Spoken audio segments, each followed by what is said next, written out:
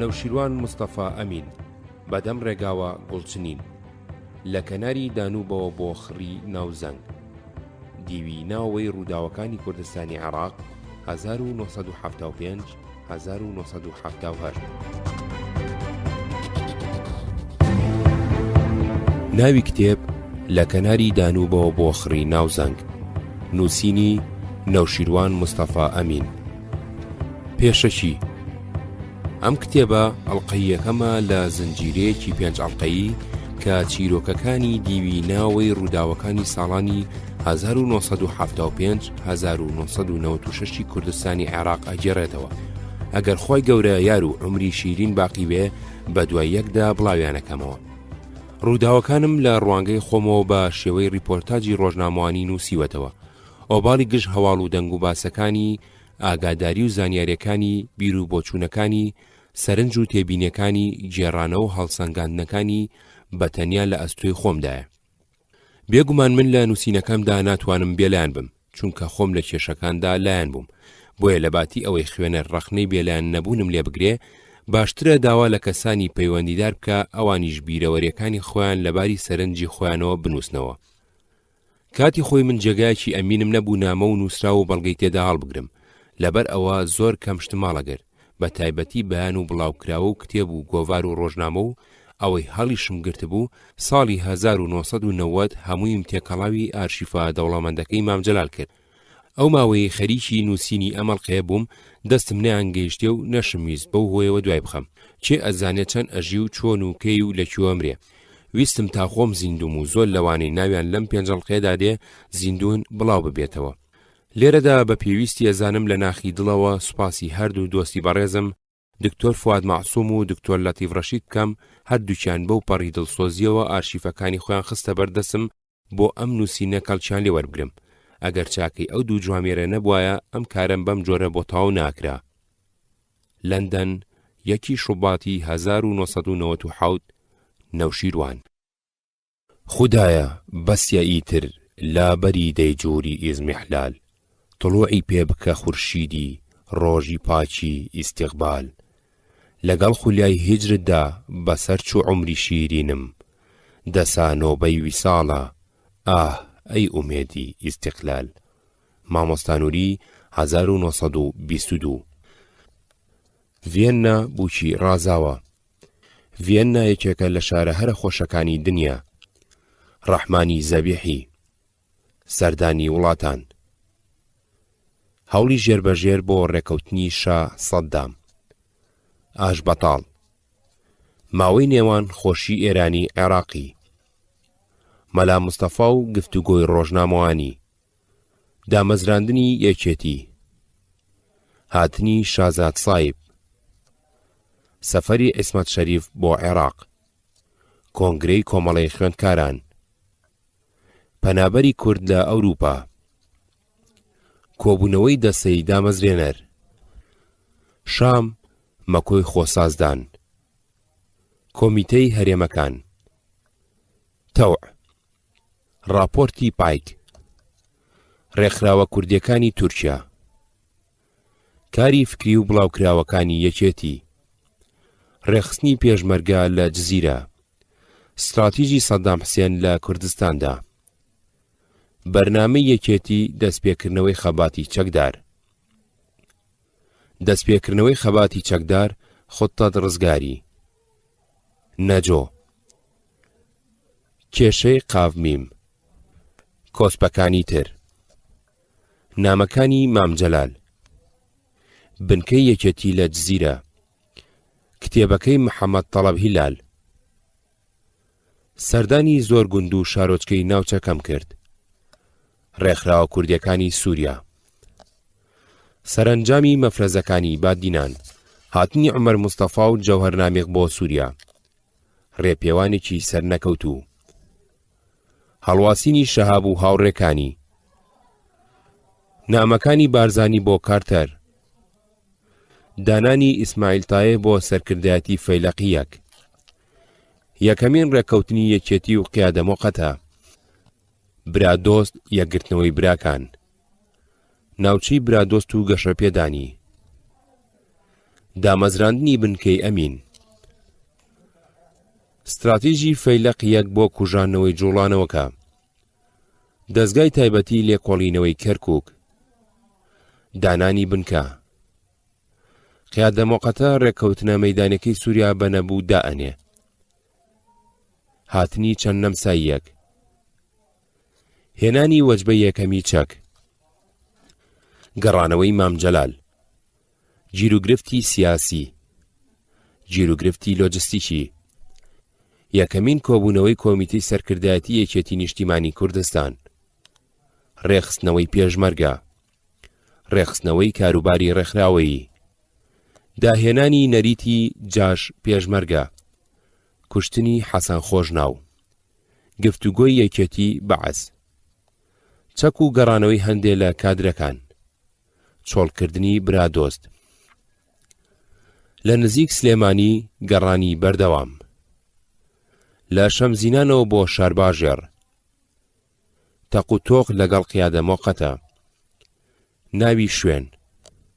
بەنداوی دوکان. دۆڵی جافەتی. ڕێخستنەوەی کاروباری هەرێم. زەردە و دەرزی. قیادە مۆقەتە لە ناوچەی سلێمانی. فۆفووی ئەدەبی کوردی. پۆلیس و پێشمەرگە. هاتنی خالی سعید و شێخ حسێن. پاسۆک. شێخان. شلێر. کوژرانی کاک ئارام. خیش. بەختیاری مەجید خان. چەکردنی عومەری ئاوەکەڵە. کشانەوە لە شلێر. خنکانی بەختیاری سعیدوالی. تێکەوتن لە چنجان. ڕاوەکەو. زێی بچووک. نۆکان سەرەتای کارە سات. شەڕی دەشتێو. لەناو کۆمەڵەدا گیرروگرفتی ڕاستەقینەمان هەبوو. کشانەوەی ڕەسوڵ مامەند لە مەکتەبی سیاسی. دەفتەری سەروەری. ڕاگوێزانی ئاوایەکانی سنوور. ڕەگەزپەرستەکانی عێراق ئاوەدانی و پێشکەوتن دێننە کوردستانەوە. دووەمین کۆبوونەوەی کۆمیتەی سەرکردایەتی. لەناو ئەو مەسەلە گرنگانەدا کە باسکران. گرنگی ناوچەی سێ سنوور. داڕشتنی پلانی دوایی و دیاریکردنی هێزەکان. دیسانەوە مەسەلەی قیادە مۆقەتە. نامەنووسین بۆ دەسەڵاتدارەکانیان. بەڕێکەوتنی هێزەکان بەرەو ناوچەی سێ سنوور. پیلانی حکوومەتی ئێران و تێکچوونی پلانی ڕۆیشتن. بەڕێکەوتنی هێزەکان پێکەوە. گۆچانەکەی کاک عەلی. لێک جیابوونەوە. هەکاری شانۆی کارە سات. هێزە چەکدارەکانی عێراق ئێران تورکیا. هەڵەی کوشندە. گۆڕینی بنەڕەتی بڕیاری جێگیربوون لە سێ سنوور. قوڵایی تورکیا کەوتنە ناو تەبکە. شەڕی بازێ. کشانەوە و لە تووپەت بوون. خۆڕێخستنەوەی پاژماوەی هێزەکە. دوایین شەڕ و لە ناوچوونی یەکجاری. قەندیل هەستانەوە. دۆڵەنێ و موراد شیرێش. هەواڵنامە. دۆڵی باڵەیان. دڵی پیس. نووە. سەراسیە و شەو بێداری. دووکەڵ و جاسووس. هاتنەوەی جەمالی عەلیبا پیر. هەواڵدڕندە. خالید سعید. کەوتی نەکار کاری بێماندووبوونی ڕۆژ و شەو. سیستەمی ئایدۆلۆجی. کۆڕی ڕۆژنامەوانی سەددام. سێ حاجی. زلکردنی دوژمن. مامۆستا عەزیز لە داوی بەعەزدا. مفە حەیاتەکە. تەقیمەکەی دکتۆر مەحموود. داری بۆق. هەڵگرتن ڕەدووکەوتن. ڕەوێنە. ئەستێلی سادر. نائارامی لە جزیرەی ئارامدا. بۆشایی سیاسی لە کوردستانی ئێراندا. لێپرسینەوە. لە ڕووی سیاسیەوە، لە ڕێگەی پێشمەرگایەتیەوە، لە ڕووی ڕێکخراوەیەوە. خڕی ناوزەنگ پایتەختی شۆڕش. دامەزراندنی بنکەکانی سەرکردایەتی. ڤێننا بووکی ڕازاوە. مارتی ساڵی 1975 کە ئاشبەتاڵ بوو 3 ساڵ بوو من لە ڤێننا بووم. ئەوسا کوردی عێراق لە ئەوروپا بەگشتی و لە نەمسا بە تایبەتی زۆر کەم بوون. ئەوانەی لە ڤێننا بوون بە پەنجەی دەزەژمێران. کۆنترینیان دکتۆر وریا ڕەواندوزی بوو کە لە سەرەتای پەنجاکانەوە لەوێ جێگیر ببوو. پزیشکی پسپۆری نەخۆشیەکانی هەنا بوو. عمر دزەی لە سەفارەتی عێراق کاروباری وەرگێڕانی ڕۆژنامەوانیە کرد. وریای ئەحمەدی قازی و بەختیاری برای وریا لە شەستەکانەوە لەوێ ئەژیا و کاریە کرد. فوادی مەلا مەحموود سەرەتای هەفتەکان چوو بۆ ڤێننا. فواد هاوڕێکی زۆر نزیک و خۆشەویستم بوو. بەخۆشی ئەوە منیش چوو بووم بۆ ئەوێ، دواتر یەک دوو کەسی تریش هاتن. ژمارەی کوردیێران لە کوردی عێراق کەمتر بوو، لەناو ئەواندا کەریمی پیرۆتی دیار بوو کە تێکەڵاوی کوردەکانی تر ئەبوو. ژمارەی کوردەکانی سووریاش لە پەنجەی دەستێپەڕی ناکرد.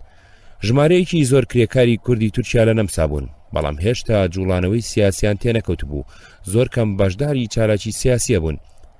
لەناو ئەم کۆمەڵە کوردە بچووکەدا چەند کەسێک لە کوردەکانی سووریا لە هەمووان چالاکتر بوون. هەندێکیان ببوون بە ئەندام و بەرپرس لە پارتی دیموکراتی کوردستانی عێراق و کۆمەڵەی خوێندکاران کاریان بۆ ئەوانە کرد.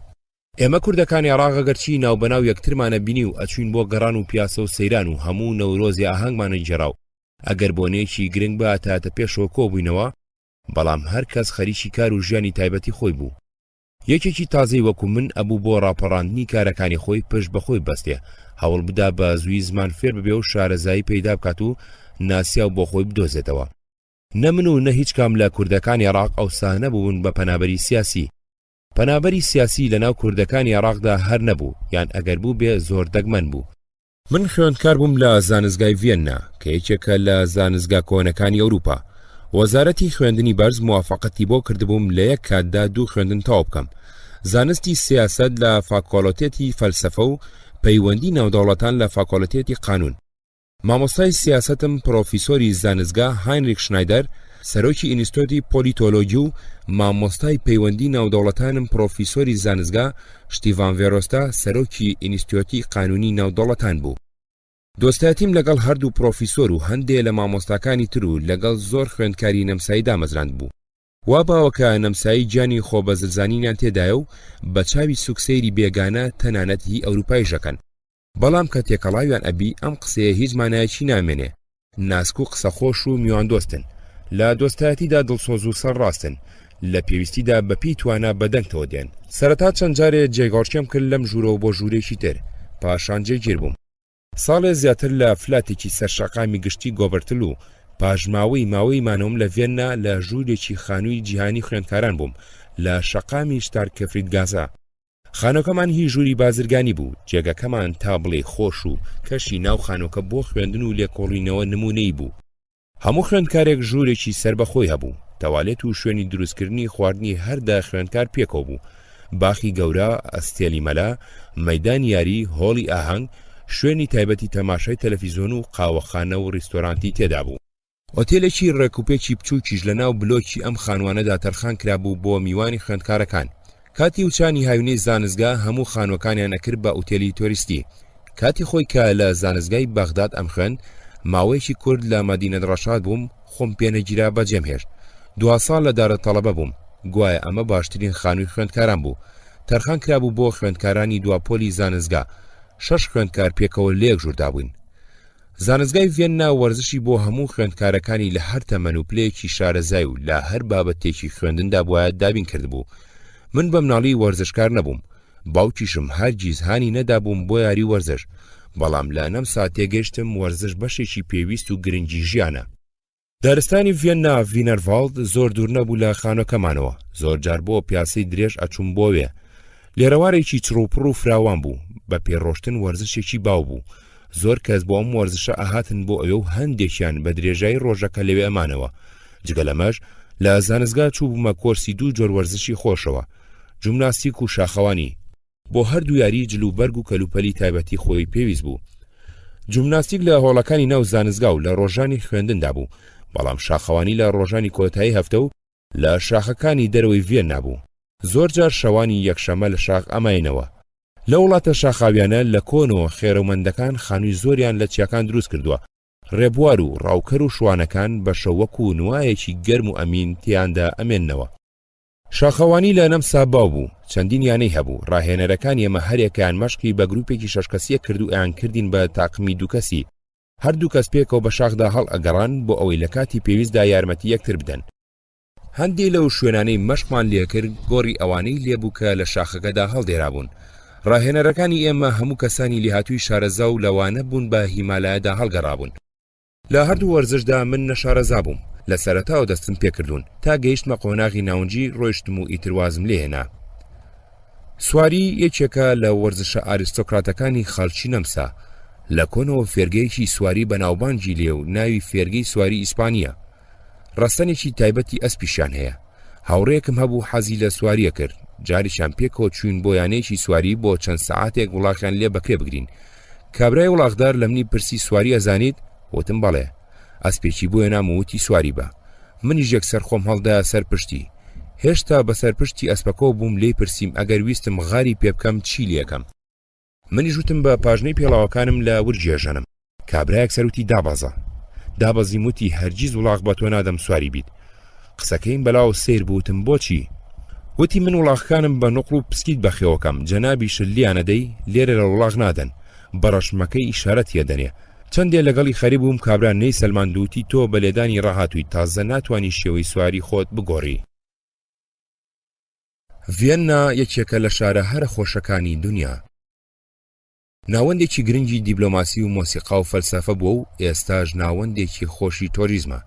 سەدان فەیلسوف، زانا، سیاسی، مۆسیقار، ئەدیبی گەورەی تێدا هەڵکەوتووە کە ناوبانگیان بە هەموو دنیادا بڵاو بۆتەوە، تەنانەت هێتلەریش نەمسایی بووە. خەڵکی ڤێننا ئێستا شانازی بۆوەکەن کە دوو جار ئۆردوی زەبەلاحی تورکیان لەبەر دیوارەکانی شارەکەیان داشکاندووە و نیان هێشتووە شارەکەیان داگیر بکرێ. یەکێ لە مۆزەخانەکانی بۆ ئەم شەڕانە تەرخان کراوە. دەواری ئاغاکانی کوردیشی تێدایە کە لە ئۆردوگای تورکدا دوای شکاندنیان بەتاڵان گیراوە. بارەگای ڕێکخراوی ئۆپیک و چەندین ڕێکخراوی نەتەوەیەگرتوەکان لەوانە دەستگای جیانی و زەیەتۆم لە ڤێننایە. نەتەوەیەگرتوەکان شارێکی تایبەتیان لە ناو ڤێننادا هەیە. ڤێننا دایان کۆشکی دێرینی شاهانە و دایان مۆزەخانەی جۆراوجۆر و دایان پارچی ڕەنگینی خۆشی تێدایە. بۆرکتیناتر، شتاسپۆپەر، کۆنسەرت هاوس، سێ جێگای کەمیۆنەن لە دنیادا. ڕازاندنەوەی دەرو دیوار و بنمیچی بیناکان و کورسی و پەردە و کەلوپەلی ناوی تەماشاکەران ئافرەتەکان هەموو جوانترین و گرانگترین جلوبەرجیان لەبەر کردو و پیاوەکان هەموو بەقاتی ڕەش و کراسی سپی و بۆینباخەوە لەو چانەکانی نێوان پەردەکاندا هێمن و بێدەنگ لە سەرخۆ و بەڕێز و سەربەرزیەوە بە یەکدا دێنوەچن. من کاچوم بۆ ئەم شوێنانە وامەزانی لە دەریای قەیسەردام.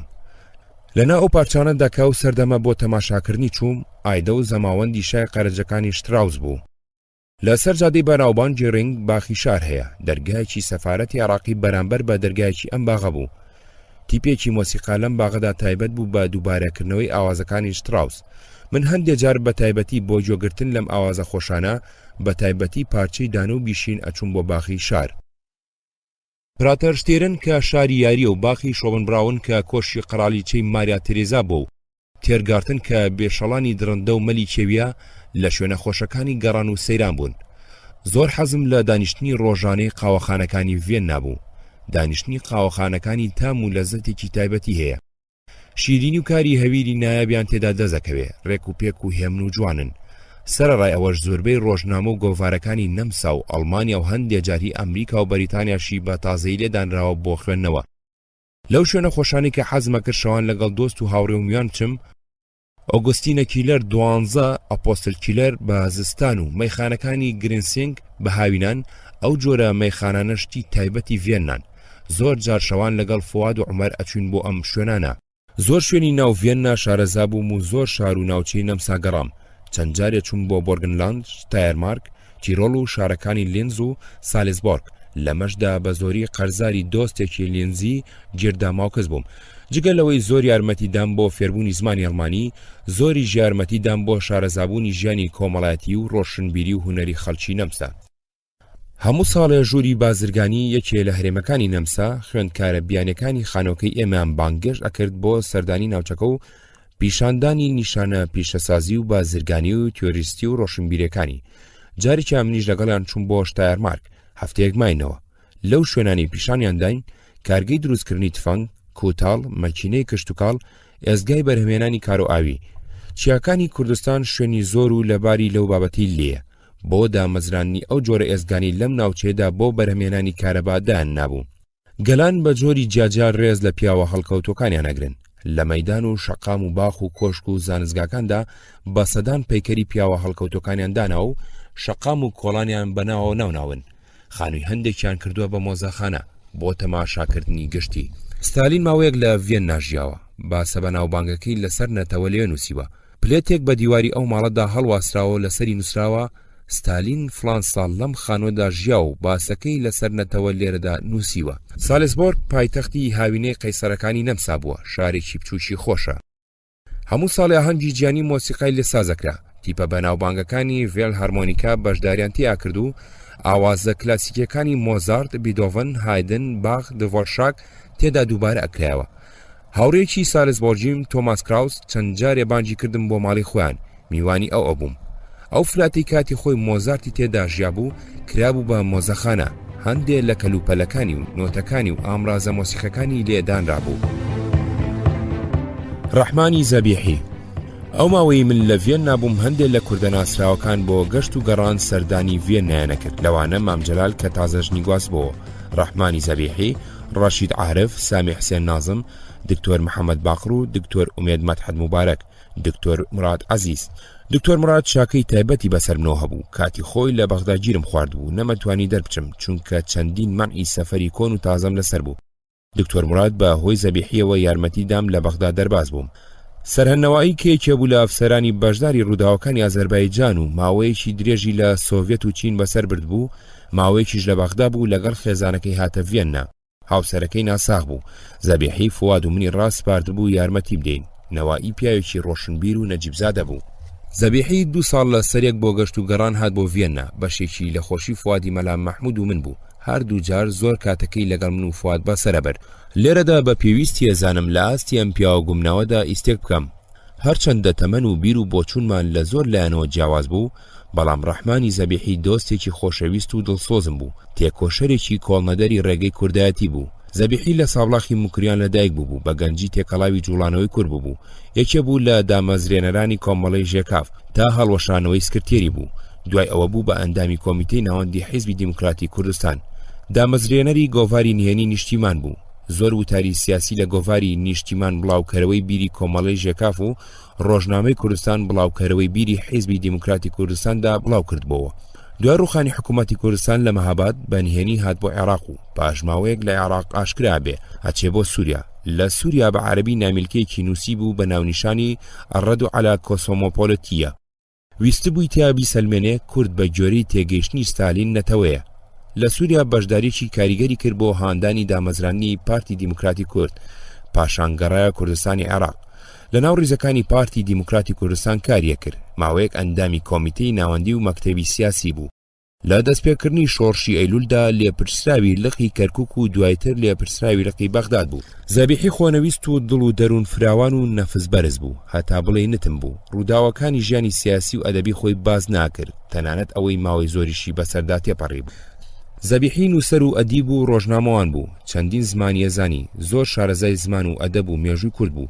لە مێژ بوو خەریکی نووسینی فەرهەنگی کوردی بوو.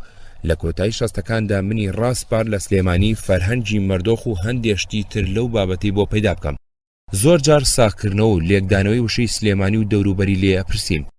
دووەم جار کە بینیم زۆری لەگەڵ خەریک بووم لە ڤێننا بمێنێتەوە تا خەریکی تاوکردنی فەرهەنگەکەی بێ. فواد و من پێشنیارمان بۆ کرد بۆ خۆخەریکردن و دابینکردنی ژیانی دوکانێکی کتێبفرۆشی کتێبی عەرەبی و فارسی و تورکی دابنێ و ئێمەش یارمەتی بدەین. ئەوسا کتێبفرۆشی وەها لە ئەوروپا نەبوو، یان ئەگەر هەش بوو بێ بەناوبانگ نەبوو. زەبیحی پێشنیارەکەی قبوڵ نەکرد و سوور بوو لەسەر گەڕانەوەی بۆ عێراق. هەندێ بیانووی هێنایەوە بۆ من قانەکەر نەبوو، بە تایبەتی زەبیحی خەڵکی کوردستانی عێراق نەبوو، ژن و مناڵ و خزم و کەسوکاری لەوێ نەبوو، هەتا مردیش هەرڕەبەن بوو. مەلا مستەفای بارزانی ڕقی لێبوو چونکە ئەو وەکو هەژار خۆی بەلای ئەودا نەخست بوو. سەرانی دیموکرات بە تایبەتی دکتۆر قاسملۆ حەزیان لە چاری ناکرد چونکە کاری لەگەڵ ئەوان نەکرد بوو. زەبیحی باوەڕی وابوو هەر کوردێک کەوتە هەر پارچەیەکەوە پێویستە خزمەت بە و پارچەیە بکە. حیزبی بەعزقینیان لێبوو چونکە بە دۆستی مام جەلال و ئیبراهیم ئەحمەدیان دانا. جارێک گیرا و چەند مانگێ لە زینداندا بێسەر و شوێن بوو، ئەشکەنجەی زۆریاندا. هاوسەرەکەی جەنەڕاڵ تەیموری بەختیار بۆی تێکەوت و لە گرتن و مردن ڕزگاری کرد.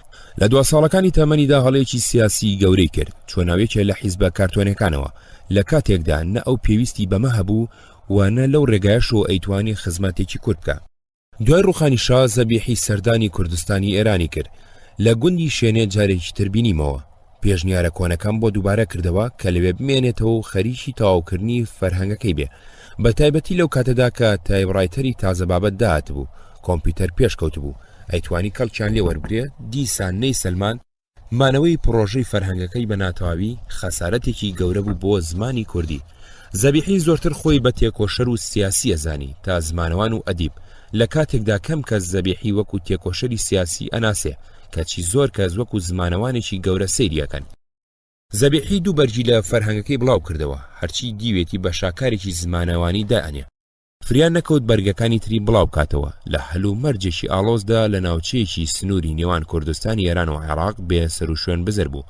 وەکو ئەڵەن مسودەی بەرگەکانی تری فەرهەنگەکەی کەوتۆتە لای دەستگا ئەمنیەکانی عێراق چونکە ماڵەکەی لە بەغدا بوو. لەو کاتەوە کە چوو بووم بۆ ڤێننا هەوڵم ئەدا خۆم لە ڕووداوە سیاسیەکانی کوردستانی عێراق دوور ڕابگرم.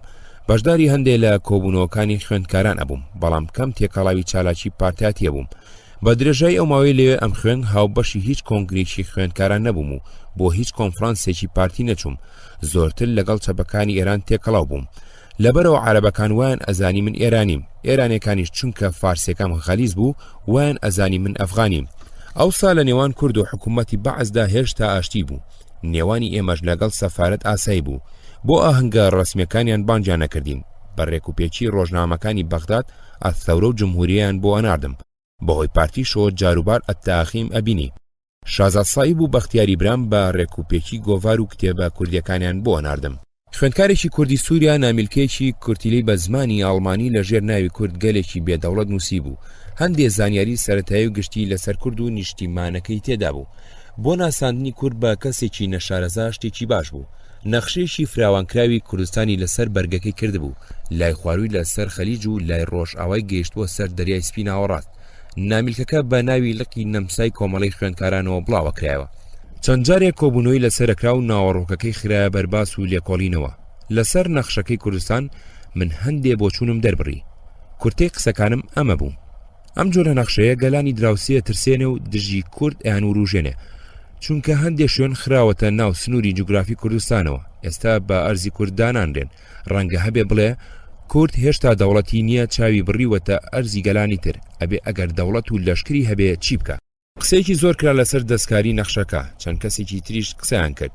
کوڕێک لە کۆڕەکەدا بوو ناوی حەنان بوو خەڵکی چیای کرمانج بوو لە سووریا و تەندروستی ئاژەڵی خوێن سوور بوو لەسەر هەڵوێستی خۆی زۆر بە گەرمی دیفاعی لەباری سەرنجی خۆی ئەکرد ئەیوت ئەوانە 1000 ساڵە کوردستان تاڵانەکەن لە باتی تەعویزی ئەوە من بە پارە لیان ڕازی نابم ئەرزیان لێ وەرەگرم هەرچی کردمان و کۆشان ئێستا ئەوسا بیانۆکانی ئێمەی نەسەلماندوو پیلەبازیەکەی بۆ بڕیەوە ئەس دەف ژبە حێبەر نادەم واتە من دەست لە دەریا بەرنادەم. دەستکاری نەخشەکەی نەکرد پێی وا بوو من گرنگی هەبوونی دەریا نازانم و نازانم نەبوونی سنووری دەریایی چ کارێکی خراپی کردوتە سەر چارەنووسی سیاسی کورد بۆیە من دەستم لێبەر ئەدا و ئەو دەستی لێبەر نەئەدا. ئەو کاتەی خەریکی ئامادەکردنی نامەی دکتۆرا بووم لە سەرپەیدابوون و گەشەکردنی بزوتنەوەی نەتەوەی کورد ڕوبەڕووی پرسیارێ ئەبوومەوە ئەبوو وەڵامێکی زانستی بۆ بدۆزمەوە ئەوە بوو کورد بۆچی نەیتوانیوە دەوڵەتی تایبەتی خۆی دابمەزرێنێ لە کاتێکدا هەموو نەتەوە دراوسەکانی عەرەب، فارس، تورک، ئەرمەنی دەوڵەتی خۆیان دامەزراندووە. ئەمە باسێکی قوڵ و لێکۆڵینەوەی زۆری گەرەک بوو. نووسەرانی کوردی زۆر کەم و بە کورتی لی دواون. لەناو ئەوانەدا لەم مەسەلەیە دواون لە کۆنەکان ئەمیر شەرەفخانی بەتلیسی، ئەحمەدی خانی، حاجی قادری کۆی و لەناو نووسەرانی هاوچەرخیشدا ئامین زەکی، عەلادین سەجادی، جەمال نەبەز، مەسعود محەممەد. نووسەرانی کۆن هەمویان هۆکیان جێڕاوتەوە بۆ خۆخۆری کورد و تەفرەقە و نیفاق.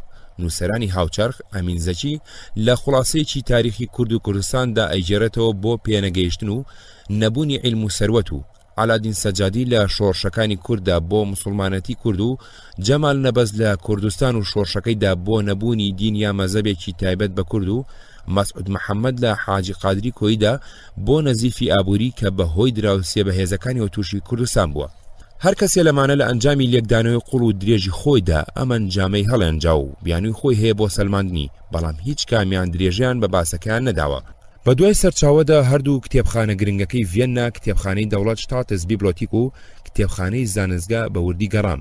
کتێبی کوردیان تێدا نەبوو کتێبی عەرەبیش زۆر دەگمەن بوو بە زمان ئەوروپایەکانیش بە دەگمەن سەرچاوەی لەسەر کورد تێدا دەزەکەوت. یەکێ بیویستایە بابەتێ لەسەر کورد ئامادە بکە ئەبوو خۆی سەرچاوەکانی پەیدا بکە.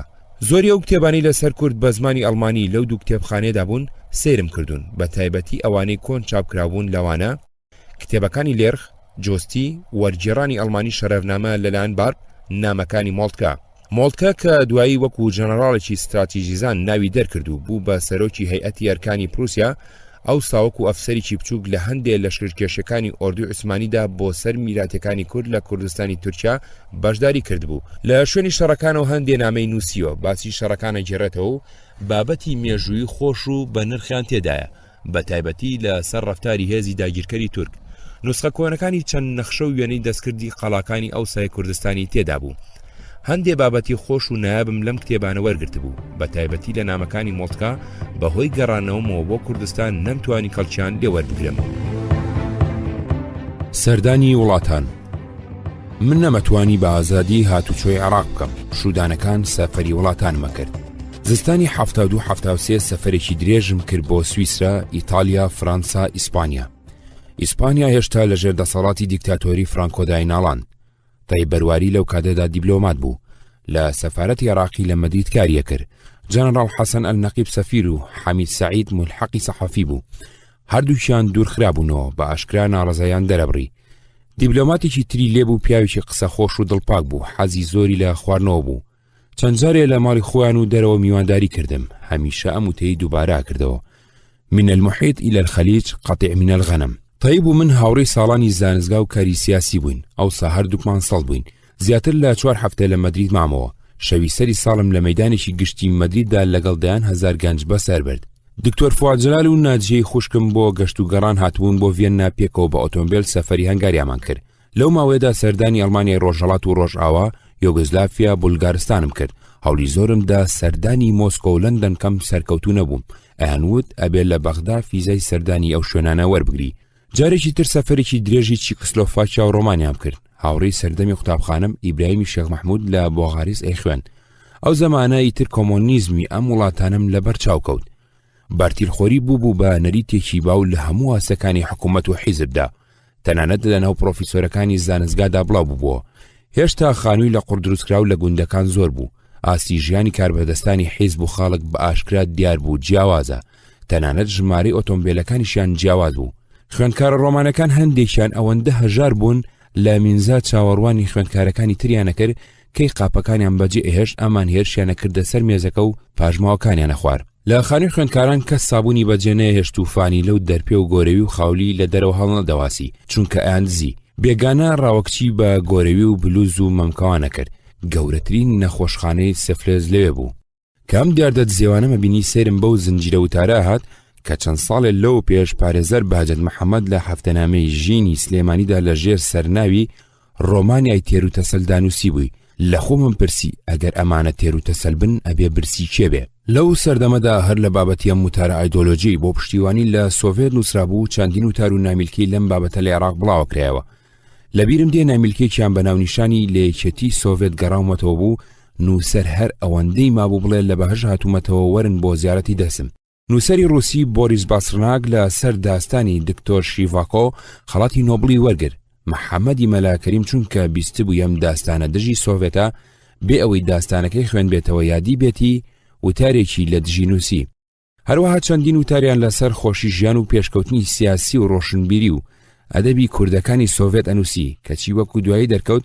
کوردەکانی سۆڤێت لەو زەمانەدا وەکو کوردان فالکراوەکانی گەرمیانیان لێکرا بوو لە سەردەمی شەڕی ساردا کە دنیادا بەش بوو بەسەر بلۆکی ڕۆژهەڵات و بلۆکی ڕۆژاوادا حەشە ئەندامەکانی خۆی بە سۆڤێت پەرستی پەروەردا کرد وای فێرکردبوون کە مێشکی خۆیان بەکار نهێنن بۆ جیاکردنەوەی چاک لە خراپ باوەڕێکی پێشەکی ئامادەکراوی لەلا دروست کردبوون کە هەرچی لە دنیای سەرمایەداریدا بێ خراپە و هەرچی لە دنیای کۆمۆنیستیدا بێ باشە سەردانی وڵاتانە کە سیستمی حکومڕانیان و جۆری ژیانی دانیشتوانیان جیاواز بوو یارمەتیاندام زۆر لە بۆچوونە کۆنەکانم سەبارەت بە سەرمایەداری سۆسیالیزم کۆمۆنیزم دیموکراسی ئازادی بیر و ڕۆژنامەوانی و پارتایەتی بگۆڕم حیزبی شوێی عێراق چوو بوونە ناو جەبهەکەی حکوومەتەوە هەروەها بەشداری وەزارەت بوون نێوانیان لەگەڵ پارتی تێکچوو بوو ڕۆژنامەکانی تاریق الشعبی حیزبی شوعی و ئەتاخی پارتی پەلاماری یەکتریانەدا پارتی لەو شوێنانەی دەستی ڕۆژ تەنگی پێ هەڵچنی بوون ئەندام و لایەنگرەکانیان نەگرتن و ئازاریانەدان ئیسا سواری بارزانی سەر لەشکری هێزەکانی پارتی لە بادینان 12 کادری شیوعی کە لە سووریاوە گەڕانەوە بە کۆمەڵ کوشت وەکو دوایی بارزانی لە نامەیەکیدا بۆ کارتەردانی پێدانابوو تەنهەڵچنین بە کۆمۆنیستەکان بە زۆری بۆ ڕازیکردنی ئەمریکا و هاوپەیمانەکانی بووە. لەو ماوەیەدا پەیوەندی سەرکردایەتی بارزانی لەگەڵ ئێران و ئەمریکا و ئیسرائیل و پەیوەندی سەرکردایەتی بەعز لەگەڵ سۆڤێت بەهێز بوو. عێراق و سۆڤێت پەیمانی هاوکاری و دۆستایەتیانی ئیمزا کردبوو. ڕژێمی بەعز گرنگی مەسەلەی کورد و گەورەی مەترسی ئەم جوڵانەوەی بۆ سەرخاچی عێراق و پاشەڕۆژی ئەزانی و ئایزانی چه قورساییەکی عسکەری ئابووری سیاسی لەسەر دروست کردووە. حیزبی بەعز لە ئیمزاکردنی بەیانی ئازاری 1970 لەگەڵ بارزانی ومێدی وا بوو کە کارتی کوردی لە دەستشا دەربێنێ و بە قازانجی خۆی بەکاری بێنێ. بەڵام هەوڵدانی شا لەگەڵ بارزانی بۆی پەشیمانی بکاتەوە لە ڕێکەوتن لەگەڵ بەعس و پیلانجەرانی بەعسی دژی بارزانی و بزوتنەوەی کورد، هەروەها بێبڕوایی بارزانی بە بەعس و نەویستنی ڕێکەوتن لەگەڵ بەعس ئەو ئومێدەی بەعسی نەهێنادی و کارتی کوردی بە موافقەتی سەرکردایەتی بزوتنەوەی کورد لە دەستشادا مایەوە. ئەو 4 ساڵی لە بەیانی ئازاردا بۆ بڵاوکردنەوەی قانونی ئۆتۆنۆمی دیاریکرابوو بەرەو تەواوبوو نەچوو. بەعس سوور بوو لە کاتی خۆیدا قانونەکە بڵاو بکرێتەوە، سەرکردایەتی پارتی ئەویست دوای بخە. بیر و بۆچوونی هەردوو لەسەر زۆر مەسەلەی بنەڕەتی جیاواز بوو، هیچ لە هیچیان بڕوای بەویتر نەمابوو. مانگی مارتی 74 گفتوگۆی سەرکردایەتی بارزانی و بەعس چووە ناو کۆڵانێکی داخراوە، بە تایبەتی دوای چوونی ئیدریس بۆ بەغدا بۆ بینینی سەدام و گەڕانەوەی بەبێ ڕێکەوتن. چەند جارێ سەدام باسیە و کۆبوونەوەی گێڕاوەتەوە، دواتریش لە گفتوگۆکانی 84دا بۆ نوێنەرانی یەکێتی باس کرد و پێش داگیرکردنی کوێیت بۆ ئەپریکلاسپی سەفیری ئەمریکای گێڕاوەتەوە. وتبووی چارەنووسیەوە بەسراوەتەوە بە پشتیوانی ئێرانەوە و ئێران داوای شەتڵ عەرەبەکە. شەتڵ عەرەب لە کوردستان خۆشەویستتر نییە، ئەگەر شەردەست پێ بکەنەوە ساڵێک شەرتان لەگەڵەکەم، ئەگەر نەمتوانی بەسەرتانە زاڵبم لەگەڵ ئێران ڕێکەوم نیوەی شەتڵ عەرەبیە دەمێ بەرامبەر بەوەی یارمەتیتان لێ ببڕێ، ئۆباڵەکەی لە گەردنی ئێوە دابێ و واتان لێکەم پەشیما بمنەوە، بەڵام ئەو سایتر پەشیمانی کەڵکی نابێ. بارزانی ئەو سام هەڕەشەی بەهەند نەگرت بوو. بارزانی پشت ئەسوور بوو بە هاوپەیمانەکانی خۆی بە خورت و هێزار ئەزانی. تەنانەت دکتۆر محمود عەلی عوسمان لە کۆبوونەوەیەکدا لە مزگەوتەکەی گەڵاڵەوت بووی حکوومەتی عێراق بەکام چەک لێمان بدا بە هەمان چەکلی ئەدەینەوە. لە مانگی نیسانەوە شەڕ بە گەرمی لە کوردستاندا دەستی پێکردەوە. نزیکەی هەموو کوردی عێراق لە ژێر ئاڵای بارزانیدا کۆبوونەوە و دژی حیزبی بەعز ڕاوەستان جگە لە حیزبی شۆعی عێراق و ژمارەیەکی کەمی کورد کەسێکی ئەوتۆ هاوکاری بەعسی نەکرد. شەڕی ئەم جارە لە چاو قۆناغەکانی پێشوودا لە هەموو کات گەرمتر و سەختتر بوو. پشتیوانی کوردیش لە شۆڕشەکە لە چاو قۆناغەکانی پێشوودا لە هەموو کات فراوانتر بوو. سەدان هەزار کەس چوونە ناو ڕیزی شۆڕشەکەوە، لەوانە بە سەدان ئەفسەر، مامۆستای زانستگا و قوتابخانەکانی ناوەندی و سەرەتایی، پزیشک، ئەندازیار، پارێزەر، تۆپخانەی قورسی ئێران و شارەزاکانی بەشدار بوون. نوێنەرایەتی دەرەوەی پارتی لە یەکیابی 74دا بەیانێکی بە ئینگلیزی دەربارەی هەلومەرجی کوردستان بڵاو کردبەوە بۆ نیشاندانی گەرمی شەڕەکە. لێرەدا ئەم چەند هەواڵی لێ ڕاگوێزم. لە ماوەی 15 تا 15 ژمارەی هێرشی ئاسمانی 1542، ژمارەی کوژرا و 485، ژمارەی دێوشاری بۆردمانکرا و 433. خەرجی ڕۆژانەی شەڕ نزیکەی 9 ملیۆن دیناری عێراقی بەرامبەر 625,000 پاوانی ستەرلینی تێچووە. ئەم هێزانی جێیشی عێراقی بەشداری شەڕ بوون. فیرقەکانی 1 و 2 4 6 8 لە نیوە زیاتری فیرقەکانی 3 نزیکەی 25 کەرتی تانک، هەموو هێزی ئاسمانی، چەندین کەرتی جاشی بەکرێ گیراوی کورد تا ئاشبەتاڵ شەڕ بە سەختی درێژەی کێشا. پاش ماوەیەک لە ئاشبەتاڵ سەرۆکی هەیئەتی ئەرکانی جێیشی عێراقی و جارێکیش سەدام خۆی لە بەردەمی ئەلمەجلیس الوەتانیدا بە بۆنەی هەڵوەشاندنەوەی ڕێکەوتنی جەزایرەوە لە حەڤەی ئەیلولی 1970 داوتی جێیشی عێراق لە ماوەی دوانزەمانجی شەڕدا زیاتر لە 16,000 ئەنگاوتەی بە کوژرا و بریندارەوە هەبوو و تێکڕای ئەنگاوتەی جێیش و خەڵک گەیشتوتە 6,000. بێگومان شەڕەکە قورس بوو، بەڵام من لام وایە ئەم ژمارەیە ڕاز نەبوو. ئەنگاوتەی هەردوولا هی بەعس و کورد لەمە کەمتر بووە و سەدام بۆ پاساودانی ڕێکەوتنامەی جەزایر ئەم درۆیە کرد. ڕۆژنامە بڵاوەکانی نەمسا، کۆریر، کرۆنین، پرێسا هەندێک جار هەواڵ و دەنگ و باسەکانی شەڕی کوردستانیان بڵاو کردەوە. یەکێ لە کاربەدەستەکانی تەلەڤیزیۆن هانز بەنەدیکت سەری کوردستانی دا و بەرنامەیەکی درێژی لەسەر شەڕی کوردستان ئامادە کرد. لەم بەرنامەیەدا گفتوگۆی لەگەڵ بارزانی، حەبیب محەممەد کەریم، دکتۆر محمود عوسمان کردبوو. بەنەدیکت بە هاوردەیەکی قوڵەوە لەگەڵ کورد ئەم بەرنامەی لە تەلەڤیزیۆنی نەمسادا بڵاو کردەوە. لە ناو ڕۆژنامە ئەڵمانیزمەکاندا ڕۆژنامەی سویسری، نوبا، زۆریخات، سایتۆنگ زۆر جار وتار و لێدوانی سەنگینی لەسەر کێشەی کورد دەنووسی. هێلمۆت کرامەر یەکێ لە مامۆستاکانم کە دەرسی پەیوەندیەکانی ناودەوڵەتانی پێوتین، داوای لێ کردم منیش بە باسێک لەسەر کێشەی کورد لەو سمێستەرەدا هاوبەشی بکەم.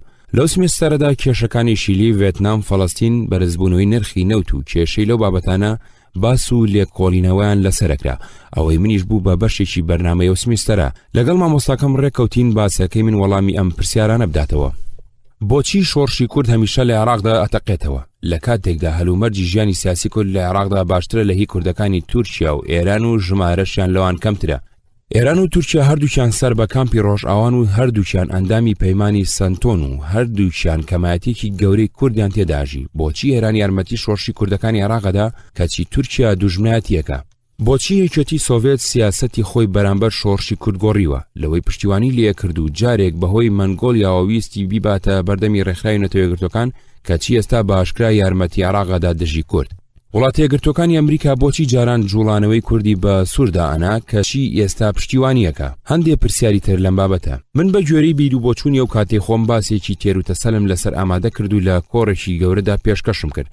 لە ناو گوێگرەکاندا خوێندکارێکی تورکی تێدا بوو خۆی بە چەپدا ئەنا و بە توندی بەرپەرچی دامەوە. یەکێ لە ڕەخنەکانی ئەوە بوو شۆڕش ئەبێ کۆمەڵدا قۆناغێکی دواکەوتووە ببە بۆ قۆناغێکی پێشکەوتوتر، بەڵام ئەمەی ئێوە یاخیبوونێکی کۆنەپەرستانەیە ئەتان باتەوە بۆ دواوە. اینجا کەوتە هێرش بۆ سەر بارزانی منیش وتم کورد ڕێگای هێمنانەی خەباتی سیاسی بۆ نەماوەتەوە، بۆیە پەنای بردوتە بەر شۆڕش. کورد ئەوێ لە ژیانی سیاسی و ئابووری و ڕۆشنبیری عێراقدا بەشدار بکرێ، ئەوێ لە وڵاتەکەی خۆیدا ئازادی حیزبەتی و ڕۆژنامەوانی و هەڵبژاردننی هەبێ، ئەوێ قوتابخانە، نەخۆشخانە، ڕێگاوبان، کارگە لە کوردستان بکرێتەوە. ئەگەر تو ئەمانە بە کۆنەپەرستی بزانی ئەبێ پێشکەوتن چی بێ؟ کۆڕەکە 2 سەعاتێکی خایەن. هەر لەو ماوەیەدا یەکێتی خوێندکارانی جوو بە دوای کوردێک داگەڕابوون کێشەکەیان بۆ ڕوون کاتەوە. ڕۆژێکیان سەرۆکەکەیان تەلەفۆنی بۆ کردم. ئەو زەمانە منیش لە ژێر تەئسیری پرۆپاگاندەی عەرەب و فەڵەستینیەکاندا بووم. لە هەموو پەیوەندێک لەگەڵ جوو ئەسڵەمیمەوە ویستم خۆمی لێ بچمەوە. کوڕەکە هەستی پێکردووتی ئێمە جوولەکەی نەمسین ئیسرائیلی نین. گفتوگۆکان بۆ تەواو بوو، بەڵێنمدا داواکەی جێبەجێ بکەم. کاتێکمان دیاری کرد لە بارەگاکەی خۆیان کۆبینەوە. بارگەکەیان نزیک زانستگا بوو لەگەڵ یەکێ لە کوردەکانی سووریا کە لە هەمووان چالاکتر و ئەڵمانی باشترە زانی. لە کاتی دیاریکراودا ئامادە بووین. ژمارەیەکی زۆر خوێندکاری کوڕۆکژ هاتبوون، بە گەرمی پێشوازیان کردین. ئەوەی پێویست بوو بۆمان ڕوونکردنەوە. لە کۆتاییدا یەکێکیان لی پرسین هەڵوێستمان لە ئیسرائیل چییە؟ من وەڵامدایەوتم ئەمە ڕەئی خۆمە. من دژی جوولەکە نیم، بەڵام لایەنگری فەڵەستینیەکانم. لام وایە ئیسرائیل زوڵمی لەگەلی فەڵەستین کردووە. قسەکەی منیان بە ئاسایی وەرگرت، نەکەسیان تووڕە بوو، نەکەسیشیان وەڵامی دامەوە. جەنگی 1974-1975 کورد بەعز ئەگەرچی لە نێوان هێزە چەکدارەکانی کورد و جێشی عێراقیدا بوو، لەسەر ئەرزی کوردستانەکرا لە پێناوی ئامانجە نەتەوەیەکانی گەلی کووردا بوو. بەڵام لە ڕاستیدا ململانی سیاسی جەنگی ئێرانی عێراقی بوو. هێزەکانی کورد بە چەک و ئیمکانیاتی ئێرانی ئەجەنگان و بەعز بە چەکی ڕووسی و ئیمکانیاتی نەوتی کەرکووک. لەم ململانیەدا عێراق باڵادەستی بەسەر کووردا و ئێران باڵادەستی بەسەر عێراقدا هەبوو. ئێران دەستکەلای گوشاری کوردی عێراقی بەدەستەوە بوو کە نەک هەر گوشارێکی تون بوو لەسەر ژیانی ئابووری سیاسی کۆمەڵایەتی، بەڵکو هەڕەشەیەکی ڕاستەقینە بوو لە دەسەڵاتی بەعس و یەکێتی ئەرزی عێراق و ئاسایشی نەتەوەی عەرەب. لە بەرامبەر ئەمەدا عێراق دەستکەلایەکی یاوتای ئەمەی دژی ئێران بەدەستەوە نەبوو. ئەگەرچی ڕژێمی شار ڕژێمێکی ناخۆشەویست بوو لەناو ئێراندا، بەشێکی زۆری خەڵکی ئێران دژی بوون. چەندین تاقمی ئۆپۆزیسیۆنی چەپ و ڕاست لە ئەوروپا و عێراقدا هەبوون، هەر لە ئۆپۆزیسیۆنی دینیەوە وەکو ئیمام خومینی تا سەر ئۆپۆزیسیۆنی دیموکراتی و کۆمۆنیستی و نەتەوەیی. بەڵام لەو سەردەمەدا نە لە ناو ئێراندا ئۆپۆزیسیۆن هێشتا توانی بووی زەمینەی بەرەنگاری کاریگەر و ڕاپەڕین خۆشبکە و نەو ئۆپۆزیسیۆنەی لە عێراق کۆبوونەوە قورساییەکی ئەوتویان هەبوو کە هاوسەنجی ئۆپۆزیسیۆنی کوردی عێراق بکەن لە ئێراندا. لەو سەودایەدا کە ئێران و عێراق ئەبوو بیکەن بۆ ئەوی بگەنەیەک، ئێران دەستکەلایەکی گوشاری کاریگەری لە ناو عێراقدا هەبوو، ئەیتوانی بیگۆڕێتەوە لەگەڵ عێراق. بەڵام بەعز جگە لە ئەرزی عێراق و ناوبانجی سیاسی خۆی شتێکی تری نەبوو لە بەرامبەر ئەو گوشارەدا بیدا بە ئێران. بەم پێیە سەدام ئەبوو ملبدا بۆشت، خواستە کۆنەکانی لە شەتڵ عەرەب بەجێ بێنێ بۆ ئەوەی ئەویش دەست لە یارمەتیدانی کورد هەڵگرێ. لە گەرمەی شەڕی کورد بەعزدا هەوڵدانی ئاشکرا و ژێربەژێر هەبوو بۆ ڕێخستنەوەی ئێران و عێراق. ڕۆژنامە ناسراوەکانی دنیا و دەستگاکانی ڕاگەاندن هەواڵ و دەنگوباسی ئەم هەوڵانیان بڵاوە کردەوە. ئەم هەواڵانە لە ڕێگای نوێنەرایەتی دەرەوەی پارتیەوە گەیشتەوە دەستگای پاراستن و لە ڕێگای ئەوانیشەوە بە بارزانی و سەرکردایەتی پارتی. سامی سنجاری لەو کتێبەدا کە بە ناوی تاریق الحرەکە التەحریریە الکوردیە تقييم ثورة الأيلول والبرنامج الجديد للحزب الديمقراطي الكردستاني وەکو راپۆرتی سیاسی لە ئابی 1976 دا داوێتی بە کۆنفرانسی قیادەی موقەتە دانی بەوە داناوە کە لە کاتی شەڕدا دەنگوباسی هەوڵی ژێربەژێری ڕێکەوتنی عێراق و ئێران و ناوبژی مەلیک حسێن و بومیدیان و ساداتیان بیستووە. مام جەلال کە ئەو دەم لە قاهیرە ژیا هەواڵی نزیککەوتنەوەی عێراق و ئێرانی بۆ بارزانی و سەرکردایەتی شۆڕژنووسی بوو. پرۆفیسۆری ئەمریکایی بە ڕەچەڵەگەێرانی دکتۆر ڕۆحەڵڵای ڕەمەزانی لە باسەکەیدا لە ژێرناوی تەنگەی هۆرمز بە زمانی ئینگلیزی بەوردی ئەم هەوڵانەی لە سەرچاوی باوەڕپێکراوە جێڕاوەتەوە و شی کردوێتەوە. لێرەدا هەندێک لەو هەواڵانە جەرمە و گرنگترینیان ئەمانە بوون. هەوڵەکانی ڕێکخراوی نەتەوەیە گرتوەکان لە دوای پێکدادانێکی خوێناوی هێزەکانی عێراق و ئێران لە 10 شوباتی 1974دا کە 65 کەس لە هەردوو لا کوژا، هەردوو لە ناوبژی ڕێکخراوی نەتەوەی گرتوەکانیان قبول کرد بۆ ئەوەی کێشەکە باشتی لابەلا بکە. سکرتێری گشتی نوێنەری تایبەتی خۆی نارد. لە 21 مایزدا ڤالدهایم راپۆرتێکیدا بە ئەنجومەنی ئاسایش ئاگاداری کردن کە هەردوو لای ناکۆچەکە بە شێوەیەکی سەرەتایی قبولیان کردووە کە ئەلف هەردوو لە هێزەکانیان کێشنەوە سنوور، با هیچی ترپەنا نەبەنە بەرکاری دوژمنانە، جیم پەیڕەوی سەرەتایی گفتوگۆ بکەن. لە 28 مایزدا ئەنجومەنی ئاسایش موافقەتی هەردوو لای بۆ گفتوگۆ لەسەر چارەسەری گژلایانەی هێمنانەی ناکۆچیەکانی پەسەند کرد. وەزیرەکانی کاروباری دەرەوەی هەردوو دەوڵەت لە مانگی تشرین 1 ئۆکتۆبەردا لە ئەستەمبول یەکتریان بینی. ئەگەرچی ئەم کۆبوونەوەی کێشەکانی بەلادا نەخست، بەڵام عەباس عەلی خەلعەتبەری وەزیری دەرەوەی ئێران گەشتبینی خۆی دەربڕی دەربارەی دەستپێکردنەوەی گفتوگۆ. هەوڵی سۆڤێتی لەو سەفەرەدا کەشای ئێران بۆ یەکێتی سۆڤێتی کرد بۆدگۆڕنی لە کۆبوونەوەی ڕۆژی 2 تشرینی دووەم نۆڤەمبەری 1974دا لەسەر کێشەی ئێران عێراق بەم جۆرە لەگەڵ شادووا بوو. بۆدگۆڕنی هەموو گرژێکی ئاسایشی گیان لە هەر ناوچەیەکدا بێ لەوانە ناوچەی خەلیجی فارس و ئۆقیانوسی هند جەوی پەیوەندی لە هەموو دنیادا شێوێنێ. گرژی لە پەیوەندەکانی ئێران و عێراقدا بە قازانجی ئاشتی نییە. پێمان خۆش بوو ئێستاش حەزەکەین ناکۆچیەکانی عێراق ئێران لەلایەن خۆیانەوە لەسەر مێزی گفتوگۆ لابەلا بکرێ. لابەلاکردنێک لەسەر بنچینەی سەرەتاکانی پێکەوژیان بە ئاشتی و پەیوەندەکانی دراوسێتی باشدا مەزرابێ. شا حەزەکەم بڵێ مەگەر عێراقیش لە پەیوەندەکانیدا لەگەڵ ئێمە هەمان هەڵوێسیە بووە کە ئێوەی دراوسەی گەورە هەتانە و ئەگەر عێراق نەنووسە بە میراتی ئیمپریالی بەریتانیەوە هیچ کێشێکمان لەسەر ئەم مەسەلەیە لە بەیندا نەبوو. بە هەر حاڵ ئێران بەردەوام ئەبێ لە تەقەلاکانیدا بۆ چارەسەرکردنی ئەم ناکۆچیە بە ڕێگای گفتوگۆ. هەوڵی ئەمریکی کیسینگەر لەو کاتەدا خەریکی مەسەلەی ئیسرائیل و میسر بوو. سووریا بەتوندی دژی هەڵوێستی میسری بوو. ئەمریکاش بۆەوەی سووریا خەریک بکە بە شتێکی ترەوە نەیپەرژێتە سەر مەسەلەی میسر و ئیسرائیل بە چاچی زانی شۆڕشی کورد لە عێراقدا بکوژێنێتەوە بۆ ئەوەی عێراق دەستی بەتاڵ بێ بۆ بەگژاچوونی سووریا. بۆیە ئەمریکاش بە نهێنی هانی ئێرانیدا ناکۆچیەکانی خۆی لەگەڵ عێراق باشتی چارەسەر بکە. هەوڵی مەلیک حسێن شای ئێران سەفەرێکی کرد بۆ ئوردون. مەلیک حسێن شای ئوردون لەم سەفەرەیدا لە ناو گفتوگۆکانیدا داوای لە شا کردبوو کێشەی ئێران لەگەڵ عێراق باشتی چارەسەر بکە. لە کۆنگری سەرانی عەرەبدا لە ڕەبات سەدام داوای لە هەندێک لە سەرانی عەرەب کردبوو بە تایبەتی ئەوانەی پەیوەندیان لەگەڵ ئێران ئاسایی بوو. لەوانە مەلیک حسێن، ئەنوەر سادات، هەواری بۆدمیدیان هەوڵ بدەن بۆ ناوبژی لە نێوان ئێران و عێراقدا. ئەلف میهران وەرجێڕی فارسی کتێبە ئینگلیزیەکەی فەریدون هۆیدا سقوط شاه بۆ ئەوەی بەرپەرچی قسەکانی هۆیدا بداتەوە کە ڕێکەوتنی ناوەڕاستی ئیسفەندی 53 شاو سەدام لە جەزایر بڕیاری خودسەرانەی شا نەبووە، بەڵکو ئەنجامی ڕێکەوتنی ئەمریکا و سۆڤێت بووە. بۆ خۆشکردنی زەمینەی ئەم ڕێکەوتنە لە لاپەڕە 155دا کرۆنۆلۆجیەکی ڕێخستووە و لێرەدا وەکو خۆی ئەینووسمەوە. سەرەتای ئابانی 53 هێنری کسینگەر هاتە ئێران دوای ئەوە یەکسەر وەزیرانی کاروباری دەرەوەی ئێران و عێراق لە ناو کۆبوونەوەکانی کۆمەڵەی گشتی ڕێکخراوی نەتەوەیەگرتوەکان لە نیویۆرک گفتوگویان لەگەڵ یەکتری دەست پێ کرد. کۆتایی ئابان 53 شاچوو بۆ ئوردون، لەوێ لەگەڵ تارق عەزیز وەزیری عەلامی عێراق دانیشت. سەرەتای دەی 53 شاچوو بۆ سۆڤێت و لە ڕاگەیاندنی هاوبەشی هەردوو وڵاتدا باسی پێویستی ئاشبوونەوەی ئێران و عێراق کرابوو. ناوەڕاستی دەی 53 شادوو بارەچووە بۆ ئوردون و لەوێ چوو بۆ میسر. ئاژانسەکانی هەواڵنێری دەرباری هەردوو سەفەر بڵاویان کردەوە کە شاه حسێن و ئەنوەر سادات ئەیانوێ ناوبژی لە نێوان شا و سەدامدا بکەن. سەرەتای بەهمەنی 53 گفتوگۆی خەلعەتبەری وەزیری دەرەوەی شا لەگەڵ سەعدون حەمادی وەزیری دەرەوەی عێراق کە ئەیانود لە هەموو عێراقیەکانی تر لە زمانی شا تێئەگات لە شاری ئەستەمۆڵ دەستی پێکرد. یەکسەر دوای ئەوەش سەدام چوو بۆ ئوردون. سەرەتای ئیسفەندی 53 شا لە سەفەری ڕابواردنی خۆیدا بۆ سویسرا گفتوگۆیەکی درێژی لەگەڵ هێنری کیسینگەر و جۆزیف سیسکۆ یاریدەدەری وەزیری دەرەوەی ئەمریکا کردو.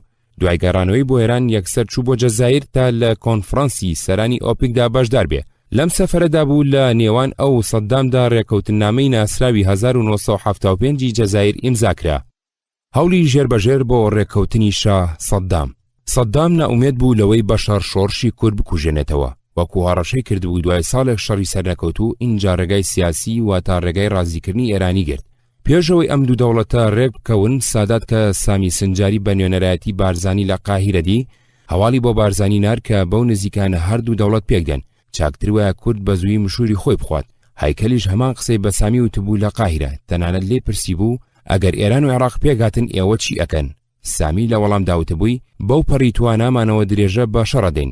سامی دوای ئاشبەتاڵ بە ساڵ و نیوێک لە راپۆرتەکەی کە بە ناوی قیادە موقەتەوە نووسیوێتی هەندێ لەم ڕازەی درکاندووە، بەڵام هەیکەل هەرزوو لەو گفتوگوێدا کە دوای ئاشبەتاڵ لە تاران لەگەڵ بارزانی کردی ئەم وریاکردنەوە پێشوەختەی بە بیرهێنایەوە.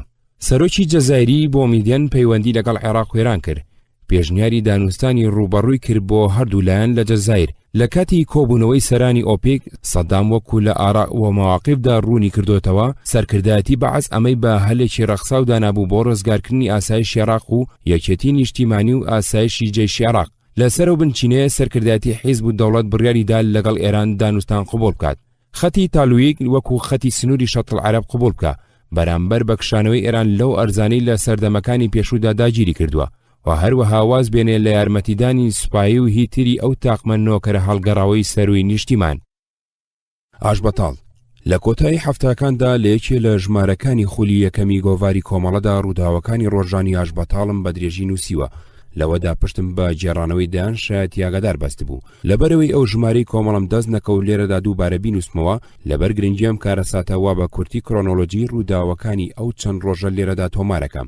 6 مارد لە 4 بۆ 6 مارتی 1975 کۆبوونەوەی سەرانی ئۆپیک لە جەزایر بەسرا. هەواری بۆ میدیان کە میوانداری کۆبوونەوەکەی کرد بۆ لابەلاکردنی ناکۆچەکانی عێراق و ئێران کەوت بۆ ناوبژی. شای ئێران و سەدام حسێن دووجار کۆبوونەوە بە ئامادەبوونی بۆ میدیان. لە دوایین دانیشتنی سەرانی ئۆپیک بۆ میدیان لە ناو سەرسوڕمانی ئەندامانی کۆبوونەوە کە داوتی خۆشحاڵم پێتان ڕابگەنم کە ڕۆژی ڕابردوو ڕێکەوتنێکی گشتی بوو لە نێوان دوو وڵاتی برا ئێران و عێراقدا بۆ کۆتایی هێنان بە ناکۆچەکانیان. ڕۆژی 6 مارتی 1975 ڕێکەوتنەکە بەم شێوەیە بڵاو کرایەوە.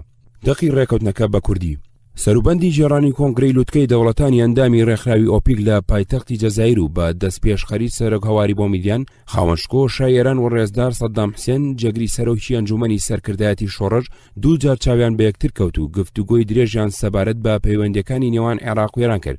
مۆرچی گفتوگۆکان کە بە ئامادەبوونی هەواری بۆ میدیان کران ڕاشکاویەکی تاو شایان و ویستێکی دڵسۆزانەی هەردوو لابوو بۆ گەیشتن بە چارەسەرێکی یەکجاری هەمیشەیی هەموو گیر و گرفتەکانی نێوان هەردوو وڵات و بۆ بەجێهێنانی بنەماکانی سەلامەتی خاک و حورمەتی سنوور و دەزوەرنەدان لە کاروباری ناوخۆ.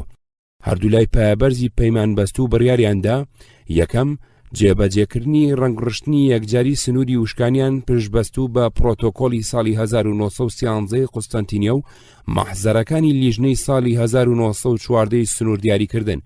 دووەم دیاریکردنی سنووری ڕووباریان بە پێیهێڵی تالوک. سێم بەپێی ئەمە هەردوو لە ئاسایش و متمانەی ئاڵوگۆڕکراو بۆ درێژایی سنووری هاوبەشیان دەگێڕنەوە و پاشان پابەندی سانسۆرێکی تند و کارای سنووری هاوبەشیان دەبن، ئەویش بۆ ئەوەی سنوورێکی یەکجاری بۆ هەموو دزەکردنێکی تێکدەرانەدا بنێت لە هەر کوێکەوە هات بێ. چوارەم هەردوو لە ڕێکەوتن ئەمڕێ و شوێنە ئاماژە پێکراوانەی لای سەرەوە بە چەند خاڵێکی پێکەوە بەسراوی چارەسەرێکی هەمەلانە دابنێن و بەو پێ هەر دەستلێدانێکی بنەماکانی دیارە دژ بە گیانی ڕێکەوتنی جەزایر دەبێ و هەردوو لە پەیوەندیکی بەردەوامیان لەگەڵ سەرۆک هەواری بۆ میدیان دەبێ کە لە کاتی پێویستدا هاوکاری برایانەی جەزایر بەردەست دەخا بۆ بەجێهێنانی ئەم بڕیارانە. ڕێکەوتنی شاه سەدام ئەگەرچی ناوی کوردی نەهێنا بوو، بەڵام سەودایەکی ئێرانی عێراقی بوو لە سەر بزوتنەوەی نەتەوەی کورد.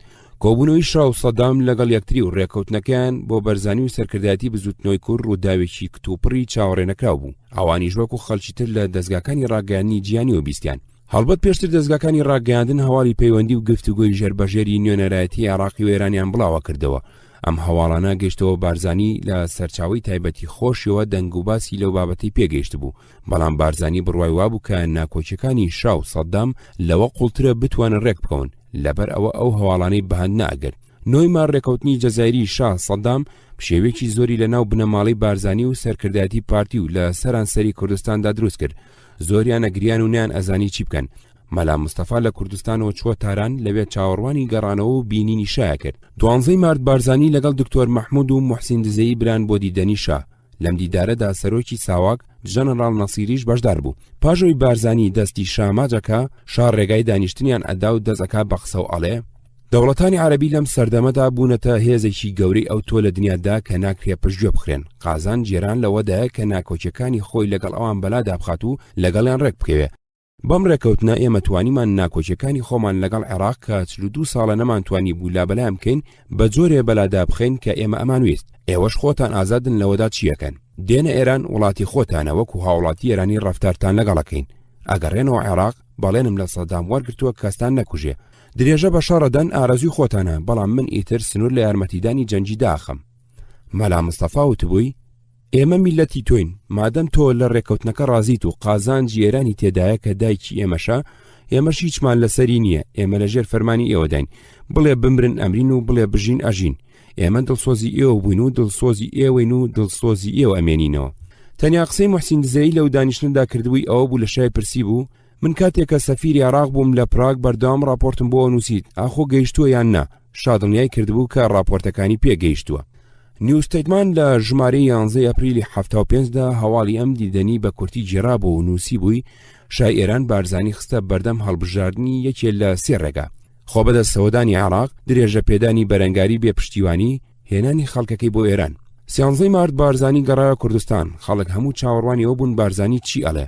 کۆبوونەوەکانی بارەگای بارزانی مەلا مستەفا، ئیدریس، مەسعود و مەکتەبی سیاسی حەبیب محەممەد کەریم، دکتۆر مەحموود عوسمان، نوری شاوێز، عەلی عەبدوڵڵا، ساڵح یوسفی و کۆمیتەی ناوەندی و سەرکردەکانی شۆڕشەکە بۆ لێدوان لە هەلومەرجی نوێ دەستی پێکرد. 14 مارد کۆبوونەوەکان درێژەیان پێدرا. 15 مارد کۆبوونەوەکان درێژەیان پێدرا. 16 مارد کۆبوونەوەکان درێژەیان پێدرا.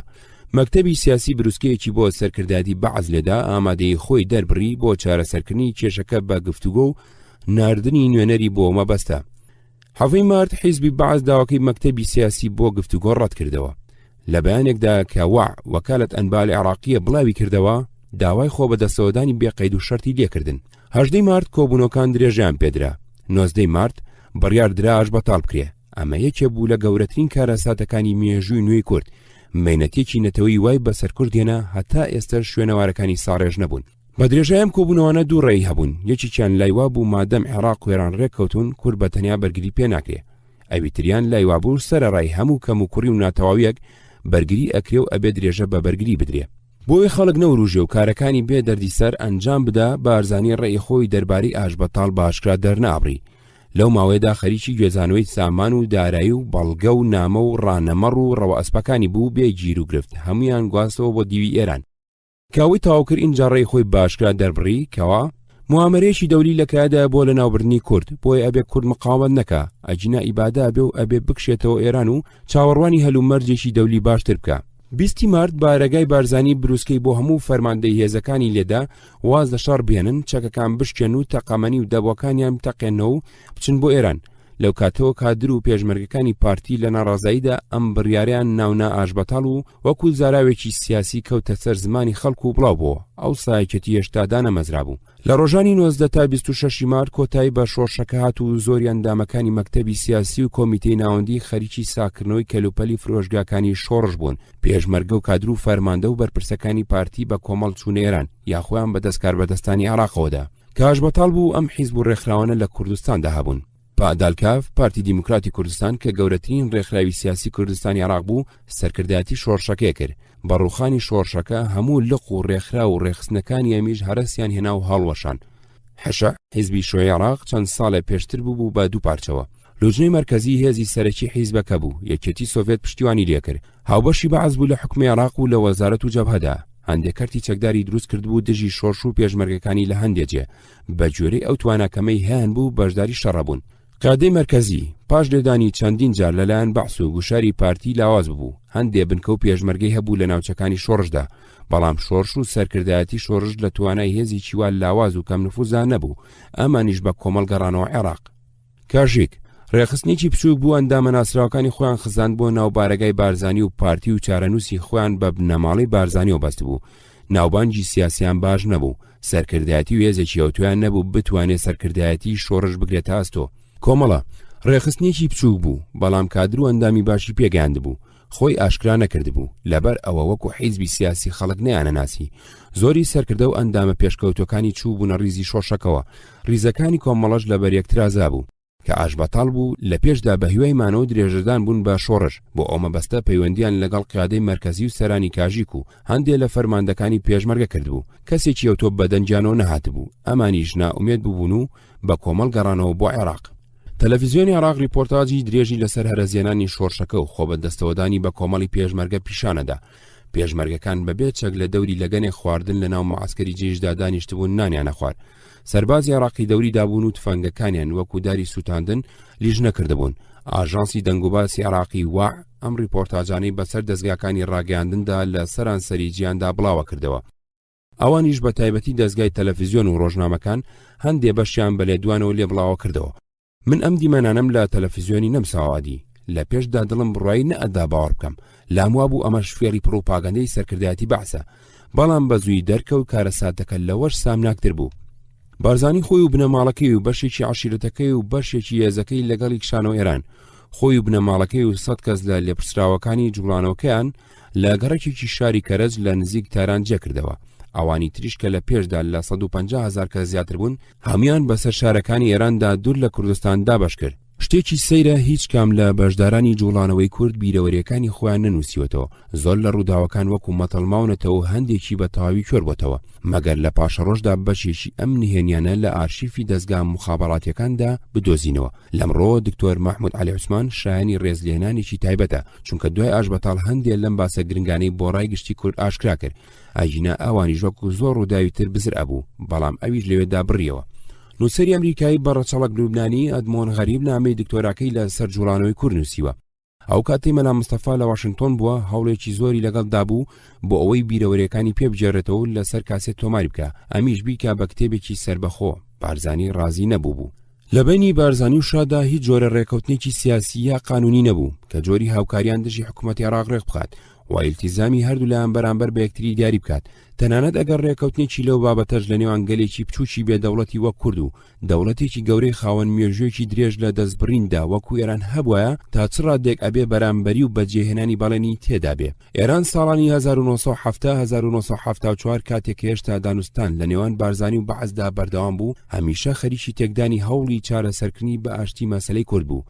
هانی بارزانیەتدا بۆ هەڵگیرسانەوەی شەڕ بەڵێنی پشتیوانی و یارمەتی پێدا، توانی سەر لە نوێن لە شەڕێکەوە بیگلێنێ کەچی کاتێ عێراق ئامادەی دەربڕی خواستەکانی بەجێبێنێ لەگەڵی ڕێکەوت و دەستی لە بزوتنەوەی کورد هەڵگرت.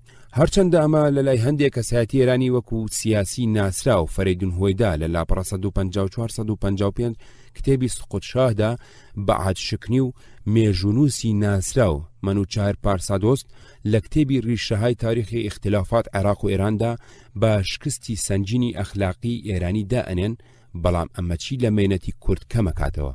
ئێرانەکان قسەیکی مەشهوریانێ ئەڵێ سیاسات پەدەر و مادەر نەدارێت، واتە سیاست دایک و باوکی نییە. ئەمە بە جۆرێکی سادە هەمان ناوڕۆکی قسە ئینگلیزیەکە دەرەبڕێت کە ئەڵێ لە سیاسەتدا دۆستی هەتاسەر و دوژمنی هەتاسەر نییە، بەڵکو قازانجی هەتاسەر هەیە. شاخۆی لە گفتوگۆیکی ڕۆژنامەوانیدا دوای چەند هەفتەیەک لەگەڵ هەیکەل ڕوونی ئەکاتەوە بۆ جێبەجێکردنی سیاسەتی دەروی خۆی کاڵک لە چ دەستکە لایەک وەرەگرێ. ئەم گفتوگۆیە کاتی خۆی لە ڕۆژنامەی کەیهانی تارانیدا بڵاو کرێەوە.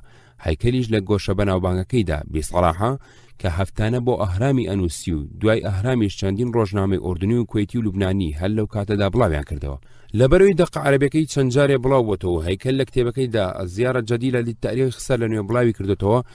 زۆر خوێندەواری کورد عەرەبیەکەیان دیوە. من لێرەدا تێکستە فارسیەکەی وەکو ئەوسا لە ژمارەی ڕۆژی 15 سەپتەمبەری 1975 24 شەهریوەری 54 ڕۆژنامەی کەیهانی تارانیدا وەرم گرتووە ئەنووسمەوە. دەقە عەرەبیەکەی ئەگەر جیاوازی چێبێ لەگەڵ دەقە فارسیەکەدا تەنیا لە داڕشتنەکەدایەتی، ئەجینا ناوەڕۆکی هەردووکیان وەکو یەکە. شاهنشاه فەرموویان دەگەینە بەشی سێمی پرسیارەکەتان چیرۆکی ئێمە لەگەڵ شۆڕشی کورد دەبێ ڕاشکاوانە پێتان بڵێم. بەڵێ ئێمە یارمەتی شۆڕشی کوردەکانمانداوە، لەم قۆناغی دوای ئێمە بەکردەوە پشتگیریمان کردوون. کاتێک دەستبەردار پشتیوانیان بووین ئەوەی دەبوو ڕووبدا ڕوویدا. دەمەوێت بۆتانی ڕوون بکەمەوە کە ئێمە شۆڕشی کوردەکانماندانێنە بەڵکو ئێمە وەک بوونێکی حەقیقەتی سیرمان کرد. ساڵانێکی دوور و درێژ ڕژێمەکانی عێراق دوژمنایەتی ئێمان دەکرد، پەلاماری نێرانە و دوژمنانەی ئاشکرایان پیشان دەدا. تێکدەران لە سنوورەکانی ئێمەوە تێدەپەڕین و هەندێک جار شەڕی چەکداری ڕووی دەدا. شۆڕشی کوردەکان هەلێکی ڕەخساند و ئێمەش کەڵکمان لێ وەرگرت. ئایا لە ڕاستیدا ئێمە دەمانوێت کێشەی کورد دروست بکەین؟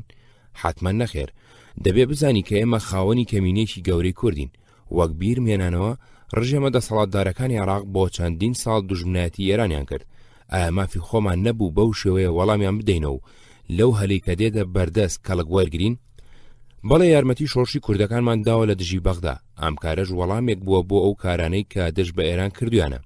کاتێک کە ئێمە باوەڕمان بە کارێک هەبێت کە کردومانە بۆ دەبێت دایپۆشین. ئەوان وازیان لە دوژمنایەتی ئێمە هێنا، ئێمە ژوامان کرد. ئایا دەزانی جێکردنەوەی پەناهەندەکانی کورد تا ئێستا 300 میلیۆن دلار خەرجی بۆ ئێمە هەبووە؟ سەرڕایوەش لەوە زیاتر چیمان پێدەکرا. کاتی خۆی لە یەکەم ژمارەی ڕێبازی نوێدا لە وتارێکی درێژدا لە سەر ڕێکەوتنی جەزایر و هاوچارەنووسی نەتەوەی کورد لەم قسانیشا دواوم. ماوەی نێوان خۆشی ئێرانی عێراقی. دوابەدوای ڕێکەوتنەکەی جەزایر وەزیری کاروباری دەرەوەی عێراق سعد حەمادی و وەزیری کاروباری دەرەوەی ئێران عەباس عەلی خەلعەتبەری بە ئامادەبوونی وەزیری کاروباری دەرەوەی جەزایر عەبدولعەزیز بوتەفلیقا چەند ڕێکەوتنێکیان ئیمزا کرد. لەناو ئەوانەدا ئەوەی بۆ بزوتنەوەی نەتەوەی کورد لە عێراق و لێران گرنگ بوو پرۆتۆکۆڵی ئاسایشی سنوور بوو. سەدام خۆشی سەردانی شای کرد لە تاران بۆ جێگیرکردنی ڕێکەوتنەکان. ئێران و عێراق سنوورەکانی خۆیان قایم کرد. ئێران ئاگاداری کوردەکانی عێراقی کرد کە نابێت چالاکی سیاسی بنوێنن. کاتێک گومانی لە هەندێکیان کرد کە خەریکی خۆڕێخستنەوەن ساواگرتنی. هەروەها عێراقی ئاگاداری ئێرانەکانی کرد کە نابێت چالاکی دژی ئێران بکەن. هەردوو دەوڵەت کۆمیتەی هاوکاریان دروست کرد. ئاشبوونەوەی عێراق و ئێران جەزرەبەیەکی کاریگەری لە کووردا بەعز ئەو هەلەی خۆستەوە بۆ جێبەجێکردنی پلانەکانی تەهجیر و تەرحیل و تەعریب و تەبعیز. جوڵانەوەی کوردی لاواز کرد، بەڵام ڕێگە بۆ کنەکردنی شوێنەی ئۆپۆزیسیۆنی دینی ئێران کرایەوە. لەو پێش بەهۆی گژی پەیوەندیانەوە ڕێگەی زیارەتی شوێنە پیرۆزەکانی عێراق لە شیعەکانی ئێران گیرا بوو.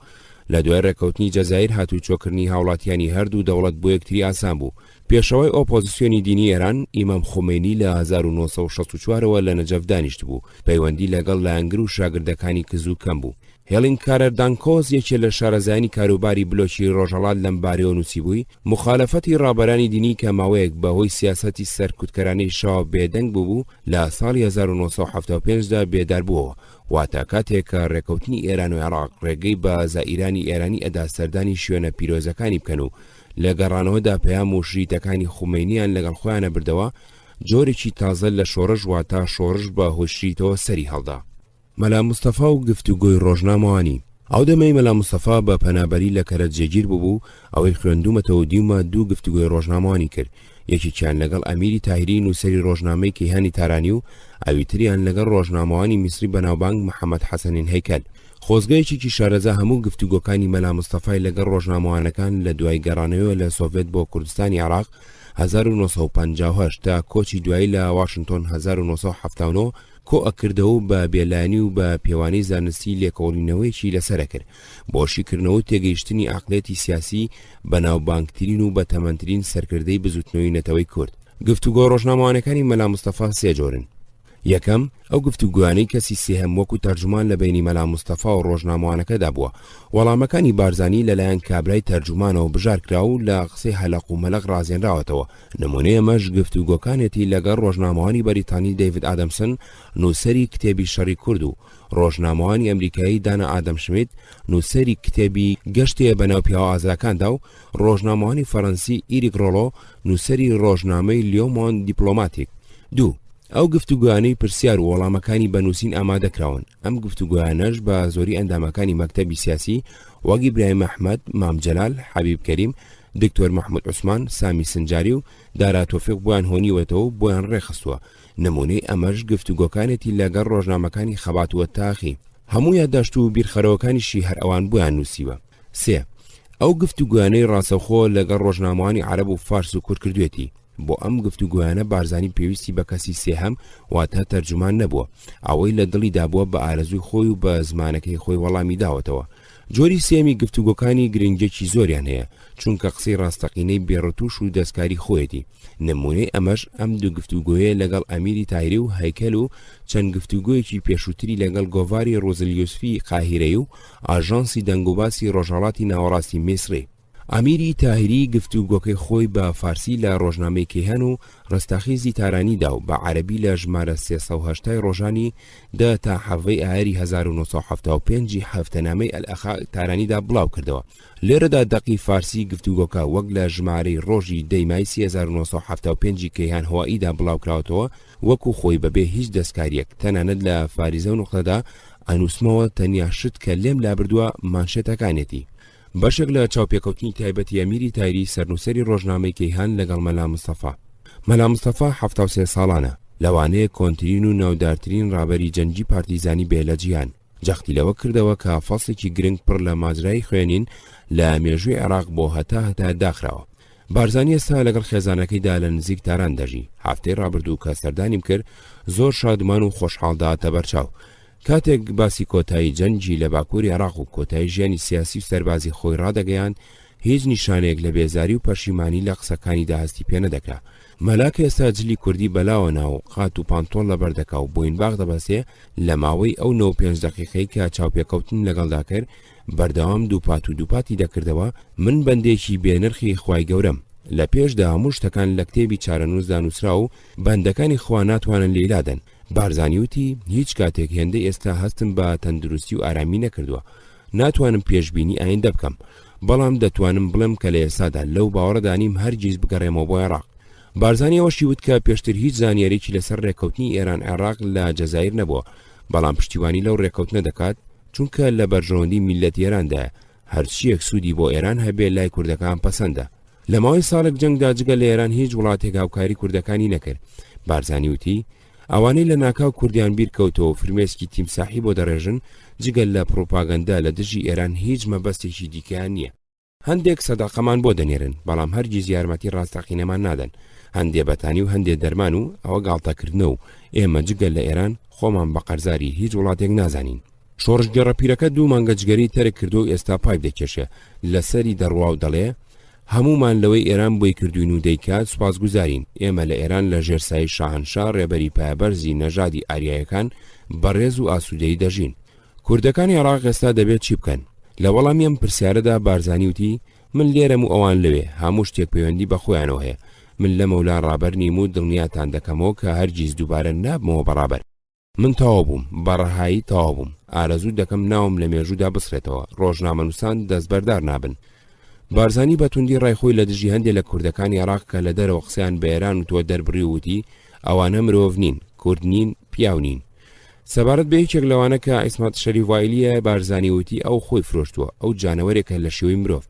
بارزانی لە کاتێکدا مشتی تون کرد بووتی کەسێک بەو شێوەیە ڕەفتار دەکات و خۆی دەفرۆشێتە باڵۆسخانی دەرەوە مسلمان نییە، خواوەند جەزای ئەو بوونەوەرە بێشەرەفانە دەداتەوە. ڕابەری پێشووی کوردەکانی عێراق بە ناڕەحەتیەوە باسی لە کۆمۆنیستەکان کرد و ئەوانی بە بەرپرسی کوشتارەکانی باکووری عێراق زانی. بە قسەی مەلا کۆمۆنیستەکان دوژمنانی ئیسلامن و هەموو شێوازێک دەگرنە بەر بۆ ئەوەی مسلمانەکان بەر ببنە گیانی یەکتر. مەلا کە چاوێکی کرا و زیهنێکی وردی هەیە، بەڕای من زۆربەی کوردەکانی عێراق لە ئەنگری کۆتایی هاتنی جەنگەکە بوون. عێراق نزیکەی 3 ملیۆن کوردی هەیە، تەنها 100,000یان لە دەرەوەی عێراق دەژین. زۆربەی ئەو 100,000 کەسە لە ئێراندا دەژین و چەند سەد ڕۆشنبیرێکی کوردیش لە ئەوروپا دەژین. مەلا و راپۆرتانەی بەدرۆ خسەوە کە باز لەوە دەکەن خۆی و ئیدریسی کوڕی داوای پەناهەندیان لە ئەمریکا کردبێوتی هەموو ئەوانە درۆن و ئێمە نامانوێت لە ئێران دەرچین و سوال لە بێگانەکان بکەین. بارزانی ئەوەی بەبیر هێنایەوە کە لە ڕابردوودا پیانوتوە مەلای سوور و وتی ئەو ناوە دوژمنان دروستیان کردووە. من هەردژی کۆمۆنیست بووم چونکە مسلمانم. لە نێو هاوکارەکانی مندا تاقە کۆمۆنیستێک نەبوو، ئەگەریش هەبووە نەیدەوێرا خۆی ئاشکرا بکە. مەلا بەلایکەمەوە 20 ساڵ گەنجتر لە تەمەنی دیارە، باڵای زۆر کورتترە لەوەی چاوەڕوان دەکرێت، بەڵام زۆر تونند و تۆڵە و چوارشانەیە. سەرڕای ئەوەی سیستمێکی خواردنی تایبەتی نییە، کێشەی ورگی نییە. دەڵێ هەرگیز نەخۆش نەکەوتم، دکتۆرەکانم دەڵێن حاڵم بەتەواوی باشە. ئەو درێژە بە هەمان شێواز و بەرنامەی ژیانی خۆی دەدا کە لە بارگای ڕێبەرایەتی خۆی لە گوندی دیلمان لە کوردستانی عێراقی بوو. بە یەک جیاوازی لە شوێنی نیشتەجێبوونی لە نزیک تاران باسی جەنگ و پلانی شەڕی ڕۆژانە لە ئارادا نییە. مەلا مستەفا لەم گفتوگویانەدا خۆی بە گەوج و نەزان پیشان ئەدا و قسەی وای ئەکرد لە نرخی خۆی زۆردا ئابەزاند. تەنیا مەبەستی ئەوە بوو شاو ساواک دڵنیا بکات. مەلا مستەفا تەمەنێکی درێژی بەسەر بردبوو، نە ئەبوو ئەوەندە گوێ بداتە پاژماوەی ژیانی خۆی. سەرڕای ئەوەش بارزانی لەو کاتەدا پیاوێکی ناسرا و بەڕێز بوو لە دنیادا. ناوی خرا بۆ دەلیلی کەساتیە گیانەکانی لە بابەتی فیشەرڤێلد ئەڵماناخە و شا بە ئاسانی نەی ئەتوانی ئازاری بدا و یا تەنجی پێڵچنێ. هەر کەسێکی شارەزا گفتوگۆکانی بارزانی لەگەڵ ڕۆژنامەوانەکانی بێگانە و نامەکانی کە بۆ کاربەدەستانی ئینگلیز و ساڵانی دوایی تەمەنی بۆ شای ئێران و دیمرلی سەرۆکوەزیرانی تورکیا و کارتەری سەرۆکی ئەمریکای نووسیەوە بخوێنێتەوە باوەردی شی بکاتەوە بۆی دەرەکەوێت کە مەلا مستەفا لە ئاسی هاوڵاتی کووردا خۆی چەند بەزل ئەزانی و دڕق و بێبەزەی و زۆردار بوو کەچی لە ئاسی بێگانەدا خۆی چەند بە بچووک و خزمەتکار و ملکەس داعانا. هەیکەل گفتوگۆکەی خۆی ڕۆژی 6 ئەیلول سەپتەمبەری 1975 لە ژێر سەرناوی مقابلە مع سەقر عەجوز من کوردستاندا بڵاو کردەوە. هەیکەل ئەو ساڵە هەرام نەما بوو و تارە هەفتەیەکانی لە چەند ڕۆژنامەیەکی ئوردنی کوێتی لوبنانیدا لە یەک ڕۆژدا چابەکرا. هەیکەل ئەم گفتوگۆی لە هیچ کام لە کتێبەکانیدا بڵاو نەکردەوە. دڵنیانیم لەوەی ئەمیری تایری قسەکانی بارزانی وەکو خۆی نووسی بوو یا شێوان دەبووی، بەڵام هەیکەل لەوانە نەبوو قسەی بارزانی بگۆڕێ، هیچ دەستکەوتێکی لەوەدا نەبوو، کەسیش زۆری لێ نەکردبوو. ئەگەر یەکێ ناوەڕۆکی هەردوو گفتوگۆ لەگەڵ یەکتری بەراورد بکە ئەبینێ زۆر جیاواز نین. هەیکەل گفتوگۆکەی بە هەندێک سەرنج و بیر و بۆچوونی خۆی تەواو ئەکا، لەوێدا ئامۆژگاری دەسەڵاتدارانی عێراقەکە سەبارەت بە جۆری ڕەفتاریان لەگەڵ کورد و مافەکانی. ئەگەر سەدام ئامۆژگارەکانی هەیکەلی لەگوێ بگرتە و بەجێ بهێنە لەوانە بوو پێویست نەکا کورد جارێکی تر پەنابەرێتەوە بەرچەک. هەیکەل بیری بارزانیە خاتەوە کە بە نوێنەرەکەیدا کاتی خۆی هەواڵی بۆ نار ئێران و عێراق پێکدێن مشورێکی خۆی بخوا بۆچی هیچی نەکرد. بارزانی ئەڵێ ئیرادەی خوا بوو. ئەم وەڵامە چیرۆکێکی کۆنی بەبیر هێنامەوە هۆلاکۆ کە بەغدای گر لە خواجە نەسڕەدینی تۆسی پرسی ئەگەر خەلیفە بکوژێ ڕاستە دنیا ژێر و زەبەر ئەبێ. تۆسی ئەڵێ ئەم هەموو سەحابەی پێغەمبەر لە توپەت کران، هیچ نەقەومە ئەبێ بە کوشتنی ئەم بۆچی دنیا ژێر و زەبەر ببێ. هۆلاکۆ خەلیفەی گرت و بە زۆر گەنجینەی سەدان ساڵی بنەماڵی عەباسی پێ دەرێنە. گەنجینەکان پڕ بوو لە خشت و دەفری زێڕین. هۆلاکۆ خەلیفەی لە قەفەزێکدا دانابوو. خەلیفە برسی بوو، داوای خواردنی کرد. هۆلاکۆ فەرمانیدا لە سەر سینیەکی زێر ژەمێ خواردنی گەورە لە زێڕ و گەوهەر و مرواری بڕازێنەوە و بۆی بن، بۆیان بردو لە بەردەمیدا داهێنا بیخوات. خەلیفە وتی ئەمە ناخورێ. هۆلاکۆ ئەنجالی پرسی مادام ناخورێ کە هەواڵت زانی من لەشکرم سازداوە بێ مەسەرت بۆچی ئەم زێڕت نەکرد بە دراو بیدەی بە موچەی مانگانەی سەربازەکانت و بیان نێریتە سەر ئاوی جەیحون ڕێگەم پێ بگرن. خەلیفە وتی ئیرادەی خوا بوو. هۆلاکۆ پرسی باشە کە من ئێرانم گرت و لە بەغدا نزیکەوتمەوە بۆچی ئەم زێڕت نەتوانەوە بیکەی بە دەواازەی شاری بەغدا بۆ ئەوەی من نەتوانم بیگرم. خەلیفە وتی ئیرادەی خوا بوو. هۆلاکۆتی مادەم وایە ئیرادەی خۆیان منیش تۆ بکوژم. لە باوەڕی مەغۆڵدا نە ئەبوو خوێنی گەورە پیاوان بڕژێتە سەر ئەرز، لەبەر ئەوە فەرمانیدا لەبات لە خەلیفە و پێچن و بیسوونەوە هەڵی گڵۆفن هەتا ئەمرێ. بارزانی ئەگەر درێژەی بە بەرەنگاری بدایە بێگومان ئەبوو بە سەرکردێکی سیاسی و پێشمەرگەی ئەفسانەی بەڕێز لە هەموو دنیادا، بەڵام ئاش بەتاڵی کرد. ئەمیش هەمان بەهانەکەی خەلیفەی هێناوەتەوە. هەرچەندە چارەنووسی شخصی بارزانی لە هی خەلیفە بەختیارتر بوو چونکە بەردەستی سەدام نەکەوت، ئەویش بەپێی ئیرادەی خوا بیفریقێنێتەوە، بەڵکو خۆی لە ئەمریکا بە دەردی خوا مرد. بەڵام چارەنووسی بارزانی وەکو پێشەوای سیاسی و سەرکردەی عسکەری کورد لەی خەلیفە باشتر نەبوو. دامەزراندنی یەکێتی. لە ڕۆژانی ئاشبەتاڵدا ئاژانسەکانی دەنگوباز بڵاویان کردەوە عالی عسکەری و چەند کەسێکی تر بڕیاریان داوە درێژە بە شۆڕش بدەن. ئەم هەواڵە بۆ من هەم مای دڵخۆشی بوو هەم سیر نەبوو. عالی عسکەری ئەوەندەی من ئەمناسی کاری وای لێدەزەهات، زۆری پێنەچوو دەرکەوت هەواڵەکە ڕاز نییە و کاک عەلی چوو بۆ ئێران. کۆمەڵە ڕێخستنیی پتەوی دامەزراند بوو. من زۆرتر دڵم بەوە خۆش بوو کە کۆمەڵە ئەرچی درێژە پێدانی بەرەنگاری ئەگرێتە ئاسۆ. زۆر جار باسیەوەمان کردبوو کە بۆرژوازێتی کورد ناتوانێت هەتا سەر درێژە بە خەبات بدە، لە قۆناغێکدا ڕائوەستێ. ئەو سایتر سرە دێتە سەر کۆمەڵە درێژە بە خەبات بدا تا سەرکەوتن. من لاموا بوو ئەو قۆناغە هاتۆتە پێشەوە و کۆمەڵەش ئەرچی مێژووی خۆی ئەبینێ. بە تایبەتی وەکو بۆیان باسکردبووم کادری باشی پێگەیاند بوو. سەرکردەی ناسرایی وەکو مام جەلالیشی لە پشت بوو، بەڵام ئەمیش نەبوو. دکتۆر کەمال فواد دوای بردومانی قەڵاتزیە گەڕابەوە بۆ ئەڵمانیا. ناوبەناو تەلەفۆنمان بۆ یەکتریە کرد و نامەمانە گۆڕیەوە. ڕۆژانی ئاشبەتاڵ زۆر جار تەلەفۆنمان لەگەڵ یەکتریە کرد. هەروەها لەگەڵ زۆر لەوانی ئەم ناسین هەمومان لامان وا بوو کە پێویستە ئێمەش لە دەرەوە خۆمان ڕێک بخەینەوە. بۆ ئەوەی ئەگەر لە وڵات بەرەنگاری دەستی پێکردەوە یا ڕێکخراوێکی نوێ دامەزرا ئێمە شاوکاری بکەین بە تایبەتی لقی ئەوروپای پارتی وەکو هەموو دەستگاکانی تری شۆڕشەکە هەڵوەشا و لە کار کەوتبوو. لە ماوەیەکی کووردا زۆر کەس لە زۆر وڵاتی جیاواز بوون بە هاودەنگ و هاوبیرمان. مام جەلال کەوتبووە جموجۆڵ. ئەو ماوەیە لە قاهرە، بێروت، دیمەشق، تەرابلوس هاتوچوویە کرد. لە بێروتەوە هەواڵ بڵاو کرایەوە کە مام جەلال خۆی بۆ گەڕانەوە ئاماداکات. مام جەلال دۆستایەتی لەگەڵ کەمال فواد و لەگەڵ من بەهێز بوو. دۆستایەتی من لەگەڵ مام جەلال ئەگەڕایە بۆ ساڵی 1961 بۆ ئەو کاتی لێپچراوی لقی سلێمانی پارتی بوو. چەند جارێ تەلەفۆنی بۆ کردم و نامەی بۆ ناردم. هەواڵ و دەنگ و باسەکانی پێگەیاندم و بیر و بۆچوونەکانی خۆی بۆ ڕوو نەکردمەوە. منیش بیر و بۆچوونەکانی خۆم بۆ بازە کرد. داوای لێ کردم خۆم ئامادە بکەم بۆ بەشداری لەو ڕێکخراوە تازێدا کە خەریکی دامەزراندنێتی و بۆ گەڕانەوە بۆ وڵات. ئەگەرچی ماوەیەکی درێژ بوو من لە کوردستان دوور بووم، بەڵام ئیلتیزامی ئەخلاقی و ئەدەبی بە کۆمەڵە و بە مام جەلالەوەی بەس بووم. بە جوانم نەئەزانی لە ژێری دەربچم، یەکسەر وتم کەی داوات کردم بەسەر چاو ئامادەم.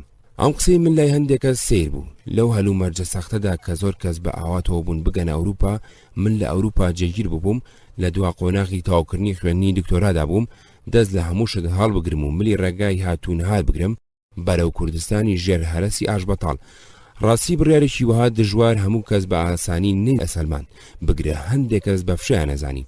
جارێکیان لە وەڵامی نامەیەکیدا بۆ ئەوەی دڵنیای بکەم لەوەی من هەر لەسەر بەڵێنە کۆنەکەی خۆماوم، سەرەتای نامەکەم بەم شیعرەی سالم دەست پێ کرد. ئەی قیبلەی مرادم ئاخۆ بە ڕۆژگاران، جارێ لە کەس ئەپرسی حاڵی غەریبی تاران، بەو سوێندەی کە خواردم من هەر ئەوم کە دیوتم، حاشا بکەم فەرامۆش میساق و ئەهدی جاران.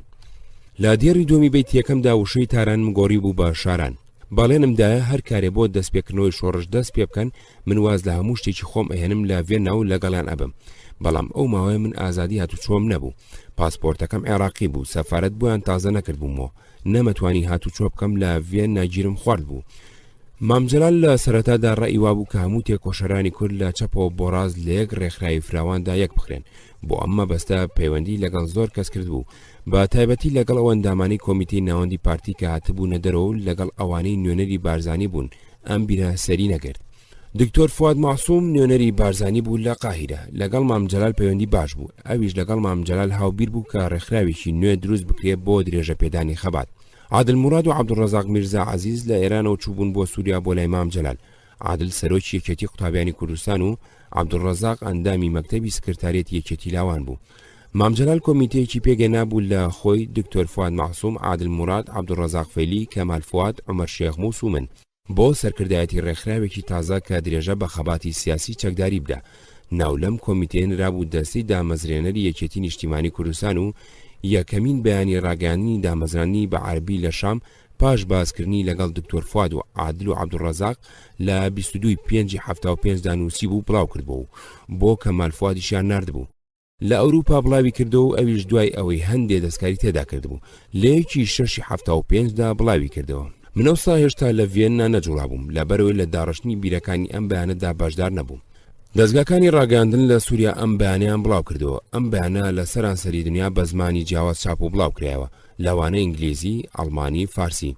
کەمال بورقای ئەوسا لە تورکیا مانگنامەی ئۆزگیۆرلۆی دەرەکرد، ئەویش دەقی بەیانەکەی بە تورکی بڵاو کردبووە. ئەگەرچی ناومێدی و سەر لە شێوان و بێورەی کوردی داگرتبوو، بەڵام ڕاگەاندنی ئەم بەیانە دەنگدانەوەیکی زۆر گەورەی هەبوو لە کوردستاندا. ئێمەش کەمال فواد و عومەر شێخموس و من لە ئەوروپا کەوتینە دروستکردنی ڕێخستنی ئەوروپا. لە ئەوروپاش کۆمیتێکمان پێگەنا بە ناوی دەستەی دامەزرێنەر بۆ سەرپەرشتی دامەزراندن و چالاکیەکێتی. زمینی سیاسی لەبار بوو. لە ماوەیەکی زۆر کووردا لە زۆری وڵاتانی ئەوروپا ڕێخستنی فراوان دامەزرا. مام جەلال و هەڤاڵانی سووریا کەوتنە پەیوەندی لەگەڵ کادرە ناسراوەکانی جوڵانەوەی کورد لە ئێران و لە عێراق. مام جەلال نامەیەکی بۆ بارزانی نووسی بوو دەربارەی دامەزرانی ئەم ڕێخستنە نوێ و دڵنیای کردبوو لەوەی کە نەک دژی بارزانی نابێ، بەڵکو بە چاوی سەرکردەی جوڵانەوەی کورد سەیریەکە و بۆ پشتیوانی ئەبێت لەو هەر هەنگایە بنێ. ئاشبەتاڵ تێکۆشەرانی کوردی ئەژاندبوو، سەر لێ شێوان و نائومێدی و بەرچاوتاریکی هەموو لایشی داگرت بوو.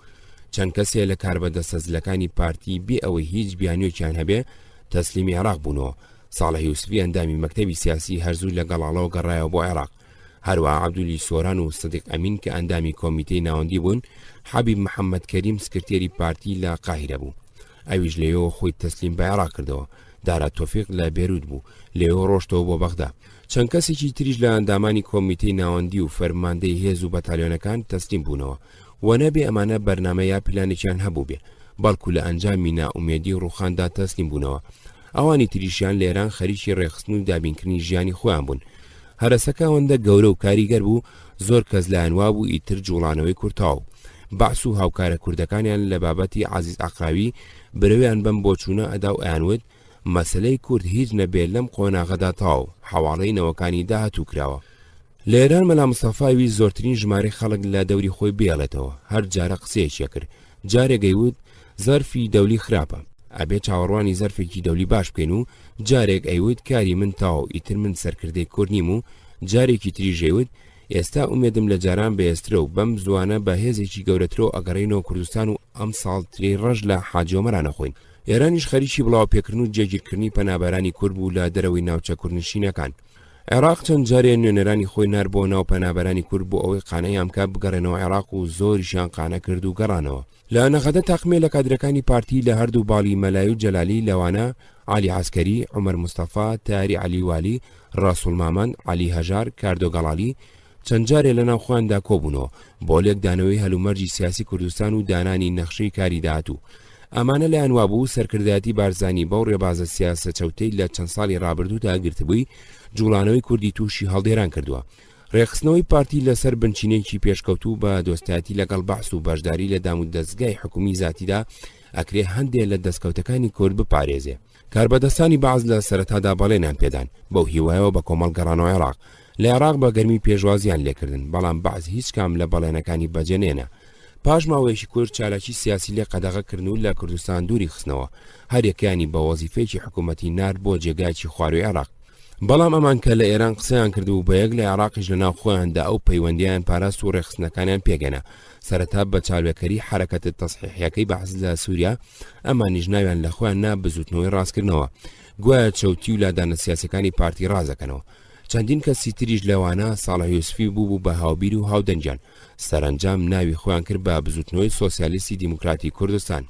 کوردی سەرانسەری کوردستان بە هاودەردیی قوڵەوە سەیری ڕووداوەکانی کوردستانی عێراقیانە کرد و هەمویان بە مەینەتی خۆیان نەزانی. زۆری سیاسەکانی دەرەوەیان ئامادە بوون هەرچیەکیان لە دەست بێ بیکەن بۆ هەڵساندنەوەی جوڵانەوەی کورد لە عێراقدا. هەندێکیشیان بەکردەوە بەشدار بوون. لە ناو کوردەکانی ئێراندا حەسەنی قازی و محەممەدی موهتەدی لە هەمویان زیاتر بەپەڕۆژ بوون. حەسەن بڵاوکراوە گرنگەکانی یەکێتی کرد بە فارسی و بڵاویکردنەوە، ئەمەش بۆ ناسینی یەکێتی لە ناو ئێرانەکاندا بایەخێکی تایبەتیە بوو. چەند مانجێ دوای ئاشبەتاڵ نووری ئەحمەد تەها گەیشتە ڤێننا، کاگنووری لە تارانەوە چوو بۆ دیمەشق و لە دیمەشقەوە هاتبوو بۆ ڤێننا بۆی بچێ بۆ ئەڵمانیا ڕۆژئاوا بۆ لای کوڕە گەورەکەی ئاسۆ. کاگنووری لە تێکۆشەرە دێرینەکانی ڕێگای کوردایەتی بوو کە جمهوریەتی مەهاباد دامەزرا. ئەم ئەفسەرێکی تازە دەرچوو بوو لە جێشی عێراقدا، چووە مەهاباد بۆ ئەوەی لە ڕیزی سوپای کوردستاندا خزمەت بکە. یەکێ بوو لە دامەزرێنەرەکانی پارتی دیموکراتی کورد. دوای ڕوخانی جمهوریەتی مەهاباد لەگەڵ بارزانی چوو بۆ تاران بۆ گفتوگۆ لەگەڵ ئێرانەکان، لەوێ هەندێک هەڵوێستی ئازانەی نوان دەبوو. بارزانی لەبەر ئەوە ڕێزی لێگرت. دوای ڕۆشتنی بارزانی بۆ سۆڤێت ئەم گەڕایە کوردستان، چەند ساڵێ لە زینداندا مایەوە. لە زینداندا بە هەڵوێستی ئازانە بەناوبانگ بوو، دوای بەربوونی درێژەی بەکاری سیاسیدا لە کۆمیتەی ناوەندی پارتیدا. لەسەر چالاکی سیاسی چەند جارێکی تر خراوە زیندان، بە تایبەتی دوای خۆپشاندانەکانی کە کرا لە دژی دەستدرێژی سێقۆڵی بۆ سەر میسر و بۆ ناشتنی تەرمی شێخ مەحموود. دوای 14 تەموزی 50 گێڕایانەوە بۆ جێش، وەزیفەیەکی ئیداری بچووکیان دابووە لە شوێنێکی دووری کوردستان، بەڵام هەر بە ئەندامی کۆمیتەی ناوەندی پارتی مابووە. اینجا خۆی خانەنشین کرد و خەریکی کاری حیزبایەتی بوو. لە دەستپێکردنی شۆڕشی ئەلولدا کاگنووری پێشمەرگەی ناوشاری دامەزراند و خۆی ڕاستەوخۆ سەرپەرشتی چالاکیەکانی کرد. لە ناکۆچەکانی نێوان مەکتەبی سیاسی و بارزانیدا سەرەتا لەگەڵ مەکتەبی سیاسی بوو، دوایی بەلای مەلا مستەفادا کەوت و زۆری نەبەرخۆی لە ژیانی حیزبی کەنارەگیر کرد.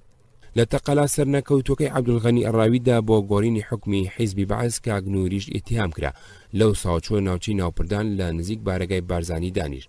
کاگنووری لە ژیانی سیاسی خۆیدا هەستی بەغوب نەکرد، لەبەرەوە لە هیچ شوێن و لە هیچ مناسەبەتێکدا دەمی خۆی ناگرت، ڕەخنەیەگرت، پلاری هاویشت و توانجی لەم و لەو ئەگرت، قسەی گاڵتە و جددی تێکەڵاوە کرد. لە دەربڕینی بیرروڕا و هەڵوێستەکانی لە هیچ نەئەترسا و لە هیچ نەئەپونکایەوە. دوای 11 ئازار جارێک ئەچێتە لای بارزانی و شعرە بەناوبانگەکەی خاڵسی بۆ خوێنێتەوە کە ئەگاتە ئەم بەیتەی: لە لای تۆ وەک یەکن بێفەرقن لە خزمەت تۆ شەهێن و حاجی لەغڵق شێر و ڕێوی مرشید و جانی. کاگنووری وتوی ساڵی 1920 شەهێن و حاجی لەغڵق شێر و ڕێوی مرشید و جانی وەک یەکوا بوون. ساڵی 1970 دوای 50 ساڵ ئەبێ خەبات بکەین بۆ ئەوەی وەکوێکیان لێبێتەوە، چونکە ئێستا حاجی لەغڵق بەسەر شەهێن و ڕێوی بەسەر شێر و جانی بەسەر مرشیددا زاڵ بووە. لەسەرم قسانە چارەی خۆی لە لای زۆر لە کاربەدەستانی پارتی و شۆڕش قرس کرد بوو، حەزیان لە چارەی ناکرد و بۆیان تێچەند، بەڵام گوێی نەئەدایە و لە قسەکانی ناکەوت. ماڵی ئەحمەدی تەها لە کۆنەوە لەبەر خانەقانی شتەجێ بوون، ناسیا و دراوسی کۆنی ماڵی ئێمە بوون.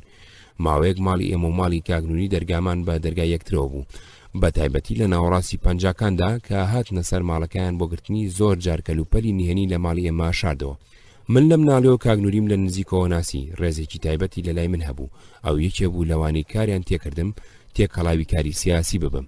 کاگنووری زۆر لە ڤێننا نەمایەوە، چوە ئەڵمانیای ڕۆژاوە، مناڵەکانی لە سلێمانی بەجێهێشت بوو، لە ئەڵمانیا خۆی پێنەگیرا گەڕایەوە عێراق، لە کۆڕەکەدا کۆچی دوایی کرد. هاتنی شازاد سایب.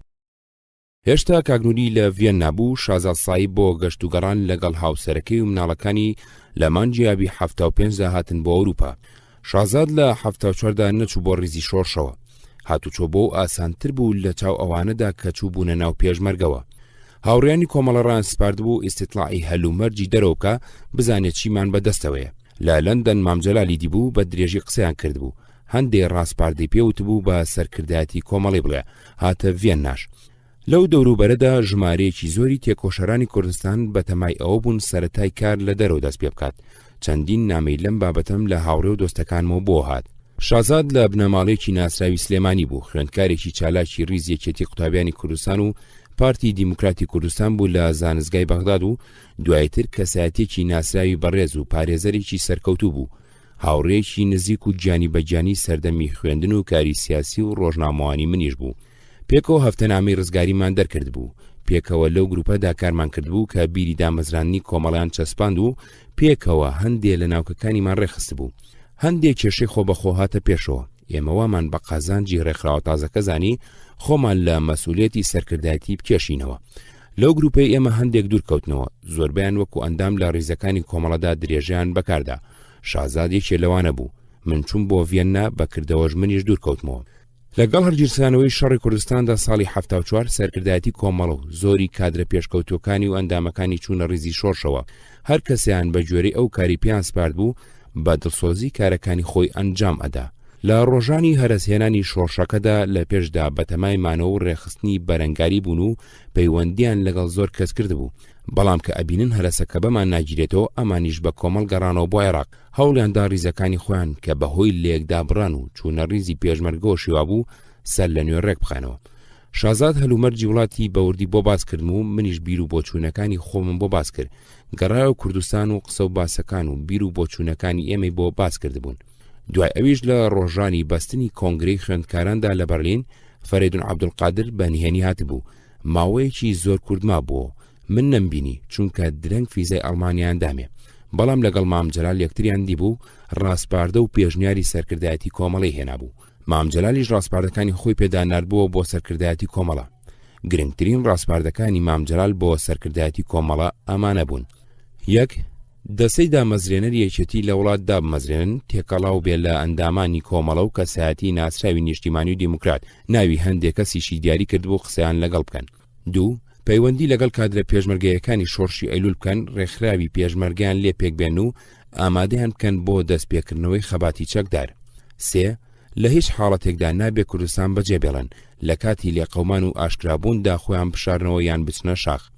ئێمە دڵێکمان بە ڕێخستنەکەی کۆمەڵە خۆش بوو، هیوایەکی زۆرمان لەسەر هەڵچنی بوو، بەڵام ڕووداوەکانی کوردستان کاری لەسەر کۆمەڵەش کرد بوو، ناکۆکی لە ڕیزەکانیاندا تەقاند بووە، تاقمێکی ڕێخستنەکانی خوارەوەی کۆمەڵە دژی سەرکردایەتەکەی ڕاوەستا بوون، بە ئاشکرا کەوتبوونە جموجوڵ و موهاتەرات و دامەزراندنی ڕێخستنی تازە. سەرکردایەتی هەرچەند هەوڵی دابوو بە ڕێگایکی ئوسوڵی چارەی ناکۆچیەکان بکە، کەڵکی نەبوو. سەرنجام بۆ ئەوەی لەو ئاژاوەیە دەربچن و ڕێخستن لە لێدان پارێزن، بڕیار ئەدەن بڕۆن بۆ ئێران بۆ ئەوەی لێوە بچن بۆ سووریا. سەرکردایەتی کۆمەڵە بزر بوون، ئێمەوامانزانی ڕاستپاردەکانی مامجەلالیان جێبەجێ کردووە و خۆیان شاردوتەوە، تومەچوون بۆ ئێران و لەوێ شەهابی شێخ نووری سکرتێری ڕێخستنەکە و فەریدون عەبدولقادر، جەعفەر عەبدولواحید، عومەری سێ عەلی مەحەممەد عەسکەری، عەلی پچکۆل، ئەرسەلان بایز، ئاواززەکی عەبدولغەفور گیراون. ئێمە بەمەمان نەئەزانی. پاش چەند هەفتەیە کە حکوومەتی ئێران لە پێنجۆن تەسلیمی حکوومەتی عێراقی کردنەوە ئینجا زانیمان. بۆ ئێمە ئەمە ڕووداوێکی چاوەڕێنەکراو بوو، بەشێ لە هیواکانی داڕوخانین. ڕێخستنەکانی کۆمەڵە کەوتنە بەرهێرشی ڕاونان و گرتن و هەندێکی گیرا و هەندێکی خۆی شاردەوە. لە ئەوروپا حملەیەکی گەورە سازکرا بۆ ئازادکردنیان. چەندین بەیاننامەیان بە زمانی جاجیا لەسەر بڵاو کرایەوە. ئامنستی ئینتەرناشناڵ مەسەلەکەی گرتە ئەستۆ. سەفەری عیسمەت شەریف بۆ عێراق. لە 14 1975دا عیسمەت شەریف وایلی بەیانێکی بە عەرەبی بۆ ڕۆڵەکانی گەلی کورد بڵاو کردەوە و نووسی بووی کە بە داوەتی حکوومەتی عێراق لەگەڵ چەند کەسایەتیەکی تردا ئەچێ بۆ گفتوگۆ لەگەڵ کاربەدەستانی عێراقی بۆ دابینکردنی مافەکانی گەلی کورد. بەعز لە دنیادا زۆری پرۆپاگەندە کرد بوو دەربارەی سەلماندنی مافی نەتەوەی کورد و جێبەجێکردنی قانونی حکمی ذاتی. عیسمەت و ئانشی داوەت کردبوو بە چاوی خۆیان دەستکەوتەکانی کورد ببینن. عیسمەت لە کوردەکانی سووریا بوو لە سەرەتای پەنجاکانەوە لە سویسرانیشتە جێبوو. یەکێ بوو لە دامەزرێنەرەکانی کۆمەڵی خوێندکاران و ماوەیەکی درێژ سەرۆکی بوو. لە کۆنگرەی یەکێتی خوێندکارانی جیهاندا کە ساڵی 1960 لە بەغدا بەسرا لەگەڵ سەرۆکی یەکێتی قوتابیانی عێراق بوو بە کێشیان لەسەر مەسەلەی کورد. ئەم ڕووداوە ئەوسا لەلایەن پارتی و ڕۆژنامەی خەباتەوە کە بە عەرەبی لە بەغدا دەرئەچوو زۆری باسکرا. عیسمەت لە کوردەکانی سووریا بوو لە سەرەتای پەنجاکانەوە لە سویسرانیشتە جێبوو. یەکێ بوو لە دامەزرێنەرەکانی کۆمەڵی خوێندکاران و ماوەیەکی درێژ سەرۆکی بوو. لە کۆنگرەی یەکێتی خوێندکارانی جیهاندا کە ساڵی 1960 لە بەغدا بەسرا لەگەڵ سەرۆکی یەکێتی قوتابیانی عێراق بوو بە کێشیان لەسەر مەسەلەی کورد. ئەم ڕووداوە ئەوسا لەلایەن پارتی و ڕۆژنامەی خەباتەوە کە بە عەرەبی لە بەغدا دەرئەچوو زۆری باسکرا. بەم هۆیەوە عیسمەت ناوبانگی دەرکرد کە شۆڕش لە کوردستانی عێراقدا هەڵگیرسا. عیسمەت یەکێ بوو لە کۆمیتەی پاراستنی مافەکانی گەلی کورد و دوایی بوو بە نوێنەری بارزانی و قسەکەری شۆڕش. ماوەیەکی درێژ بەم ناوە پەیوەندی لەگەڵ دەستگاکانی ڕاگەیاندندا کرد. لە سەرەتای هەفتاکاندا کە پارتی دەستگای نوێنەرایەتی خۆی لە ئەوروپا دامەزران، ئیتر عیسمەت دەورێکی گرنگی لەم دەستگایەدا نەما، بەڵام هێشتا کەساتێکی ناسراو بوو لە ناو کۆڕ و کۆمەڵە سیاسیەکان و لای دەستگاکانی ڕاگەیاندن. ئەم بانە عیسمەت لای زۆر کەس سیر بوو. یەکەمیان چونکە ئەوەی بە مەلام مستەفا و 100,000 پێشمەرگە نەسێنرا بوو چۆن بەم لە بەعس وەرەگیرێ. دووەمیان لەو کاتەدا کورد بە دەست حکمی بەعسەوە تووشی کارەساتێکی نەتەوەی بوو. عێراق هەیویست ڕووی دزێوی خۆی بشارێتەوە. کورد ئەبوو بچن بە گژیدا و ڕیسوای بکەن نەک یارمەتی بدەن. عیسمەت گوێی نەدایە لۆمە و ئامۆژگاری هیچ کەس و لایەک و وەفدێکی پێگەنا لە یەکێتی جیهانی مافی مرۆڤ و یوسف پەری کە قەشێکی کوردی عێراق بوو. ئەو وەفدا لە 18 ئابدا گەیشتنە عێراق و گەشتەکەیان تا 6 ئەیلول درێژەی کێشا و دوای ئەوە گەڕانەوە ئەوروپا. لە 11/11/75دا عیسمەت راپۆرتێکی درێژی لە سەرگەشتەکەیان بڵاو کردەوە. باسی سەردانەکانی بۆ شارەکانی کەرکووک، هەولێر، دهۆک، سلێمانی، مووسڵ و باقوبە، هەروەها خانەقین، قەڵاتزە، بنگرد، ئاکرێ و بینینی کاربەدەستانی حکوومەتی و حیزبی لەم شارانە و گفتوگۆکانیان لەگەڵ سەران و وەزیرەکانی بەعەز، تارق عەزیز، نەعیم حەداد، زەید حەیدەر، مۆنزیر شاوی بە درێژی جێڕابووە. لە راپۆرتەکەیدا لایەنە سەلبی و ایجابیەکانی سیاسەتی بەعسی لە کوردستاندا باس کردبوو. ناسینی کورد لە دەستەوەیەکی سەرەکی و سەلماندنی مافی ئۆتۆنۆمی و ڕێزگرتنی مافی نەتەوەیەتی لە ناوچەی ئۆتۆنۆمیدا و فۆرمی کۆمەڵایەتی لە ژیانی جوتیار و کرێکاری کوردستاندا وەکو شتی ئیجابی و تەهجیر و تعریب و ڕێزنەگرتنی مافی نەتەوەیەتی لە دەرەوەی ناوچەی ئۆتۆنۆمی و ناتەواویەکی قانونی حکمی ذاتی وەکو شتی سەلبی ژماردبوو. لە راپۆرتەکەیدا دەستپێکردنەوەی خەباتی چەکداری بەکارێکی چەوت و لەکردن نەهاتوودا نەبوو. پێچێ بینینەکانی عیسمەت لەگەڵ چاوەڕوانەکانی جوود نەبوو بن. ئەمە بە راپۆرتەکەیەوە دیارە. دوای ئەوەش چەند بەیانێکی تری دەرکرد و چەند گفتوگۆیەکی ڕۆژنامەوانی کرد. لەسەر ئەمە بەعز زۆر تووڕە بوو، ناردیان بۆ کوشتنی. بە ناوی میوانداری دۆستانەوە چوونە لای و بەرگولیاندا کابرای بکوژوای زانی بۆ عیسمەت تەواو بووە، لەبەرەوە بەجێهێشت بوو، گەێنرایە نەخۆشخانە و لە مردن ڕزگاری بوو. ساڵی 1974 ماوەی پاسپۆرتەکەم تەواو بوو. سەفارەت بۆیان درێژ نەکردمەوە. داوایان نەکرد بگەڕێمەوە عێراق لەوێ درێژی بکەمەوە. لەگەڵ تێکشکانی شۆڕش و دەرچوانی لێبوردنی گشتی حکوومەتی عێراق بڕیاریدا پاسپۆرتی ئێمەمانانیش درێژ بکەنەوە.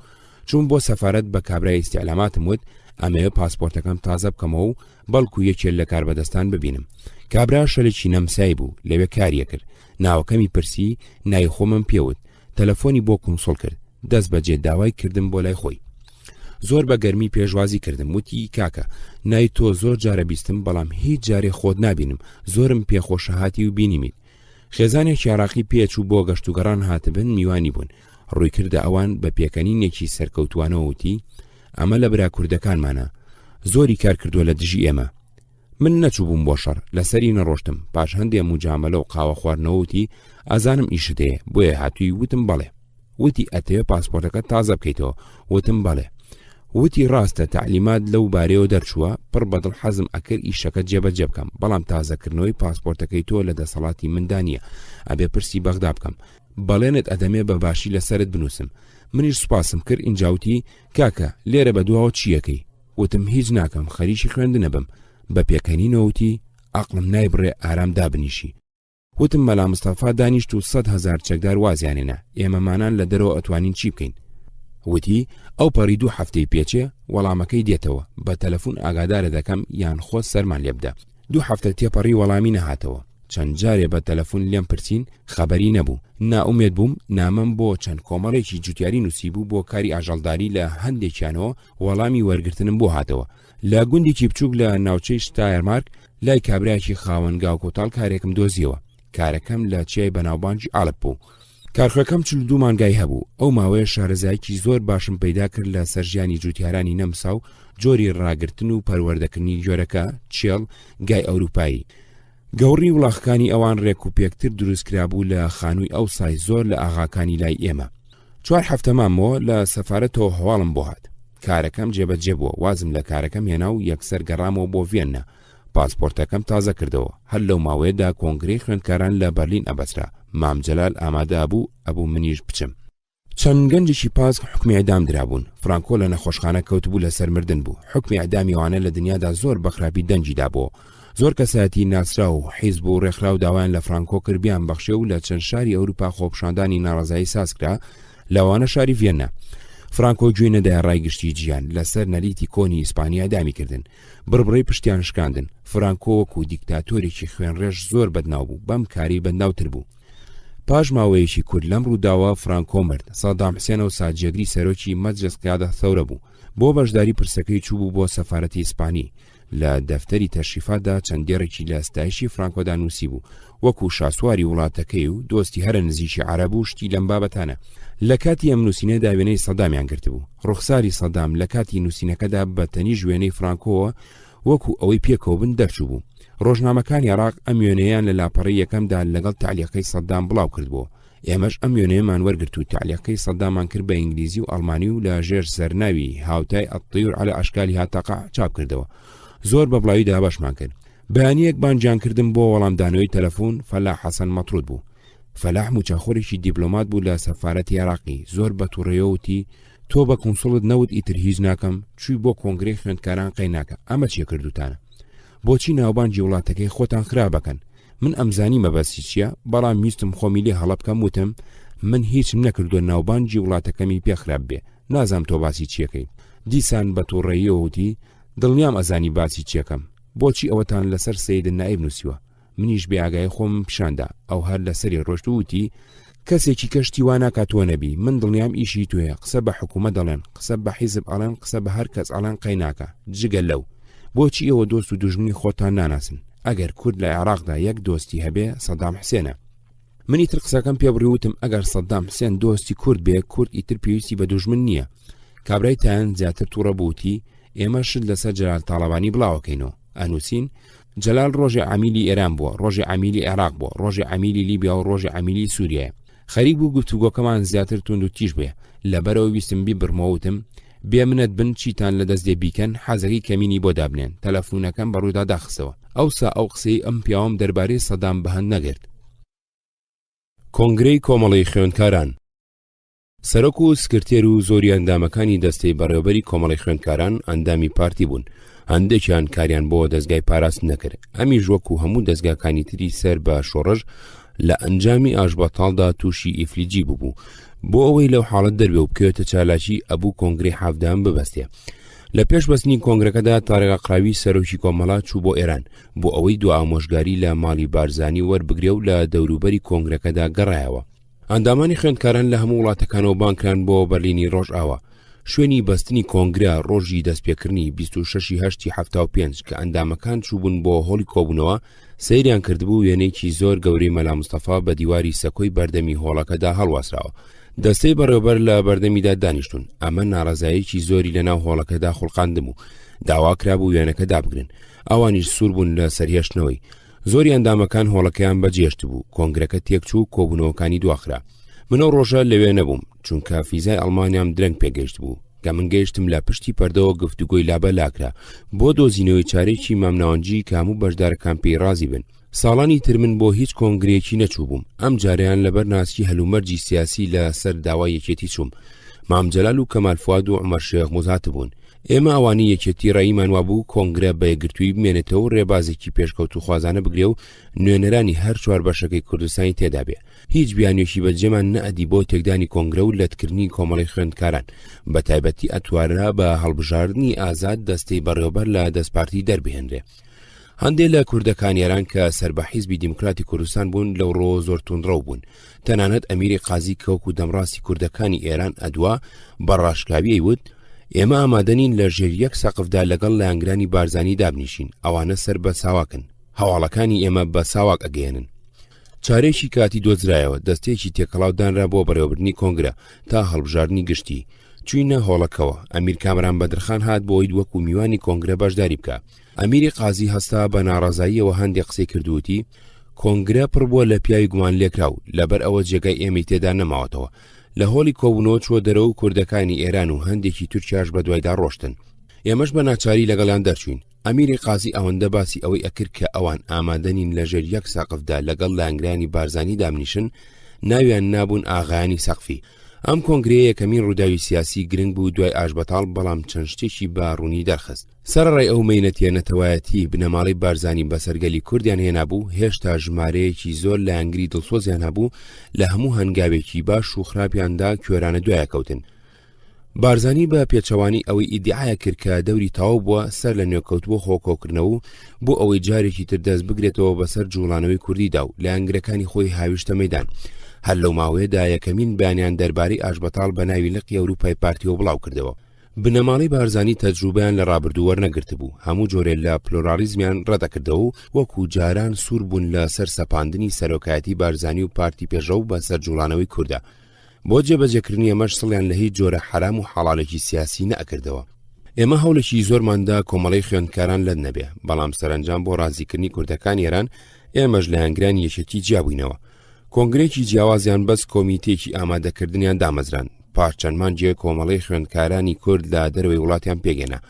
هەردوو کۆمەڵە دەورێکی ئەوتویان نەما لە ئەوروپا. لایەنگرانی دیموکرات وەکو گەرم بوون بۆ لەتکردنی کۆمەڵە ئەوەندە گەرم نەبوون بۆ بەگەڕخستنی کۆمەڵی نوێ بۆ بەشداری لە چالەکەکانیدا. فاروقی مەلا مستەفا ئامۆزای فوادی مەلا مەحموود و ناسیاوی لە مێژینەی منیش بوو. بەهۆی بیر و باوەڕی سیاسیەوە لەگەڵ یەک کۆک و تەبا نەبووین. ئەو لە سەردەمی خوێندنی سانەوی و لەگەڵ حیزبی شوعی بوو. منیش لەگەڵ پارتی بووم. لەگەڵ ئەوەشدا دۆستایەتیمان هەرە بوو.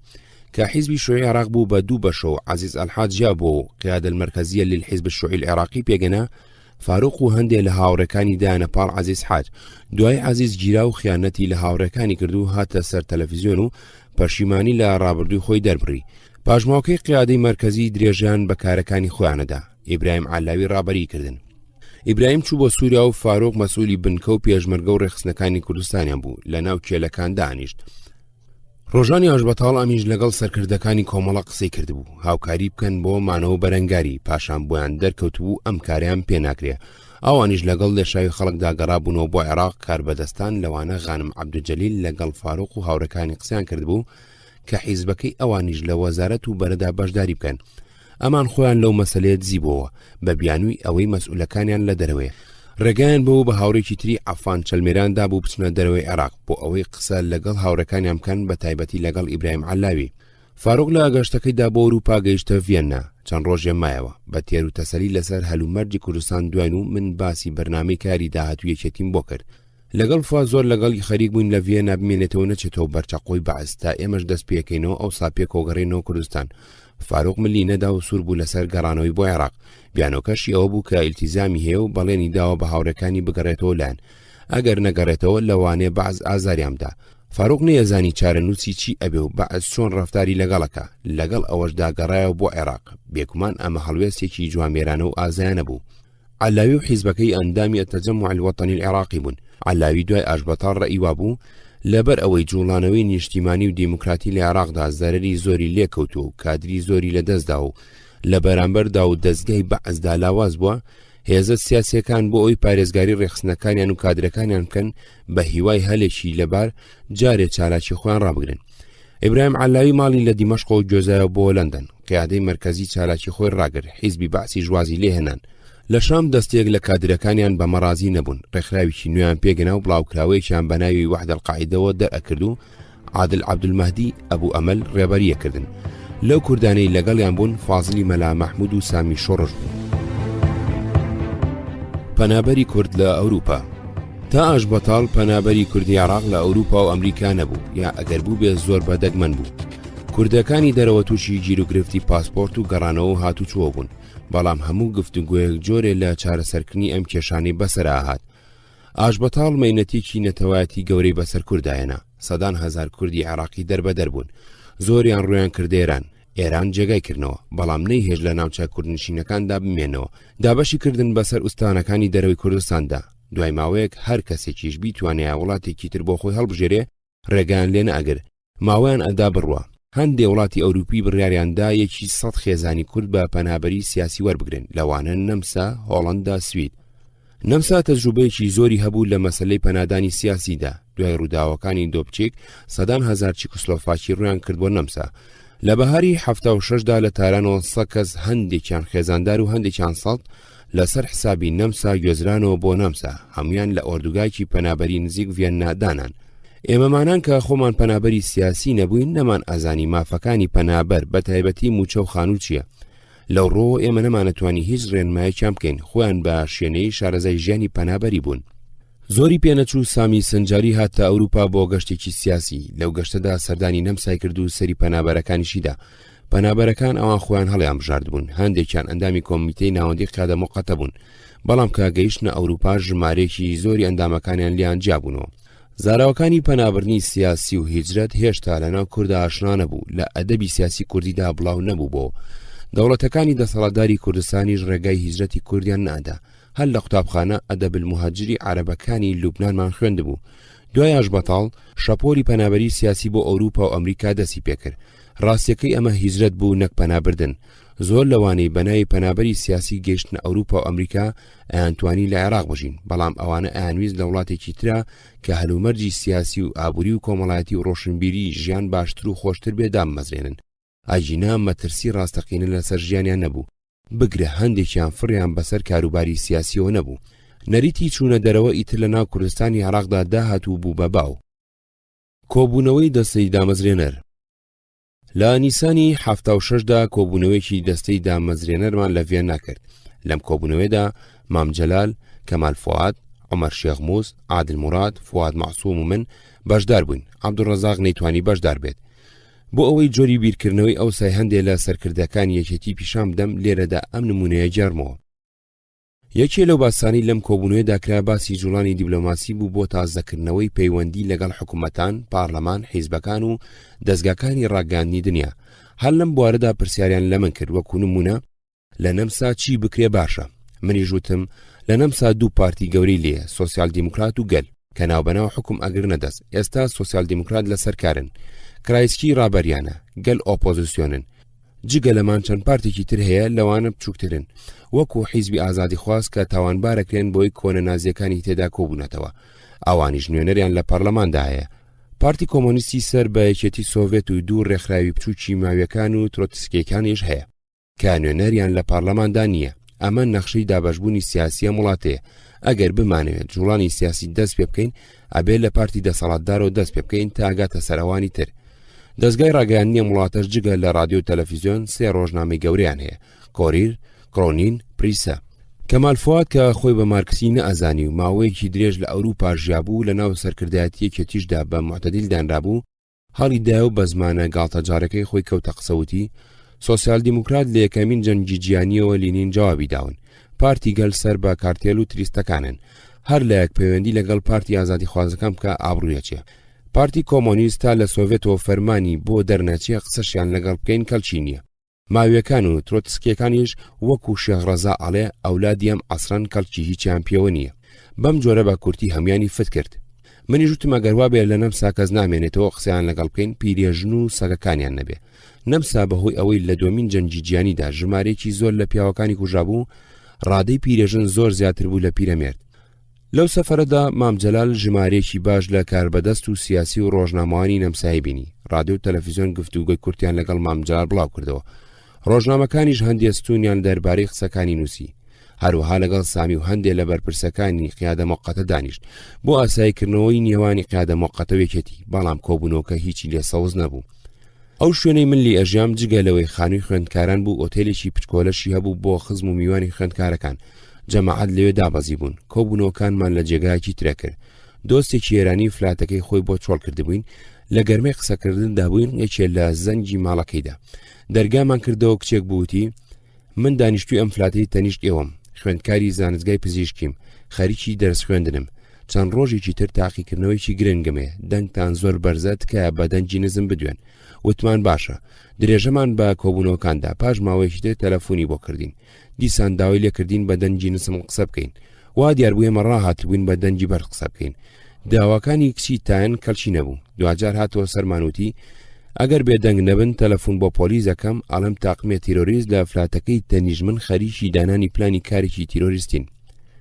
ئێوارەیەکیان لەگەڵ دکتۆر فواد شوین بۆ گەڕان. لەو کاتەدا تازە فیلمی بەناوبانجی ئەمانوێل لە سینەماکان پیشانەدرا. پێکەوچون بۆ سەیری ئەم فیلمە. لە ساڵۆنی بلیکبڕیندا بەڕێکە و تووشی کۆنسولی عێراق بووین. ئاویش ئەچوو بۆ سەیری هەمان فیلم. چاکوچۆنی لەگەڵ من کرد. ئەیزانی جەماعەت لە ڤێنان پرسی ئەوە مامجەلالە لەگەڵت؟ وتم نەخێر. وتی کەواتە دکتۆر فوادە. وا دیار بوو بە قەڵەویدا ناسیەوە. دکتۆر کەمال خۆشناو لە بەلگرادی پایتەختی یوگسلافیاوە تەلەفۆنی بۆ کردم کە هاتۆتە دەرەوە و ئەوێ من ببینێ. حەزم کرد بێتە ڤێننا، نەیەتوانی. لەبەرەوە من چوون بۆ لای. کە زانستگای سلێمانی کراوە دکتۆر کەمال خۆشناو لەوێ دامەزرا. پێشتر ناسیاویمان هەبوو، بەڵام کە هاتە سلێمانی دۆستایەتەکەمان بەهێزتر بوو. لێکگرتنەوەی هەردوو باڵەکەی پارتیدا بوو بە ئەندامی لقی سلێمانی و لەگەڵ هەڵگیرسانەوەی شەڕدا چۆڕیزی پێشمەرگەوە. عێراق بۆ هاندانی زانەکان یاوەکو خۆی پێی ئەوتن ئەسحاب الکەفەئاتی عێراق هەندێک ئیمتیازی تەرخان کردبوو. یەکێ لەو ئیمتیازانە ئەوە بوو ڕێگای ئەدان لە ئەوروپا ئۆتۆمبیل و کەلوپەلی ناوماڵ بکڕن و بێگ و مرگ بیبەنەوە بۆ عێراق. دکتۆر کەمال خۆشناو کە زەمانێک عەمیدی کاروباری خوێندکاران بوو لە زانستگای سلێمانی، ئەیتوانی کەڵک لەم ئیمتیازە وەربگرێ. بۆ بیانوە هاتبووە دەرەوە. لە کوردستان قسەی لەگەڵ کاکشاب کردو. کاکشاب پێیوت بوو لە دەرەوە قسە لەگەڵ ئێمە بکات و هەڕێو شوێنێکمان پیشاندا بە قسەمان بکە. لە ڕۆژانی ئاژبەتاڵدا کە هێرشی جێیش بۆ سەرناوچەی سەی سادق دەستی پێکرد، کاکەمال ئەندامی لقی سلێمانی پارتی بوو. پێش دەست پێکردنی هێرشەکە لەگەڵ فەتەعاغا و کۆمەڵێکی تر لە مەسئولەکانی شۆڕش چوو بوون بۆ ئەو ناوچەیە. هێرشەکە گەیشتە سەریان. حەمەی سێ عەلی حافظ یەکێک لە فەرماندەکانی هێزەکە بۆ ئەوەی بە زیندوێتی نەکەوێتە بەردەستی دوژمن خۆی کوشت و ئەوانی تر بە ناڕەحەتیەکی زۆر لە گەماروی جێش دەرباز بوون. کەمال لەم شەڕەدا قاچی بریندار بوو کە هاتە بەلگراد هێشتا بەتەواوی چاک نەبوو بۆ و ئەشەلی.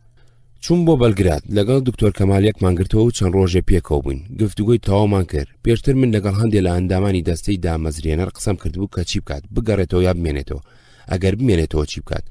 ڕەئیان وا بوو نەگەڕێتەوە بۆ عێراق، هەوڵ بدا جارێ لە دەرەوە بمێنێتەوە. ئەگەر بتوانێت بۆ دابینکردنی ژیانی کارێک بدۆزێتەوە تا بزانین ڕووداوەکان بەرەو چۆڕن. دکتۆر کەمال نەگەڕایەوە بۆ عێراق. خوێندنی کشتتوکاڵی لە زانستگای بەغداد و خوێندنی دکتۆرای لە یوگسلافیا تاو کردبوو. کاری لەلای کۆمپانیایکی یوگسلافی دۆزیەوە. کارەکەی لە لیبیا بوو. دکتۆر کەمال چووە سەر کارەکەی لە لیبیا تا کاتێ داواکرا بۆ سووریا و دوای بۆ کوردستان. هەڵ لەم سەفەرەدا بە هەلم زانی بۆ پێگەنانی ڕێکخراوەکانی یەکێتی لەناو خوێندکارە کوردەکاندا سەردانی زۆری کۆمارەکانی یوگسلافیام کرد. لە زەگری بۆ دەستم پێکرد تا سکۆپیای پایتەختی مەکدۆنیا. پێش ئەوەی ڤێن نابەجێ بهێڵم بۆ خواحافیزی سەردانی هەندێ مامۆستا و ناسیاوم کرد. لەناو ئەوانەدا هێلمۆت گرامەر پێم وت هاتووم بۆ خواحافیزی ئەگەڕێمەوە بۆ کوردستان. وتی بۆچی ئەگەڕێیتەوە؟ وتم ئەچین شۆڕژ هەڵەگەشتێنینەوە. سەیری بە قسەکەما دەستی بر بۆ لایلاجانجی و پەنجەکانی بادا. ئەمە نیشانی تێکچوون و شێتی بوو. وتم نا من تێک نەچووم، بەڵام ئێمە سەر بە دوو جیهانی جیاوازین لە یەکتری تێناگەین. لای ئێوە ئازادی ئەوەندە زۆرە گەیشتۆتە ڕادەی داوەشین دیکلیناسیۆن ئینحیتات، کەچی لای ئێمە هیچ جۆرە ئازادیەک نییە. لای ئێوە پارە ئەوەندە زۆرە گەیشتۆتە ڕادەی ئاوسان، ئینفلایسیۆن، تەضەخم، کەچی لای ئێمە پارە نییە. لای ئێوە پیشەسازی ئەوەندە زۆرە گەیشتۆتە ڕادەی پیسبوونی ژینگە، پۆلیوشن، تەلەوث سلبیە، کەچی لای ئێمە هێشتا پیشەسازی نییە. لەبەر ئەوە زەحمەتە لە من تێبگەیت. ئیتر خواحافیزیم لێ کرد. تا ئێستاش دڵنیانیم لەوەی بۆچوونەکەی ئەو ڕاز بوو کە منی بە گەوج ئەزانی یان کارەکەی من کە چووم بۆ بەشداری لە دەستپێکردنەوەی شۆڕشدا. شام، مەکۆی خۆسازدان، کۆبوونەوەی دەستەی دامەزرێنەر لە شام. ڕۆژی 11/12/75 بۆ یەکەمین جار لە ڤێنەوە بە فڕۆکە چوون بۆ دیمەشق. دەستەی دامەزرێنەر جگە لە عومەر شێخموس کە کوردی سووریا بوو نەیەتوانی ئامادە بێ ئەندامەکانی تر مام جەلال، دکتۆر فواد معسووم، دکتۆر کەمال فواد، عادل مراد، عەبدوڕەزاق میرزا و من هەموو لە دیمەشق خڕبووینەوە. مۆنزیر نەقەشبەندی هاوڕێ عادل مراد بوو، ئەویش لە تارانەوە هاتبوو. علی سنجاریش لە شام نیشتەجێ بوو. هەردووکیان بە تەما بوون ببنە ئەندامی دەستەی دامەزرێنەر. جگە لەمان لەو ماوەیەدا چەندین کوردی عێراقی گەیشتبوونە سووریا. سەلامی مەلا ئەحمەد، عارف شێخ کەریم، ئەنوەر شاکەلی، ئیبراهیم عەزۆ، ئیبراهیم عەبد عەلی ئەندامی کۆمەڵە بوون. دوای دەستپێکردنی هێرشی گرتنی ئەندامانی کۆمەڵە لە عێراقەوە هاتبوون. حەسەن خۆشناو، سەید کەریم کەریم، جەمال ئەحمەد بەنا، عەبدوڵڵا خۆشناو، وەلید نەقشبەندی، فواد عومەر، قارەنی جەمیل، عومەر عوسمان، زەعیم عەلی، سەردار ئەبوو بەکر، عەلی مستەفا، ڕاید عەزیز، ئەنوەری ئەمین میسری ئەفسەر بوون و حسێن بابە شێخبۆزی، مستەفا خۆخی، حەسەن نەرمۆ، عەباس شەبەک، سامان گەرمیانی، عادل شکور، داود محەممەد عەلی لە ئێرانەوە هاتبوون. ئەمانە و زۆری تریش بە ڕێگای جیاجیا گەیشتبوونە سووریا. هەندێک بە پاسپۆرتی عێراقی و هەندێک بە پەروانەی عوبوری ئێرانی و هەندێک بە پێ، بەڵام هەموو لە دەوری یەکێتی کۆبووبوونەوە. هەندێکیان لە قامیشلی بوون و هەندێکیان لە دیمەشق. هەمویان هاتبوون بە قسەی خۆیان بە نیازی بەشداریکردن لە دەستپێکردنەوەی شۆڕشدا. کۆبوونەوەکان تەواو بوون. ئەو مەسەلانی پێویست بوون باسکران و ڕێوشوێنی کاری داهات و دانرا. هێشتا کاتی گەڕانەوەی نیشتیمان نەهات بوو. منیش هێشتا هەندێک وردەکاریم لە ڤێنە مابوو. دوای ئەوەی لەگەڵ هەموو ئەوانی لە سووریا کۆبووبووینەوە ئاشناتی و ناسیاویم پەیدا کرد. پاش چەند هەفتەیە گەڕامەوە ڤێنە بە هیوای ئەوەی لە ماوەیەکی کووردا دیسان بێمەوە بۆ شام. کۆمیتەی هەرێمەکان. دوای ئەو شاڵاوی دەستگامنەکانی بەعز بۆ سەر ڕێخستنەکانی کۆمەڵی کرد، ریزەکانی پشێوێکی زۆریان تێکەوت بوو. سەرکردایەتی و کۆمیتەی ڕێخستنی شارەکانی نەمابوو، بەڵام هەندێک لە کادر و ئەندامەکانی بەردەست نەکەوت بوون. خۆیان شارد بوو و هەندێکیشی هەر ئاشکرا نەبوو بوون. هەندێک لەو ئەندام و کادرانی لەم شاڵاوە دەرباز بوون هەوڵیاندا ڕێخستنەکە بگرنەوە، بەڵام هەندێک لەوانش گیران و کارەکەیان سەری نەگر. شاسوار جەلال کە دوایی بە کاک ئارام ناوی دەرکرد لەوانە بوو بەدەست نەکەوت و خۆی شارد بووە. شاسوار لە سەرەتاوەیەکێ بوو لە ئەندامە چالاکانی کۆمەڵە و شارەزای ڕێخستن و زۆری ئەندامەکانی بوو. هەرزوو هەوڵێکی زۆریدا بۆ گرتنەوەی پاژماوەی ڕێخستنەکە و ڕێخستنەوەی. ئەوسا ڕێخستنی کۆمەڵە هەر پارێزگایکی بە هەرێمێک دانابوو. لە هەر پارێزگایەکێکی دیاری کردبوو لەوانە سالار نەجمەدین عەزیز لە سلێمانی، عادل ئازاد هەورامی لە کەرکووک، مەلا بەختیار حکمەت محەممەد کەریم لە خانەقین، عەبدوڕەزاق لە هەولێر. پێکەوە کۆمیتەیەکیان پێگەێنابوو بۆ سەرکردایەتی کۆمەڵە و ناویان نابوو کۆمیتەی هەرێمەکان. عەبدوڕەزاق پاژماوەیەک لەگەڵان تێکچوو بوو، هاوکاری لەگەڵ نەکردبوون، بەڵام سەرپەرشتی ئەو ڕێکخراوانەی کردبوو کە ناسی بوونی. ئەم کۆمیتەیە چەند کارێکی گرنگیان ئەنجامدا. یەکەم، ئەندامەکانی کۆمەڵیان ڕێخستەوە، لەگەڵ زۆری ئەوانەی خۆیان شارد بوو و ئەوانەی ئاشکرا نەبوون پەیوەندیان دروست کرد و هەموو ئەو شانە و خەتانیان پێکەوە گرێدایەوە کەما بوون و کۆمیتەیان لە شارەکاندا دامەزراندەوە و کەوتنە ڕاکێشانی تێکۆشەرانی تازە.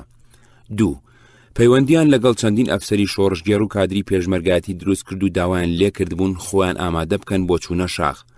سێ، پەیوەندیان لەگەڵ دەستەی دامەزرێنەری یەکێتی لە دەرەوە بە تایبەتی لەگەڵ مام جەلال دروست کرد.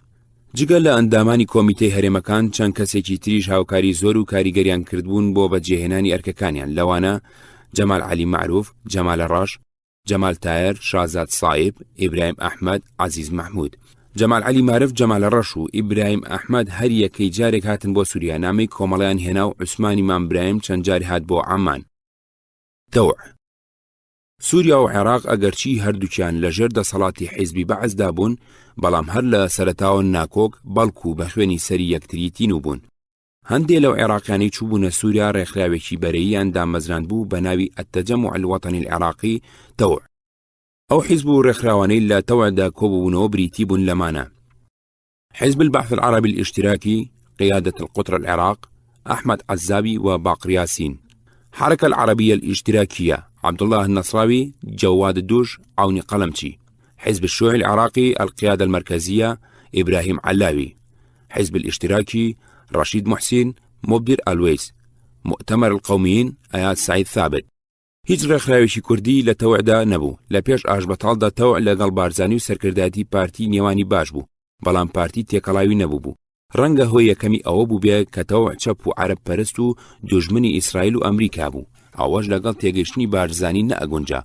هۆی دووەمیشی ڕەنگە ئەوە بوو بێ بارزانی و پارتی خۆیان لە تەوع زۆر بەزلتر ئەزانی. ئەوان حکومڕانی ناوچەیەکی فراوان و خاوەنی لەشکرێکی گەورە بوون، لە کاتێکدا تەوع پەنابەر بوون لە وڵاتێکی تر. یەکێتی دوایەوەی سووریا کرد بە مەڵبەندی سەرکردایەتی خۆی ئەبوو هەڵوێستی خۆی لە تەوع ڕوون کاتەوە. سووریا بۆ یەکێتی پێویست بوو، مانەوەی یەکێتی لە سووریا و ڕاپەڕاندنی کارەکانی وەکو مام جەلال ئەیوت بند بوو لەسەر ئەوەی یەکێتی ببێتە ئەندامی تەوع، بەڵام ئەندامێتی یەکێتی لە تەوعدا یەکێتی ئەخستە ژێرباری چەند ئیلتیزامێکی سیاسی گرانەوە. لەوانە: یەک، ئەبوو شۆڕشی کورد بەشێ بێت لە شۆڕشی عێراق و دروشمەکانی شۆڕشێکی عێراقی بەرز بکاتەوە و یەکێتی لەژێر ئاڵای تەوعدا شۆڕش بکە. دوو، ئەبوو یەکێتی ڕوخاندنی ڕژێم بکاتە ئامانج و دروشمی سەرەکی خۆی. سێ، ئەبوو یەکێتی تا ڕوخاندنی ڕژێمی عێراقی درێژە بە خەبات بدە و هیچ جۆرە سازین و چارێکی مامناوەنجی قبوڵ نەکا.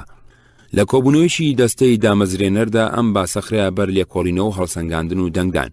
عادل موراد و من دەنگمان نەدا بۆ ئەندامەتی تەوع.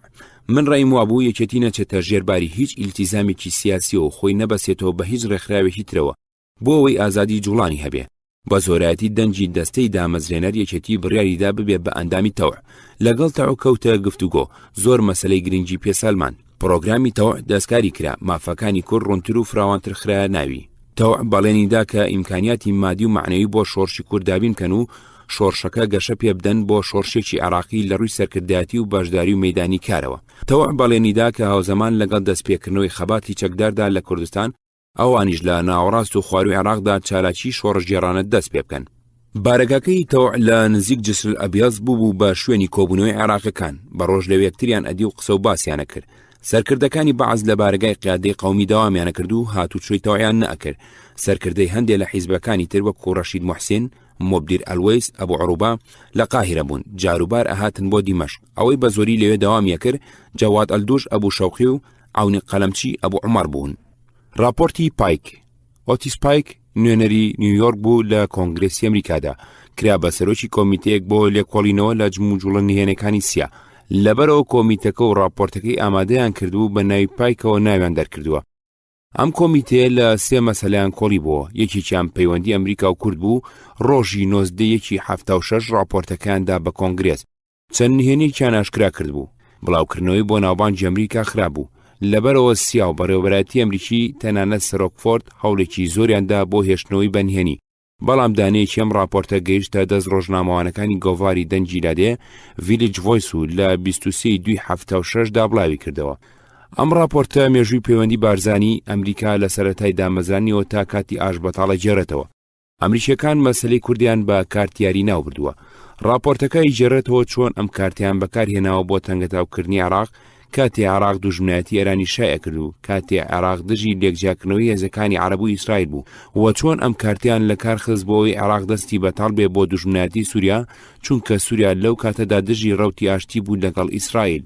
ئەم راپۆرتە لە دنیادا دەنجی دایەوە. یەکێتی کاتی خۆی دانێکی دەستکەوتووەری جێڕایە سەر عەرەبی و لە شەرارەدا وتارێکی لەسەر نووسی، بەڵام هەیکەل لە وتارەکانیدا چەند جارێ باسی کرد وەکو نمونەیەک لە سەرجۆری کاری کسینگەر لە بەڕێوەبردنی ململانێدا. هەروەها لە لاپەڕە 136 تا 140 کتێبەکەی الحەل والحەربی بۆ ئەم باسە تەرخان کردو و نقطە سەرەکیەکانی بەوردی وەرگرتووە.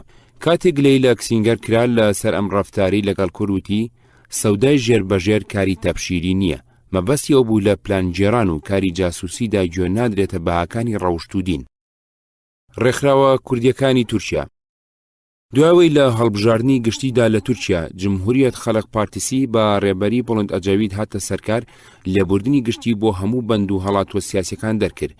گیراوەکانی کورد بەربووبوون و ئەوانەی لە دەرەوە بوون گەڕانەوە تورکیا. جۆرێ لە ئازادی سیاسی لە سەرانسەری تورکیادا بڵاو بووە. جوڵانەوەی نەتەوەی کوربوژایەوە و گەشەکردنێکی گەورەی بەخۆ بینی. نەخشەی سیاسی ناو کوردستانی تورکیا لەو کاتەدا بەم جۆرە بوو. کادرەکانی حیزبەکەی دکتۆر شڤان سەر لە نوێ حیزبەکەیان بەناوی پارتی دیموکراتی کوردستان لە تورکیا ڕێخستەوە بۆ داپۆشینی چالاکی حیزبەکەیان ڕێکخراوێکی قانونیشیان بەناوی دال کاف دال دامەزران. ئەم ڕێکخراوە لە سەرانسەری کوردستاندا پەرەی سەند و لە قیانەی قانونی دامەزران. علی چەتین، ئەحمەد قارلی، نەجمەدین بیوقایە، علی شێر، عەبدولحافز، محتەرەم، سەعید، محەممەد عەلی، زەروک لە سەرکردە چالاکەکانیان بوون. ئەم حیزبە بە قسەی خۆی پارتی پێشڕەوی مارکسی لینینی دائەمەزراند و خۆی ئامادە کرد لە دواڕۆژدا شۆڕش لە کوردستانی تورکیا بەرپا بکە. لە ناو لاوان و ڕۆشنبیرانی چەپی ناو شارەکاندا نفوزی پەیدا کرد بوو. کادرەکانی حیزبەکەی ساید ئاڵچیش سەر لە نوێ حیزبەکەیان بەناوی پارتی دیموکراتی کوردستانی تورکیا ڕێخستەوە و لە ناو ڕۆشنبیرانی کۆنەپارێزی شارەکان و سەرانی عەشایردا نفوزی پەیدا کرد. دەروێشی سەعدۆ و عەلی دینلەر لە سەرکردە چالاکەکانیان بوون. بنکەیشی بڵاوکردنەوە بەناوی کۆماڵ دامەزرا و گۆڤاری ڕزگاری بە تورکی بڵاوێ کردەوە. ئەم گۆڤارەش هەندێک ڕۆشنبیر و لاوی لێکۆ بووە و ڕێکخراوێکیان بەناوی ڕزگاری دامەزران. ممتاز قوتان و خەدیجە یەشار لە چالاکەکانیان بوون. بنکەیکی تری بڵاوکردنەوە گۆڤاری تورکی ئۆزگۆرل گۆڵۆ ڕێگای ئازادی بڵاو کردەوە. ئەمیش هەندێک ڕۆشنبیر و لاوی شارەکانی لێکۆ بووە و ڕێکخراوێکیان پێگەنا. دوای بوو بە ناوکی پارتی سۆسیالیستی کوردستانی تورکیا. ئەم ڕێکخراوە زۆر بە توندی لە ئەنگری یەکێتی سۆڤێت بوو. کەمال بۆرقای ڕێبەریان بوو. چەند کەسێکی تر بنکەیەکی تریان دامەزران بە ناوی کاوە. ئەمیش بوو بە تاقمێکی سیاسی. جگە لەم ڕێکخراوانی هێنیە ناقانونیانە هەموو حیزبە گەورەکانی تورکیا و جمهوریەت خەڵق پارتیسی بەڕێبەری بۆڵند ئەجەوید، عەدالەت پارتیسی بە ڕێبەری سولەیمان دێمێرێل، میلی سەلامەت پارتیسی بە ڕێبەری نەجمەدین ئەربەقان، تەنانەت حیزبە نەتەوەیە فاشیستەکەی میلەتچی حەرەکەت پارتیسی بە ڕێبەری تورکەش لە کوردستاندا جموجۆڵێکی زۆر و ئەندام و لانگری زۆریان هەبوو. کەیچێتی دامەزرا هەوڵێکی زۆری زوو بەزوویدا بۆ دامەزرانی مناغەی دۆستایەتی لەگەڵ هەموو ئەو ڕێکخراوانە. یەکێتی ڕێکخراوێکی تازە و نەناسراو بوو لە کوردستانی تورکیا. مامجەلال ناسراو بوو. ئەویش بەهۆی پرۆپاگەندەی پارتیەوە ناوی زۆر بە خراپی ڕۆیشت بوو. هەر لە سەرەتاوە هەندێک لەم ڕێکخراوانە بەهۆی ناوی مامجەلالەوە لە یەکێتی کەوتنە سڵەمینەوە. کە قیادە موقەتە دامەزرا کوردستانی تورکیای کرد بە مەیدانی سەرەکی چالاکیەکانی خۆی و هەندێک لە بەرپرس و کادرەکانی خۆی نارداوێ. زۆر بە زوویی دۆستایەتی خۆی لەگەڵ دۆستەکانی تازە کردەوە. حیزبەکەی دەروێشی سەعدۆ و عەلی دینلەر وەکو لقی قیادە موقەتە لە تورکیا کەوتەگەڕ. هەموو چالاکیەکانی خۆی تەرخان کرد بۆ دوژمنایەتیەکێتی. بە تایپ و ڕۆنیۆ بڵاوکراوەیەکی تورکیان بە ناوی خەبات دەرەکرد. هەموو بابەتەکانی جنێو بوو بە مامجەلال و هێرش بوو بۆ سەر یەکێتیان بە جاشی 76 ناوابر. سەرانی عەشیرەتەکانی سنووریان لە یەکێتی تیش کردبوو. دکتۆر شڤانە و کاتەی لە ناوچەی زاخۆ ژیابوو هەندێک وتار و بابەتی لەسەر کوردستانی عێراق نووسی بوو. بۆ ڕازیکردنی بارزانی و پارتی زۆر بەتوندی هێرشی کرد بۆ سەر مامجەلال. بە خیانەت تاوانباری کردبوو. لە ماوەیەدا ڕزگاری ئەو وتارانی شڤانی سەلەنوێ بڵاو کردەوە. حیزبێکی ماوی لە تورکیادا مەزرابوو ڕۆژنامەی ئایدنلیکیان دەرەکرد. ئەم ڕۆژنامەیە زۆر جار وتاری خراپی لەسەر یەکێتیە نووسی و یەکێتی بە نۆکەری سۆڤێت دائەنا. لە وتارەکانیدا جۆرێ لە جاسوسی بۆ حکوومەتی تورکیا کرد. ڕێگاکانی هاتوچۆی کادرەکانی یەکێتی و شوێنی مانەوەیان و ناوی دۆستەکانی ئاشکرا کرد. یەکێتی لە ناوڕێکخراوەکانی تورکیادا بەتەنیان لەگەڵ دالکافتا باڵی شڤان توانی دۆستایەتی دامەزرێنێ. ئەمەش چەند هۆیەکی هەبوو. یەکەم، بارزانی دکتۆر شڤان ڕێبەری حیزبەکەیان و دوو لە کادرەکانی سەرکردایەتی بروسک و چەکۆی بە تاوانی کوشتنی ساید ئەڵچی و ڕێبەری باڵەکەی تری دالکافتا کوشتبوو. بنکەکانی کوردستانی عێراقیان داخست بوون. کادر و ئەندامەکانیان تووشی گرتن و ڕاوانان و سەرگەردانی بووبوون. بەم هۆیەوە حەزیان لە چارەی بارزانی نەبوو. دوو، لە شەڕەکانی 74دا بارزانی پشتیوانی سۆڤێتی و حیزبە شیوعەکانی دنیای لەدەستدا بوو. دوای ئاشبەتاڵیش پانای بۆ ئێران بردبوو. دوایش چوو بۆ ئەمریکا. بارزانی بە کۆنەپەرست و دۆستی ئەمریکا ناسراو بوو لە کاتێکدا یەکێتی بە چەپ و دۆستی سۆڤێت. سێ، یەکێتی یارمەتی زۆری ئەم حیزبەی ئەدا ژمارەیەکی زۆر چەکیدایە. چەردەیەک پاری بۆ ژیانی کادرەکانی و چالاکی حیزبەکان تەرخان کردبوو. با ڕێکخراوە فەڵەستینیەکانی ناساند کە ئەو ساڵە لای جوڵانەوەی چەپی تورکیا وەکو قیبلەی موسڵمانەکان سەیرەکران. دال کافدال کە چەتری قانونی ئەم حیزبە بوو زۆر بە خێرایی پەرەیسەند، بەڵام لەناو گوندەکان و سەرانی عەشیرەتەکاندا دەسەڵات و نفوزێکی ئەوتوی نەبوو، بە تایبەتی لەو ناوچانەدا کە یەکێتی پێویستی پێی هەبوو. دالدال کافدال زۆری پێ ناخۆش بوو یەکێتی لەگەڵ هیچ ڕێکخراوێکی تر و هیچ لایەن و کەسایەتێکی تر پەیوەندی دامەزرێنێ، بەڵکو هەندێک جار هەڕەشیانە کرد کە ئەگەر یەکێتی کاری وا بکە ئەوە ئەوان دانوستانی خۆیان لەگەڵ یەکێتی قوت ئەکەن. لەگەڵەوەشدا هەوڵی زۆر درا بۆ ئەوەی لەگەڵ هەمویان پەیوەندی باشدا بمەزرێنێ. تەنانەت دەروێشی سعدۆ داوەت کرابوو بۆ سووریا و زۆری قسە لەگەڵ کرا بێسوود بوو. لەگەڵ کەمال بۆرقای کە ئەو زەمانە لە ئەنقەرە بوو پەیوەندیمان کرد. منیش لە گەڕانەوەمدا چوون بۆ لای و مامجەلالیش لە گەڕانەوەیدا سەردانی کرد. پارتی سۆسیالیست ئەو سالاواز بوو، لە ناو دێهاتدا نفوزی نەبوو. لە ناو یەکێتیدا ئێمە لامان وابوو: یەک، گرنگی کوردستانی تورکیا بۆ کورد وەکو گرنگی میسر وایە بۆ عەرەب. دوو، ئەو هەڵسانەوەی لە کوردستانی تورکیا دەستی پێکردووە ئەبێ پشتیوانی بێ قەید و شەرط بکرێت بێ ئەوەی گوێ بدرێتە ئەوەی ئەوان هەڵوێستیان لە یەکێتی چیە و چۆنە.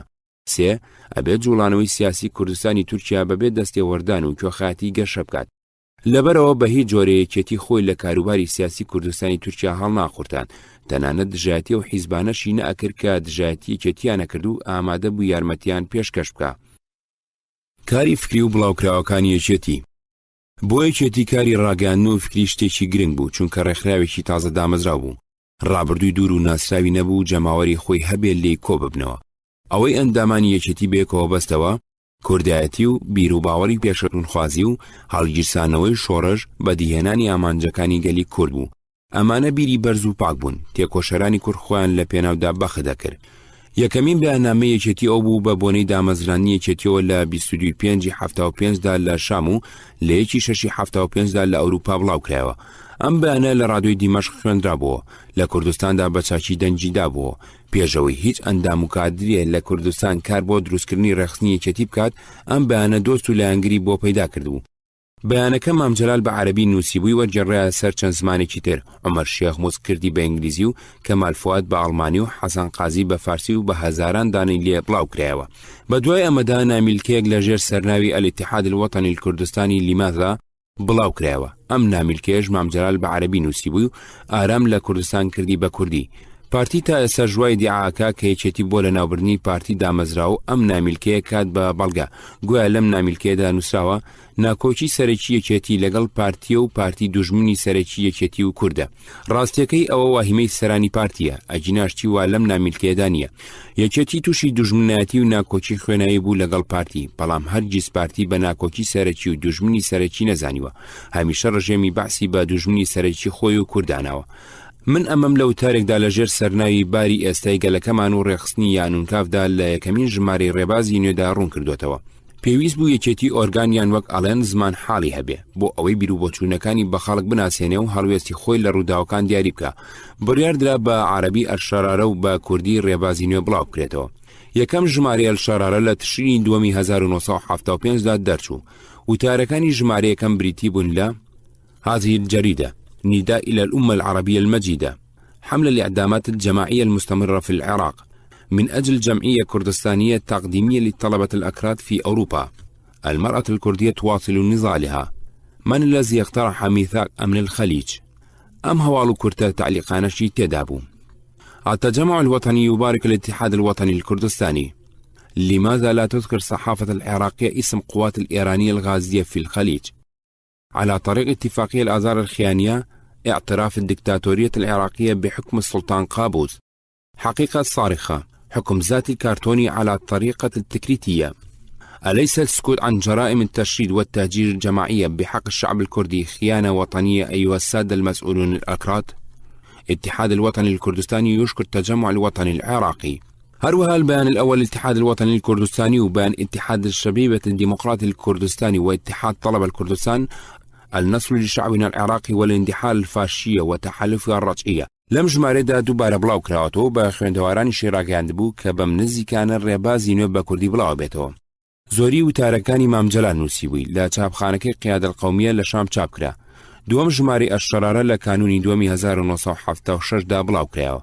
وتارەکانی ژمارەی دووەم بریتی بوو لە عام جديد من النضال والفداء، استقلالية والاعتماد على الجماهير الشعبية سبيلنا لتخليص القضية الكردية من اللعبة الدولية، التهجير الجماعي مظهر واضح عنصرية الفاشية، واقع حقوق الثقافية للشعب الكردي في العراق، أسس الحكم في العراق، لماذا التراجع؟ زۆری وتارەکانی ئەم ژمارەیەش مامجەلال نووسیبووی. ئەمانویست ڕێبازی نوێ دەربکەین ئەمە دوو کۆسپی لە بەردەمدا بوو. یەکەمیان هونەری بوو، لە شام هیچ چاپخانەیەکی لێ نەبوو پیتی کوردی هەبێ تا ڕۆژنامەکەی لێ چاپ بکەین. دووەمیان سیاسی بوو، بۆ چاپی ڕۆژنامەیەکی وا لە چاپخانەیەکی ئەهلیدا ئەبوو موافقەتی چەند داو دەستگایەکی حکوومەتی وەربگیرێ تا ئەو سال لە سووریا نووسینی کوردی چاپ نەکرابوو. بڕیارماندا ڕۆژنامەکە لە لوبنان چاپ بکەین. عارفی شەکەریم سۆدەکانی لەگەڵ خۆی بردو لە بەیروت چاپی کردو هێنایەوە. ژمارە یەکەمی ڕێبازی نوێ لە کانونی دووەمی 1976دا بڵاوکرایە. وتارەکانی بریتی بوون لە سەروتار چیای لالەش بە شۆڤێنەکان ناگوێزرێتەوە، ڕێککەوتنی سەدام موشا لە جەزایر و مەسەلەی هاوچارە نووسینەتەوەی کورد، باریەستەی گەلەکەمان و ڕێخستنی یانون کاف. جگە لە سەروتارەکەی کە مام جەلال نووسیوێتی و تارەکانی تری هەمووی من نووسی بووم. دوای چەند هەفتەیەک ژمارەی دووەمیشمان چاپ کرد. ئەم ژمارەیان لە شام چاپ کرا، ئەویش سەروتارەکەی مام جەلال و ئەویتر من نووسیومە. جگە لە هەردوو ئۆرگان چەند بەیان و نامیلکەیەکیش بڵاو کرایەوە، لەوانە بەیانێک بە عەربی بە بۆنەی چواردەهامینیادی هەڵگیرسانی شۆڕشێلولە و نامیلکەیەک بە ناونیشانی باری ئێستەی خەباتمان. ئەمە راپۆرتێکە مام جەلال لە کۆبوونەوەیکی دەستەی دامەزرێنەردا خوێندیەوە، پاش هەڵسەنگاندن و هەندێ ئاڵوگۆڕیکەم بڵاو کرایەوە. ڕێبازی نوێ لە ئەوروپا باش بڵاو کرایەوە، بەڵام زۆر بە کەمی و زۆر بە زەحمەت دەگەیشتە کوردستان. منیش خەریکی ئامادەکردنی خۆم و پێشمەرگەکان بووم بۆ گەڕانەوە بۆ کوردستان. کاتێکی ئەوتۆم نەما بوو بۆ ڕێبازی نوێ. ڕۆژنامەکە وەستا تا دوای سەرکەوتنی شۆڕشێران لە کوردستان دەستگای ڕاگەاندن سەر لە نوێ دەستی کرد بە بڵاوکردنەوەی. ئەلشەرارە هەر بەردەوام بوو لە دەرچوونی بڵاوکراوەیەکی عەرەبی زۆر پێویست بوو بۆ گەیاندنی بیر و بۆچوونەکان یەکێتی بە دنیای عەرەب. زۆری وتارەکانی ئەلشەرارە مام جەلال ئەینووسی و دکتۆر فواد معسووم سەرپەرشتی چاپەکەی کرد و منیش چەند وتارێکم بۆ نووسی، هەندێکیان بە عەرەبی و هەندێکیان بە کوردی. دکتۆر فواد کردوونی بە عەرەبی. دوای گەڕانەوەی مام جەلال بۆ کوردستان ئەویش وەستا، ئەویش دوای سەرکەوتنی شۆڕشی ئێران لە کوردستان دیسان بڵاو کرایەوە. هەر کەس بڵاوکراوەکانی یەکێتی بخوێنێتەوە ئەبینێت توندڕەوی زاڵە بەسەریدا. ناوی ئەلشەرارە لە ناوی ئۆرگانەکەی لینین و قسە نەستەقەکەی ژێریشی ومن الشەرارە یەندەلع اللەهیب لە ماوسیتۆنگ وەرگیرا بوو. ناوەڕۆکی باسەکانیش پڕن لە بابەتی دوژمنایەتی، ئیمپریالیزم و کۆنەپەرستی و سایۆنیزم. ئەمەش نابێت بە دابڕاوی لە ڕووداوەکانی ئەو زەمانە سیر بکرێ. یەکەم بەهۆی کارەساتەکەی جەزایرەوە ڕەتفعلێکی بەهێز دژی ئەمریکا و ئێران لە لای هەموو کورد دروست بوو. هەموو کەس ئەم دوو هێزیان بە پلانجەر و دوژمنی کوردانە. دووەم، ئێمەش خۆمان پێشینەی فکریمان مارکسی و چەپ بوو، بەسرا بووینەوە بە کۆمەڵەوە. هەندێک لەو بۆچوونانە قەنەعەتی فکری بوون، لەلامان بیری چەپ ئەوەندە برەوی هەبوو تاقمیوەک و قاڤمیمیش بوون بە مارکسی. لمرو لطريق الحركة التحريرية الكردية نوسيبيان. أخيرا وليس آخرا نعتمد في وضع سياستنا الجديدة على الدراسة العلمية في ضوء الماركسية اللينينية لوضع الشعب الكردي المضطهد والأمة الكردية المزداد والشعب العراقي المقيد وطبيعة السلطة الفاشية. دوجار لدانانی سیاستی تازەماندا لەبەر ڕووناکی مارکسیزم و لینینیزمدا پشبەستوین بە لێکۆڵینەوەی زانستی بارودۆخی گەلی کوردی چەوسا و نەتەوەی کوردی دابەشکرا و گەلی عێراقی بەندکرا و سروشتی دەسەڵاتی فاشیزم. ڕێخستنی پێشمەرگە لە جزیرە. بیرمان لەوە کردبەوە بۆ ئەوەی ئازادی زۆرترمان هەبێ و کەمتر پێویستمان بە سووریا بێ بنکەیەک لە لوبنان دابمەزرێنین. لوبنان لاوااسترین وڵاتی عەرەبی بوو، تا ڕادەیەکیش دیموکراسی و ئازادی بیر و کاری سیاسی تێدا بوو.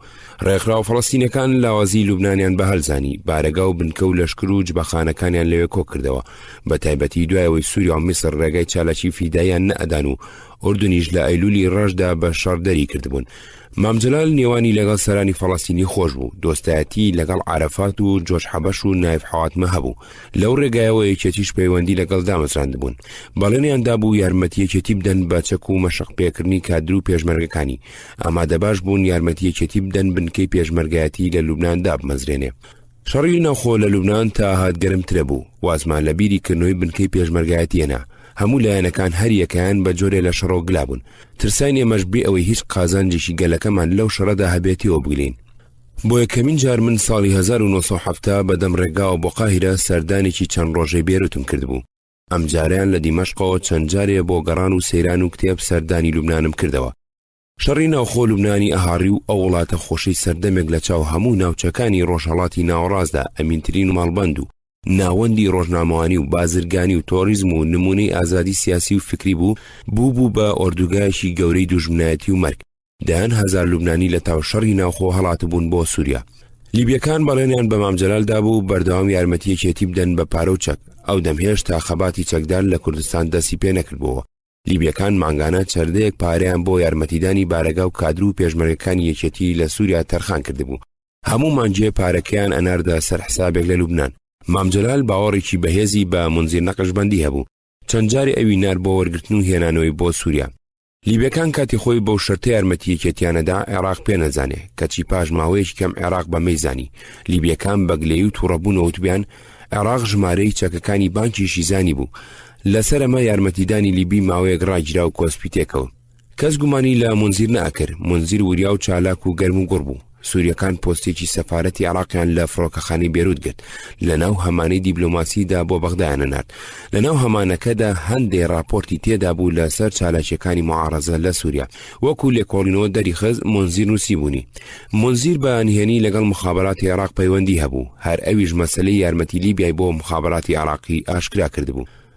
لە کۆنەوە لە شام جالیەکی کوردی لێیە، ئەمانە بە یەک جار و لە یەک سەردەمدا نەچوونەتە شام، بەڵکو پچڕ پسڕوو لە زمانی جاجادا کۆچیان کردو بۆوێ.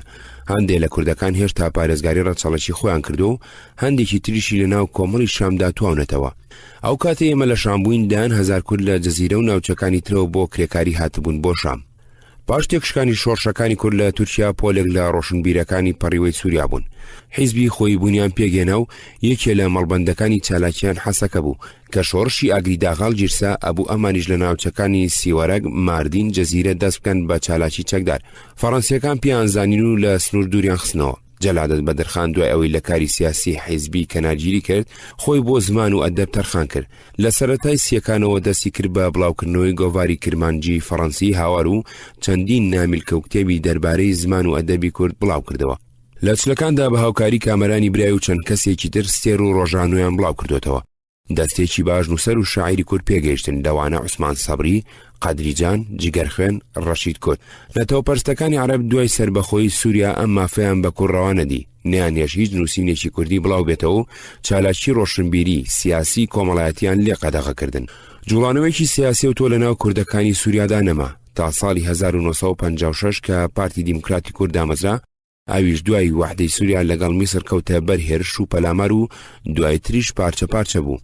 چەند گەورە پیاوێکی کورد لە شام نێژراون، لەوانە سەلاحەدین ئەیوبی، مەولانە خالیدی شارەزووری، بەدرخانبەیجی میری بۆتان. لە یەکەمین سەفەرمدا بۆ شام لەگەڵ دکتۆر کەمال فواد سەردانی گۆڕی سەلاحەدینم لە نزیک جامع ئومەوی و گۆڕی مەولانە خالیدم لە قاسیۆن کرد. گۆڕی بەدرخانبەگمان بۆ نەدۆزرایەوە، لە زۆر کەسیشمان پرسی پیان نەئەزانی. نەجۆ سەردانی زۆر لە کوردە ناودارەکانی شامیە کرد. هەندێ لەمانە لە تورکیا لەدایک بوون و هەر لەوێش خوێندوبیان و گەورە بووبوون، بەڵام بەهۆی تێکشکانی شۆڕشەکانی کوردەوە پەڕیوەی سووریا و جێگیر بووبوون. ئەوانە هەرچەندە پەیوەندیکی ئەوتویان بە کوردستانی تورکیا و ڕێکخراوەکانی و تەنانەت بە بنەماڵە و خێزانەکانیشیانەوە نەمابوو، بەڵام ناستالژیا حەنینێکی قوڵیان بۆ کوردستانی تورکیا هەرما بوو. بە پەرۆشەوە تاقیبی هەواڵەکانیانە کردو بە خۆشیەوە لە بوژانەوەی جوڵانەوەی کوردیان ئەڕوانی و ڕێزێکی تایبەتیان لە نەجۆەنە. جارێکیان نەجۆ لەگەڵ خۆی بردمی بۆ سەردانی مەمدوح سەلیمبەگ لە فلاتەکەی خۆیدا. مەمدوح بەگ لە تێکۆشەرەکانی بیستەکانی ئەم سەدەیە بوو. لە پێش یەکەمین جەنگی جیهانیەوە بەشداری لە چالاکی سیاسی و ڕۆژنامەوانی و کۆمەڵایەتی کووردا کردبوو. دوای جەنگێکە بوو لە چالاکەکانی جوڵانەوەی کورد لەگەڵ چەند هاوڕێیەکی پارتی دیموکراتی کوردیان دامەزراندووە. چەندین یادداشتیان دەربارەی مافینەتەوەی کورداوە بە نوێنەرانی هاوپەیمانەکان و خۆیان گفتوگویان لەگەڵ کردوون. گۆڤاری دوایتر جەریدەی تورکی کوردی ژینی بە هاوکاری لەگەڵ هەمزە مەکسی لە ئەستەمبوڵ بڵاو کردوێتەوە. دوای هاتنی مستەفا کەمال ئەمیژۆک و تێکۆشەرەکانی تری کورد دەربەدەر بووە، سەرنجام لە سووریا گیرسا بوو و لە دامەزراندنی خۆی وندا هاوبەش بوو. ئەو کاتی لەگەڵ نەجۆ چوین بۆ لای مەمدوح بەگ پیر بوو، بەڵام هێشتا قسەکانی ڕێک و پێک بوون. وێنێکی سوڵتان عەبدولحەمیدی لە ژوورەکەدا هەڵواسی بوو، درەنگ ژنی هێنابوو، هاوسەرەکەی کورد نەبوو، مناڵیشی نەبوو. مەمدوح بەگ جگە لەوەی ڕێزێکی زۆری نەجێگر کۆمەڵە چاپکرایی بە نرخی بە دیاری پێشکەش کرد. لەوانە هەندێک لە ژمارەکانی ژین و کوردستان و هاوار و ڕۆژانۆ و چەند بەرگێک لە کتێبە مێژوویەکانی سەردەمی عوسمانی. پێم سیر بوو مەسعود محەممەد بە ناوی کۆڕی زانیاری کوردەوە هەڵکوت هەڵکوتچوو بوو بۆ شام بۆ سەردانی مەمدوح بەگ و چەند کەسێکی تر کەچی هیچی لەمانە تەنانەت فۆتۆکۆپیەکانیشی نەدابیە. یەکێتی نیشتیمانی کوردستان لە کاتی دامەزراندنیدا سووریای کرد بە بنکەی سەرکردایەتی و شوێنی خۆڕێخستن و مەشقپێکردنی هەندێک لە کادر و پێشمەرگەکانی و چاپ و بڵاوکردنەوەی ئۆرگان و بەیاننامەکانی. ڕاستیەکە ئەگەر دامەزرانی یەکێتی و هەڵگیرسانەوەی شۆڕش دوای ئاشبەتاڵ بە سەروەریەکی گەورە لە مێژی کووردا حساب کرێ، ئەبێ لەم سەروەریەدا کورد بە ڕێزلێنانەوە چاکەی سووریا بە تایبەتی هی سەرۆک حافز ئەسەدی لەبەرچاو بێ. لە ڕۆژانی ئاشبەتاڵدا ژمارەیەکی زۆر لە پێشمەرگەکانی خەڵکی شەنگار، تەلعفەر، زەمار، زاخۆ کە سەر بە عەشیرەتەکانی کۆچەر، میران، گەرگەری، سندی، گوری، تەی، باتوە، یەزیدی و لە هێزەکانی تەلعفەر، سنجار و زاخۆ بوون هاتبوونە ناو سووریاوە. زۆریان خزمونە سیاوی خۆیان لە ناو کوردەکانی سووریادا هەبوو. کاربەدەستانی سووریش کار ئاسانیان بۆ کردبوون و ڕێگەیان لێ نەگرتبوون. یەکێتی هەندێک لە کادرەکانی خۆی تەرخان کرد بۆ سازدان و ڕێخستنەوەیان، بە زۆری لە گوندەکانی قامیشلی و دێرچێ و حەسەکانیش تەجێبوون. ئەم ناوچەیە هاوسنوور بوو لەگەڵ عێراق و تورکیا. لەوێ ئەتوانرات زەبکرێ بۆ زاخۆ و شەنگار و گوندەکانی ناوچەکە. هەروەها توانرات زەبکرێ بۆ ناو تورکیا و لەوێ زەبکرێ بۆ ناو کوردستانی عێراق. کاربەدەستانی عێراق بەر لە ڕووداوەکانی ساڵی 74 و لە کاتی شەڕەکانی 74دا و دوای هەرەسی جوڵانەوەکەش ناوچەکەی تاجیر و تعریب کردبوو. گوندەکانی سنووری هەموو ڕاگوێزا بوو. زۆراتی کوردەکانی شەنگار و دەوروبەری ڕاگوێزا بوو بۆ ئۆردوگای زۆرەملێ و شارەکانی تر. ڕەبی زۆری لە سەر سنووردا نابوو. ڕێگا و شوێنە گرنگەکانی بەمین چاند بوو. چای بێخێری زۆر بە توندی گرتی بوو. هێزێکی زۆری جێشی لە ناوچەکەدا بڵاو کردبووە. یەکێتی نیشتیمانی کوردستان لە چوارچەوەی ئەو پلانە گشتێدا کە داینابوو بۆ دروستکردنی مەفرەزەی بچووکی بڵاوی بە چەندایەتی کەم و بە چۆنایەتی باش لە سووریاش خەریکی سازدان و ڕێخستنی هەندێ مەفرەزە بوو. ئەو کۆنە پێشمەرگانەی ئامادەبوون ببنەوە بە پێشمەرگە زۆری ڕێخستنەوە. هەندێ دەوری تەدریبی لە معسکەرەکانی شام بۆ کردنەوە لە چەند مەفرەزەیەکدا ڕێژی خستبوون. لە ئەنگرانی بنەماڵی بارزانی کە دوایتر بە ناوی قیادەی موقەتەوە کەوتنە کارکردن، زۆر بەتوندی کەوتنە دوژمنایەتی یەکێتی نیشتیمانی کوردستان. هەوڵیانەدا خەڵکیان لێ بەدگومان بکەن و پێشمەرگە و لە ئەنگرەکانیان لێ هەڵبژێڕنەوە. لە ناو خەڵکدا پڕۆپاگەندەی خراپیان دژی یانونکاف و سەرکردە و کادرەکانیان بڵاوە کردەوە. تەنانەت هەندێک کەسیان خزا بوونە دەستگا ئەمنیەکانی سووریا و تورکیاوە بۆ پاراستنی خۆیان و ئازاردانی لە ئەنگرانی یانونکاف و بەدگومانیکردنی ئەو دەستگایانە لە چالاکیەکانیان. لەگەڵ هەموو ئەوانەدا ڕۆژ بە ڕۆژ ڕێخستنی یانونکافەری ئەسەند و لە ئەنگری زۆرتر ئەبوون و لە ناو کوردستانیش دائەمەزرا. استراتیژی سەدام حوسێن لە کوردستاندا. بەعەز ڕاگوێزانی کوردی کردبوو بە یەکێ لە پایەسەرچەکانی استراتیژی کوردی خۆی. دوای ئاشبەتاڵ بە پەلەکەوتنە جێبەجێکردنی ئەمەیان لای ڕۆژنامەوانەکانی بێگان لەژنە ئاشاردەوە. تارق عەزیز چەند جارێ باشکرا باسی ئەمەی بۆ ئەکردن و کەڵکەکانی ڕاگوێزانی بۆ ئەژماردن. سەدام حوسێن لە کۆبوونەوەیەکدا لە 21 ئابی 1976دا لە کۆشتی المەجلیس الوطنی لەگەڵ ئەندامانی اللجنة العليا الوطنية والقومية التقدمية والسكرتارية الجبهة وكل لجان الجبهة في المحافظات استراتیژی خۆی بەرامبەر بە کوڕ ڕوون کردەوە و بەڕاشکاوی و بێپێچ و پەنا مەسەلەی ڕاگوێزانی ناوچەکانی سنووری بە قوڵای 20 کیلۆمەتر و بڵاوکردنەوەی جێشی لە کوردستاندا باس کرد. لە وتارەداوتی دەقەکەی بە کوردی لە کۆبوونەوەی ئەنجومەنی یاسادانانی ناوچەی ئۆتۆنۆمی داگوتم کاتێک دوو دۆخی نەکردنی لە ئارادا بێ، دۆخێکی نەکردنی ئیستیحالەی مادی و دۆخێکی نەکردنی مەبدەئی و جانی، دۆخی نەکردنی مادی ڕێ لە جیابوونەوە دەگرێ و دۆخی نەکردنی مەبدەئی و جانی لە ویژدان و عەقڵ و باوەڕی زۆربەی هەرە زۆری ڕۆڵەکانی گەلی کوردمان و هەموو عێراقیەکاندایە. ئەو دەمە شتێک ڕوونادا بە خراپی بەسەر یەکپارچەی خاک و یەکێتی گەلەکەماندا بشکێتەوە، بەڵام ڕێگنەخستنی هاوسەنگی و داشکان بەلای هەر یەکێک لەم دوو هۆیە ئاماژە بۆ کراوەدا لەسەر حسابی هۆیەکەی دیکە زۆر زیانی قورس بە کاروانەکەمان دەگەێنێ. بەم پێیە ئەگەر هەر یەکێک لە ئێمە پێی وابێ هەرخۆی بەتەنیا کاری بۆ خوڵقاندنی دۆخی نەکردنی مادی کردو و پێ بە پێیەکێتی چارەنووس لە ناوگەلی عێراقدا دەخوڵقێنێ، حکومەکەی بێ چەند و چوون دۆڕاو دەبێ، چونکە ئەمە تاکە کۆڵەکە نیە کار و سیاسەتمانی لەسەر هەڵچنرابێ و کاتێکیش بە تێڕوانینێکی نازانستی و نابابەتی و ناسیاسی دەڕوانینە مەسەلەکە و پێمان وایە مەسەلەکە لە چوارچێوەی حکمی ڕووتی مەبدەئی و عەقلیدا چارەسەر دەبێ بەبێ ئەوەی پایە مادی و بابەتەکانی بۆ بخوڵکەنین یا جیابوونەوەکە بکەینە پرۆسێکی نەکردنی بەوە دەرفەتێکی گەورە دەدەینە ئیستیعمار تا یەکێتی گەلەکەمان تێک بدە. دەبێ هێزە بەرهەڵستەکان و لەوانە هێزەکانی ئارەزوومەند و تێکۆشا و بۆ جیابوونەوە لە بەردەم دوو دۆخی نەکردنی دابن. دۆخێکی نەکردنی مادی و ویژدانی بە مانای باوەڕهێنانی گەلەکەمان لە کوردستان بەوەی کە چارەنووسی یەکجاری بەسراوە بە یەکپارچەی عێراق و یەکێتی گەلەکەی و بە عەقڵ قەناعەتی پێ بکە و هەموو ئامانج و هیواکانی خۆی لەم چوارچێوەیەدا پێکەوە ببەسێتەوە. دۆخێکی نەکردنی مادی هاوشانی ئەو ڕێوشوێنەکانی قانونی و سیاسی و ئابووری و بگرە عەسکەریش کە دەوڵەت دەیانگرێتە بەر بەدی دەهێنن. دەبێ بنەماکان حکم لەسەر هاوسەنگی نێوان ئەم و ئەویشدا بدە. هەرێکە لەم دوو دۆخە نەکردنیە بەتەنیا ناتوانێت کاری بەرهەڵستانە لە ناوچەی ئۆتۆنۆمی پوچەڵ بکاتەوە.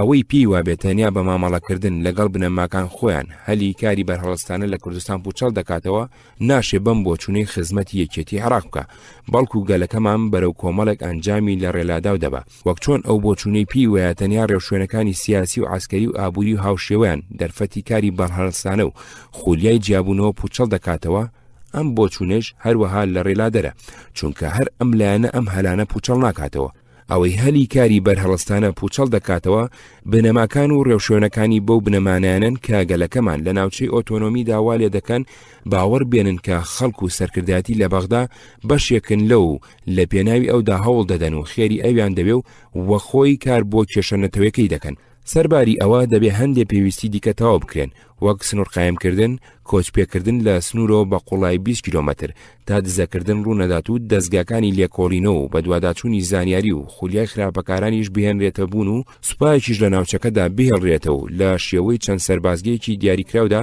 دابەش بکرێ و ڕێگال لە چیاکاندا لێ بدرێ ڕاگوێزان کارێبوو کە مەترسێکی گەورەی بۆ سەر پاشە ڕۆژی کورد دروست دەکرد بەرنامەی یەکێتی دەستپێکردنەوەی خەباتی چەکدار لە کۆبوونەوەیەکی دەستەی دامەزرێنەردا لە شام باسی داڕشتنی پرۆگرام و پەیڕەوی ناوخۆیەکێتی کرا جگە لە عومەر شێخموس هەموو ئەندامەکان بەشدار بوون لە باسەکانیدا بابەتە سەرەکیەکانی دیاریکرا و داڕشتنەوەی بە کوردی بە من سپێرا بێگومان پرۆگرام و پەیڕەوی ناوخۆ گرنگێکی گەوریان هەیە پرۆگرام ڕێبازی سیاسی ڕێکخراوەکە بۆ چارەسەرکردنی کێشەکانی کۆمەڵ و پەیڕەوی ناوخۆ ژیانی ناو ڕێکخراوەکە ڕێگەخات لێرەدا سەر لە نوێیان نووسمەوە بەرنامە یەکێتی نیشتیمانی کوردستان خەبا دەکات بۆ یەکەم عێراقی دیموکرات ڕزگارکردنی عێراق لە کۆت و زنجیر و پەیوەندەکانی کۆڵۆنیالیزمی نوێ و لە ڕژێمی دیکتاتۆری دوژمن بەگەل و هێنانە سەرکاری حکوومەتێکی دیموکراتی ئیتیلافی لە نوێنەرانی پارتە سیاسیە پێشکەوتەکان و چینەکانی گەل و نەتەوە سەرەکی و بچووکەکانی عێراق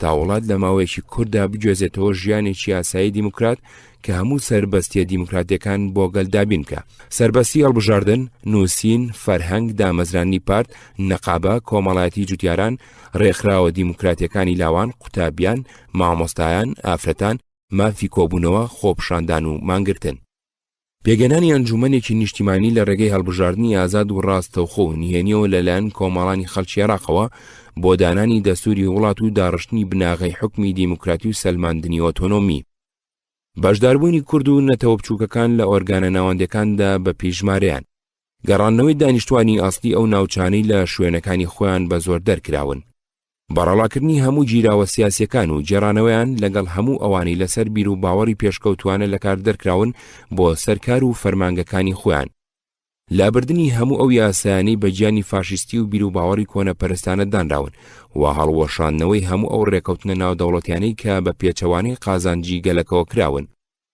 هەڵبژاردننی شارەوانیەکان و دەستگاکانی بەڕێوەبردن ڕاستەوخۆ لەلایەن هاوڵاتیانەوە دووەم کوردستانی ئۆتۆنۆم پێگەێنانی هەرێمی کوردستانی ئۆتۆنۆم لە ناوچەکانی شەنگار زەممار سمێڵ دوهۆک شێخان تەلچیف بەعشیقە لیواکانی هەولێر کەرکووک سلێمانی و قەزاکانی خانەقین و مەندەلی دەستگاکانی ئۆتۆنۆمی جگە لە کاروباری پاراستنی وڵات پەیوەندیەکانی دەرەوە دارایی گشتی کە بە دەستگای ناوەندیەوە ئەبن هەموو دەسەڵاتێکی تریە بێ دەستگای ئۆتۆنۆمی ئازادی دیموکراتەکان بۆ گەلدابی نەکات دانیشتوانی کوردستان لە 18 ساڵیەوە بەرەوژوور بە ڕێگەیەکی ئازاد و نهێنی و ڕاستەوخۆ ئەنجومەنی نیشتیمانی کوردستان هەڵەبژێرن ئەنجومەنی نیشتیمانی کوردستان دەستگاکی بەڕێوەبردن بۆ هەڵسوڕاندنی کاروباری هەرێمی کوردستان ئۆتۆنۆمی کوردستان هەڵەبژێرێ و باوەڕی ئەداتێ یا لێی ئەسێنێتەوە هێزەکانی پۆلیس ئەمن پاسەوانی سنوور و پێشمەرگە ئەبەسرێن بە دەستگای بەڕێوەبردنی ئۆتۆنۆمیەوە بودجێ ئۆتۆنۆمی پێکدێت لە باجەناوەنجەکان و دەرامەتی پرۆژەکانی ئابووری تایبەتی هەرێمەکە و ئەو بەشەی بودجێی گشتی عێراق کە بەپێی ژمارەی دانیشتوانی هەرێمی ئۆتۆنۆمی لە چاوهی هەمووی عێراقدا دیاریەکرێت تامینکردنی ژیانی خێزانی شەهید و پەکەوتوو لە قەوماوانی شۆڕشی کوردستان و پاراستنی مافەکانی ئەوان و هەموو ئەوانەی بەشداری شۆڕش ئەبن و زەرەریان لێکەوێ هەموو کوردێکی نیشتیمان پەروەر بۆی هەیە بێتە هەرێمی ئۆتۆنۆمی کوردستانەوە و کار بکات سێەم مافی ئاسووری تورکمان و کلدان بۆەوەی لە ناو چوارچێوەی کوردستانی ئۆتۆنۆمدا سربەستی بەکارهێنان و گەشەپێدانی مافی نەتەوەی و فەرهەنگی ئاسووری تورکمان و کلدان تەمین کرێ بەپێی ژمارەیان لە چاو دانیشتوانی هەرێمەکەدا نوێنەریان ئەبێ لە ئەنجومانی نیشتیمانی و دەستگای بەڕێوەبردنی کوردستاندا لەو شوێنانەدا کە زۆرایەتی دانیشتوانن مافی دامەزرانی دەستگای تایبەتی خۆبەڕێوەبردنیان هەبێ. هەموو ئەوانەی دەربەدەر کراون مافی گەڕانەوەیان هەبێ بۆ هەرێمی کوردستان. چوارەم گەشەپێدانی لادێ. چاکردنی بنەڕەتی کوشتتوکاڵ بە پشتبەستن بە جەماوەری جوتیاران بە جۆرێکی ئەوتۆ کە ڕەگوڕیشەی پەیوەندێت دەرەبەجی و خێڵەکیەکان دەربێنێ و ئارزوو ئازادی بۆ جوتیاران تەمین بکە و ببێتە هۆی خەمڵین و گەشەکردنی لادێ و ژیانی لادێیەکان و ماکیناویکردنی کشتتوکاڵ و پرۆژەکانی ئەودان. دامەزرانی ئەوەی کشتتوکاڵی ئاژەڵی پیشەسازی بۆ دروستکردنی ماڵبەندی ئاوەدان و عاسری ژیان بە کۆکردنەوەی چەند گوندێکی بچووک ویان دانیشتوانی ناوچەیەک لە دەوری پرۆژێکی سەرەکی. باشکردنی ژیانی شوان و گاوان و خاوەن ئاژەڵەکان و پاراستن و پەروەردەکردن و گەشەپێدانی ئاژەڵ و وڵاخ و دیاریکردنی شوێنی کۆکردنەوە لە وەڕاندنیان و چاکردنی چۆنایەتی و زۆرکردنیان و دامەزرانی پیشەسازی ئاژەڵی و پەرەپێدانی خزمەتی بەیتاڵی. دانانی پلانێکی درێژخایان بۆ بیناکردنەوەی گوند و شارۆچکەکانی کوردستان بە شێوەیەکی وا کە لەگەڵ پێویستیەکانی ژیانی مرۆڤی ئەم سەردەمە و تەئمینکردنی خانوبەرە بۆ هەموو کەس و جوانی سروشت و ئاو هەوای کوردستان بگونجێ. بەستنی گوند و شارەکانی کوردستان بە یەکتریەوە لە ڕێگەی دروستکردنی تۆڕی ڕێگاوبانی ئاسن و ئاسفالت و ڕێگەی هەواییەوە. پێنجەم بە دەستهێنان و چەسپاندن و گەشەپێدانی سەربەخۆیی ئابووری نیشتیمانی. بە تەواوی ڕزگارکردنی سامانی پەترۆلی عێراق لە چین کۆمپانیا ئیمپریالیستەکان بە هەڵێنجان و پاڵاوتن و گواستنەوە و فرۆشتنەوە، دامەزرانی پیشەسازی پترۆکیمیاوی و پەیڕەوکردنی سیاسەتێکی نیشتیمانی دووربین لە هەڵێنجان و فرۆشتنی پەترۆلدا کە بە تەواوی بگونجێت لەگەڵ نەخشەی درێژخایانی گەشەپێدانی ئابووری و کۆمەڵاتی و فەرەنجیدا. نەتەوەیکردنی بازرگانی دەرەوە و چاودێریکردنی بازرگانی ناوەی وڵات و گەشەپێدانی دەستگاکانی بەشی گشتی. گەشەپێدان و فراوانکردنی بەشی گشتی لە پیشەسازی و دروستکردن و بازرگانی و بانخەکانە لەگەڵ هاندانی بەشی تایبەتی لە پیشەسازی و پرۆژە بەرەمیانەکاندا. دانانی پلانێکی درێژخایان بۆ پیشەسازیکردنی کوردستان لە ڕێگەی دامەزرانی پیشەسازی کشتتوکاڵی و ئاژەڵی و پارەپێدانی پیشەسازی پەترۆلی و پیترۆکیمیایی و بەهرەوەرگرتن لەو معدەنانەی هەن بۆ دامەزرانی پیشەسازی قورس و ئەوانەی بۆ گەشەپێدانی وڵات پێویستن. دامەزرانی ئەزگای بەرەمیێنانی وزەی کارەبا لە گوێ ئەستێڵە دەستکرد و تافگە سروشتەکاندا بۆ کارەباویکردنی سەرانسەری وڵات. شەشەم پەیوەندی نیشتیمانی و نەتەوەی و جیانی.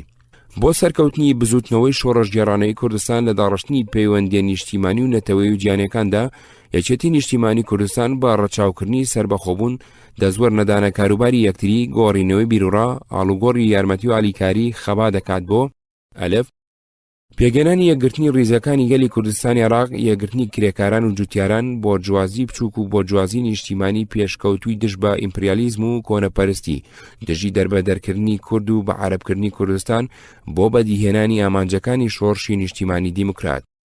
بە پێگەێنانی بەرەی یەکگرتووی هەموو پارت و ڕێکخرا و تاقم و کەسی پێشکەوتوو و دیموکرات و مارکسیەلینینەکانی عێراق لە پێناوی ڕوخاندنی حکمی فاشستی و هێنانە سەرکاری حکوومەتێکی دیموکراتی ئیتیلافی کە دیموکراسی بۆ عێراق و ئۆتۆنۆمی بۆ کوردستان جێبەجێ بکات. جیم پێگەێنانی هاوکاری بتە و لەگەڵ بەشەکانی تری بزوتنەوەی ڕزگاری خوازی نەتەوەی کورد لە سەرانسەری کوردستاندا لە پێناوی بەدەستهێنانی مافی چارەنووسیدا.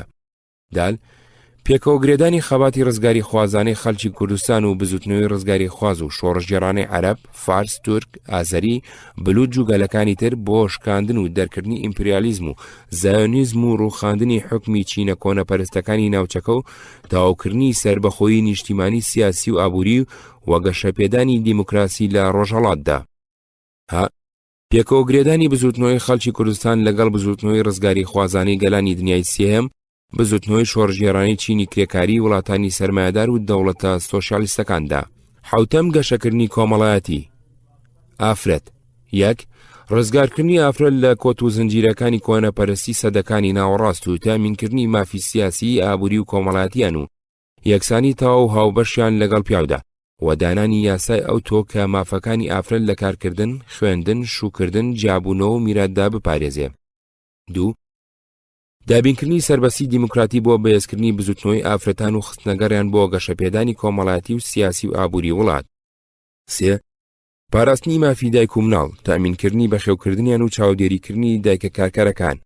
چوار تامینکردنی کاریا موچەی بێکاری بۆ هەموو هاوڵاتیەکی ژن و پیاو و تامینکردنی موچەی خانەنشینی و بە ساڵاچوون و پەککەوتنیان. کرێکار. یەک پاراستنی مافی کرێکارانی شار و لادێ بڕینەوەی موچەیەکی گونجاو لەگەڵ چۆنایەتی کارەکەیان کە لایەنی کەمی ژیانێکی ئاسوودەیان بۆ تامین کات. 2. دیاریکردنی ماوەی کارکردنی ڕۆژانە بە 7 ساعات. 3. تامینکردنی مافی دامەزراندنی نەقابە و جۆشدانی بزوتنەوەی کرێکاران تا دەوری مێژووی خۆی ببینێت لە ژیانی سیاسی کۆمەڵایەتی و ئابووری وڵاتدا. 4. تامینکردنی مافی مانگرتن و خۆپشاندان. 5. چاکردنی شەرتەکانی کارکردن و پاراستنی کرێکاران لە نەخۆشی و مەترسیەکانی کار. تەندروستی. 1. زیادکردنی تیمارخانە و نەخۆشخانە و دابەشکردنی دکتۆر و برینپێچ بەسەر ناوچەکاندا بەپێی پێویستی ناوچەکان و ژمارەی دانیشتوانیان. 2. پاراستنی تەندروستی گەل بە تەمینکردنی تیماری خۆڕایی و لە ناوبردنی نەخۆشیە بڵاوەکان. 3. کردنەوەی خوێندنگا و کۆلێجی پزیشکی بۆ ئامادەکردنی کادری پێویست. 4. بەیاغدان بە هاوینە هەوار و شوێنەکانی حەسانەوە بۆ کۆمەڵانی خەڵک. 5. پاراستنی پاک و خاوێنی مەڵبەندی ژیان. 8. گەشەپێدانی خوێندن و پەروەردە. بە زۆرکردنی خوێندن لە پلەی سەرەتایەتیدا و ئامادەکردنی ئەو مەرجانەی پێویستن بۆ ئەوەی هەموو مناڵێک بتوانێت لە کاتی خۆیدا بچێتە خوێندنگا. بە کوردیکردنی خوێندن لە هەموو پلەکاندا لە هەرێمی کوردستان و پاراستنی مافی نەتەوە بچووکان ئاسووری، تورکمان، کلدان لە خوێندندا بە زمانی خۆیان. کردنەوەی خوێندنگای پێگەیاندنی مامۆستایان لە ناوچە جیاجیەکانی کوردستاندا. فراوانکردن و گەشەپێدانی زانستگای سلێمانی وەکو زانستگایەکی تایبەتی هەرێمی کوردستان و بەستنەوەی بە دەستگاکانی ئۆتۆنۆمیەوە و بەیاغدانێکی تایبەتی بە زمان و ئەدەب و مێژوو فەرهەنگی کورتیدا. خوێندنی زمان، ئەدەب و مێژووی عەرەب لە هەموو پلەکانی خوێندنی هەرێمی کوردستاندا و هەروەها خوێندنی زمان و ئەدەب و مێژووی کورد و عەرەب. پاکردنەوەی بابەتەکانی خوێندن لە بیر و باوەڕی شۆڤێنی و کۆنەپەرستی و ناڕاست و پەروەردەکردنی قوتابی بە گیانی پێشکەوتنخوازی و برایەتی گەلان و دوژمنایەتی ئیمپریالیزم و زایۆنیزم و کۆنەپەرستی. دامەزراندنی ئەکادمی زانستی کوردی لە کوردستان لە کەسانی زانا و شارەزای نیشتیمان پەروەر بۆ سەرپەرشتیکردنی نووسینەوەی مێژووی زمان و ئەدەب و بزوتنەوەی ڕزگاری خوازانەی خەڵکی کوردستان و ساختکردنەوە و چەسپاندنی زاراوە زانستیەکان بە کوردی و دانانی شێوەیەکی یەکگرتوو بۆ نووسینی زمانی کوردی. گەشەپێدانی یەکێتی نووسەرانی کورد و کۆمەڵی ڕۆشنبیرانی کورد و گواستنەوەی بارەگاکانیان بۆ پایتەختی هەرێمی ئۆتۆنۆمی و تامینکردنی سەربەستی بیرکردنەوە و نووسین و هەڵبژاردنیان. دانانی ئێزگای رادیۆ و تەلەڤیزیۆنی کوردستان لەژێر چاودێری دەستگاکانی ئۆتۆنۆمیدا. باغدان بە سامانی نەتەوەی هونەری و ئەدەبی و ژیاننەوە و گەشەپێدانی لا پێشکەوتۆکەی فۆلکلۆر و هونەری گەل. باغدان بە هونەری مۆسیقا و گۆرانی و وەرزش و گەشەپێدانیان بۆ خزمەتی گەل. دامەزرانی دەستگای نوێی ئەوتوی چاپەمەنی لە کوردستاندا کە بتوانێت پێویستیەکانی هەرێمەکە پڕ بکاتەوە لە ڕووی چاپ و بڵاوکردنەوە بە زمانی کوردی و ئاسووری و تورکمانی. بیرە بنەڕەتیەکانی حکوومەتی ئێتیلافی و چەسپاندنی سربەخۆیی ئابووری و ڕێخستنی پەیوەندی نیشتیمانی و نەتەوەی و ژیانەکان هیمام جەلال و بابەتەکانی پلۆرالیزمی سیاسی و فکری و نەتەوەی و گەشەپێدانی لادێ و کۆمەڵایەتی هیمن و گەشەپێدانی خوێندن و پەروەردەهی کەمال فواد و فواد معسووم بوو.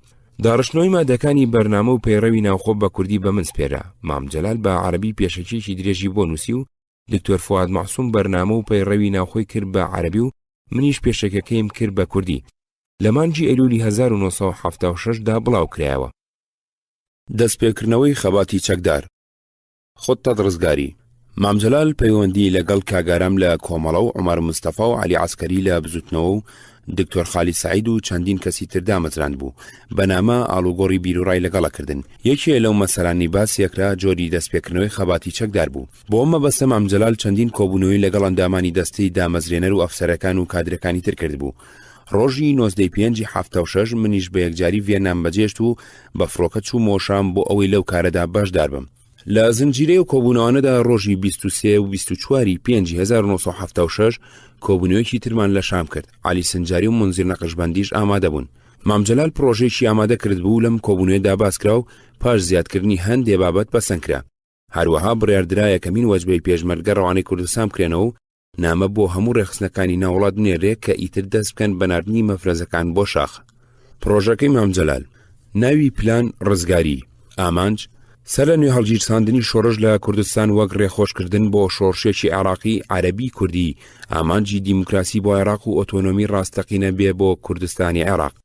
بنەما بنچینەکان: یەکەم، شۆڕش کارێکی جەماوەریە پشت بە جەماوەر دەبەستێ بۆیە ئەرکی سەرەکی ڕاپەڕاندن و ڕێخستن و هۆشیارکردنەوە و ڕێبەراتی جەماوەری گەل و ڕەچاوکردنی بنەمای پشت بە خۆبەستن و پشت بەستنە بەگەل و وزەی خوڵقێنەرانە و ڕەچاوکردنی ڕێو شوێنەکانی جەنجی هاوچەرخی پێشمەرگانەیە وەک ڕێخۆشکردن بۆکردنی بە جەنجی شۆڕژگێڕانەی گەل. 2. یەخستنی خەبات لەگەڵ هەم هێزە شۆڕژگێڕە عەرەبیەکانی نوێنەرانی جەماوەری زەحمەتکێش یەکەم شت باوەڕیان بە مافی چارەی خۆنووسینی گەلی کورد هەیە و هەم هێزەکانی دیکەی نیشتیمانی و پێشکەوتنخواست یەکگرتنی خەبات جێڕانە لە مەیدانی تێکۆشانی عەمەلیدا بناغە و گەوهرە و ئەتەجەموع الوەتەنی العێراقیش چوارچێوە نیشتیمانیە گشتێکەیە.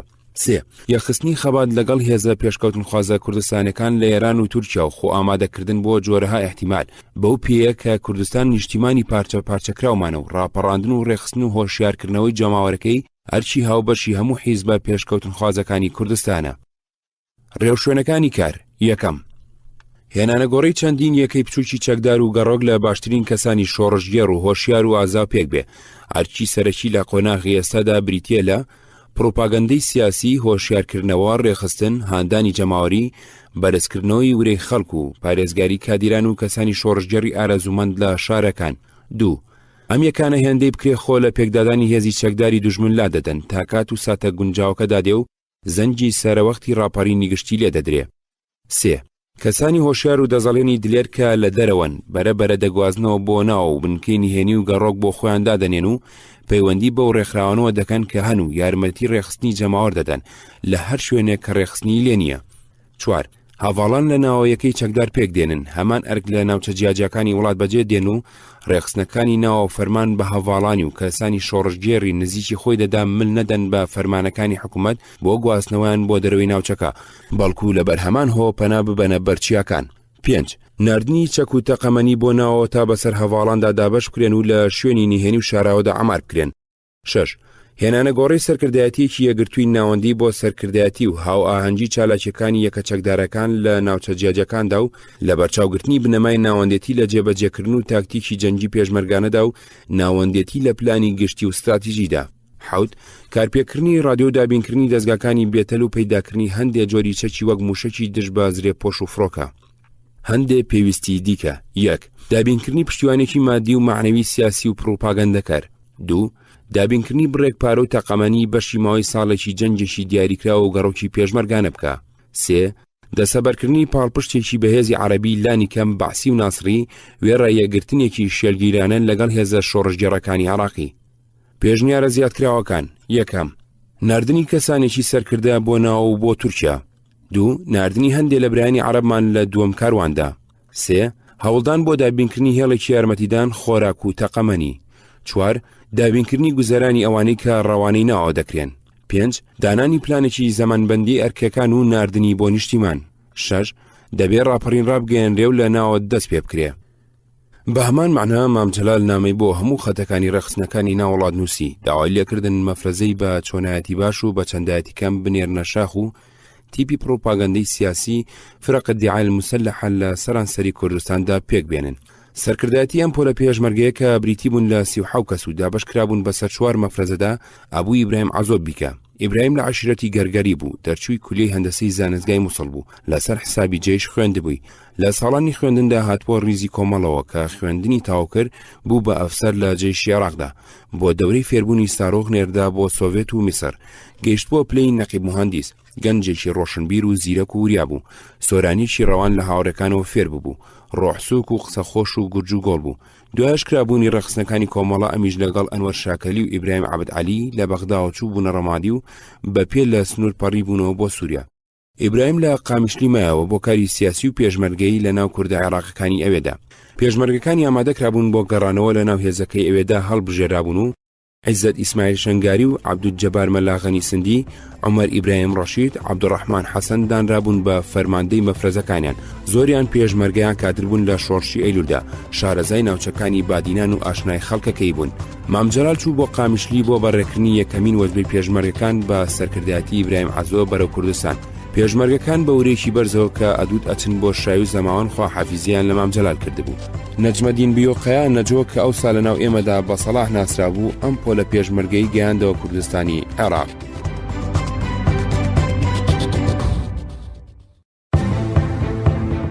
نەجۆ باسی سەرەتای کارەکانی یەکێتی بێباسی نەجۆ ناتەواو دەرەچێ.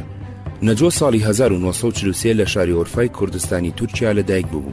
لە ساڵانی 1966-1970 لە زانکۆی ئەستەمبۆڵ خوێندکاری زانستگای حقوق بوو. خوێندکارانی ناوچە کوردنشینەکانی ڕۆژهەڵات چەند یانەیەکی کۆمەڵایەتیان لە ئەستەمبۆڵ دامەزراند بوو. ئەم یانانە بوون بە ناوەندی چالاکی سیاسی هۆشی کورداتی بژاند بووە. نەجۆیەکێ لە هەرە چالاکەکانی ئەم یانەیە بوو. ماوەیەک بوو بە سەرۆکی یانە، هەر ئەو ساچوو بۆ ڕیزی پارتی دیموکراتی کوردستانی تورکیاوە. ساڵی 71 دامەزراوی جەنگی تورک بۆ ڕاگرتنی گەشەکردنی چەپ و سەرکوتکردنی چالاکی کورد کودەتای کرد و باری نائاسایی لە تورکیا ڕاگەیاند. ژمارەیەکی زۆر سیاسی و تێکۆشەری تورک و کوردیان گرت. فەرمانی گرتن بۆ نەجۆ دەرچوو. نەجۆ چووە کوردستانی عێراق بۆ لای دکتۆر شوڤان. دکتۆر شوڤان ناوی نهێنی دکتۆر سعید قرمز تۆپراغ بوو. لەو کاتەدا پارتی دیموکراتی کوردستانی تورکیا بوو بە دوو باڵی چەپ و ڕاست، باڵی چەپی دکتۆر شوڤان و باڵی ڕاستی سعید ئاڵچی ڕێبەریانە کرد. بنکەی هەردووشیان لە کوردستانی عێراق بوو. بارزانی بۆ ڕازیکردنی تورک سعید ئاڵچی کوشت و بەسەر دکتۆر شوڤانی دایەنا. بەو بیانەوە شوڤانیشی کوشت. هەردوو سکرتێر کوژران. نەجۆ زۆر لە تێکۆشەرانی تری کوردستانی تورکیا ئاوارە بوون. نەجۆ بۆ چیکۆسلۆڤاکیا و لێوە چوو بۆ سوید، بوو بە پەنابەری سیاسی. ساڵی 74 هەڵبژاردن لە تورکیا بوو. حکوومەتی تورک لێبوردنی گشتی بۆ هەموو ئەوانە دەرکرد کە لەبەر هۆی سیاسی گیرابوون یا هەڵات بوون. نەجۆ گەڕایەوە بۆ تورکیا و لەگەڵ هاوڕێکانی کەوتنە ڕێخستنەوەی پارتی. ڕێکخراوێکی قانونی ئاشکرایان بە ناوی دەدەکادە وەکو چەتر بۆ حیزبەکان دروست کرد. نەجۆ دیسان لە ڕیزی هەرە چالاکانی حیزبە نهێنێکە و ڕێکخراوە قانونیەکەش بوو. هەرزوو دیسان فەرمانی گرتنی بۆ دەرچوو. یەکێتی لە دوای دامەزرانی لەگەڵ هەموو حیزب و ڕێکخراوە سیاسەکانی سەرانسەری کوردستان پەیوەندی کردبوو. لەوانە ڕێکخراوە سیاسەکانی کوردستانی تورکیا. نەجۆ بە نوێنەرایەتی حیزبەکان هاتە سووریا. ئەوسا حیزبەکان سکرتارێتێکی سێکەسیە بوو، ئەم یەکێکیان بوو. ناوچە سنوورەکانی کوردستانی تورکیا گرنگێکی ژیانیان بۆ یەکێتیە بوو. یەکێ لەو باسانەی کە لەگەڵ ئەم حیزبە و زۆر لە ڕێکخراوەکانی ترداکرا هاوکاری سیاسی و یارمەتیدانی تێکۆشەرانی یەکێتی بۆ گەڕانەوە بۆ کوردستانی عێراق بوو. هاوکاری نێوان هەردوو لا بە زوویدا مەزرا و بەهێز بوو. سەرکردایەتی حیزب وای دیعا کرد کە خۆی بۆ شۆڕژ ئامادەکە. یەکێتی زۆر لە پێویستیەکانی بۆ دابینکردن. ئەوسا ئەوان بوون بە ڕێکخراوێکی سیاسی گەورە و فراوان. لە پێشەوە بە گەرمی هاوکاری یەکێتیانە کردو نەجویان تەرخان کرد بۆ پەیوەندی لەگەڵ یەکێتی. لە دوایدا خاوبوونەوە خۆیان لە هەموو جۆرە هاوکاریەک ئەدزیە و ئەترسان و خۆیان ئەیانوت یەکێتی تووشی تەهلوکەیان بکە حیزبەکەیان پێشوەخت بەرهێرشی دەستگاکانی تورک بکەوێ. نەجۆ زۆر جارە هات بۆ سووریا، چەند جارێکیش بۆ کاری حیزبەکەی خۆیان چوو بۆ لوبنان. ئیبراهیم عەزۆ و هاوڕێکانی بەڕێبەری ئەم چوونەوە بۆ کوردستان. منیش لەگەڵ نەجۆ چوون بۆ تورکیا و لە دیاربەکر لە یەکتری جیابووینەوە. نەجۆ لەگەڵ حەسەن خۆشناو چوون بۆ ئەستەمبۆڵ بۆ پێشوازی و هێنانەوەی مام جەلال بۆ کوردستان. چەندین وەجبەچەکی لە سووریا و بەناو تورکیادا گەیاندە دەست یەکێتی و کوردێکی ڕازگۆ جوامێر تێگەیشت و هەتا بڵێ ئازا و لە خۆبردوو بوو. لەگەڵ سەرکردایەتی حیزبەکەی سەبارەت بە هەڵوێستی لە یەکێتی و خۆ ئامادەکردن بۆ شۆڕش و هەندێک مەسەلەی تر تێک چوو. ئەیتوانی بەشێکی گەورەی ڕێخستنەکە لەگەڵ خۆی جیا بکاتەوە. ئێمە لامانوا بوو تازە خەریکە کوردایەتی لە تورکیا ئەوژێتەوە. ئەو حیزبە هەڵوێستی هەر چۆنە بێ لە ئێمە بەچاکی نازانین گریزەکانی تێک بچێ. ڕووداوەکانی تورکیا ڕاستی هەڵسەنگاندنەکانی نەجۆی سەلمان. نەجۆ لە دوای کودەتاکەی ساڵی 81 گیراو لە ڕۆژی 22 ئۆکتۆبەری 1984دا لە زیندانی دیاربەکر کوشتیان. نەجۆ کادرێکی خاوەن تەجروبەی بەنرخ بوو بۆ کوردستانی تورکیا. مەخابن بەو جۆرە لە ناوەختا کوژرا. نەجۆ بیرەوەرەکانی خۆی نووسیوەتەوە. لە ناو بیرەوەرەکانیدا بەشێکی زۆری بۆ یەکێتی و قیادە موقەتە تەرخان کردووە. ڕووداوەکانی زۆر بەوردی نووسیوە و بیرڕای خۆی باڕوونی لەسەر دەربڕیون کە هات بۆ شام بە زۆری میوانی من ئەبوو، بەڵام نەم ئەزانی بیرەوەرەکانی تۆمارەکە. نەجۆ لە یاداشتەکانیدا سەفەری ڕێهاتوونەهاتی ئیبراهیم عەزۆ و هاوڕێکانی و دوایتر کوژرانیانی بە درێژی گێڕاوەتەوە. لە کوردستانیش ئیتر دەستیان کرد بە ناردنی مەفرەزە و چوونە شاخ.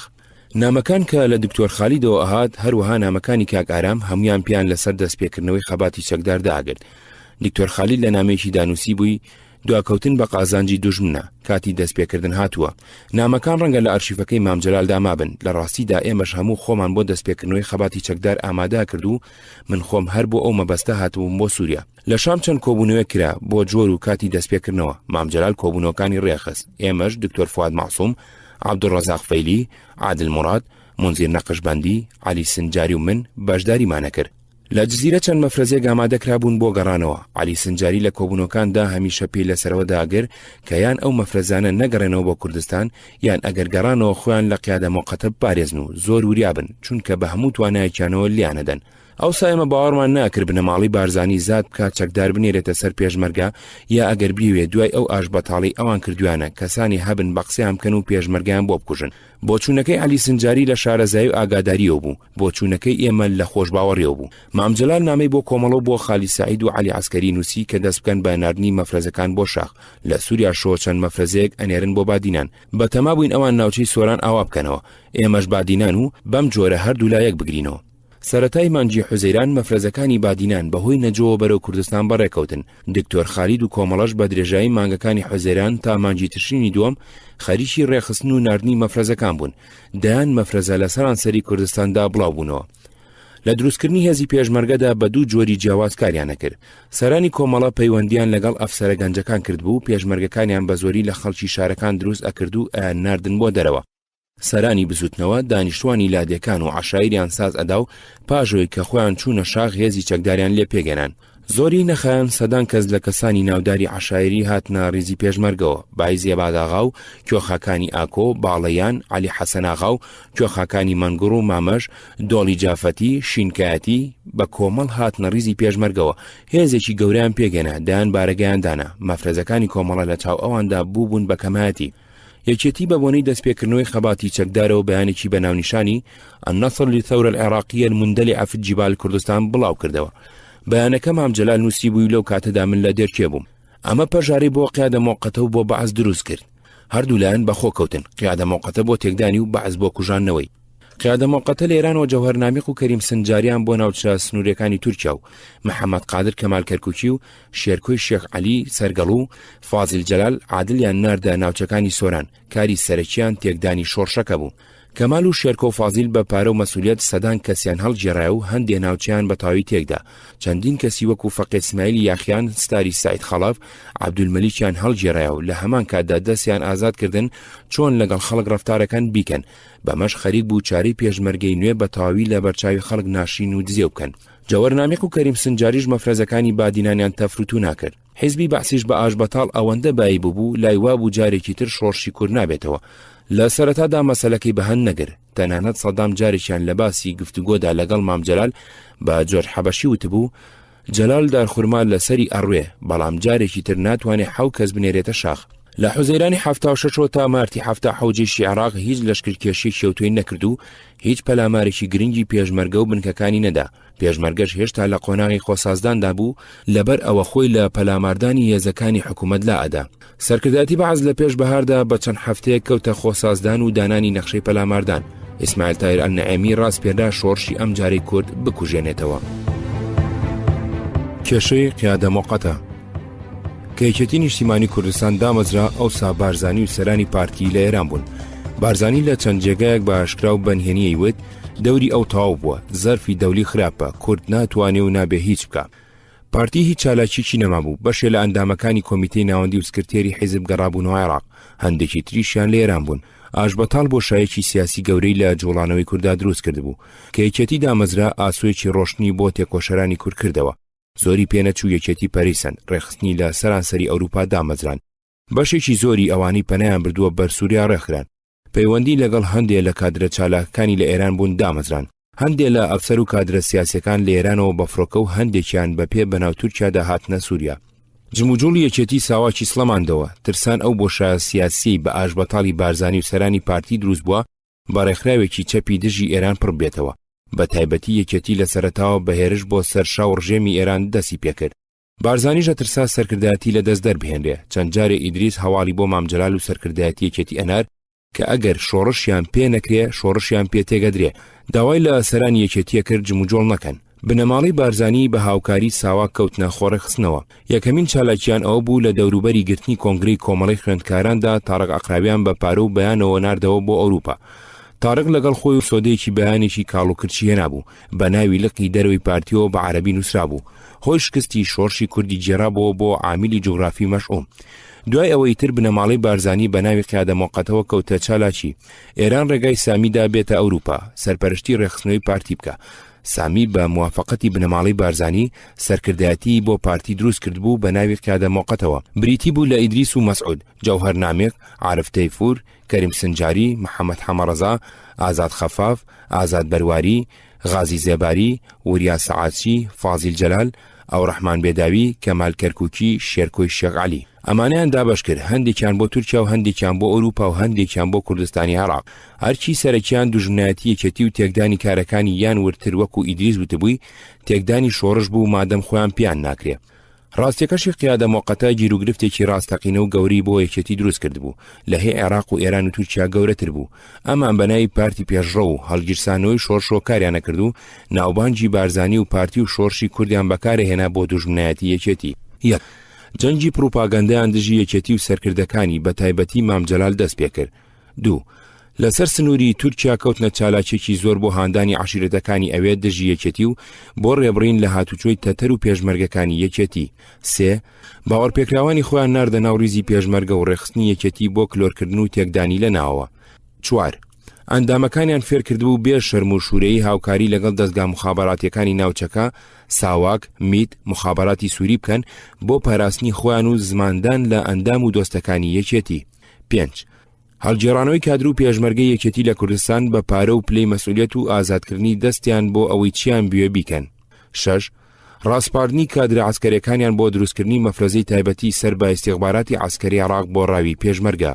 سووریا بۆ یەکێتی گرنگێکی زۆری هەبوو، بنکەی کۆبوونەوەی کادر و پێشمەرگەکانی دەرەوەی بوو، سەرچاوی چەک و تەقەمەنی بوو، جێگای چاپ و بڵاوکردنەوەی ئۆرگان و بڵاوکراوەکانی بوو. بەڵام لەبەر ئەوەی سنووری عێراق و سووریا ڕاگوێزرا بوو جێشی عێراق بە ڕەبێ و مەعەسکەر تەنی بووی، ئەبوو هەوڵ بدا بەناو تورکیادا ڕێگای هاتوچۆ بۆ خۆی بدۆزێتەوە.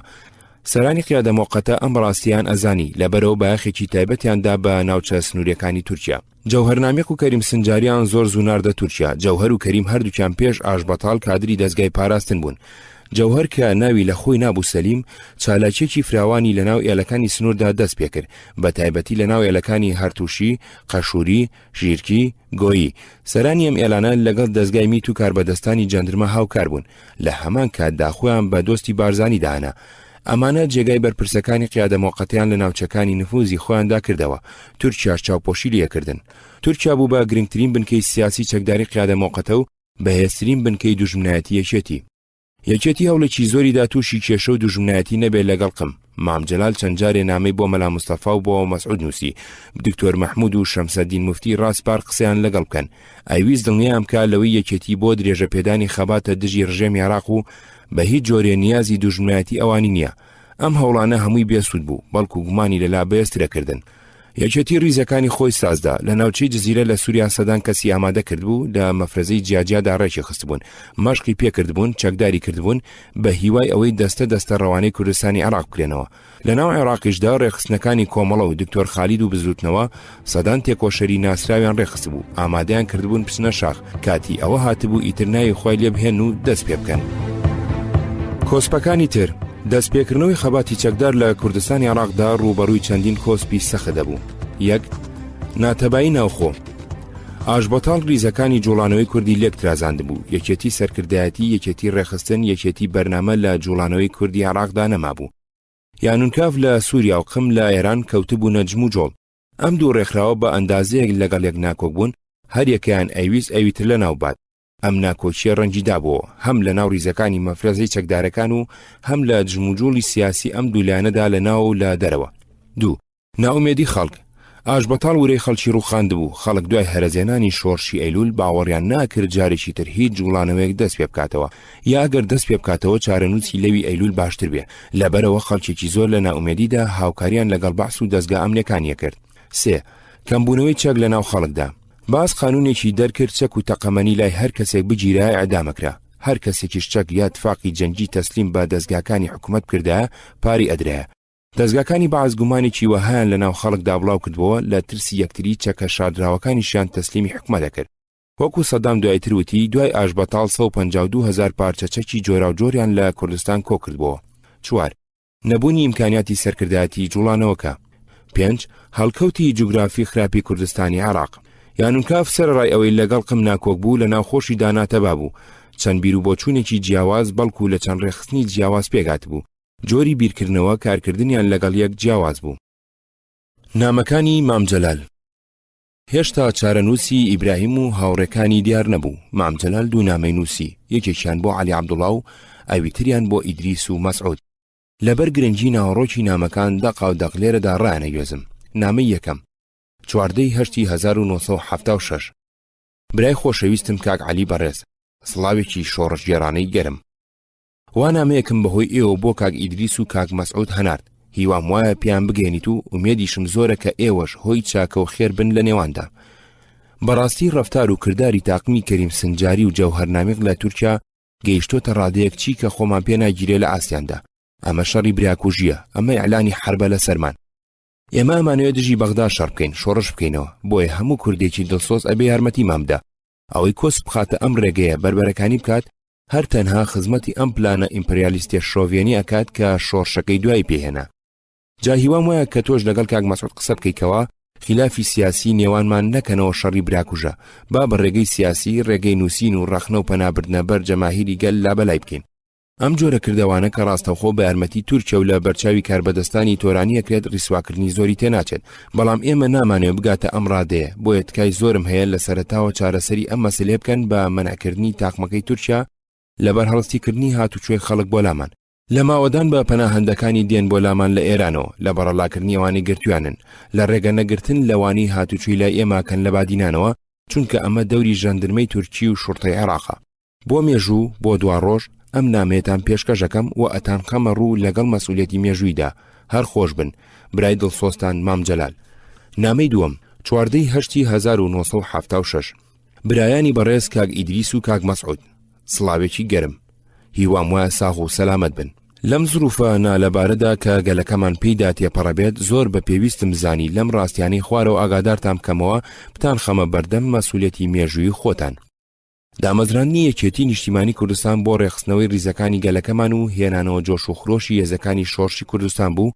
لە پاش ماوەیەکی لە چاوخۆی داکەم توانرا کە خۆسازدان بۆ دەستکردنەوە بە شەڕی پارتیزانی و بە شێوەی نوێ بگاتە ڕادەیەک بتوانرێت سەدان پێشمەرگە ئامادە بکرێن لە وڵاتدا و سەدانیش لە دەرەوە. ئەوانەی دەرەوە زۆرتر بۆ یارمەتیدان و یارمەتی گەیاندن بە هەواڵانی ناوەیە، ئەجینا شۆڕش وەک هەموو جۆرە خەباتێکی تر هەر لە وڵات دەکرێت. هەڵسانی یەکێتی نیشتیمانی کوردستان بەم فەرمانە مێژووینەی خۆی جێگەی بایەخی هەموو دڵسۆزێکی کورد و کوردستانە و لەلایەن زۆربەی زۆری گەلەکەمان و پێشوازێکی گەرمی لێکرێت، بە تایبەتی سەبارەت بەو دواهێنانە بێجێوڕێی سەرکردایەتی شۆڕش بە خەباتی سیاسی و عسکەری هێنا. هەروەک لە 1975 بە تەسریحاتی تەلەڤیزیۆن و سوحفی جەنابی بارزانی بۆ ڕۆژنامەی ڕستاخیز بە سەربەستی دەرتان بڕی. جا لەم کاتەدا دوو مەسەلە خۆیان خود ئەکەنەوە لە بەرامبەرماندا. یەکەمیان ئەمە کە هەموو هێز و تاقم و کوردێک ئەبێ هەڵوێستی خۆی دیار و ئاشکرا بکات بەرامبەر بەم هەوڵی تاقمێک لە ڕۆڵە جوامێرە لە خۆبوردەکانی کوردستان ئەیدەن دژی حکمی فاشستی بەغدا و ئەو پلانە ئیمپریالیستەی دژی کوردایەتی جێڕا. ئەوانەی یارمەتیم خەباتە تازێ ئەدەن دڵسۆز و کورپەروەرن و ئەوانەی دژی ئەوەستن دژی کوردایەتی ئەوەستن، دژی ژیانەوەی شۆڕش و بربەرەکانی تعریب و تەشریدی گەلەکەمان و لە ناوبردنی کوردایەتی ئەوەستن لە ڕیزی حکمی بەغدا و پلانە ئیمپریالیستەکەدان. دووەمیان ئەمە کە پەیوەندی نێوان ئێوە و یەکێتی نیشتیمانی چۆنە بێت. هەروەک لە سەرەتاوە بەنامە بۆ کاک مەسعود نووسراوە و چەندین جار بەزار و بە ڕاستپاردەش ئارستان کراوە، ئێمە لە ئەنگری یەکێتی ریزەکانی گەلی کوردین لەسەر بناغەیەکی نیشتیمانی پێشکەوت و دژی ئیمپریالیزم و فاشیست و ساهیۆنەتی ئیسرائیلی و سنتۆ و هێزە کۆنەپەرستەکانی خۆماڵی و زۆر هەوڵیشمان لەگەڵ ئێوە داوە. ئێستش بەم نامەیە بە ناوی یەکێتی نیشتیمانیەوە ئارستانەکەم کە یەک بۆ هاوکاری سیاسی هەر تەنها یەک تاکە شەرتمان هەیە، ئەویش پچڕاندنی پەیوەندیە لەگەڵ ئیمپریالیزم بە تایبەتی ئەمریکا و ساهیۆنەتی ئیسرائیلی و سنتۆ، واتە یەگرتنێکی نیشتیمانی و پێشکەوتوی کوردایەتیمان گەرەکە و بەس. دوو بۆ هاوکاری لە کۆڕی شەڕی پێشمەرگانەدا کە دەستمان داوەتێ، ئێمە ئامادەین لەگەڵ هەموو کەس و هێز و تاقم و حیزبێک هاوکاری بکەین کە ئامادەی هاوکاری بێت، بەو شەرتی ڕازی بێت لە سەر پرۆگرامی التەجەمع الوەطنی العێراقی کە خەباتەکە لەژێر ئاڵاکەیدا ئەکرێ. برایانی بەڕێز، ئەوەی جێگەی داخە ئێوە تا ئێستاوەڕامی هیچ نامێک یا وتارێکی ئێمەتان نەداوەتەوە بە شێوەیەکی سیاسیانە و ئاشکرا، بەڵکو وەرامەکەتان بریتی بوو لە پرۆپاگەندەیەکی شەفەوی زۆر توندوتیش دژی یەکێتی نیشتیمانی بەگشتی و دژی شەخصی من بە تایبەتی.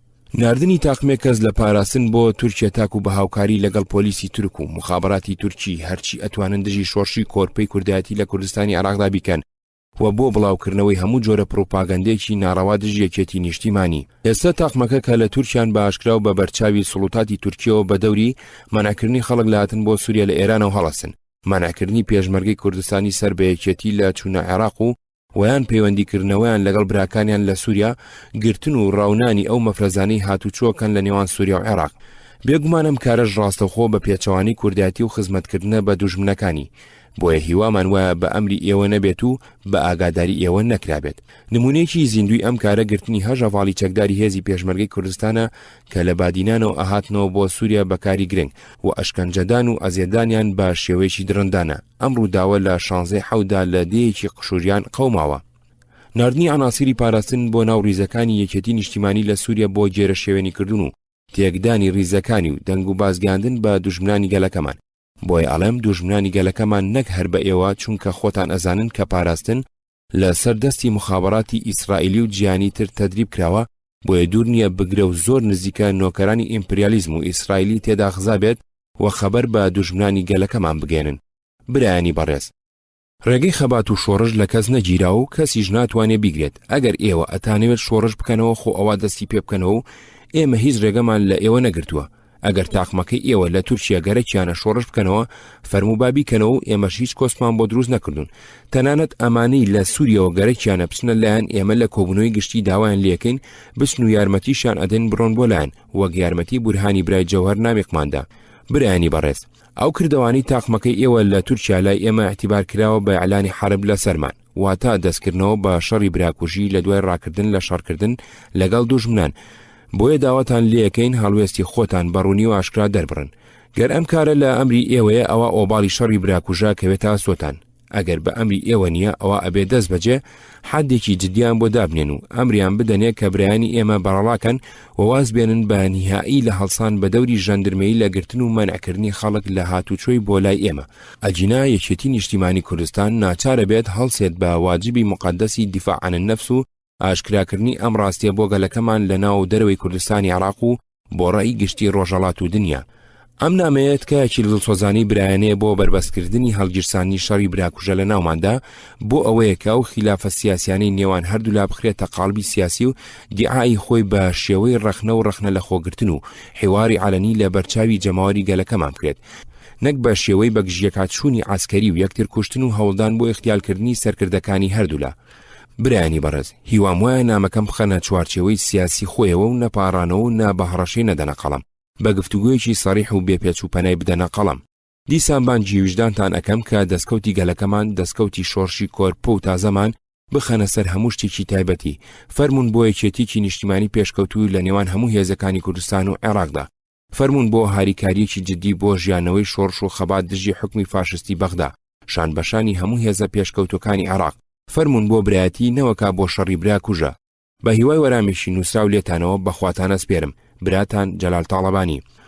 ئاگاداری، لە دوای سەری مانگەوە خۆمان بە سەربەز ئەزانین لە وەرامدانەوەی ڕەفتاری تاقمەکەی کەریم سنجاری جەوهەرنامێک لە تورکیا بە هەموو شێوەیەکی سیاسی دیعایی و هیتر بۆیە تکایە هەرچی ئەیکەن پێش ئەو ماوەیە بێت. بنکەی یەکێتی لە جزیرە. چەندین هەزار کوردی عێراق بە تایبەتی خەڵکی دهۆک، زاخۆ، تەلعفەر، سمێڵ، شەنگار، شێخان دوای ئاشبەتاڵ ڕویان کردووە سووریا. ئێلە کوردەکان لەو ناوچێدا لە هەر سێلای سنووردا لە کۆنەوە لەگەڵ یەک پەیوەندیان هەیە. لە سەردەمی میرایەتی جزیرەدا هەندێک لە ناوچە کوردنشینەکانی سەرسنووری ئێستای سووریا و عێراق تا شەنگار بەشێ بووە لە قەڵەمڕەوی میری بۆتان. ئەوانەی پەڕی بوونەوە سووریا بە زۆری لە گوندەکانی جزیرە بوون. زۆریان لە ناو خزم و ئێلەکانی خۆیاندا جێگیر ببوون، زۆریان بە خێزانەوە هاتبوون، هەندێکیان پێشمەرگە و هەندێکیان هاوڵاتی بوون. سووریا ڕێگەی لێ نەگرت بوون، بەڵام وەزعی قانونیان دیاری نەکرابوو، بە پەنابەری سیاسی دانەنرابوون. دەستگایەکە بوو بە ناوی مەکتەب الشؤون العێراق سەر بە حیزبی بەعەز ئەو سەرپەرشتیەکردن کاغەزی هاتوچۆی ئەدانێ. دکتۆر مەحموود عەلی عوسمانیشێ بوو لەوانەی بە دڵسۆزی خزمەتی شۆڕش و مەلا مستەفای کردبوو، لەسەر ئاشبەتاڵ لە مەلاجیا بووە. ئەو کاتی لێران بوو لەگەڵ مامجەلال نامەیان ئاڵوگۆڕە کردو بە تەلەفۆن قسەیانە کرد. پاش ماوەیەک بە ماڵەوە هاتە دیمەشق. شەمسەدین موفتی و عەدنان موفتی و قادر جەباریش لەگەڵی هاتن.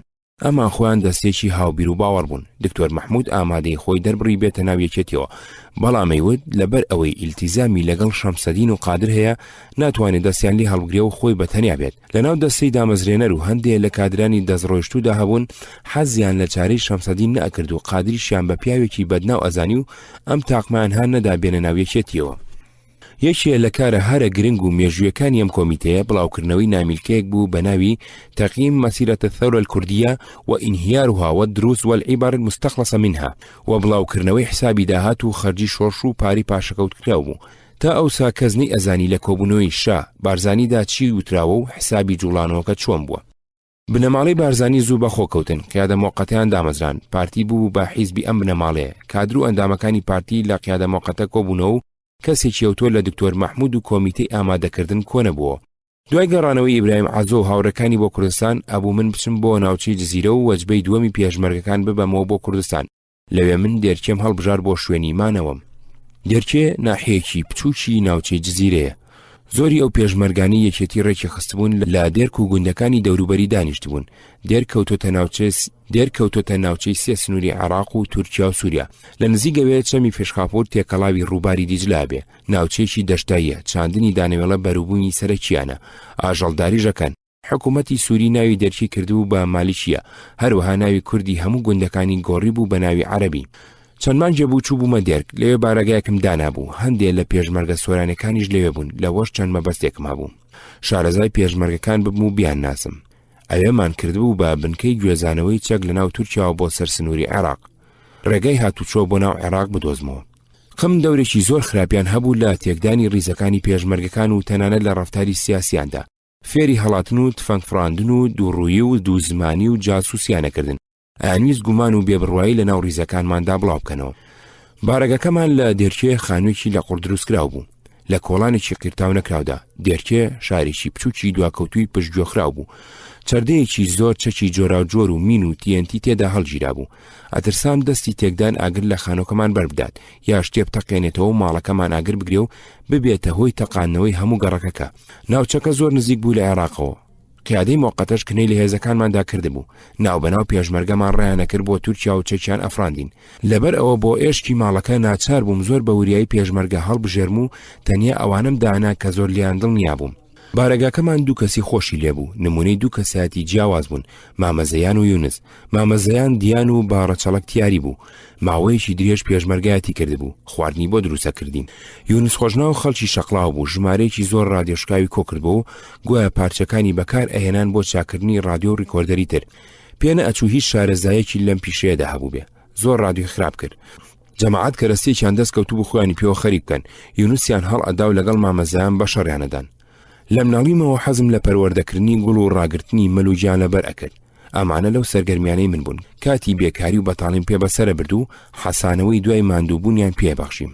لە حەڵەب چەند کەوێکی تۆڕم کڕی و لەگەڵ خۆم بردمەوە بۆ بارگاکەی دێرکێ و لەوێ دامنان بە هیوای ئەوەی بە شوێنەیە کەویان بکەم. بۆ کارێکی پێویست ئەبوو بچم بۆ قامیشلی، کەوەکانم بەیەکێ لە پێشمەرگەکان سپارد تا خۆمە گەڕێمەوە ئاگای لێیان بێ. چەند ڕۆژێ لە قامیشلی گیر بووم کە گەڕامەوە کەوەکان نەمابوون. پرسییم چیان لێ هاتووە، وتیان پشیلە خواردوێتی. زۆرم پێ ناخۆش بوو، بەو هەموو پێشمەرگەیە نەیانتوانی بوو چەند کەوێ لە پشیلە پارێزن. زۆری لەسەر ڕۆیشتن و زۆرم توان جوو تەشەر لێدان. سەرنجام یەکێکیان دەرکاندی کە پشیلەکەوەکانی نەخوارد بوو، بەڵکو کوڕێک سەری بڕی بوون، ناوی ڕەوف بوو. زۆر زیاترم پێ ناخۆش بوو، چونکە یەکەم نائەمینی و بێزەوقی ڕەوفی ئەگاند و دووەم شاردنەوەی ڕووداوەکانی ناو ماڵەکە لە من بە ڕەفتارێکی نادروست مەزانی. ڕەوف خەڵکی دوو بزیلای کەرکووک بوو، لە ئێرانەوە هاتبوو، بۆ هەندێک کاروبار ناردمانە ناوچەی هەکاری لە تورکیا و لە دەیەک مایە و ئیتر لەوێ جێگیر بوو. لەگەڵ خۆم جووتێ پێڵاوی شاخەوانی نەمسایم بردبوو، چەرمەکەی ئەسوور بوو، ناو بەناو پێویستی بە چەورکردن هەبوو. تیوبێکی کرێم لە تاقێکی ژوورەکەدا دانابوو. پاش ماوەیەک دەسم لێدا خەریک بوو تاوا بوو. بەلامەوە سیر بوو، چونکە خۆم بەکارم نهێنابوو. پرسییم کێ بەکاری هێناوە، لە پێشدا کەس نەچۆژێری. دوایی حەسەن خۆیدانی پێدانا کە ئەو بەکاری هێناوە. تومەز هەموو جارێکە ڕیشی تاشی بوو، بەو کرێمە دەموچاوی چەور کردبوو. حەسەن خەڵکی کەرکووک بوو، لە ئێرانەوە هاتبوو، ئەویش چوو بۆ ئەوروپا دانیشت. عارف لە شام بێتاقەت بوو، ماوەی گاتە دێرکێ بای باڵی خۆی بدات. شەوێکدایان نابوو بە ئێشگەر. کاتێ سەری گەشت بووە، چی لەگەڵی خەریک بوون لە خەو هەستێ و ماوەی دیاریکەی خۆی ئێشک بگرێ هەڵنەسا بوو. وتبووی هەڵ ناستم، پێویستم بە خەو هەیە. هاوڕەکانی ئەوەندەیان سەر کردە سەری خۆی هەڵگرت. لە پێشدا چووە خەریج و سەرنجام لە سوید گیرسایەوە. یەزیدیەکان لەناو ئاوارەکانی جەزیرەدا تاقمێکی زۆر یەزیدیان تێدا بوو. پلە و پای کۆمەڵایەتی و دینیان جیاواز بوو، وەکو شێخ، قەواڵ، فەقیر. شێخ حسێن خوێندەوارێکی ڕۆشنبیر و سیاسێکی کورتپەروەر و نەجیب، کوڕی بابەشێخ بوو. لەناو یەزیدەکاندا میر خاوەنی دەسەڵاتی دنیای و بابەشێخ خاوەنی دەسەڵاتی دینیە. لە مەسەلە دینیەکاندا بابەشێخ فتوادات و ڕاست و ناڕاست دیاریەکات، تەنانەت ئەتوانێت یەزیدی لە دین دەربکات. جگە لە شێخ حسێن چەند شێخێکی تری لێبوو، لەوانە شێخ خەڵەف لەو سەردەمەدا کە بەعسیەکان جێچەڵیان بە کوردەکانی شەنگالە کرد و ئانویز ڕیان بجێزن لێپرسراوی لیژنەی ناوچەی پارتی بوو لە سنجار. لەو هەرایەدا قایمقامی سنجار کوژرا. لەم ڕووداوەدا شێخ خەڵەف تاوانبار کرابوو. شێخ خەڵەف ئەگەر چی نەخوێندەوار بوو، بەڵام پیاوێکی نوکتەبازی وریا و شارەزای کاروباری دینی خۆیان و ناوچەکەیان بوو. یەزیدین حەسەن نەرمۆ خودی دەستپی قاسم ملکۆ لە پیاوە ناسراوەکانیانن. لەسەر یەزیدەکان کتێب و تار زۆر نووسراوە. عوسمانەکان بە هاندان و فتوای مەلاکان زۆر جار لەشکریان ناردۆتە سەریان، جگەلەوەی بەشێک بە شەیتان پەرستی و کافری تاوانباریان کردوون، شتێکی تریان لەسەر نەنووسیون. ئەم کەمایەتی دینیە سەرنجی هەندێک لە نووسەر و گەڕیدە ئەوروپایەکانی ڕاکێشاوە، سەردانی ناوچەکانیان کردوون و شتیان لەسەر نووسیون. کتێبەکەی لایارد بە ئینگلیزی لەسەر کەلاوەکانی نینەوە هەندێک وێنەی دەستکردی جوانی یەزیدەکان و شوێنە پیرۆزەکانی تێدایە. لە سێکانی ئەم سەدەیەوە بە عەرەبی چەندین وتار و کتێبیان لەسەر نووسراوە. لەناو ئەوانەدا هەردوو مێژوونووسی عێراقی السید عەبدوڕەزاق الحوسنی والمحامی عەباس العەزاوی دوو کتێبیان لەسەر نووسیون و چەند جارێ دەستکاریان تێدا کردو و چاپکراونەتەوە. شاکر فەتاح ماوەیەک لە ناویاندا ژیا بوو، ئەویش بە کوردی کتێبێکی لەسەر نووسیون. پێشەوی بڵاوی بکاتەوە چەند بەشێکی بۆ ئێمە نار لە ڕزگاریدا بە زنجیرە بڵاومان کردەوە. یەزیدەکان خۆیان هیچیان لەسەر خۆیان نەنووسیوە. تا ئێستاش لێکۆڵینەوەیەکی زانستی بێلایەن و تێروتەسەلیان لەسەر نەنووسراوە. لەبەرەوە زۆر بابەتی دینی و کۆمەڵایەتیان هێشتا وەکو مەتەڵماوەتەوە و هەر یەکە بە جۆرێ لیان ئەدوێ. بۆ من هەلێکی باش ڕەخسا بوو هەندێک لە زانیارە کۆنەکانی لەسەر یەزیدی خوێندبوومەوە تاقیب بکەمەوە و هەندێشتی نوێیان لێ فێر بم. سەرەتا سڵیان لێکردمەوە و منیان بە کۆمەڵە ئەناسی و پێش منیش نمونەیەکی خراپی کۆمەڵیان دیبوو، ویان ئەزانی منیش دەو تیپەم. زۆری پێنەچوو سڵەکەیانم ڕەواندەوە. بووین بە دۆست و ئاشنا، بێ سڵەمینەوە گفتوگۆمانە کرد و بە ڕاشکاوی وەڵامی پرسارەکانیان ئەدامەوە و هەندێک لە بیرڕادینیەکانی خۆیان بۆ ڕوو نەکردمەوە. یەزیدەکان بە خۆیان ئەڵێن میلەت و بە دینەکان ئەڵێن ئۆلی ئەزیدی، خۆیان بە میلەتی هەڵبژێراوی یەزدان ئەزانن، چونکە لایەن وایە مرۆڤایەتی هەمووی لەنەوەی ئادەم و حەوان و بەتەنیا ئەوان لە ئادەم کەوتونەتەوە.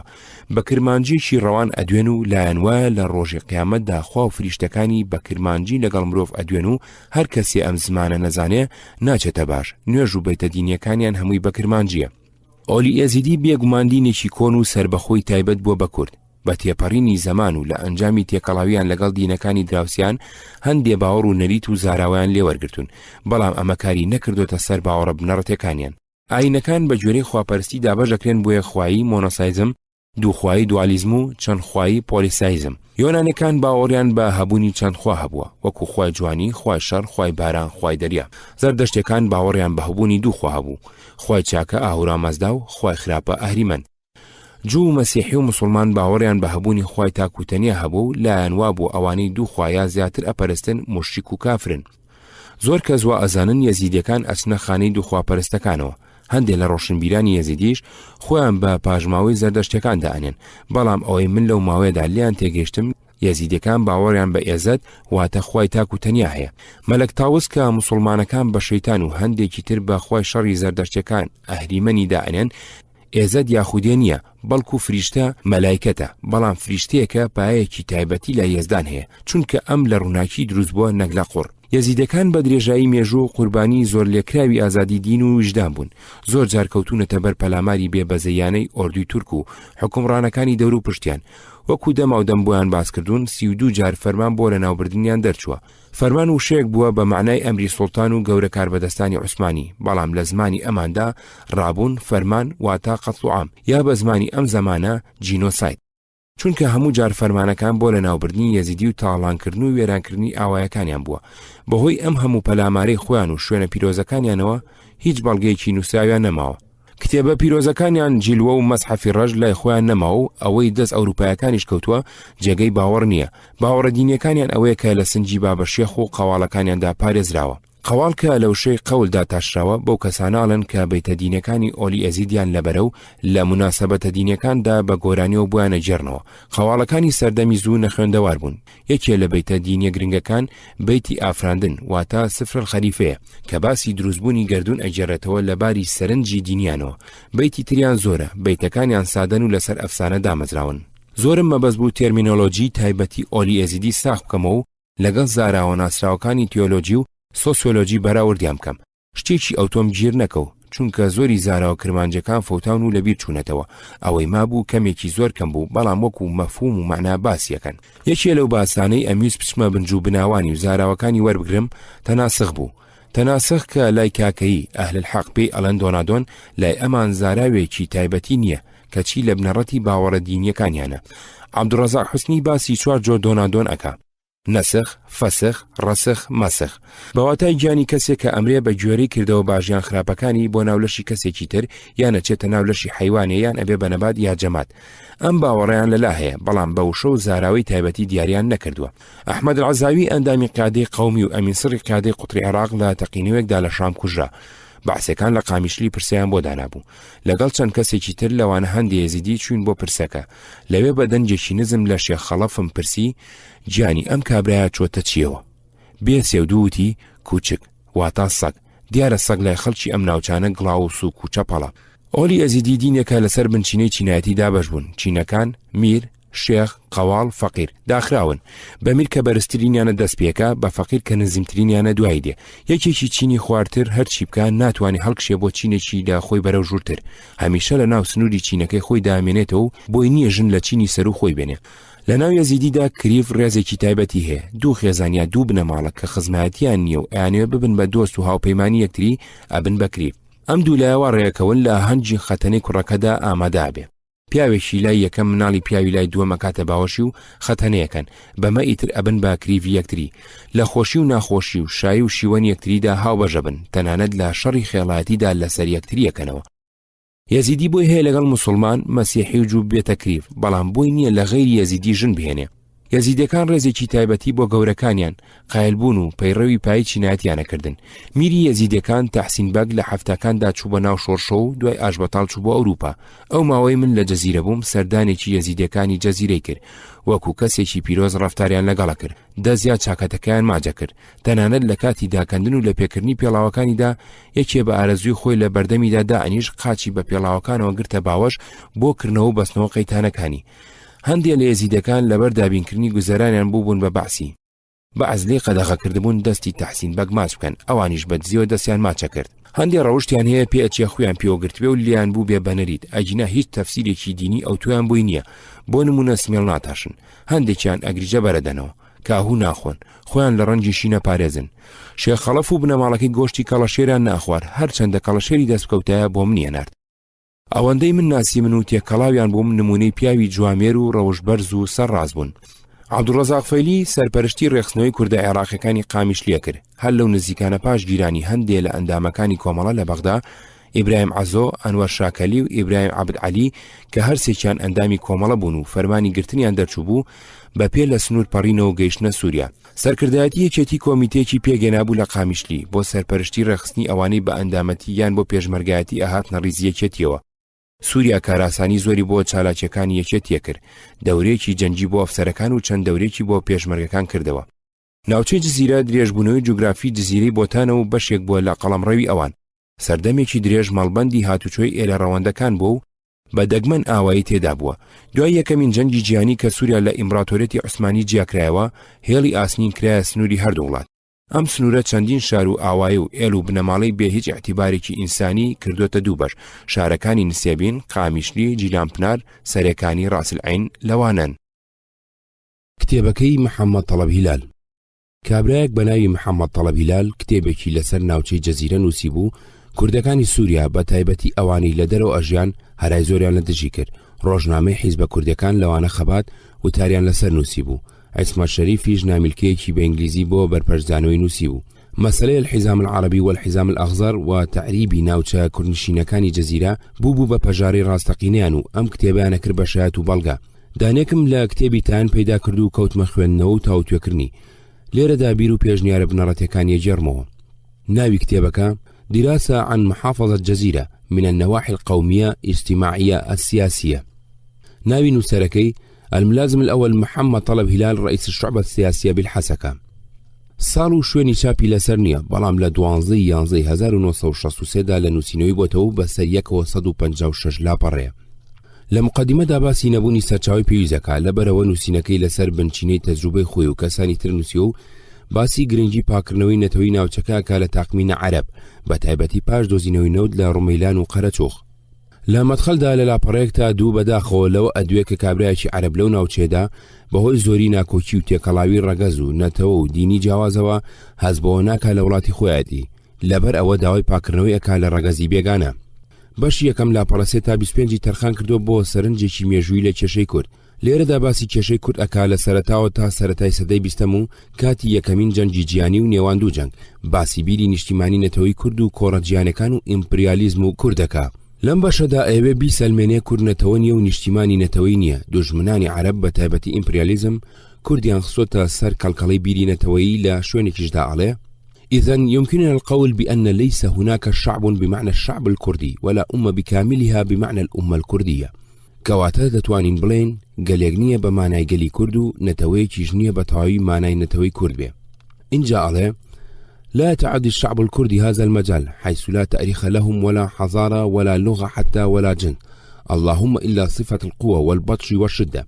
ليس المشكلة الكردية الآن وقد أخذت في تنظيم نفسها إلا انتفاع ورمي خبيث نشئ أو أنشئ في ناحية من الجسم هذه الأمة العربية وليس له أي علاج سوى بتره. گەلی کورد لەم بوارە واوەتر ناچێ، لە کاتێکدا لە خەسڵەتی هێز و لە ناوبردن و توندوتیژی زیاتر نەمێژوو نە شارستانەتی نە زمان و تەنانەت نە نەژادیشی هەیە. جیرۆگرفتی کورد کە دەستی کردووە بە خۆڕێخستنەوە هەر هەڵاوسانی لۆپیسەکەیە، لەلایەکی جەسێ ئەم نەتەوە عەرەبە پەیدا بووە یا پەیدا دەبێ و چارەسەرەکەی هەر بنەبڕکردنە.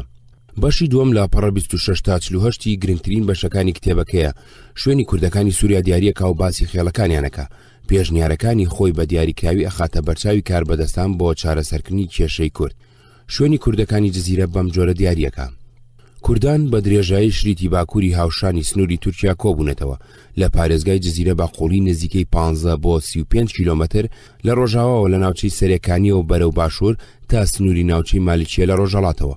ئەم خڕبوونەوە لەو شوێنە بە پیتانە چڕ دەبێتەوە بە شێوەیە کە بە زەحمەی دەتوانێت کلکەیەکی چکۆلەی عەرەب لە هەندێ ناوچە و بە تایبەت لە ناوچەی مالیکی و گرێسپی و قامیشلۆ و عامودا بدۆزیتەوە و بە ڕێژەوەترین ناوچەی جزیرەدا گیر دەکەن کە پڕبارانترینە و ڕێژەی باران لە ناوچەی مالیکی و قامیشلۆ لە نێوان 400 تا 500 میلیمەتر بارانە بە پێی نەخشەی باران. کە باسی خێڵە کوردەکانی سووریاکە هەمویان تاوانبارەکە بۆی خەو بە نیشتیمانی نەتەوەی کوردستانەوە ئەبینن، پارتی و شیوعین و ئیسلام نین و لەسەر دینی شەیتانن، بەڵام بە پێی نەخشەی ئیمپریالیزم بۆ هەڵخەڵەتاندنی عەرەب باسی ئیسلامەتیەکەن. هەمویان لە تورکیاوە هاتوون و لەو دی و سنوور ئامۆزا و خزمیان هەیە و سنوور بە خەتێکی وەهمی دائنن. خێڵە گرنگەکان وەکو هیلال ژماردوونی ئەمانن: 1. هەڤیرکان لە قوبوربێز و قامیشلی و هەندێکی لە حەسەکە جێگیر بوون. 2. دەقوری لە قامیشلی و عامودە جێگیر بوون، نزیکەی 4000 خێزان لە 120 گوندە ئەژین. ئەم خێڵا بن بە چەند تیرەیەکەوە، گرنگترینیان گابارە لە 30 گوندی عامودە ئەژین، کاباکە لە 20 گوندی عامودە ئەژین، سیدان لە 20 گوندی عامودە ئەژین. 3. چیکی لە دریاسە جێگیر بوون، نزیکەی 3000 خێزانن لە 150 گوندە ئەژین. ئەم خێڵا بن بە چەند تیرەیەکەوە، گرنگترینیان ساروخان، کۆسکان، ئۆمەران، هیسکان، ئیسماعیلاتە. 4. مرسینی لە قامیشلی جێگیر بوون بەرەو ژووری 1000 خێزانن. 5. ملی لە ڕاسلعین جێگیر بوون و نزیکەی 1500 خێزانن، ئەبێ بە 10 تیرە و گرنگترینیان خزڕەکان، کومنشان، تاجریان، دوودکان، شێخان، دیدان، ماندان، زیلان. جگە لەمانە چەند خێڵێکی تری کورد ئەژمێرێ وەکو بەرازی لە عین العەرەب و ڕاسلعین، کیتکان، شێخان، مەحمەلی لە ڕۆژهەڵاتی قامیشلی، دوورکان و جابیە و حەسەنا و میران یا کۆچەر. دێتە سەرەوەی لەو پێش چۆن سەیری کوردیان کردو و لێرە بەدوا ئەبێت چۆن سەیریان بکەن. لەو پێش لایەن وا بۆ کورد ئەمین و دڵسۆز و گوێڕایاڵ و پەیوەندی دینی ئیسلام پێکیانەوە بەستێ، بەڵام ئیسلام ناتوانێت ئەو پەیوەندی ڕابگرێ و یەهودستان و کوردستان وەکو یەکن.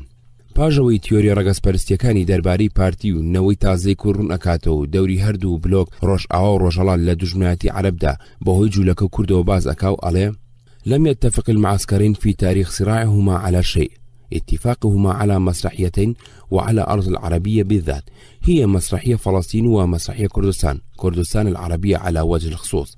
واتا هەردوو ئۆردوگا لە مێژووی ململانیاندا لەسەر هیچ ڕێنەکەوتون، ڕێکەوتنیان نەبێت لەسەر دوو شانۆگەری لەسەر خاچی عرب خۆی کە ئەوانی شانۆگەری فەڵەستین و شانۆگەری کوردستانن، کوردستانی عربی بەتایبەت. هیلال هێرش دەکاتە سەرکار بەدەستانی میسر بە تایبەتی ناسر، چونکە کورد بە برای دینی عرب دائنێن و داوای چارەسەری بە ئاشتی کێشەکەیانەکەن و ئەم بۆچوونەی ئەوان بە شعوبی و سەطحی دانێ، اینجا دێتە سەر بیرڕاکانی خۆی. لەبەر گرنگی باسەکە وەکو خۆی ڕان ئەگوێزم لەژێر سەرناوی المقترحات بشأن المشكلة الكردية نووسیوێتی. پێشنیارەکان سەبارەت بە کێشەی کورد. 1. دەوڵەت بە مەبەستەوە دەست بکات بە پرۆسی کۆچپێکردن بۆ ناو و دابەشکردن لە ناوە سەرڕای سەرنجدانی یەک بەیەکی کەسانی مەترسیدار. خراپ نابێ ئەگەر پلانەکە 2 یا 3 ساڵی پێ بچێ و بە کەسە مەترسیدارەکان دەست پێ بکە و بە کەسە کەمتر مەترسیدارەکان کۆتایی پێبێ و بەو شێوەیە. 2. سیاسەتی پشتگوێخستن، واتە دانەمەزرانی هیچ قوتابخانەیان پەیمانگەیەکی زانستی لە ناوچەکەدا، چونکە ئەمە بەڕوونی و ئاشکرایی پێچەوانی ئەوەی سەلمان کە داواکرا. 3. زۆربەی زۆری کوردانی نیشتەجێ جزیرە ڕەگەزنامەی تورکیان هەیە، دەبێت تۆمارەکانی مەدەنی ڕاست بکرێنەوە و ئێستا ئەمە دەکرێت. بەڵام داوا دەکەن دوا بەدوای ئەوە هەر یەکێک ڕەگەزنامەی ساغ بۆەوە بکرێتە دەرەوە بۆ وڵاتەکەی خۆی. سەرڕای ئەوە ئەوی ڕەگەزنامەکەی ساغ بێتەوە دەبێت بە شێوەیەکی بەجێ لێ بکۆڵێتەوە و سەرنج بدرێت چۆن ڕەگەزنامەکەی بەدەستێناوە، چونکە بە مەرسومی کۆماری نەبێ وەرناگیرێ. هەر ڕەگەزنامەیەک بە مەرسوم نەبێت دەبێت گفتوگۆی لەبارەوە بکرێت، تەنیا کەسانی کەمتر مەترسیدار بمێنەوە و ئەوی ڕەگەزنامەشی لێوەردەگیرێت دوجار بجێڕێتەوە بۆ نیشتیمانی خۆی. پاشان کەسانی خاوەن چەند ڕەگەزنامەیەکیشن، دەبینیەکیان هاوکات 2 یا 3 ڕەگەزنامە هەیە. لەم بارودۆخەدا دەبێت ببرێتەوە بۆ وڵات یەکەم ڕەگەزنامەی خۆی، هەرچۆنێک بێ ئەو ئامار و وردبینیکارە کە بە دوایدا دێن و دەبێت دەست بەجێ دەست بکرێ بە پرۆسەی کردنە دەرێ. 4. داخستنی دەرگای کار، دەبێت بەشداری پلانی داخستنی دەرگای کار لە بەردەم کووردا بکەین، تاوان لێ بکەین لە دۆخێکی ناجێگیردا یەکەم نەتوانن بجوڵێن و دووەم ئامادە بن لە هەر کاتێکدا بێ کۆچ بکەن. دەبێت یەکەم جار چاکسازی کشتتوکاڵ لە جزیرە ئەمە بکە و مڵک بە کری و مڵکاتی نەدا بە کورد، چونکە سوپاس بۆ خوددا خەڵکانی عەرەب زۆرن. 5. دەستکردن بە هەڵمەتێکی فراوان و چڕوپڕی دژ بە کورد لە ناو خەڵکانی عەرەبدا، ئەویش بە یەکەم سازدانی خەڵکە عەرەبەکە بۆ کاتی تێکچوونی دۆخی کورد لەو، دووەم تاوان لێبکە لە دۆخێکی شلۆق و ناجێگیردا بن. 6. داماڵینی سیفەتی دینی لە شێخانی کورد و ناردنی شێخانی ڕاستەنی عەرەب بە پلانێکی نەخشە بۆ دانراو، ئەگەر توانرا بگوازرێنەوە بۆ ناوە، چونکە کۆڕ و کۆبوونەوەکانیان هەرگیز دینی نین، بەڵکو ورتر بڵێن کۆڕی کوردانەیە، ئەوان کە بانگمان دەکەن بروسکەی دژی بارزانی نانێرن، دژی خوێنڕشتنی موسڵمانانن، ئەمە چ قسەیەکە. 7. کوردان بکەونە لێدانی یەکتری، ئەمە ئاسانە و ڕەنگەمەی سەر بێ، ئەویش بە وروژاندنی ئەوانەی کە بەڕەچەڵک عەرەبن دژی کەسانی مەترسیداریان، ئەم کارە پەردە لە ڕووی ئەوانە لا دەدا کە لاو لێ دەدان عەرەبن. 8. نیشتەجێکردنی کەسانی عەرەب و نەتەوەیی لەسەر سنووری ناوچەی کوردنشین، ئەوانە قەڵای پاشەڕۆژن و لە هەمان کاتدا چاودێری کوردانن کە لەوانەیە کۆچیان پێ بکرێ. پێشنیار دەکەین ئەو کەسانە لە شەمەر بن، چونکە یەکەم ئەوانە هەژارترین هۆزی سەرزەوین و دووەم لە 100% زامن کراون. 9. شریتی باکووری جزیرە بکرێتە ناوچەیەکی سەربازی وەک ناوچەی بەری شەڕ بە شێوەیە کە هێزی سەربازی تێدا دابنرێ، ئارکی نیشتەجێکردنی عەرەب و دەرپەڕاندنی کورد بێ بە پێی پلانێکی نەخشە بۆ کێشراوی دەوڵەت. 10. دامەزرانی مەزرای دەستە جەمعی بۆ عەرەبانە کە دەوڵەت لە شریتی باکووردان نیشتەجیان دەکا، بە مەرجێک خەڵکانی ئەم مەزرایانە لە ڕووی عەسکەریەوە تەواو مەشق پێکرا و پڕچەک بن وەک مستەعمەرەکانی جوولەکە لەسەر سنوور. 11. مافی هەڵبژاردن و خۆپاڵاوتن لە ناوچەکانی ناوبراودا نەدرێتە ئەوەی بە زمانی عەرەبی قسە ناکا. 12. هەرگیز ڕێنەدرێ ڕەگەزنامەی سووریایی بدرێتە ئەوەی دەیەوێت لەو ناوچەیەدا بنیشێ، جا ڕەگەزنامە ئەسڵەکەی هەرچیەک بێ جگە لە عەرەبی. ئەم پێشنیارانە بەز نین، بەڵکە ویستمان بە پێی شارەزای خۆمان بەرپرسانی پێبوور و ژێنین تا بێتە مژدەی پرۆژەی پلانێکی ڕیشەیی هەمەلایەنە و بۆ یادگار لە بەرچاو بگیرێ. بەشی سێهم لە پەڕەچرونەوە تا 82 تەرخانکراوە بۆ بڵاوکردنەوەی هەندێک بەڵگە و تاری ڕۆژنامەکانی جیهان دەربارەی شۆڕشی کوردستانی عێراق. پێچێ زۆری بەڵگەکان درۆبن و دەستکردی خۆیان بێ بە نیازی شێواندنی خواستە سیاسی و کۆمەڵاتی و ڕۆشنبیری ڕەواکانی کورد لە سووریا و هاندانی نەتەوەپەرستەکانی عەرەب لە کورد. بەشی چوارەم لە پەڕە 82 تا 109 باسی حیزبە سیاسیەکانی پارێزگای جەزیراکە، لەناو ئەو حیزبانەدا باسی پارتیەکە. کابرا بە ئەنقەس پارتی دیموکراتی کوردی سووریا تێکەڵاو کردووە لەگەڵ پارتی دیموکراتی کوردستانی عێراق. بەشێ لە پرۆگرامی پارتیەکەی عێراقی نووسیوە وەکو ئامانجی پارتیەکەی سووریا. بەشی پێنجەم لاپەڕە 110 هەتا 137 شوێنی عەرەب و خێڵە عەرەبیەکانی جزیرە دیاریەکە لەم ڕۆوە نووسیوێتی لەمەوە تێدەگەین شوێن و زێدی خێڵاتی عەرەب ناوچەکانی باشووری پارێزگای جەزیرەیە کە زۆری خێڵەکانی عەرەبی لێگیرساونەتەوە و بە هێڵەپانەکانیانەوە بریتیە لە شەممەر لە ڕۆژهەڵات، جەبور لە ناوڕاز، بەکارە لە ڕۆژئاوا لە بنارەکانی عەبدولعەزیز. خێڵەکانی دیکەینەوەم خێڵاتە ناوبراوانە ئەمانن: تەی، شەرابین، حەرب و هیدیکە لە خێڵاتی بچووکی عەرەبن. بەڵێ ئەوانە بەپی نەخشەی بارانی سووریا لە ناوچەکانی باشوور کە ڕێژەی بارانیان لە نێوان 100 هەتاکو 250 ملیم باراندایە دابەش بوون. بۆیە ناوچەکانی خێڵاتی عەرەب بەپیر نین و ئەوانەی دەوری خاپور نەبێ و ئاوەدانیان کەمە گوندەکانی دەهام هادی و هەندێک گوندی تێی نەبێ کە پیتوفەڕێکی تاڕادەیەک باشیان هەیە. خێڵە عەرەبەکانی جەزیرە بەم جۆرە ژمێرێ: 1. شەممەر پێش 300 ساڵ لە ناوچەی نەزدی حیجازەوە هاتوون و لە ناوچەکانی بەغداد تا ڕەقە جێگیر بوون، ئەبن بە دوو تیرەوە. شمار الخەرسا لە تەلکوچەک خڕبوونەتەوە و شمارە زۆر لە تەلهەدلول دانیشتون. 2. تەی لە حیجازەوە هاتوون، نزیکەی 10,000 کەس ئەبن، ئەبن بە چەند تیرێکەوە: العەساف، الحەریث، جەوالە، حەرب، ڕاشد، بەنی سەبعە، اليەسار، زوبێد، البوعاسی، الغەنامە، المعامەرە، البەکارە. لە ئەسەری ڕۆژهەڵاتی قامیشلی لەسەر سنووری تورکیا و بەشێکیان لە مالیکیۆ و بەشێکیان لە حەسەکە جێگیر بوون. 3. شەرابی لە دێرکێ و قامیشلی و حەسەکە و ڕاسلعین دانیشن. 4. جبور لە کەناری خاپور 20 کیلۆمەتر خواروی حەسەکاژین، دابەژە بن بەسەر تیرەکانی مەلحەم، سوڵتان، الهەزیم، المەحاسن، المەحەممەد، الحوی، الرەبت، البومەهەنە، الجەحیش، البەق، العەلی، البومانع، العامر، البەڕی، البوعەمرە، القوضاد، حەلیۆن، بۆریاش، البوسەلامە. 5. البەکارە لە بناری چێ عەبدولعەزیزی سەر و ئەژین. بۆ ئەوەی مەترسی کورد نەمێنێ و خێڵانی عەرەب زاڵ بێ بەسەر ناوچەکەدا هیلال بۆ بڵاوکردنەوەی خوێندەواری پێشنیارەکە: 1. دابەشکردنی هەموو ئەرزێکی زیادەی جزیرە کە قانونی چاکردنی کشتتوکاڵ دەیگرێتەوە هەر بەسەر ئەم خەڵکانەدا. دەبێت چاکردنی کشتتوکاڵ و قەواڵی مولکاتی لە جزیرە تەنیا بداتەوە خەڵکانە و ئەرزیش بەکری هەر بداتە ئەوان، چونکە ئەوان پشتیوان و پەنا و قەڵغانی پارێزگارین. کاتێ حاڵوباریان چاکترە بێ ئەوانە سەبارەت بە جزیرە لە ڕووی زانست و هۆشیاری و نەتەوایەتیەوە هیوای پاشە ڕۆژن. 2. یارمەتی خێرا و دواخرای چالاکانە و سوودبەخش بۆ دەوڵەت بدرێتە ئەوانە. 3. دامەزانی کۆمەڵەیان مەزرای دەستەجەمعی هەر لەو خەڵکە عەرەبە. 4. دامەزانی چەندەها گوندی نمونەی دەوڵەت سەرپەرشتیان بکە لە ناوچە جیاجیەکانی عەرەبدا تا سەرنج بدەنە جیاوازی نێوان ژیانی پێشویان و ژیانی ئەو بەدوایان و هانیامدا باشتر کار بکەن و چالاک بن. 5. ئاگادارکردنەوە لە پشتیوانی بەردەوامی دەسەڵاتدارانی خۆجەیی کە پێشتر هەر پێشوازی شێخانی دەزڕۆیان دەکرد تا سەرنج بدەنە جیاوازەکە و هەست بکەن دەوڵەتی خۆیانە و ئەوان مەتاڵ و پارێزەرینی و چاردەیە گوریان بداتێ. 6. کردنەوەی دەرگای بانقە کشتتوکاڵەکان هەر بۆ بچووکانە و داخستنی لە کەسانی شعوبی و دەسەڵاتدارانی دەوڵەمەندی عەرەب. 7. دانانی پلانێکی گشتی بۆ خەڵکە عەرەبانە بە پلانێکی تایبەت تا لەو حاڵە ڕزگار بکرێن. هیلال لای وای عەقڵەتی عەشایری عەرەبی کۆسپێکی گەورەیە، بۆیە داواکە پەیوەندی مادی و جێگایەکانی خێڵەکان هەڵبۆشێنرێ و شەممەر و جبور و تەی لە یەک شوێندا تێکەڵاو بکرێن. زۆریش گلەی لەوە هەیە کە پەیوەندی نێوان خێڵەکانی کورد و عەرەب لە ناوچەکەدا باش و دۆستانەیە. بەشی شەشەم لە پەڕە 138 تا 156 دوا بەشی کتێبەکەیە تەرخانی کردووە بۆ باسی دین و مەزەبی دانیشتوانی جزیرە کە تێکەڵاوە لە موسڵمان و مەسیحی کاتۆلیک و ئارتۆدۆکس و ناستوری و پرۆستانت و یەزیدی و ئاشوری و ئەرمەن و کلدانی و جوو. ساڵی 1963 حیزبی بەعز بە کودەتایەکی خوێناوی لە بەغدا حکمی گرتە دەست. دوای ئەوە بە ماوەیەکی کورت حیزبی بەعز لە سووریاش بە هەمان ڕێگا حکمی گرتە دەست. بەعسەکان بەمەبایی بوون ئەو پەڕی توندوتی ژیان بەرامبەر دوژمن و ناحەزەکانیان بەکارهێنا و جانی ڕەگەزپەرستیان خڕۆشا بوو. عێراق و سووریا و میسر گفتوگۆی وەحدەیان دەست پێ کرد. گفتوگۆکەیان بە ئەنجام نەگەیشت، کەوت نەتیجەتی ناسر و میسر کە شەڕیان دەست پێکردەوە لە دژی کورد. میسر پەسەندی نەکرد، بەڵام حکومەتی سووریا لیوای یارموکی بۆ یارمەتیدانی بەعز نار بۆ عێراق. ئەم کتێبە لەو کەشە سیاسیەدا نووسراوە بە هەمان جانی ڕەگەزپەرستانە. بیر و بۆچوونەکانی هیلال پێچەوانەی سەرەتاکانی دیموکراسی و مافی مرۆڤ و ئیدعا ئاشکراکانی حیزبی بەعزە. کوردەکانی سووریا ناحەقیان نەبوو. ئەم کتێبە هێنا هەرای گەورەتری لەسەر ساز کرایەوە. ئەگەر لە وڵاتێکدا بوونە ڕێزی مافی مرۆڤی بگرتە ئەبوو هیلال بدرێ بەدادگا. سەردانی زۆر گوند و شارۆچکەی ناوچەکەم کرد. چەند جارێ لەگەڵ هەندێک ڕۆشنبیر و پیاوی ناسراوی ناوچەکە چوین بۆ سەیران بۆ کەناری دیجلە. جارێکیان چوین بۆ نزیک پردی بافت. بافت شوێنەواری پردێکی کۆنە، وەکو ئەیانوت 12 تاقی هەبووە بە قەد بورجەکانی ساڵ. هەر پایەکیشی وێنە یەکێ لەو بورجانەی لەسەر بووە.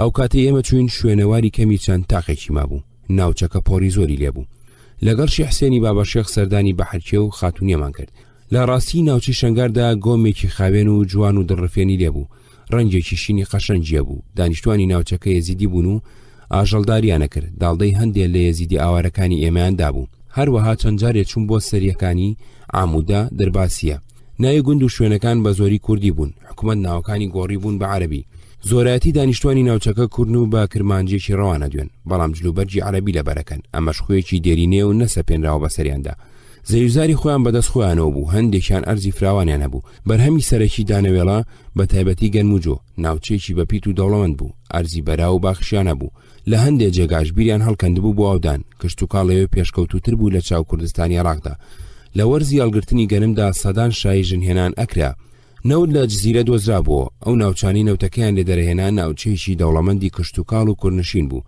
ناوی قەرەچۆغ بوو بیری نەوتەکان و بۆرەکانی لەناو ئەرزی جوتیارەکاندا بوو حکومەت داگیری نەکردو زۆر جا تراکتۆر و کەمپاین لە نزیک بیرەکان کاریانە کرد بێ ئەوەی دەست بێنە ڕێگەیان سنووری سووریا تورکیا ئەگەرچی بەتەلی درکاوی پەرژین کرابوو بە درێژایی هێڵی سنوور مینیان لێ چاندبوو ژمارەیەکی زۆری جەندرمەش تەرخان کرابوون بۆ چاودێری سنوورەکە بەڵام جموجوڵی قاچاقچێتی هەر هەبوو لە تورکیاوە ئاژەڵ پەت و پێڵاوی لاسیکیانێنا و لە سووریاوە چای و جگەرە و تفەنگ و فیشەکیانە بر قاچاقچێ گەورەکان کرێکار و کۆڵهەڵگریان بەکرێگرت کەلوپەلەکانیان لە سنوور پەڕێنەوە قاچاقچەکان لەگەڵ ئەفسەرەکانی تورک ڕێکەوتبوون بە پارە کۆڵەکانیانە پەڕاندەوە هەندێک جار بەرامبەر بە هەر کۆڵێک چەردەیەک پارەیانەدا یان بۆ چەند سەعاتێ سنوورەکەیان بەکرێگرت و لەو ماوەیەدا چەندی بیان توانیاتیانە پەڕاند هەندێک جاریش کە بە قاچاغە پەڕینەوە کۆڵ هەڵگرەکان بە سەرمیندا کەوتن یا بەرگولەی جەندرما ئەکەوتن دیجلە لەو ناوچێدا پێڵێن ئاڤامەزن واتە ئاوی گەورە لەمبەر و ئەوبەری دیجلە چەند گوندی هەبوون زۆریان ناوەکانیان وەکو یەکوا بوو هەندێک جار بۆ پەڕاندنەوەیەکێ کۆمەڵی لە خەڵکی هەردوو گوند بە ناوی مەلەو ڕاوەماسیەوە ئەچوونە ناو ئاوەکە ئەوەی ئەویست پەڕێتەوە ئەویش لەگەڵیانە چوو پاش بڵاو لێکردن لەگەڵ خەڵکی دیەکە چۆ وشکایی پێشتر جلوبەرجیان بۆ ئامادەکردبوو جلی لەبەرە کرد و تیانە پەڕاند چەند جارێ بووچیان بە کەڵک لەبەری تورکیاوە هێنا بۆ سووریا یا لە سووریاوە ئایان بر بۆ تورکیا بەڵام زۆر جار ئەمەیان بە پارە تەکبیرە کرد کەڵک بۆ پەڕاندنەوەی ئاژەڵیش بەکارهێنرا لێرە لەوێ هەندێک گوندی نوێ دروست کرابوون خانوەکانیان لە قوڕ و هەژارانە دروست کرابوو بە زۆری ئەو جوتیارانە بوون کە ئەرزەکانیان بوو بەژێر ئاوی بەندای فراتەوە بەڵام ئەمانە کەمایەتیەکی بچووک بوون لە ناوچەکەدا مەسەلەی تعریب هەندێکی پێوە نرابوو بۆ قەوارەیە نەبوو کە من بیست بووم کوردەکان ئەوانی جنسی سووریان نەبوو گیرروگرفتی ڕاستەقینیان هەبوو بێبەش بوون لە مافی خاوەنێتی زەوی و خان و دامەزراندن لە دایرەکانی دەوڵەتدا و خوێندن لە زانستگاکانی سووریا کورد بە دەگمەن لە داو دەستگای حکوومەتی و بەڕێوەبەرایەتیدا دائەمەزرێنران بە تایبەتی لە شوێنی گرنگدا کار بەدەست و حکومڕانی ناوچەکە هەموو عەرەبی بەعسی بوون یەکێ لەو شتانی بۆ من لێرە جێگەی سەرسوڕمان بوو یەکەمین جار بوو ئافرەت ببینم کاری قورس بکە ژمارەیەکی زۆر کچی گەنج و ژن لەسەر جادەی نێوان قامیشلی و دێرگ بەردیانە کێشا یان لە کاری جادەکەدا بە تایبەتی لە قیتاوەکەیدا ئیشیانە کرد ڕێکخراوە کوردیەکانی سووریا ساڵی 1975-1976 کوردەکانی سووریا دابەش بوون بەسەر چەندین حیزبدا لێرەدا بۆ ناسینەوەیان ناوی سکرتێرەکانیان هێنم حەمید دەروێش کەمالی ئەحمەداغا سەلاح بەدرەدین عیسمەت سەیدۆ مەلا باقی عەزیز چەرکەس زۆری ئەم حیزبانە ناویان ئەلحیزب الدیموقراتی الکوردی بوو هەندێ وشەی وەکو ئەلیەساری و ئەتەقەدومی و شتی لەم بابەتیان خست بۆ سەری بۆ ئەوەی لە یەکتری جیا بکرێنەوە ئامانج و بەرنامەی هەموو ئەم حیزبانە لەگەڵ یەکتری جیاواز نەبوو لە سەرەتای دامەزرانی پارتیەوە بۆ ئەوەی حکوومەتی سووری و نەتەوەپەرستەکانی عەرەب تووڕە نەبن وشەی کوردستانی سووریان بەکار نەهێنابوو هیچ کام لەم حیزبانە جگە لە سەلاح بەدرەدین کە لە دەرەوەی سووریا بوو دژی ڕژێمی سووری نەبوون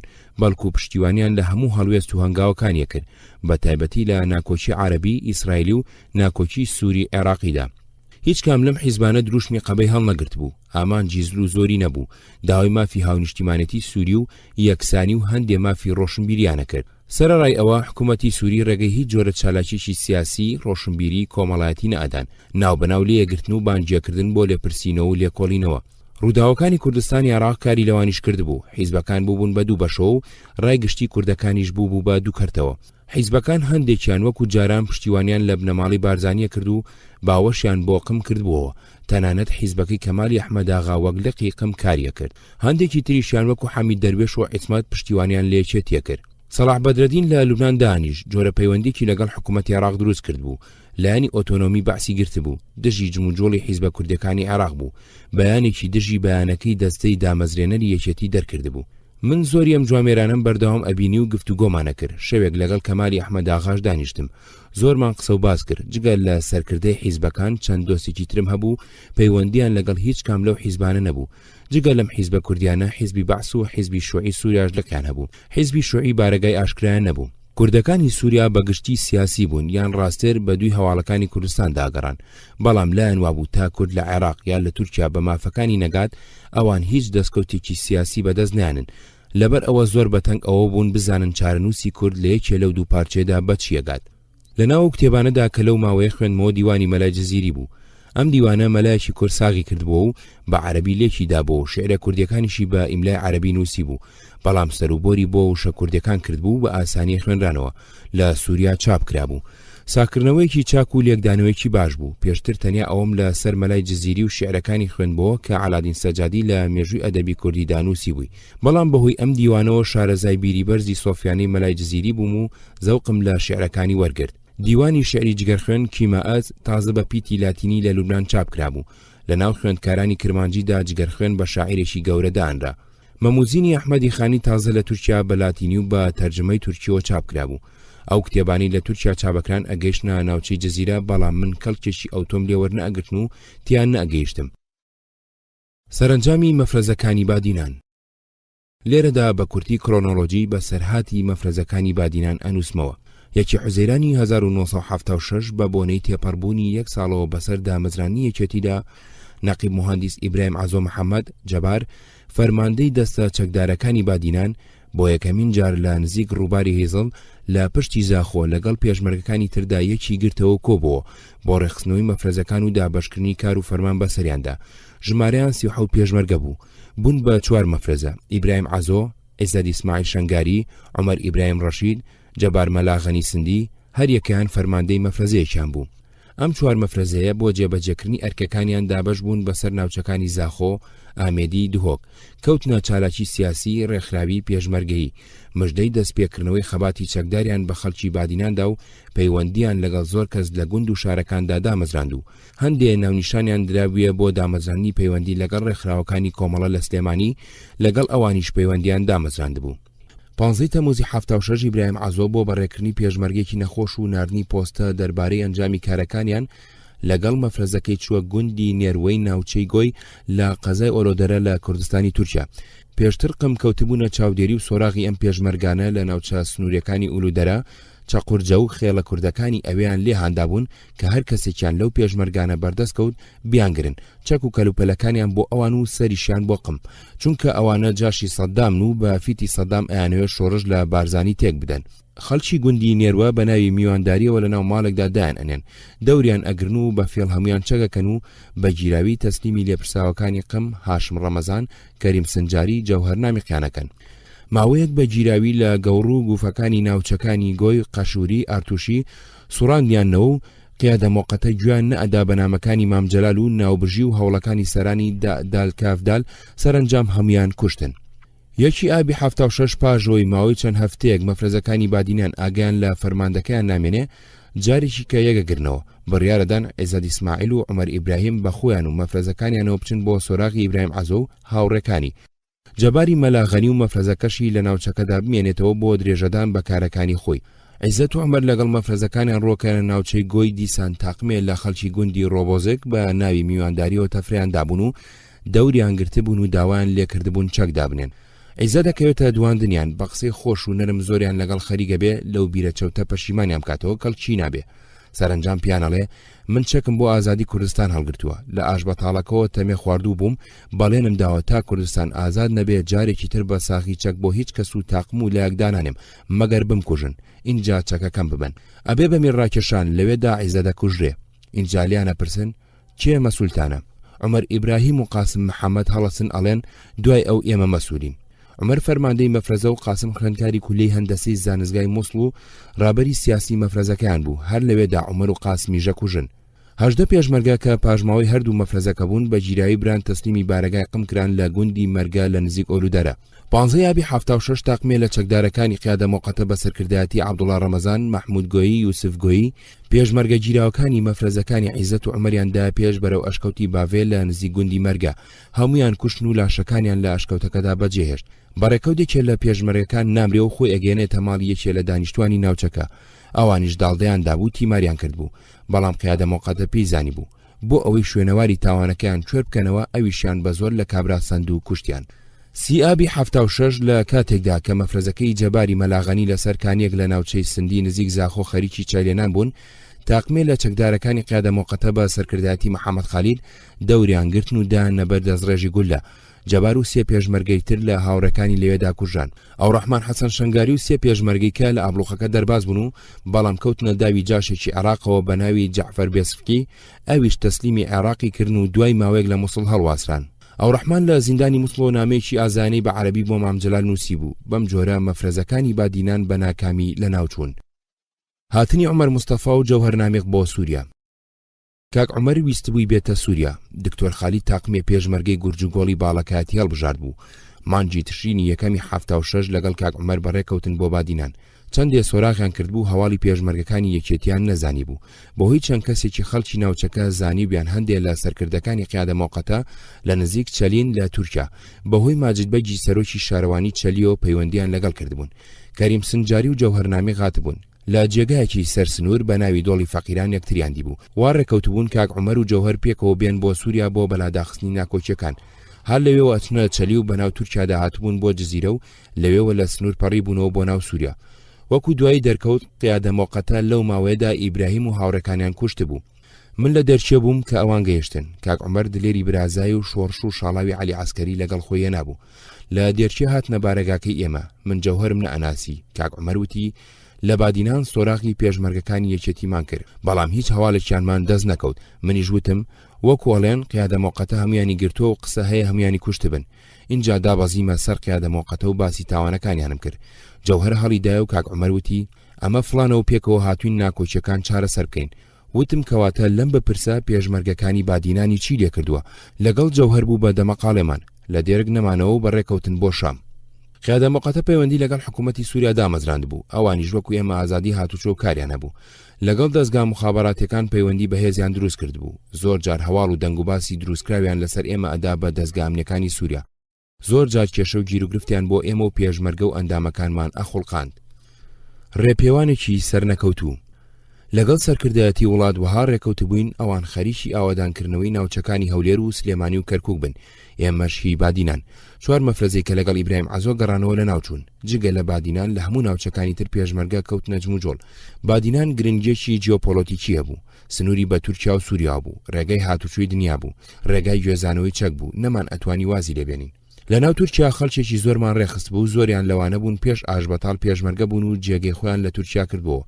لە جزیرە، سلۆپی، شەرناغ، ئۆلودەرە، شەمزینان بنکەی سیاسیمان دامەزراند بوو. لە زۆر جێگار چەکمان هەشاردا بوو. یەکێ لەوانەی پشتمان پێبەست بوو کابرایەکی زاخۆی بوو بە ناوی عیسمەت دینۆ.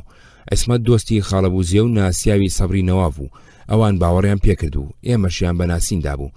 عیسمەت بە خێزان و دەست و پەیوەندەکانیەوە لە شوێنێکی سنووری عێراق و تورکیا دانیشت بوو. چەندین کلاشنکۆف و ئاربیجی و تەقەمەنیمان لەلا دانابوو. لە ئۆلودەرە ڕێخستنمان دروست کرد بوو لە ناو کۆنە پێشمەرگەکانی گۆیدا و چەکدارمان کردبوون و چەکی زیادەمان لەلا دانابوون. هێزەکانمان سازدا و چەند مەفرەزەیەکمان لێ دروست کردن. ئەفسەرەکانمان کرد بە فەرماندەیان. دوا هەفتەی مانجی 11/76 ئامادەمان کردن بۆ جوڵان. هەمومان نەمانەتوانی پێکەوە لە سووریا بەڕێ بکەوین. لەبەر ئەوە بۆ دەربازبوون لە سنوورکردمان بە 3 تاقم. تاقمی یەکەم بە سەرکردایەتی حەسەن خۆشناو بە کەڵک لە ڕووباری دیجلە پەڕینەوە. حەسەن ئەبوو بچێتە ناوچەی گوێ و پێشمەرگەکانی ئەوێ ساز بدە. تاقمی دووەم بە سەرکردایەتی فواد عومەر شەوێک دوای ئەوان بە کەڵک لە ڕووباری دیجلە پەڕینەوە. فواد و جەمال ئەبوو بچنە ناوچەی سلۆپ، عیسمەت دینۆ و پێشمەرگەکانی ئامادە بکەن. تاقمی سێم کە عادل موراد و سەید کەریم و سەردار دەلۆی و فەرهاد شاکەلی و منیان لەگەڵ بوو. ئەبوو شەوی سێهەم 24/11/76 لە دیجلە پەڕینەوە و هەر 3 تاقم لەلای عیسمەت دینۆ یەک بگرینەوە و لەوێەوە بەرەو بادینان بەڕێ بکەین و لە بادینان دابەش ببین بە سەرناوچەکاندا. ئەو شەوەی ئەبوو ئێمە بپەڕینەوە ڕۆژەکەی بارانێکی زۆر باری بوو. ئاوی دیجلە هەسا بوو. سواری کەڵک بووین لە ناوڕاستی ئاوەکەدا کەڵکەوانەکە گەڕایەوە بۆ دواوە. نەیتوانی بمانپەڕێنێتەوە ئەو شۆ نەمانتوانی بڕۆین بۆ ڕۆژی دوایی ناچار بووین لە وشکایەوە بڕۆین هەرچەندە ڕێگاکەمانی دوورە خستەوە شەوەکەی لە تەلبەندی سنوور دەرباز بووین بەڵام پێشەنگی هێزەکەمان لەگەڵ دەوری جەندرمە پێکاڵبژان هەرچۆنێ بوو تێپەڕین بەڵام نەمانتوانی بگەینە جێگای شێمین ڕۆژمان بە گردێکەوە بە سەربر لە نزیک دیەک دامەزراین بۆ شەڕ چونکە هێزی جەندرمە کەوتنە کێوماڵی ناوچەکە بە دوای ئێمەدا گەڕان ئێمە ئەوانمان بینی بەڵام ئەوان ئێمەیان نەدی و خەڵکی گوندەکەش کورتپەروەر بوون نەک هەر زمانیان لێ نەداین بەڵکو سەریان لێ تێکدان ئێوارە بە ڕێکەوتین بەرەو چیای جوودی و لەوێ و بەرەو شوێنی دیاریکراو کاتێ لە ناوچەکە نزیک کەوتینەوە زانیمان ڕۆژێ پێشتر عیسمەت تەسلیمی عێراق بووەتەوە لەگەڵ هێزەکانی حەسەن و فوادێکمان گرتەوە چەند کەس و مەفرەزەی ئێمە لە بادینیەکان شەو هەڵات بوون بۆ ناو قیادە مۆقەتە تومەس پێشتر پەیوەندیان لەگەڵ قیادە مۆقەتە هەبوو و تەکبیریان بۆ کردبوون تەسلیم بوونەوەی عیسمەت کە بە تەمای ئەو بووین ڕێبەریمان بکە و ڕاکردنی یەک لە دوایەکی مەفرەزە بادینانەکان ناومێدێکی زۆریان تێدا بڵاو کردینەوە لەلایەک جەندرمە بە دوامان ئاگەڕا و لەلایەکی ترۆ خەڵکی ناوچەکە هاوکاریان لەگەڵ ناکردین تەنانەت خواردنیشیان پێ نافرۆشتین بۆ خۆپاراستن زۆرمان جێگۆڕچێ کرد ڕێبەرەکانیشمان گوێی بوون و ئەترسان بەهۆی ئێمە تووشی کێشە بن و ئەیان ڕەتاندین و ئەیانویستمان دوومان بکەن بۆ ئەوی بگەڕێنەوە لە هەورازێکماندا ناوی چەکۆ بوو هەرگیز ڕێگای وا سەخت و کوڕم نەدی بوو چووینە گوندەکانی شاخ و زیارەت ئەمانە هەواری میری بۆتان بوون و کاتی خۆی میربەدرخان هاوینانی لەوێ گوزەراندووە شاخ گوندێکی زۆر خۆش بوو علی شاخیەکێ لە ڕێبەرەکانمان بوو خەڵکی و گوندە بوو قەم پاش ماوەیەکی کورد کوشتیان لەسەر ئەوەی چاوساغی ئێمە کرد بوو بە جێگای کارڕابوردین ناوی دۆڵی کورتان بوو بەرەو گوندی بلچێ لەسەر سنوور بوو لە تاو سەرما خۆمان کرد بە ناو گوندە خەڵکی گوندەکە بە نابەدڵی جێگەیان کردینەوە هەستمان کرد خۆیان ئاماداکەن لێمان دامەزرێن بەیانی زوو پێش ئەوەی ئەوان بەخۆ بکەون بە وریایی و ڕێک و پێچی کشاینەوە لام وایە لەبەر زۆری ژمارەی ئێمە وریایی خۆمان زاتیان نەکرد پەلامارمان بدەن قیادە مۆقەتە خەڵکی و ناوچانەی لێچێتی تیش کرد بوو کابرایەکیانم دوان لێم پرسی بۆچی دوژمنایەتیمانەکەن وتی هۆن لەسەر خەتێ سەرۆک نامەشن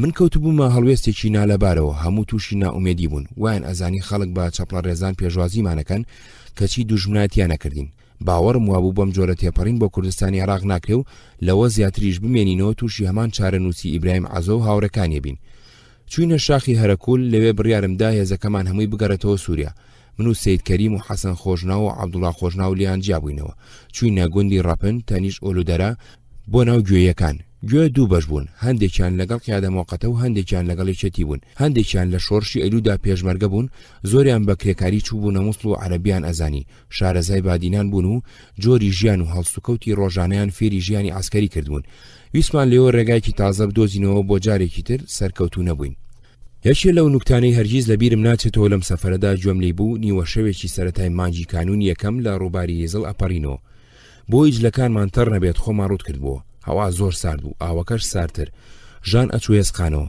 چاوساغێکی گوێیمان هەبوو ناوی حەمەڕەشید بوو کە لە ئاوەکە پەڕینەوە دنیا ئەوەندە تاریک بوو چاوچاوی نەئەبینی حەسەن خۆشناو بە دەنجێکی بەرز بانگی کرد حەمەڕەشید وتم ئاخۆ بێ حەمەڕەشیدی بۆچی بێ حەمەڕەشید دادوتی بەڵێ کا حەسەن ئەمرکە حەسەن زۆر بە خوێن ساردی وتی سەیری گونم کە بزانە نەوەریوە پاژەڵ سەنگاندنی هەلومەرجی ناوچەکە و ڕێگاوبانەکانی تێگەیشتم گەڕانەوەی بە کۆمەڵ لاکردن نایەت ئەبێ بیر لە شێوەیەکی تر بکەینەوە ئێمەش بڕیارماندا بگەڕێنەوە بۆ سووریا چوینە جیلانپنار و بە شەو بەپارە لەگەڵ جەندرمە لە سنوور پەڕینەوە بۆ سەرەکانی لە سووریا دوو کەس لە سەرکردەکانی پارتی دیموکراتی کوردستانی تورکیامان لەگەڵ هاتبوون ئەچوون بۆ کۆبوونەوەی هاوبەشی ئەوان و یەکێتی هەرچەندە سەفەرەکەمان 3 هەفتە زیاتر درێژەی نەکێشا و هەموو بە سەلامەتی گەیشتنەوە سووریا بەڵام بەڕاستی ئەمە تێکشکانێکی نەفسی و سیاسی ناخۆش بوو بۆ من تەجروبەیەکی دەوڵەمەند بوو بۆ ڕۆژگاری داهاتوم هەندێ لەوانەی هاوبەشی ئەم ڕێپێوانە سەرنەکەوتۆ بوون خەتای منیان نەگرت و بە یەکجاری چوونە ئەوروپا منی تر نەچوومەوە بۆ دێرک و ئومێدێکی ئۆتۆشم بەکاری ئەوێ نەما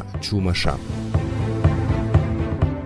هەڵواسینی شەهاب و هاوڕێکانی کەم بژی و کاڵبژی گیراوەکانی کۆمەڵە شەهاب و هاوڕێکانی دوای لێکۆڵینەوەیەکی پڕ لە ئازاردانی چەند مانگە دران بەدادگا شەهابی شێخنووری و جعفەر عەبدولواحید لە سەرکردایەتی کۆمەڵە و ئەنوەر زۆراب لە ڕێخستنی بەغداد حکمی ئەدام و ئەوانی تر لە 5 تا 15 ساڵ حکم دران ڕۆژی 21 یانزەی 76 شەهاب و جعفەر و ئەنوەر لە سێدارە دران و تەرمەکانیان برایە بۆ کوردستان ئەمانە تاقمی یەکەمی تێکۆشەرانی کورد لە سێدارە بدرێن بە ئازایەتێکی بێوێنەوە ڕوبەڕووی دەستگاکانی لێکۆڵینەوە و دادگا و هەڵواسین بوونەوە نەریتی ئازایانەی کەم بژی و کەڵبژیان بۆ هاوڕێکانیان داهێنا بە بۆنەی هەڵواسینی شەهاب و هاوڕێکانیەوە کۆمەڵە لە کوردستان بەیانێکی بە کوردی دەرکرد بەیانەکە کاک ئارام نووسی بووی لە سووریا ژمارەیەکی شەرارە بۆ ئەم ڕووداوە تەرخان کرا گەڕەکێکی شام ناوی حەیلەکرات بووە، ناویان ڕگۆڕی بوو بە ڕوکنەدین.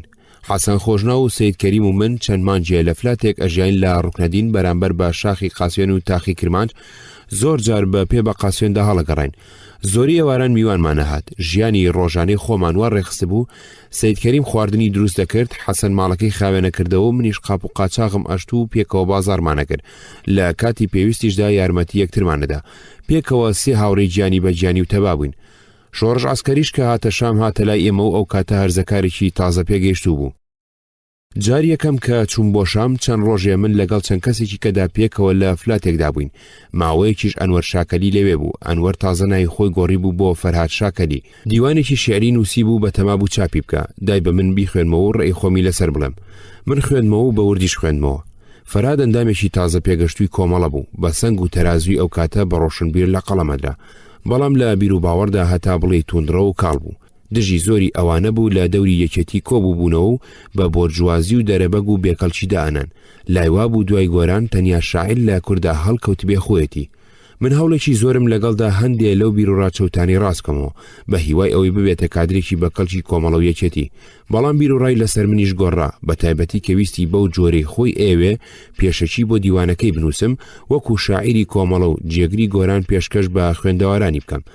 ڕاستیەکەی بە پێچەوانەی چاوەڕوانەکانی ئەوە لە من ئامۆژگاریم کرد. ئەو وەکو گەنجێکی ڕۆشنبیر کاسە ڕای کوردی زمانەکانی عەرەبی و فارسی ئەزانی، باشتر وایە واز لەو شێرە بێفەڕانە بێنێ و خۆی بە نووسینی شتێکی بەکەڵکترەوە خەریب بکە. بە تایبەتی لەو کاتەدا ئەرشەرارە دەرەچوو، بە تەمای دەرکردنی ڕێبازی نوێژ بووین. مەبەستم لەم قسەیە بێگومان شکاندنی نرخی و پیاوە نەبوو، بەڵکو من وەکو بەرپرسێکی گوێلێگیراوی کۆمەڵە و یەکێتی لە ڕووی دڵسۆزی و دڵپێچوتانەوە ئەمویست ڕێگایەک پێنیشانی کەسێکی لە خۆم کەم تەجروبەتر بدەم بۆ خۆی و بۆ یەکێتی باشتر و سەرکەوتوتر بێ. دیوانەکەی چاپ کرد و شێعرەکانی هیچ شۆڕشێکیان لە ئەدەبی کوردیدا هەڵنەگیرسان. فەرهاد شاکەلی لە قسەکانی من تووشی خەیبەت ئەمەل بوو، بگرێ وەکو ئەڵێن خوشقی بوو. خۆشی ماوەیەک بوو تووشی سەرلێشێوانی سیاسی بوو، ئەویست بە یەکجاری بچێ بۆ ئەوروپا، وازی لە یەکێتی هێنا، ماوەیەک لەگەڵ وەحدەل قاعیدە و ماوەیەکیش لەگەڵ سازمانی ئینقیلابی کاری کرد. پاشان ڕووی کردە سوید وازی لە شێعر هێنا، بەڵام فێری مهاتەراتی سیاسی بوو. زانستگای دیمەشق هەموو ئەو خوێندکارە کوردانی وەرگرت کە لە ئێران و عێراقەوە هاتبوون. بێگومان ئەمەش کارێکی نائاسایی بوو، قیادەی قەومی بە تایبەتی بۆ یەکێتی جێبەجێ کرد. هەر خوێندکارە پێشتر لە چ کولیەک و لە کام پۆل بوو لە هەمان کولیە و پۆل وەرگیران. یەکێتی ژیانی هەمویانی دابین کردبوو، موچەی مانگانی بۆ بڕیبوونەوە و کری خانووی بۆدان. مامجلال تاقیبی خوێندکارەکانی کردبوو بۆ ئەوی بزانێت لە خوێندندا چۆنن، زۆریان دەوامیان نەکردبوو. مامجلال کۆبوونەوەیەکی لەگەڵکردن بۆ ئەوەی لە گیرروگرفتەکانیان بکۆڵێتەوە و بۆیان چارەسەر بکە. یەکێ لەم خوێندکارانە تازە لە عێراقەوە هاتبوو، دۆستی کۆمەڵە بوو، لە کولی هەندەسە وەرگیرا بوو، ناوی شەماڵ بوو. شەماڵ لە هیچی کەم نەبوو، موچەی مانگانی ئەوەندەی موچەکەی من بوو، پارەی کتێب و کەلوپەلی زانستگاشیان بۆ دابوو. مامجلال لی پرسی بوو گیرروگرفتەکانی چییە؟ وتبووی گیرروگرفتم نییە. پرسی بووی ئەی بۆ دەوام ناکەی؟ شەماڵ وتبووی من ناتوانم لە وڵاتێکدا بخوێنم کوردی تێدا بچەوسێتەوە، کورد لە سووریا ئەچەوسێنرێتەوە، لەبەرەوە منیش تااقەتی خوێندنم نییە. شەماڵ خوێندنی تەواو نەکرد و چوو بۆ ئەوروپا. عارف تەیفور و وریا سەعاتی و کەریم سنجاری کەوتبوونە هاتوچۆ بۆ سووریا. مامجلال چوو بوو بۆ لەندەن. مەسعود و سامی بینی بوو، یەکێ لە مەسەلەکانی باسییان کرد بوو لێکۆڵینەوەی هاوبەش بوو لە کوشتنی مەفرەزەکانی یەکێتی و سزادانی بکوژەکان. مەسعود و سامی بێئاگایی خۆیان لەو ڕووداوە پیشاندا بوو، بەڵێنیاندا بوو کە ئەگەر لەگەڵ یەکێتی پێک بێن یا پێک نێن لەو ڕووداوە بکۆڵنەوە سزای تاوان باران بدەن. مامجلال پرۆژەیەکی سیاسی پێدابوون بۆ ڕێکەوتن، پاش دەستکاریەکی کەم قوبوڵیان کردبوو. نامەکانی بارزانی بۆ کارتەر. جموجولی بنەماڵی بارزانی لە مانگەکانی شوبات و مارتی 1970دا نمونەیەکە لە جۆری ڕافتاری سیاسیان بنەماڵەیە لەگەڵ ڕووداوەکاندا لە وەتەی سەرکردایەتی جوڵانەوەی کوردیان گرتوۆتە دەست. مەلا موستەفا لە واشنگتۆن خەریکی تازەکردنەوەی پەیوەندی بوو لەگەڵ بەڕێوەبەرایەتی ئەمریکی. مەسعود لە شام خەریکی تازەکردنەوەی پەیوەندی بوو لەگەڵ سووریا و ڕێکخراوە فەڵەستینیەکان. ئیدریس لە کەرەج خەریکی سەرپەرشتی چالاکیەکانی قیادە مۆقەتە بوو، کادر و مەفرەزەی ئەناردەوە بۆ کوردستانی عێراق. عوبێد و لوقمان لە بەغداد بوون. عوبێد وەزیر بوو لە وەزارەتەکەی بەعەزدا. لێرەدا بە پێویستی ئەزانم کرۆنۆلۆجی هەندێک لە ڕووداوەکان پشت ئەستور بە بەڵگە بنووسم بۆ ئەوەی خوێندەوار بتوانێت لەگەڵ یەک بەراوردیان بکا و پێکەوە گریبدا. ئەوسا من هەندێک لەمانم نەئەزانی، ساڵانی دوایی تیان گەشتم. 9 شوباتی 1970 مەلا موستەفا نامەیەکی درێژ بۆ کارتەر نووسێ دەربارەی هەلومەرجی کوردستان. کارتەر نامەکەی پشتگوێ خست و وەڵامی نەدایەوە. 14 شوبات مەلا موستەفا نامە بۆ سیناتۆر و نوێنەرەکانی ئەمریکا نووسێ و وێنەیەکی نامەکەی بۆ کارتەری ناردبوو، بۆیان ئەنێرێ و گلەی ئەکا کە وەڵامی نەدراوەتەوە. دانانی ئیسماعیل تایە بۆ سەرکردایەتی فەیلەقیەک. 27 شوبات ئەحمەد حەسەن ئەلبەکر ئیسماعیل تایە ئەلنەعێمی بانگەکات و دای ئەنێ بە سەرکردەی فەیلەقیەک و کوژاندنەوەی شۆڕشی سەر لە نوێ دەستپێکردووی کوردستانی پێسپێرێ. ئەلنەعێمی لەمڕۆ لە تەجروبەتی فی القیادەدا نووسیوێتی: ئێوارەی ڕۆژی 27 دوای 1970 من سەرقاڵی کۆنگرێکی هەفتانەی گفتوگۆکردن لە سەر نامیلکەکانی مەشق پێکردن بووم. زەنگی تەلەفۆن لێدا و قسەکە ڕێزدار سەرۆکی ئەرکانی سوپا بوو. داوای کرد لە نووسنگەکەیدا ئامادە بم کە چوومە لای پێیان ڕاگەاندم ڕێزدار سەرۆکی فەرماندە داوای کردووە بچمە حەزوری. پێکەوە چوینە نووسنگەی ڕێزدار وەزیری بەرگری و سەرۆکی فەرماندە دەست پێشخەری کرد کە هەڵبژێراوم بە فەرماندەی فەیلەق لە باکوور. لە کاتێکدا جموجوڵ دووبارە لەوێ دەستی پێکرد بۆ و گوتی: داوات لێ دەکەم بە خێرایی شەڕەکە کۆتایی پێبێنی. منیش گوتم گەورم هەموو هەوڵێک دەدەم بۆ لێدانی یاخەکان، بەڵام هیچ فەرماندێکی سەربازی ناتوانێ وادەیەک بۆ بڕانەوەی جەنگێکی پارتیزانی کە ئیستیعمار دەیجوڵێنێ دیاری بکە و سنوورێکی کراوەژ هەیە. دەوڵەتێک دراوسێتی تەماعی لە وڵاتەکەماندا و لە ناوچەیەکی لەباری جەنگی پارتیزانیدا هەیە. یەکەمین ڕێکەوتنی یەکێتی و قیادە موقەتە. 1 مارد سووریا ناکۆچی یەکێتی و قمی پێخۆش نەبوو. ئەزانی ئەوان لە تورکیا نفوذ و دەسەڵاتیان هەیە و بەبێ کرانەوەی ڕێگای تورکیاش یەکێتی ناتوانێت پەرە بە چالەکەکانی بدا. سووریەکان مەسعودیان بانگێش کرد بۆ سووریا، لە ئوتێلی میریدیان میوانداریان کرد.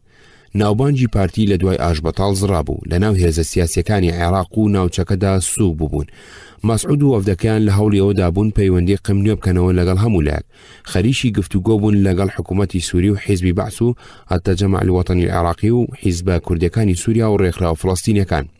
مەسعود و مامجەلال بە دووقۆڵی و نوێنەرایەتی هەردوولا لە قیادە موقەتە مەسعود و کەریم سنجاری و عارف تەیفور و ریاس عاچی و لە یەکێتی مامجەلال و دکتۆر فواد و عادل و ڕەزاق و من چەندین جاردانیشین و سەردانمان کردن. سەرکردایەتی عێراقی بەعس کە لە سووریا بوون هەوڵێکی زۆریاندا هەردوولا لە یەکتری نزیک بخەنەوە. قم لەگەڵ تەجەمع نەگەیشتە ڕێکەوتن، بەڵام ڕێکەوتنێکی مەیدانی لەگەڵ یەکێتی و حیزبی بەعس ئیمزا کرد. ئەمەش دەقی ڕێکەوتنەکەیە. بۆ هاوکاری عملی لە مەیدانی کارە سەربازەکاندا و گرتنەبەری هەنگاوەکانی زامنکەری هاو ئاهەنگی هەوڵی شەڕکەرانی ڕاپەڕی و لە حکمی فاشی عێراق و گەیاندنی چەک و زەخیرەی شەڕ و یارمەتی دارایی بەوان و دابینکردنی پێویستیەکانی دیکەی درێژە پێدان و سەرکەوتنی شۆڕشی هەڵایساو لە کوردستانی عێراق بەو پێی کە بەشێکی گرنگی شۆڕشی دیموکراتی تێکۆشەری عێراق لە پێناوی بەدیهێنانی ئامانجەکانی گەلی عێراقدا کە بەرنامەی التەجەمع الوەطنی العێراقی زەمینەیەکی باشی پێک دێنێ هەر سێلایەکە لەسەر بڕیار لێدان و بەجێهێنانی ئەم هەنگاوانی لای خوارەوە ڕێکەوتن. یەکەم، هەموو شەڕکەرانی ڕاپەڕی و لە فاشیزم لە کوردستانی عێراق بە چاوپۆشین لەلایەنگری حیزبی و سیاسیان بە سەربازی سوپای شۆڕشی دیموکراتی عێراقدا دەنرێن و وەکو یەک لە ڕووی پرچەکردن و خۆراک پێدان و زەخیرە و دابینکردنی پێویستیەکانی دیکەی درێژە پێدانی شەڕەوە مامەڵەیان لەگەڵ دەکرێت. دووەم، پێگەنانی لیژنەکانی هاواهەنگی مەیدانی لە نوێنەرانی هەر سێلا لە ناوچە جیاجەکانی شەڕ بۆ یەخستنی هەوڵی پێشمەرگەکان و خەرکردنەوەیان دژی فاشیزم و وەک چەند هێزێکی یەکگرتووی هاوکاری یەکتر لە شەڕدا و بۆ چارەسەری ناکۆچیەکان و ئەو ناڕێکیانە کە گیانی برایەتی هاوخەباتی و هاوڕێتی چەکیان لە یەکسوپادا تێدایە. سێم، دەست بەجێ کەوتنە پێگەێنانی لیژنەکانی هاواهەنگی لە ناوچە پێویستەکان و ڕاگوزەرە گرنگەکاندا بەو پێی کە لە سەریان ڕێک دەکەون بۆ دابینکردنی گیاندنی چەک و تەقەمەنی بە شەڕکەرانی سەرخاکی نیشتیمان و هەروەها بۆ پێکەوە هێنانەوەی شەڕکەرانی دەرەوە تا بچنە پاڵبرا شەڕکەرەکانیان لە نیشتیمان. چوارم، هەوڵدانی هاوبەش و تاکەتاکەی مایەی هاواهەنگی لە نێوان لایەنە بەشدارەکاندا بۆ پەیداکردنی چەکی پەرەسەند و چەکی پێویستی درێژە پێدانی شۆڕش بە پێگەێنانی لیژنەیەکی هاوبەشی گەڕان بە دوای چەک و کڕین و یەخستنی هەوڵەکان بەو پەڕی خێرایی یارمەتیدانی چەکداران. پێنجەم، ڕاگرتنی هەڵمەتی ڕاگەیاندن و شەڕەقسە و ڕێنوێی بنکەکانی حیزب بە گیانی هاوکاری و برایەتی. شەشەم، هەر لە یەک لەم سێلانە ناوەڕۆکی ئەم ڕێکەوتنە بە سەرکردایەتی و دەستگای بەرپرسی خۆی ڕادەگەێنێ و پابەندیان دەکات جێبەجێ بکەن و هەموو هەوڵ و تەقەلایەکی پێویست بدەن بۆ ئەوەی ڕێکەوتنەکە بە کردەوە لە مەیداندا بەجێ بهێنرێ. لە حیزبی بەحسی عەرەبی ئیشتیراکی باقر یاسین، لە حیزبی دیموکراتی کوردستان قیادە موقەتە مەسعود بارزانی، لە یەکێتی نیشتیمانی کوردستان جەلال تاڵەبانی. 1977 هەمان ڕۆژی کە یەکەمین ڕێکەوتن لە نێوان مامجەلال و مەسعوددا ئیمزا کرا، ئیسماعیل تایە ئەلنەعێمیش گەیشتە کەرکووک بۆ بارەگای فەیلەقیەک بۆ سەرکردایەتی لەشکرکێشەکانی جێشی عێراق دژی کورد. پاش چەند ڕۆژێ لەشکرکێشی گەوری دەست پێکرد بۆ سەر پێشمەرگەکانی کوردستان و بنکەکانیان. لەمڕۆ نووسیوێتی: هیچ ئاهەنگێک بۆ نەخوا حافیزی و ناتەنانەت خوا حافیزی ئەفسەران و پلەدارەکان نەجێڕا، چونکە پێویست بوو وەک فەرماندەی فەیلق یەکەم لە باکوور بچمە سەرکارە تازەکەم. بەم شێوەیە هەمیشە ئارەزوم بۆ بە پەلە و پاش دەرچوونی فەرمانی گواستنەوەم پەیوەندی بکەم. لەبەرەوە سەفەرەکەم ڕۆژی 1970 بوو پەیوەندیم کرد. لە کاتێکدا بە فڕۆکە گەیشتمە بنکەی ئاسمانی کەرکووک و چەند ئەفسەرێک ئامادە بوون لە فڕۆکەخانە پێشوازیم کەن و گەیشتمە بارەگای فەیلق لە سەربازگەی کەرکووک. سێمارد مەلا مستەفا نامەیەکی تری بۆ کارتەر نووسی داوای بینینیەکات. لە نامەکەیدا نووسیوێتی ئەم بینینەی دوای ئێوە و بینینەکەی جێگری سەرۆک کۆمار ماندێل لەگەڵ ڤلادیمیر بۆکۆڤسکی سەرنجی گەورەی ئێوەی لەگەلی زۆر لێکرا و ئارەزووی ڕاستەقینەی ئێوەی بۆ یارمەتیدانی بۆ پێشەوەچوونی ئازادی و مافی دەربڕین بە ئاشکرا دەرخست.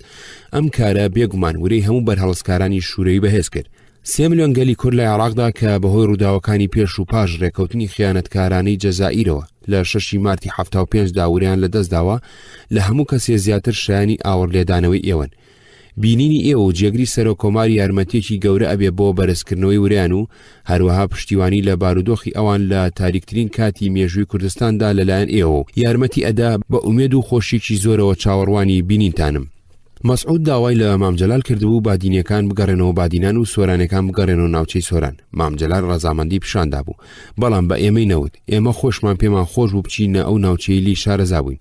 خۆمان ئامادە کرد بۆ گەڕانەوە. پێشمەرگەکانی بادینان سازدران بە سەرکردایەتی حسێن بابەشێخ بگەڕێنەوە. مەسعود ستایشی شێخ حسێنی کرد بوو. پێخۆشحاڵی خۆی دەربڕی بوو بۆی کە یەکێتی پیاوێکی نەرم و بەڕێزی وەکو شێخ حسێن لە بادینان داهێنێ. باڵێنی دابوو هەموو جۆرە هاوکارێکی لەگەڵ بکەن. برا دۆست، یەکگرتنەوەی براکان. بە جۆرەی ئەو ڕێکەوتنی لە شام بۆ هاوکاری مەیدانی لە نێوان مامجەلال و مەسعود بارزانی دایمزاکرا بوو. ئەم دوو هێزە ئەبوو لە هەموو مەڵبەندەکانی کوردستانی عێراق کۆمیتەی هاوبەش بۆ هاوکاری دابمەزرێنن، ئەبوو ڕێ لە یەک نەگرن و یارمەتی یەکتر بدەن. خالید سعید لە برا دۆست. مانجی نیسانی 1970 خالید سعید و هەندێک لە پێشمەرگەکانی باڵەکاتی هاتبوون بۆ هەڵگرد و ناوچەی برادۆست. ماوەیەک لەوێ مابوونەوە. چاوەڕوانی گەیشتنی هەندێک لە بەرپرس و کادرەکانی یەکێتی نیشتیمانی کوردستانیانە کرد لە سووریاوە. کا خالید لە چاوەڕوانی بێتاقەت بوو، ڕۆیشتبوو بۆ هەڵگرد، بەڵام دوو مەفرەزەی لە ناوچەکەدا بەجێهێشت بوو. یەکێکیان ئەوڕەحمان بێشەی و ئەویتریان قادر ڕۆستایی فەرماندەیان بوو. لەگەڵ ئەواندا جەوهەری براشیدا نابوو. هەر لەگەڵ ئەواندا بۆ شارەزایی و هاودەنگی پێشمەرگێکی جامانە سووریان لەگەڵ بوو بە ناوی ڕەشید گەردی. ڕەشید لە گەردەکانی تورکیا بوو، بەڵام لە شۆڕشی ئەیلولدا پێشمەرگە بوو. شارەزایشی زۆری لە ئەرز و دانیشتوانی ناوچەکە بوو. جاروبار لەگەڵ ئەوان ئەگەڕا و جاروبار خۆی بەتەنیا ئەچوو بۆ گوندەکانی سەر سنوور لە تورکیا. لە مانجی نیساندا لەگەڵ شەهید نەجمەدین بێوقەیا نەجۆ لە قامیشلیەوە چوینە نسێبین و دوایی دیاربەکر. لە دیاربەکر لەگەڵ سەرکردەکانی پارتی دیموکراتی کوردستان لە تورکیا کۆبوومەوە. باسی هەلومەرجی کوردستان و پلانیکاری داهاتوو یەکێتیم بۆ کردن. نەجۆ لەگەڵ سەرکردەکانی پارتی دیموکراتی کوردستانی تورکیا تێکچوو بوو. لە دیاربەکرەوە بەهۆی ئەوانەوە چوومەوان بۆ ماڵی عەلی شێر. لەوێش بەڕێیان کردن بۆ گەوەر یوکسەکوا بۆ لای مەلاحەقی. مەلاحەقیش بەرەوڕووی کوردێکی عێراقی کردمەوە کە لە گوندێکی سەرسنوور دانیشتبوو ناوی موسا بوو. موسا کوڕێکی خوێندەوار و لە گەردەکانی هەولێر بوو. دوای هەرز بە ماڵ و خێزانەوە چوو بۆ ناو گەردەکانی تورکیا و لە گوندی بێگۆر دانیشتە بوو. پێشتر تالیب ڕۆستەم و خالید سعید لەگەڵ ئەم کوڕە پەیوەندیان دروست کرد بوو. بەڵێنی هاوکاریدا بوو. تاالب سەفەرێکی کورتی بۆ سووریا کرد. زۆر نەمایە و گەڕایەوە بۆ کوردستان. هەردوو جار موسای دی بوو. بیگۆریشەکە لە گوندەکانی شەمزینان لە شوێنێکی سەخت و ئاسیدا بوو. پەناگای بەرداوی زۆری لێبوو. زۆر بە زەحمەت دەستی جەندرمەی تورکیا گەیشتێ.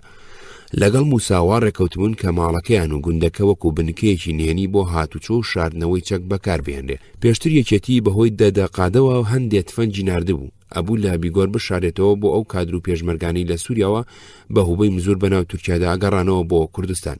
چەند تفەنجێکی کەم گەیشتوە دەست موسا. لەگەڵ موسا چوونە بێگۆر. موسا ئاگاداری دەنگوباسی مەفرەزەکانی برادۆست و کا خالید بوو. تفەنجێکم بۆ خۆم لێوەرگرت. سەیرێکی ناوچەکەمان کرد. لەو شوێنانی کە بە تایبەتی چوون بۆ سیرکردنی ئەو چیاو کەوەرگە سەختە بوو کە لە سیەکاندا خۆشەوی خەلیلی لێکوژرا بوو. بەشەو چوینە کەتینە. کەتینە تەنیا یەک ماڵ بوو لەسەر ڕووباری سەرکەم لە بەری تورکیا. خاوەنی ماڵەکە کابرایکی بە ساڵاتوی دەموددانکەل بوو. ناوی مەلا عیسا بوو، بەڵام تابڵی پیاوێکی دڵسۆز و نەترس و دەست و دڵفراوان بوو. هەواڵی پێشمەرگەکانی ئەزانی لە شوێن.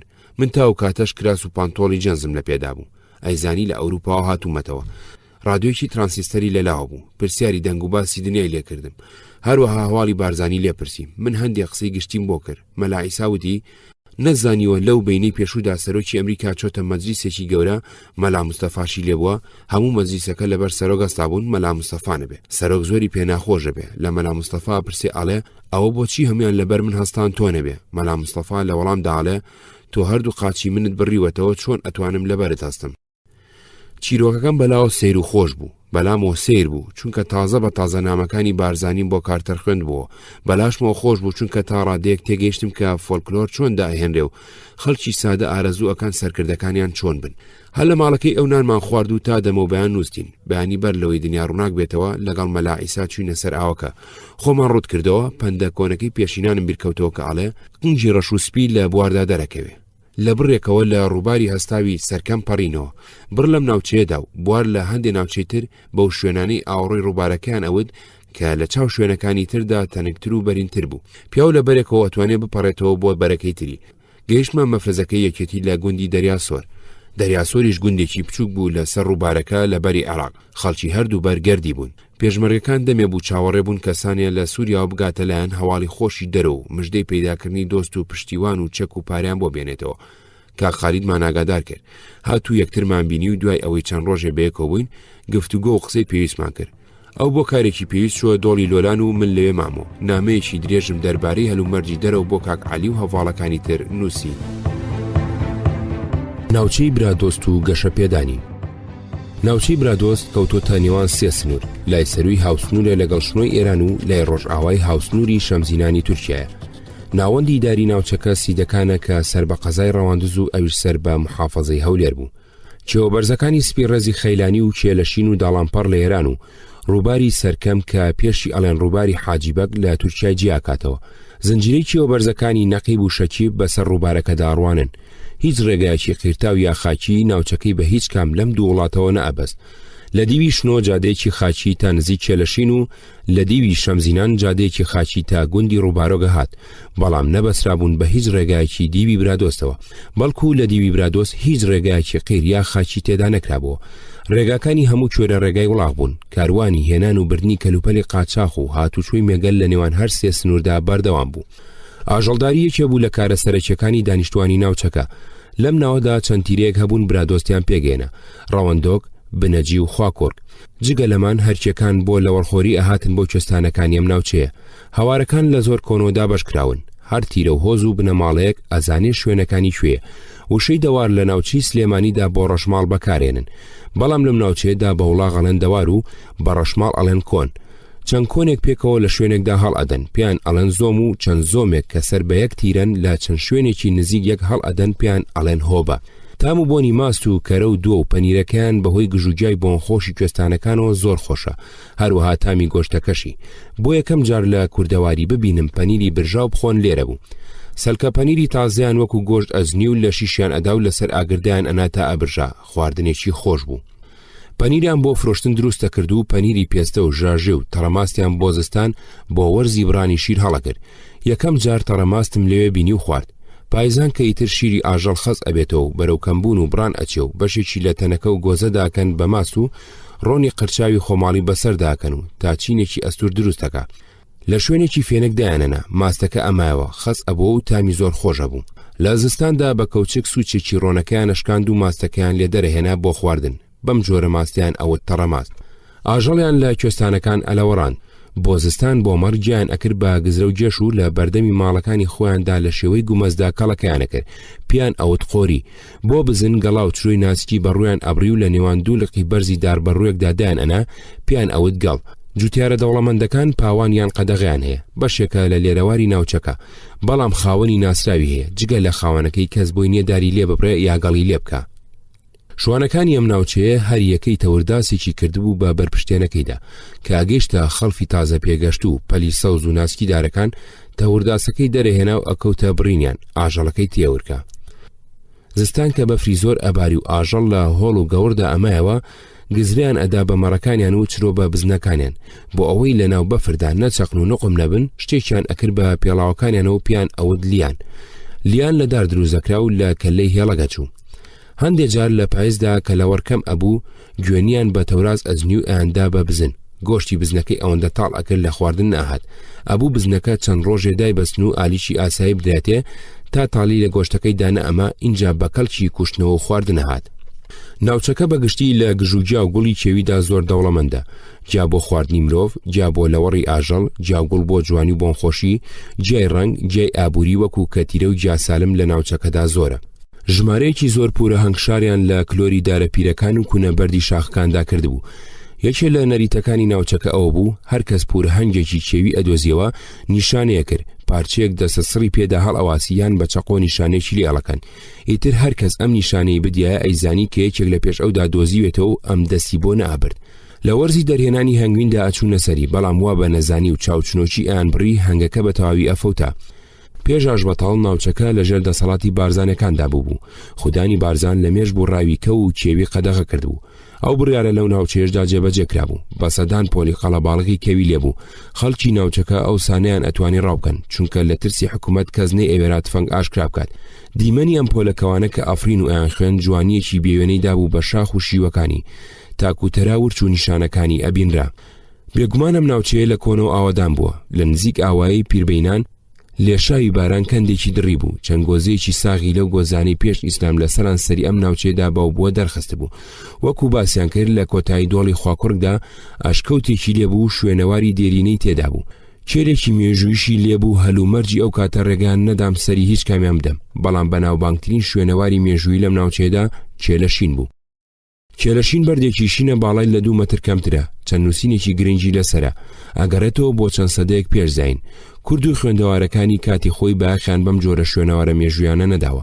بەڵکو زۆر شوێنەواری بەنرخی لەم بابەتیان بە بیانووی ئەوەی هی کافرە یان گاور کردە لە ناو بردووە ئەم کێلەش لە دەست درێژی مرۆڤی کورد دەرباز نەبووە جێگای چەندین گول لەو بەردی پێوە بوو یەکەمین کەس کە باخی بە کێلەشین داوازانەی ئەڵمانی شۆڵتز بووە لە ناو گەڕانەکانیدا بە کوردستاندا سەری ئەم کێلەی دا و لێکۆڵینەوەی لەسەر کردووە بەڵام لە هەکاری تەمایان کردوتە شتەکانی کوشتیان و تاڵانیان کردو و لێکۆڵینەوەکانیشی فەوتاون دوای ئەو چەند شارەزای تری ئەوروپایی لیان کۆڵیوەتەوە زانایانی شوێنەواری عێراقی تەهاباقیر و فواد سەفەر لە گۆڤاری کۆڕی زانیاری کووردا لێکۆڵینەوەی بە نرخیان لەسەر نووسیوە لە کاتی ئێرشیێراندا بۆ سەر ناوچەی برادۆز ئێرانەکان کێلەکەیان گواسەتەوە لە دەستدرێژی مرۆڤ ڕزگاری بوو ناوچەکە یەکێکە لە ناوچە هەرە ئاسی و سەختەکانی کوردستان چەندین ڕیزە شاخی بڵند و سەخت و دۆڵی قوڵ و لێرەواری چڕ و سەدانکانی و چەمی بچووکی تێدا هێشتا شوێنەواری کەلاوەی هەندێک لە گوندە ڕوخێنراوەکانی نەستوریەکان لە شەمزینان و برادۆز مابوون کە لە یەکەمین جەنگی جیهانیدا وێران کرابوون گوندەکانی بچووک و خانوەکانی تەنگ و دواکەوتوو بوون ناوەکانیشیان سیر بوون جورجان مۆسلۆک مەرگەوەروک پیربەینان کڕین و فرۆشتنیان جگە لەو کاروانانەی بۆ دیوەکانی ئێران و تورکیا ئایان کرد لەگەڵ بازارەکانی سیدەکان و مێرگە سوور بوو پێویستەکانیان لێەوە بە وڵاغە گوێزایەوە بەرهەمی ناوچەکە بەرووبوومی بەخێوکردنی ئاژەڵ و هەنگ و هەندێک کشتتوکاڵی کەم وەکو تووتن و گوێز بوو خەڵکی ناوچەکەش بەگشتی سەر بە ئێڵی برادۆستن سەرۆکی ئەلەکەیان مەحمودی خەلیفە سەمەد و دوای مردنی ئەویش کوڕەکانی کەریمخان قادربەگ سعید بەگ و پێشەوای دینیان شێخ محەممەدی کوڕی شێخ ڕەشیدی لۆلان بوو کە خاڵی کوڕانی مەحمود بەگ بوو و شێخی تەریقەتی نەخشی بوو بەگشتی خەڵکی ناوچەکە دڵسۆزی کەریمخان و شێخ محەممەد و گوێڕاڵی فەرمانەکانیان بوون ئەوان تەمیان کردبوون کەس نەبێ بە پێشمەرگە لە سەرەتای سیەکانەوە دوژمنایەتێکی خوێناوی لە بینی برادۆست و بارزانەکاندا هەبووە دانیشتوانی برادۆست چەند جارێ لەژێر گوشاری چەکداری بارزانی و هاوپەیمانەکانیاندا ناوچەکەیان چۆڵ کردووە کشاونەتەوە بۆ تورکیا یا چوونەتە دەشتی هەریر و هەولێر ناوچەی برادۆست زۆر دواکەوتوو بوو گوندەکانی بچووک و خانۆکانی تەنگ و تاریک و دانیشتوانی کەم دەرامەت و هەژار بوون مزگەوت و خوێندنگا و بنکەی تەندروستی تێدا نەبوو جادەی بۆ نەکێشرا بوو کشتتوکاڵ بە وڵاغ و هەنگ بە شێوەی کۆن پەروەردەکرا ژمارەی ئاژەڵ و وڵاغ لە چاو فراوانی ناوچەکەدا کەم بوو بەڵام توانایەکی زۆری گەشەکردن و پێشکەوتنی تێدا بوو ئەیتوانی ببێتە یەکێ لە ناوچە دەوڵەمەند و خۆشەکانی کوردستان ناوچەکە بە گشتی شاخاوی بوو زەویزاری تەختی بۆ کشتتوکاڵ کەم بوو بەڵام کانی و ئاوی زۆری هەبوو هەوا و خاکەکەی لەبار بوو بۆ ڕەز و باخ لە هەندێک جێگا لێرەواری چڕی داری بەڕوو مازوو قەزوان کەوت گوێز بەڵاڵۆک سوورە چناری مابوو ئەم ناوچەیە زۆر لەبار بوو بۆ ئەوەی بەلایانی کەمەوە لە 4 مەیداندا باخی پێ بدرێ و گەشەکردنێکی نمونەیی بەخۆوە ببینێ لێرەدا من بۆ نمونەی گەشەپێدانی لادێ باری سەرنجی خۆم لەسەر ناوچەکە ڕوونەکەمەوە ئاژەڵداری ناوچەی برادۆز لە وەرگای سەوزی زۆری تێدایە، کوێستانەکانی لە هاویندا لە وەڕی زۆری لێڕوێ، ناوچەیەکی فراوانە، جێگەی سەدان هەزار سەرمەڕی تێدا بێتەوە، بەڵام مەڕداری هێشتا دواکەوتوو بوو. هۆڵەکانیان مەرجی تەندروستیان تێدا نەبوو، مەڕەکان نە ئەشۆران و لە جڕوجانەوە پاک ناکرانەوە، دروستی ئاژەڵ لە ناوچەکەدا نەبوو، شیرەکەی وەکو پێویست کەڵکی لێوەرنە ئەگیرا و ناگەیشتە بازار، خوریەکەشی کە ئەبڕایەوە پڕ بوو لە درک و داڵ و پیسی. ئەمە نمونەیەکی مەڕداری بوو لە کوردستاندا. هەلومەرجی ئاژەڵداری ئەتوانە بەم جۆرە چاک بکرێ. 1. شوێنی بەخێوکردنی ئاژەڵ، هۆڵ، گەوڕ، حەوزیشتن لەسەر بنچینەی نوێ دروست بکرێ، مەرجەکانی دروستی پاک و خاوێنی و ڕووناکی و گۆڕینی هەوا و ئاخوڕی ئالیک و ئای پاکی تێدا بێ. 2. خزمەتی بەیتاڵی دابین بکرێ. 3. لە وەرگاکان و کوێستانەکان ڕێک بخرێن و بە گوێرەی جەدوەلی زەمانی دابەش بکرێن و ئاژەڵیان تێبکرێ بۆ ئەوەی هەمووی لێک کاتدا نەخورێ. 4. لە چەند شوێنێک ناوەندی کۆکردنەوەی شیر و سپیایدا بمەزرێنێ بۆ ئەوەی لە کاتی خۆیدا بەروبوومی ئاژەڵ کۆ بکرێتەوە و بگەێنرێتە شوێنی پیشەسازی یان بازار. 5. مەڕدارەکان فێری شێوەی نوێی بڕینەوەی خوری بکرێن. کشت و کاڵ، ناوچەکە بەگشتی شاخاویە، زەوی بۆ کشت و کاڵی دانەوێڵەکەمە، بەڵام ئاو و هەوای لەبارە بۆ ڕەز و باغ. لە لاپاڵی شاخەکان و لە کەناری جۆگا و چەمەکان ئەتوانرێت سەدان ڕەز و باغ ئاوا بکرێتەوە، ڕەزی ترێی دێمی و بەراو، باخی قەیسی، هەرمێ، هەڵوژە، قۆخ، هەنجیر، هەنار، لەمانە هەمووی گرنگتر ئەتوانرێت بە درێژایی شی و دۆڵەکانی لە کەناری جۆگا و چەمەکاندا هەزاران بنداری گوێز بڕوێنرێ و بە خزمەتێکی کەم بەرهەمێکی زۆرەدەن. لەم ناوچەیەدا سمۆرە دەورێکی گەورەتری لە مرۆڤ هەبووە لە ڕواندنی داری گوێزدا. لە ناو لێرەوارەکەدا هەزاران داری قەزوان، کروسک، گۆیش، بەڵاڵۆک، چەقاڵی تێدایە کە ئەکرێ موتوربە بکرێن بە بستە، هەڵوژە، هەرمێ. پەروەردەکردنی هەنگ، ئەم ناوچەیە لە گوڵ و گژوگیادا زۆر دەوڵەمەندە و شوێنێکی لەبارە بۆ بەخێوکردنی هەنگ. هەنگوینەکەی زۆر نایاب و شانەکانی سپیە. لە شەمزینان لە دیوی تورکیا و لە شنۆ لە دیوی ئێران پەروەردەکردنی هەنگ بە شێوەی نوێ لە سنووقی ئەمریشیدا بوو بەباو، بەڵام لێرە هێشتا بە شێوەی کۆنی کوردەواری لە شەڵخەی خۆماڵیدا بەخێویانە کرد، زۆر جار تووشی نەخۆشی ئەبوو ئەفەوتە. ئەتوانرێت چەندین هەنگەڵانی گەورە لەم ناوچەیەدا دابمەزرێنرێ و هەزاران پورە هەنگی بە شێوەی نوێی لێ بەخێو بکرێ. لە هەمان کادا پارێزگاری شێوە کۆنەکەش بکرێ، ئەتوانرێ هەموو ساڵ چەندین تەنجۆری باشی هەنگوین بەرهەم بهێنرێ. تۆریزم، ناوچەکە بە درێژایی ساڵ و لە هەموو وەرزەکانیدا زۆر لەبار بوو بۆ تۆریزم. لە زستاندا بەفرێکی زۆری لێ ئەباری، چەند مانگی ئەمێنێتەوە، چەندین جێگای تێدایە بۆ یاری زستانە بە تایبەتی خلیسیێنەی سەر بەفر، سکی. لە بەهاردا سەدانکانی درۆزنی لێ تەقێ و گوڵی جۆرا و جۆری لێ ئەگەشێتەوە.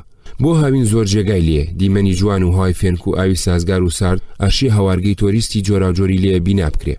یەکێ لەو شوێنانی ڕەنگە بۆ هەوارگەی تۆریستی خۆش بێ هەواری دینارەیە. دینارە لە نزیکی هەڵگوردە، بەلووتکەی شاخێکەوەیە 3000 مەتر زیاتر لە ئاسی دەریاوە بەرزە. گۆڕایی گۆمێکی شینی جوانی لێ، جۆگایکی خوڕی ساردی لەبەر ئەڕوە، سەدان جۆر گژوجیا و گوڵی کێوی جوان و بۆنخۆشی لێڕوێ، بەسەر زۆر ناوچەوچیادا ئەڕوانێ و چاو ئەندازێکی جوان و دڵڕفێنی هەیە. لەم ناوچەیەدا ئەتوانرێت چەندین بەنداوی گەورە و بچووک بۆ گلدانەوەی ئاوی باران و بەفرا و کانیەکان لە ناو شیوەکانیدا بۆ مەبەستەکانی ئاودان، بەرهەمهێنانی کارەبا و بۆ جوانی دروست بکرێ. کردنەوەی جادە و ڕێگاوبان و ڕاکێشانی کارەبا و دروستکردنی خانوبەرەی نوێ ئەبێشان بەشانی هەنگاوەکانی تر جێبەجێ بکرێ، بێ ئەمانە ناوچەکە ناتوانێت گەشە بکات لە مەیدانەکانی تردا. دامەزراندنی بنکەی ئەمین، یەکێ لە مەرجە سەرەکیەکانی مان و درێژە پێدانی چالاکیەکانی جۆڵانەوەیەکی چەکدار دامەزراندنی بنکەی ئەمینە. شۆڕشی ئەیلول گیرروگرفتی بنکەی ئەمینی نەبوو، چونکە هەر لە سەرەتاوە زۆر شاخ و گوند و ناوچە و شارۆچکەی کوردستانی عێراق کەوتە دەست پێشمەرگە و بە ئازادی مایەوە. بنکە و بارەگا و شوێنی ژیان و حەسانە و زیندان و دەبە و چاپخانە و رادیۆ لێدانرابوو. لە شۆڕشی ئەیلولدا جگە لە دەستگا سەرکردەیەکان هەموو هێز و بەتالیۆن و لق و هەموو ناوچە و ڕێکخراوەکان بنکەی تایبەتی خۆیان هەبوو، تا ڕادەیەکیش ئەمین بوون، واتە دوور بوو لە دەسەڵات و پەلاماری دوژمنەوە. دوای هەرسی شۆڕشی ئەیلول سەرکردایەتی بەعەز پلانێکی عەسکەری، ئەمنی، سیاسی دانا بۆ دەستگرتن بەسەر کوردستان و دانیشتوانیدا. ناوچەی ئازاد یا ناوچەی دەرەوەی ژێر دەسەڵاتی بەعەز نەمابوو. دەسەڵاتی بەعەز لە هەموو جێگایەک یا هەبوو یا ئەیتوانی بە ئۆتۆمبیل و بە هەلیکۆپتەر بە ئاسانی و بە زووی بیگاتێ. تۆڕی جاسوسی بەهێزی لە هەموو دیهاتەکاندا دامەزراند بوو، هەم مختارەکانی کردووە موچەخۆری حکوومەت و ئەبوو هەواڵ و دەنگوباسی گوندەکان بە دەستگا ئەمنەکان بگەنن. لە زۆر جێگای دوور و چەپەک و شاخاوی و سەرسنوور بارەگای ڕێخستنی حیزبی بەعسیان دامەزراند بوو. بۆچوونی یانونکاو بۆ دەستپێکردنەوەی کاری پێشمەرگەیی جیاواز بوو لە هی شۆڕشی ئەیلول، بە تایبەتی چونکە هەلومەرجی سیاسی چەکدار و ڕێکخراوەی جیاواز و تەرازوی هێزی نێوان کورد و بەعەز بە تەواوی گۆڕابوو. یەکێتی لەو قۆناغەدا نەیەتوانی بنکەی ئەمینی هەبێ. هێزەکانی یەکێتی ئەبوو دابەش بن بەسەر شوێنە جیاوازەکانی کوردستانی عێراقدا. مەفرەزەی بچووکی 5 تا 10 پێشمەرگەیی بە چەندایەتی کەم و چوونایەتی باش دروست بکەن. بە هەموو توانەوە ئەبوو خۆیان لە شەڕ و پێکدادانی ڕوبەڕوو لابدەن. ئەبوو شوێن و بارەگای دیار و ئاشکرایان نەبێ و هەمیشە لە گەڕان و سوڕاندا بن. بۆ چاواشەکردنی دوژمن ئەبوو لە هەموو شوێنێک هەبن و لە هیچ شوێنێک نەبن. ماوە بە دوژمن نەدەن زەمان و زەمینی شەڕیان بەسەردا بسەپێنێ. مەفرەزەکانی سەرەتا ناویان بەخۆیانەوە بوو، تیپی پروپاگەندەی چەکدار، فرق الدعاء المسلحة، ئەرچی ئەمانەش بریتی بوو لە بەرزکردنەوەی ورە و زاتی کۆمەڵانی خەڵک، دروستکردنی ڕێخستنی سیاسی، سەرکوتکردنی جاسوس و نۆکەرەکانی بەعاز. لە هەندێک جێگا پەیڕەوی ئەم سەرەتایانە نەکرابوو. سەرکردەکانی بزوتنەوە چەندی توانی بیان لە سەرانی خێڵ و کوێخای گوندیان سازدا بوو ببن بە پێشمەرگە. هێزی زلی خێڵەکیان لێ پێگێنابوون و بنکەی ئاشکرایان وەکو سەردەمی شۆڕشی ئەیلول لە ناوچەکاندا دامەزراند بوو، بە تایبەتی لە ناوچەی عاسی و شاخاوەکانی دۆڵی جافاتی، شینکایەتی، باڵەیان، مانگوڕایەتی و ئاکوێتی. ئەمەش ماوەی بە هێزەکانی جێش ئەدا ئاگاداری تەواو لە سەر ژمارەی پێشمەرگە و چەک و شوێنەکانیان کۆبکەنەوە و پەلاماریان بدەن. استراتیژی فەیلق یەک بۆ کوژانەوەی جوڵانەوەکە. شەڕ لەگەڵ کوور بۆتە بەشێکی سەرەکی پیشەی ئەفسەرانی جێشی عێراق. بەهۆی ئەم شەڕەوە زۆریان دەوڵەمەند بوون، دەسەڵاتیان پەیدا کرد و ناویان دەرکرد. شەڕ لەگەڵ کورد کوشتن و سوکایەتی پێکردنی، وێرانکردنی ماڵ و ئاوایەکانی و تاڵانکردنی بۆ ئەوان لە هەموو شەڕێکی تر ئاسانتر بوو. کورد کەسی نەبوو لەسەری هەڵبداتێ، خۆشی هەرگیز نەیتوانیوە، یابیری لەوە نەکردوێتەوە سزای تاوانکارەکانیان بدات. لەبەر ئەوە هەر ئەفسەرێکی گەورە تەکلیف کرابێ سەرکردایەتی شەڕی کورد بکە، بە خۆشی و قوبولی کردووە و بە پەلە خۆی گەیاندۆتە کوردستان. لە کوردستانیش هەر خراپەیەکی لە دەستی هاتبێ درێغی نەکردووە. قانونەکانی عێراقی پێشێل کردووە پێی لە شەرەفی عسکەری خۆینەوە، بە هابەرز و پیرۆزەکانی نەتەوەی و نیشتیمانیەکانی تەنانەت خێڵاتیەکانیشی فەرامۆژە کرد، تەنیا بۆ ئەوەی ئافرینی سەر و خۆی بەدەست بێنێ و بە زووی دەوڵەمەند ببێ. بۆ پاساودانی ئەمەش ئەوەیە کرد بە بیان و کە ئەم سیاسی نییە و عسکەری محتەریفە و ئەوامیر تەنفیزەکە. سەرکردەکانی جێش هەمیشە لە دوولاوە بۆ کێشەی کورد ئەڕوانن. تەرازوی جەنگی هێزەکانی جێش و کورد ئەگەر ئەو سەرکەوتوو نەبوو، دەستی بێگانە لە کێشەی کووردە. عێراق لە ژمارەی چەکدار و چەک و تفاقی جەنگ و توانای مادیدا بەسەر کووردا هەمیشە باڵا دەست بووە. سەرکردایەتی جێش کە بە گوێرەی ئەم باڵادەستی ڕێوشوێنی کوژاندنەوەی جوڵانەوەکەیان دائەنە و دوای بەکارهێنانی هەموو ڕێگایەکی عسکەری بۆیان دەرئەکە و جوڵانەوەکەیان پێناشکێ، اینجا تاوانی ژێرکەوتنی خۆیان ئەخستە پاڵ بێگانە. بیریان لەوە نەئەکردەوە کە هۆی هەڵگیرسانی جوڵانەوەکە و درێژە کێشانی و سەرنەکەوتنی سەرکوتکردنی عسکەری ئەگەڕێتەوە بۆ سیاسەتی چەوتی حکوومەتی عێراق بەرامبەرگەلی کورد، نەک بۆ استراتیژی جەنگی تاکتیکەکانی ئەوان و دەستی بێگانە. کاتی ئیسماعیل ئەنعەمی گەیشتە کەرکووک بۆ سەرکردایەتی فەیلق یەک نزیکەی 10 فیرقەی سەربازی جێشی عێراق لە کوردستان مۆڵدرا بوو. لە کەرکووک فیرقەی 2 بە سەرکردایەتی لیواڕوکن سعدەدین عەزیز، لە هەولێر فیرقەیەک بە سەرکردایەتی عەمیدڕوکن عەبدولجەواد زونون، لە سلێمانی فیرقەیەک، لە مووسڵ فیرقەیەک بە سەرکردایەتی عەمیدڕوکن حازم بەرهاوی، لە سەرسان قواتی نەهاوند بە سەرکردایەتی عەمیدڕوکن عەبدولبەرئە النەعیمە، لە زاخۆ قواتی زیقار بە سەرکردایەتی عەمیدڕوکن کەریم مەحموود گرجیە. ئیسماعیل تاهی ئەلنەعەمی سەرکردەی ئەوسای فەیلقیە کە خۆی سەرکردایەتی ئێرشەکانی کردووە، لە کتێبەکەیدا تەجروبەتی فیرقیادا بەم جۆرە بەرنامەی کارەکانی ئەجێڕێتەوە. 358 داوای فەرماندەی فیرقەکانم کرد ئامادەی کۆنگرەیەک بن، ڕۆژێکی بۆ دیاریکرا تا بە خێرایی کار بکەن بۆ لێدانی ئەو چەتانە کە توانیان دوای هەندێک سەرکەوتن بەدەست بێنن. ئەم کارش هانیدان کاری فراوان لە ناوچەکەدا بکەن. داوام لە فەرماندەی فیرقەکان کرد لە هەموو هەلومەرجەکانی بەشەکانی خۆیان بکۆڵنەوە و پێشنیارەکانیان بخەنە ڕوو بۆ پەرەپێدانی کاری دژی یاخیەکان و ناردنیان بۆ فەیلق پێشوادەی کۆنگرە. 359 پێشتر شەڕی یاخیەکانم کرد کاتێ فەرماندەی فیرقە بووم و شارەزایەکی باشم هەبوو لە شەڕکردنیاندا. هەروە زۆرم کەڵک وەرگرت لە شەڕکردنیان کاتێ بریکاری یاریدەدەری کارە سەربازیەکان بووم. لە کاتێکدا ڕاستەوخۆ لە شەڕەکەدا بووم، هەر لە دەستپێکردنیەوە لە ئازاری 1974 تا کۆتای پیاتنی لە ئازاری 1975دا کە بەیاننامەی جەزایر دەرچوو یاخیەکان هەرسیان هێنا. مەسەلەی یاخیبوون لە باکووری نیشتیمان پێ بەپێی هەلومەرجی عێراق هەیە و لی نابێتەوە. وەک سەرۆکی فەرماندە موهیبڕوکن سەدام حوسێن کاتی خۆی وەسفی کردووە، یاخیبوون هەر لە ناوڵاتدا نییە، بەڵکە مەسەلەیەکی ناودەوڵەتیە. لەبەر ئەوە ململانێ ناودەوڵەتی پێکداچۆکان یاخیبوون دەخڵکێنن بۆ خزمەتی بەرژۆند و استراتیژی دەوڵەتانی گەورە لە ناوچەکەدا. ئەمە ژوا دەخوازێ بزانین چۆن لەگەڵ ئەم جەنگە بژین و چارەسەری دوورمەودای استراتیژی دابنین تا بە یەکجاری لە ناوی بین. استراتیژی کاری دژ بە یاخیەکان. 360 بیرم لە دانانی استراتیژێکی کار کردەوە بۆ دابینکردنی سەقامگیری لە ناوچەکەدا و ئەم مەسەلەیەم لەگەڵ فەرماندەی گشتی کردەوە تا ڕەزامەندیان لەسەر ئەم استراتیژە وەربگرم. ڕەزامەندیم بەدەستهێنا وا بە چەند قۆناغێک و بەپی دابینونی توانایی کاری پێ بکرێ. بۆیە بۆ یەکەم جار استراتیژێکی کارم لە فەیلەقدا داڕژ کە ئەمەیە: یەک، بەباشی و بەپێی پلانێکی لێکۆڵدراوە گرتنی سنوورەکان. دوو، بە شێوەیەکی فراوانکردنەوەی ڕێگا لە ناوچەکانی باکوور و پێشخستنیە و ناوچانەکە قورسن و ڕێ تێدەچێ یاخیبوونیان تێدا ڕووبدا و ڕێگا سنوورەکان. سێ، ڕاکێشانی دانیشتوانی ناوچەکە بەلای دەسەڵاتی نیشتیمانیدا. چوار، بژانەوەی ئابووری ناوچەکە و نێشتنی بێکاری، پەرەپێدانی کاری سەربازی لە ناوچەی باکوور. 361 کاری یاخەکان لە ناوچەکەدا پەریسەند، بۆیە بەجێ نییە هەر شێوازەکانی پێشوو بێڵینەوە. شێوازەکە لە خاک بەدەستەوەگرتنەوە گۆڕا بە کوشتنی یاخەکان و ڕاوەدونانیان لە هەرکوێک بن، بە جۆرێک ئەوەندە خاک بەدەستەوە بگرین کە ئاسایشی هێزەکانی ڕاوەدودەنێن پێویست بکە. لەبەر ئەوە شێوازی شەڕکردنی یاخەکان بە شێوەیەکی سەرەکی گۆڕدا و لە دۆخێکی تا ڕادەیەک جێگیرەوە گۆڕا بە جوڵەیەکی بەردەوام. 362 شەڕکردنی یاخەکان پێویستی بە هێزێکی گەورە هەیە بۆ بەدەستەوەگرتنی خاک و دابینکردنی پارێزگاری هەموو بەشێکی ناوچەکە. ئەمەش ناکرێ کەواتە چۆن هێزی جوڵاو بۆ بەدواداچوون و کوشتنی یاخەکان دابین بکرێ. بیر لەمانی لای خوارەوە کرایەوە بۆ دڵنیاییکردنەوەی هێزە پێویستەکان. یەک، کەمکردنەوەی ڕێژەی ئەو هێزە کە خاچی بەدەستەوە و زیادکردنی هێزی جوڵاو.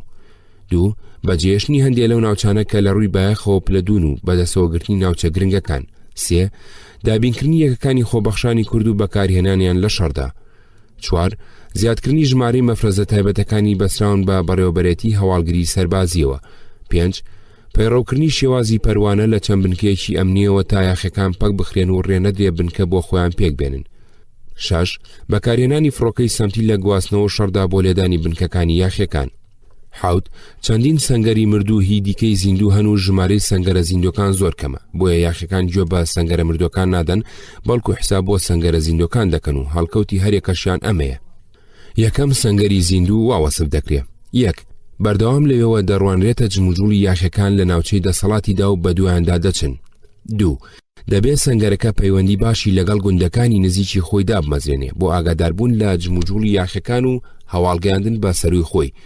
3، دەبێت سەربازانی سەنگەرەکە بکەونە جوڵە بۆ باڵکێشان بەسەر ناوچەی دەسەڵاتی ئەو دا و لە جێ خۆیاندا نەمێننەوە. 4، شێوازی تازەدا دەهێنێت تا کارمەندەکانی بێزار نەبن. 5، دوورە لە خافڵگیری و دڵنیایی و ئاگاداری جموجوڵی دەوری خۆیەتی. 2، سەنگەری مردوو واوەسف دەکرێت. 1، خۆمەڵازدان لە جێ خۆیدا و لە جوڵەکەوتن و لە مۆڵەت و درێژە پێدانی کاردانەبێ کەسی لێ نایەتە دەرێ. 2، دوژمن لەوە زیاتری لەبارەوە دەزانێت کە ئەو لەبارەی ئەوە دەیزانێ. 3، ئەو زانیاریانەی کە بەدەستیان دێنێ بە گرنگیان نازانێ و نایانداتە سەروی خۆی. 4، گوێ بە ڕووداوەکانی دەوری خۆی نادا، بەڵکە هەردەستی بە دیواری سەنگەرەکەیەوە گرتووە. 5، هیچ لەسەر خەڵکی گوندی نزیکی خۆی و گیرروگرفتەکانیان نازانێ و جاروبار ناوی گوندەکانیش نازانێ.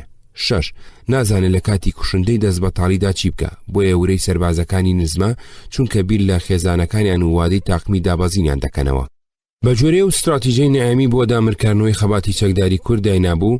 1، لەشکرکێشی گەورە و هێرشبردن بە هێزی زۆر بۆ سەر ناوچەی تەسک و هێزی بچووک دەستی پێکرد، هەندێک جار بۆ یەک هێرش لە یەک فێرقە تا 4 فێرقەیان بەکارێنە. 2، لە سنوورێکی فراواندا کەوتنە بەکارهێنانی هەلیکۆپتەر بۆ دابەزاندنی هێزی چەکدار لە شوێنی پێویستدا، لە هەمان کاتدا بۆ لێدانی پێشمەرگە کە ئەیاندۆزینەوە.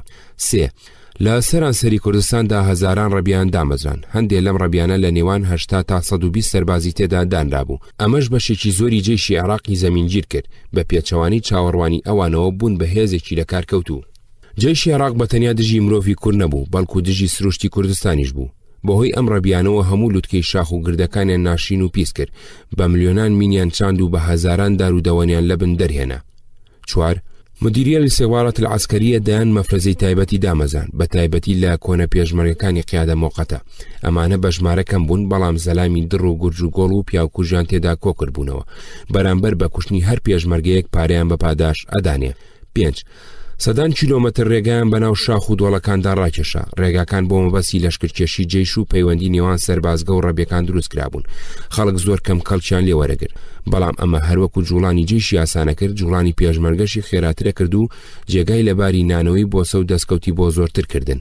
6، ڕەفتاری جێش لەگەڵ خەڵکی کوردستان دڕندا نەبوو، وەکو لەشکرێکی داگیرکرد لە وڵاتێکی داگیرکراوی گەلێکی تێکشکاودا ڕەفتاریانە کرد، ڕێزی پیاوماقۆڵ و ڕیسپێکانیان و ڕێزی ماڵی خەڵک و مزگەوت و قوتابخانیان ناگر، کە سوکاری پێشمەرگە ئەوانەی بەردەستیانە کەوتن ئەیانگرتن و لە زینداندا گلیانەدانەوە تا پێشمەرگەکە تەسلیم ئەبۆیان ئەکوژا. زۆر جار بۆ ئەوی خۆیان بە سەرکەوتو پیشامدن ئەهالیان لە باتی پێشمەرگە ئەگەردیان ئەکوشت و کە لە جێگایەک زەرەریان لێ بکەوتە تۆڵیان لە دانیشتوانە کردەوە. حوت بەهەز درێژەیدا بەڕاگوێزانی گوندەکانی سنوور بۆ جێبەجێکردنی ئەمەش جێشی بەکارێنە بۆ گەمارۆدان و داگیرکردنی گوندەکە و چۆڵکردنی لە خەڵک و تەقاندنەوە سوتاندنی خان و ماڵەکانی. خەرجی استراتیجی تازەی فەیلەقی یەک و لەشکرکێشەکانی جێش زۆر گران بوو مەگەر هەر وڵاتێکی دەوڵەمەندی خاوەنەوتی مشەی وەکو عێراق بەرگەی بگرێ. بێگومان هەر وڵاتێکی تری هەژار بۆیە زۆر زوو پەچێکەوت. بۆ نمونە هەر دەقیقەیەک فڕینی هەلیکۆپتەر 600 دیناری عێراقی تێچوو. لەم هێرش و لەشکرکێشیانەدا ئەوەندەیان هەلیکۆپتەر بەکارهێنا نەئەمی خۆی ناوی نابوو تاکسی ئەبوو خەلیل. جێشی عێراق لە کۆتایی مانگی مارتەوە هێرشێکی زۆر فراوانی بۆ سەر هەموو ناوچەکانی کوردستان دەست پێ کرد. هەموو فیرقانەی لە مووسڵ، بادینان، هەولێر، کەرکووک، سلێمانی مۆڵدرابوون بەشدار بوون. کەڵکیان لە شارەزایی هەموو ئەفسەرە شارەزاکانی جێژ وەرگرت و پرسیان بە هەندێک لە کۆنە فەرماندەی هێز و بەتالیۆن و سەرلقی شۆڕشی ئەیلول کرد. بۆ یەکەمین جار هەلیکۆپتەر بۆ گوێزانەوەی سوپا و بۆ شەڕ لە سنوورێکی فراواندا بەکارهێنرا. ئەم تاکتیکە جەنگێ تازیان ناونابوو ئوسلوب البیسات ئەو شەبەکە گویا چۆن بە بەڕێیان بە تۆڕایی مەل ئەکرێ بەو جۆرە ڕای پێشمەرگەشەکەن. ئوسلوبی بیسات بریتی بوو لە گوێزانەوەی هێزێکی گەورەی سەرباز بە هەلیکۆپتەر و دابەزاندنیان لە لووتکە و شوێنە بەرز و گرنگەکان و ڕێگاکانی دەربازبوونی پێشمەرگەدا. اینجا گەڕان بە دویاندا تا ئەیان دۆزنەوە ئەیان گرن. جگە لەم ئوسلوبە کە شانازیان بە داهێنانیەوە ئەکرد ئوسلوبێکی تری دڕندانیان بەکار ئەهێنا پیان ئەوت ئوسلوب سەید الحۆر، تاکتیکی ڕاوی ئازاد بریتی بوو لەوەی هێزی ئاسمانی فڕۆکەی جەنگی و هەلیکۆپتەر لە ناکاو بە ئاسمانی ناوچە سۆڵکراوەکان یان ناوچەکانی دوژمندا وەکو خۆیان ناویان لێنابوو بگەڕن، هەرچی زەلام و وڵاخ و ئۆتۆمبیل یا هەرجم و جۆڵێکیان بەدی کرد ئاگربارانی بکەن. هەندێک ئوسلوبی تریشیان بەکارهێنا کە لە تەجروبەی سوپاکانی تری دنیا وەریان گرتبوو وەکو ئوسلوب المطرقە وەسندان، الطعم والصید، القنفذ والثعبان، الرەولە. ئەگەر چیەمانە چەندین کڕاسیان لەسەر نووسرا و بە وێنە و نەخشە و نووسین ڕوونکراونەتەوە، بەڵام لێ هاتووی جێشی عێراق زۆر کەمتر بوو لەوەی بتوانێت بەڕێک و پێکی ئەم تاکتیکە جەنگیانە جێبەجێ بکە. جێشی عێراق لە شەڕەکانیدا زۆرتر پشتی بە زەبر و زەنگ و کوشتن و بڕین و سووتاندن و وێرانکردن ئەبەت بە پێی سەرەتاکانی شەلم کوێرم کەس نابێرم و سووتاندنی تەڕ و شک بەیەکەوە. هێرشەکانی جێژ لە سەرەتادا هەندێک سەرکەوتنی بەدەزێنا. هەموو ئەو ناوچانەی پەلامار ئەدران ئەگیران و ئەکەوتنە دەست جێژ. هەندێک لە پێشمەرگە و فەرماندەکانیان بە تایبەتی ئەوانەی ناوچە خێڵەکیەکان کە خێزانەکانیان گیرابوون تەسلیم بوونەوە. هەندێک مەفرەزە بەرهێرش کەوتن و هەندێک پێشمەرگیان کوژانیان بریندار بوون. بەڵام ئەمە گڕوکفێ بوو زوو کوژایە و ئیتر پێشمەرگە لەگەڵی ڕاهات. هێرشەکانی جێژ لە لای پێشمەرگە بوون بە شتێکی ئاسایی چاوەڕوان کراو. استراتیژی فەیلەق یەک بۆ کوژانەوەی شۆڕشەکە سەری نەگرت. دەستگای تایبەتی لێکۆڵینەوەی کەرکووک هاوزەمان لەگەڵ لەشکرکێشەکانی جێژدا حیزبی بەحس و دا و دەستگا ئەمنیەکانی بۆ تۆقاندنی خەڵک کەوتنە ڕاونان و گرتن و کوشتن و هەڵواسین.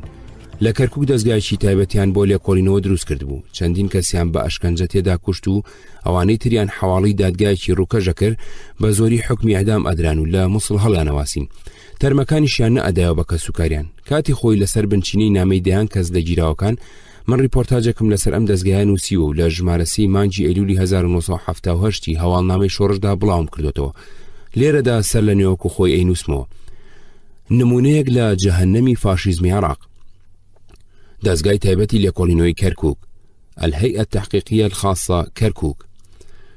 یەکێک لە نیشانەکانی فاشیزم لە سەرانسەری دنیادا پێشێلکردنی سەربەسی ویژدانە، واتە زەوتکردنی مافی ئازادی دەربڕینی بیرۆڕای سیاسی، فەلسەفی، کۆمەڵایەتی، دینی، مەزهەبی جیاجیایە. فاشیستەکان کە دژی مافی ئازادی بیر و باوەڕی ترن بە هەموو ڕێگە و شێوەیەک هەوڵەدەن بۆ سەپاندنی بیرۆڕا تایبەتەکانی خۆیان و لە ناوبردنی بیرۆڕاکانی تر بە ئاگر و ئاسن. بۆ ئەمە بەسەر چەندین دا و دەستگای سیر و سەمەرەی کوشتن و بڕین، ئازار و ئەشکەنجە، گرتن و هەڵواسین، ئاشکرا و نیهێنیدا ئامەزرێنن، پارەی بێشوماری بۆ تەرخانەکەن، پسپۆڕ و شارەزای ئازاردان و کوشتن پەروەردەکەن و پێگەێنن، دەورەی مەشق پێکردنی تایبەتیان بۆکەنەوە لەسەر هونەری ئەشکەنجە و کوشتن. فاشیستەکانی عێراق کە گەنجینێکی گەورەی کوشت و بڕی نەحەق و چاو هەڵکۆڵین و سەربڕین و سزا و ئازاردانی سەردەمی خەلیفە و ئەمیرە دڵڕەق و خوێنڕێژەکانی ئەمەی و عەباسیان بە میرات گرتووە، تەجروبەی زۆر و زەبەندەی فاشیزمی گیانیشیان لەبەردەستدایە. هەر لە نازیەکانی ئەڵمانیاوە تاکو فاشیستەکانی ئیتالیا و ئیسپانیا و پرتوگال تا کۆکسکلاتی ئەمریکی و سەهیۆنیستەکانی ئیسرائیل و ڕەگەزپەرستەکانی ڕۆدیسیا و خواروی ئەفریقا لە مەیدانی بەربەرەکانی و لە ناوبردننی دوژمن و ناحەز و ناڕەزا و ڕەخنەگر و هەموو ئەوانەی لەسەر بیر و باوەڕی ئەوانین یاخود ئەوانەی بە عورفی وڵاتانی پێشکەوت و پیان ئەوترێت ئۆپۆزیسیۆن ئەلموعارەزە شارەزای پسپۆرێکی ئەوتویان پەیدا کردووە کە ڕەنگە ئەوانی پێشخۆیان بۆردابێت. ڕێکخراوە ژیانەکان پارتی و تاقم و پیاوە سیاسی گەورەکانی دنیا فاشیستەکانی عێراقناسن. ڕێکخراوی جیهانی لێبوردن ئەمنستی ئینتەرناشنال کە خۆی تەرخان کردو بۆ بەرگری لە مافی ئەوانەی لەسەر ئازادی ویژدان تووشی گێرەوکێشا بن حکوومەتی عێراق لە ڕیزی دەوڵەتە هەرە فاشیستەکانی دنیادا داناوە. خۆجموجۆڵی پیاوکوژانە و تیرۆریستی فاشیستەکانی عێراق لە لوبنان، کوێیت، پاریس، لەندەن و پاکستان لە دنیادا دەنگی داوەتەوە و پێویستی بە زێدە درێژە پێدان نییە.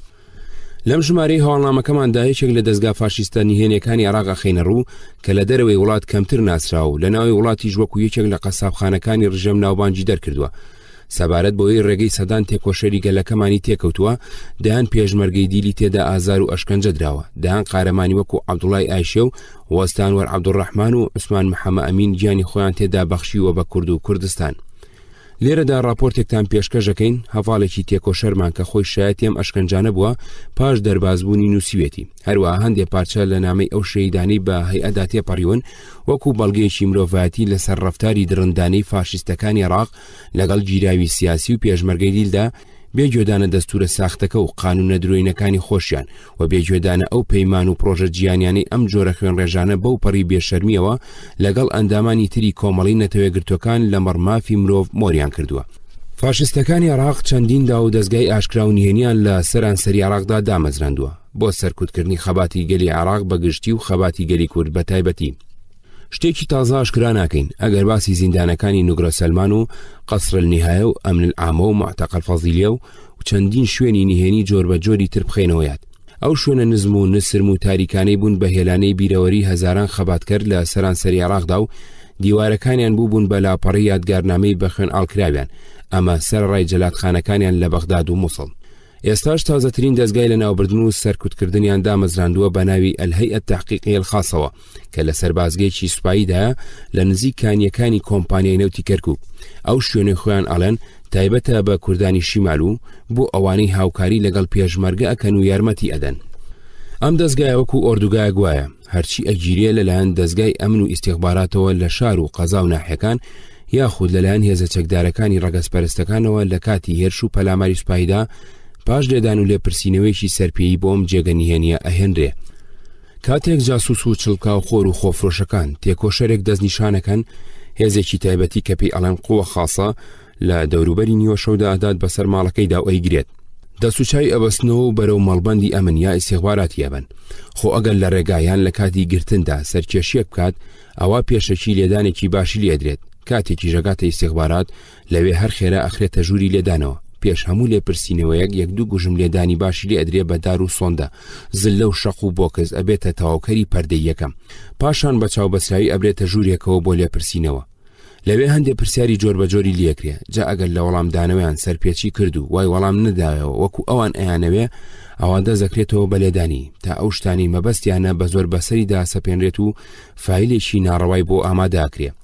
ماوەی مانەوەی ژیراو لەم شوێنەدا بە پێی خۆڕاگرتنی بەندەکە گۆڕێت لە ڕۆژێکەوە هەتا 6 مانگ بە ئازاردانی هەمیشەیەوە تا ئەو شتانەی ئەیانەوێ هەڵاهێنجێنن. جۆری لێدان لە دەستگاکانی ئەمن و ئیستیخباراتدا چ لە شار و چ لە قەزا و ناحیەکان بە شێوەیەکی زۆر دڕندانە و نامرۆڤان ناکرێ. بە هیچ جۆرێک ناهێڕێ بزانێت کە لەکوێ گیراوە و بۆ کوێ بن. هەموو جۆرە پەیوەندیەک لە نێوان بەندەکە و کە سوکاریدا قەدەغەیە. بەندەکانەکرێن بە دوو بەشەوە. ئەوانی بە تاوانی ڕێخستن گیراون و ئەوانەی لەسەر هاوکاری لەگەڵ پێشمەرگە و کاروباری عسکەری گیراون. بەش یەکەم ڕاستەوخۆ برێت بۆ هەیئە، بەشی دووهەمیش بۆ منظومە الاستخبارات المنطقة الشمالية. منظومەش هەر لە سەربازگەی کەرکووکدا بریتیە لە خانوویەکی گەورەی دوونوەم چەندین ژووری تێدایە و کەوتۆتە ڕۆژهەڵاتی سەربازگەکەوە. کاتێک بەندەکە ئەبرێت بۆ منظومە بە چاو و پەلبەسراوی ئەبەسترێتە ژوورێکی سەربەخۆ هەتا 2 تا 3 ڕۆژ لێ ناپرسێتەوە. پاشان ئەبرێت بۆ لێپرسینەوە. لێرە شێوازە گۆڕێت لە پێشدا بە خۆشی و دڵنەوای و ڕێز لێگرتن، پاشان بە ئەشکەنجە و ئازاردان و ئیهانەکردن. لەبەر ڕۆشنایی ئەو فایلی بووی ئامادەکراوە پرسیاری لێکرێ. ئەگەر شاید یان جاسوس دەست بکەون ئەوە ئەوانیش ئامادەکرێن. لێدان و ئازاری نەفسی و تۆقاندن بەشێکە لە ژیانیم دەستگایە، لێدان بە سۆندە و دار و کێبڵ. اینجا هەڵواسین بە پانکەدا و لێدان بەدار لە کاتی لێداندا پەل ئەبەسرێت و پەڕۆی سەرچاوی لا ئەبرێت. هەندێک جار هەردوو پەل لە پشتەوە ئەبەسرێ و هەڵ ئەواسرێ بە شیشێکی ئاسندا کە ئامادە کراوە بۆ مەبەستە. ئەمانە هەمووی بەکاردێن لە کاتی لێپرسینەوەدا. ئەگەر ئەمانەش دەمی بەندەکەیان هەڵ نەهێنایەوە، ئەوە جیازێک بەکارهێنرێت کە هێزی ئەلەکتریکی تێدایە، بریتیە لە وایرێک کە ئەبەسرێت بەسەرەوە. جیازەکە لە لایەتی دەستیەچێ، کارەبا لەسەری بەندەکە ئادات. بەپێی خۆڕاگرتنی بەندەکە جۆری ئازاردان ئەگۆڕێت. زۆر جار لە ڕۆژێکدا 4 بۆ 5 جار ئەبرێ بۆ ژووری ئازاردان. لە کاتی پشوداندا عریفێکیان سەربازێک ئەنێرێت بۆ لای بەندەکە بۆ تۆقاندن و ترساندن و ورەڕوخاندن، بەوەی کە باسی چەندین بەندی پێشووی بۆ ئەکات کە چۆن لە ژێر ئازار و ئەشکەنجەدا مردوون، چۆن ئەو جێگایانی هێنیە و کەس نازانێ کوێ و هەرچی بگاتاوێ ئیتر ژیانی تاو ئەبێ ئەگەردان بە تاوانەکانی دانەنیە. ماوەی لێپرسینەوە لە هەفتێکەوە بۆ مانجێگە خیانێت، هەموو جۆرە پەیوەندێک لەگەڵ دەرەوە بینینی کەس و کار قەدەغەیە. لێرە تیونێتیش وەکو چەکێکی تر بەکار ئەهێنرێ بۆ ڕوخاندن، چونکە جاری وا هەیە بە درێژایی 1 ڕۆژ ئاو نادرێ بە بەندەکە. ئەوەی بێتە مەنزومە ئەگەر تاوانباریش نەبێ بە زۆر تاوانبارەکرێ، ئیتریان بە ئازاردان و تۆقاندن، یان بە بەکارهێنانی لەرینەوەی کارەبایی، یان بە هەڵبەستنی بوختان و درۆ. لە کاتی لێپرسینەوەدا لە مەنزومە 3 کەس بەشداری لێکۆڵینەوەکە بن بەجلی مەدەنیەوە، بەڵام هەرسێکیان عەسکەرین، هەر خۆشیان لە لێدان و ئازارداندا بەشدارە بن. ئەم سیانەیەکیان بە ڕوتبەی نەقیب و دوانەکەی تر بە ڕوتبەی ملازمن. لە مەنزومەش فایلێکی تر بۆ بەندەکە ئامادەکرێ و اینجا ئەبرێ بۆ هەیئە کە ئەویش لە هەمان سەرباز گەدایە. لە هەیئە هەر بەگەیشتنی بەندەکان و کردنەوەی دەرگای بەندیخانە لە حوشەکەدا چینێکی باش لە بەندەکان ئەدرێ بە سۆندە و زلە و شەق و بۆکز. هەیئە بریتیە لە 3 خانووی پێکەوە نووساو. خانووی یەکەم جێگای لێپرسینەوەیە، خانووی دووەم هی بەندە تازەکانە کە هێشتا لە ژێر لێپرسینەوەدان، خانووی سێمیش جێگەی ئازاردان و ئەو بەندانەیە کە چاوەڕێی محکەمە خاصاکەن. خانووی یەکەم بریتیە لە 2 ژوور، ژووری لێپرسینەوە و ژووری یاساوڵ. خانووی دووەم بریتیە لە 3 ژوور بۆ بەندەکان و 1 ژوور بۆ یاساوڵ. ژوورەکانی بچکۆلە و پیس و پۆخڵن، بەندەکان ئەخرێنە ئەو ژوورانەوە، هەر ژوورێک 40 تا 50 بەندی تێدا ئەخنرێ بە جۆرێک کە شوێنی دانیشتنی تێدا نابێتەوە. ڕۆژی تەنیا 1 سەتڵ ئاو بۆ بەندەکان تەرخانەکرێ، ژمارەیان هەرچەندێک بێت. ژیانی ڕۆژانەی ئەم بەندیخانەیە بەیانیان سەعات 5 دەست پێکات کە دەرگای ژوورەکانەکرێتەوە و بەندەکان هەموو لە حوشەکەدا ڕیزەکرێن.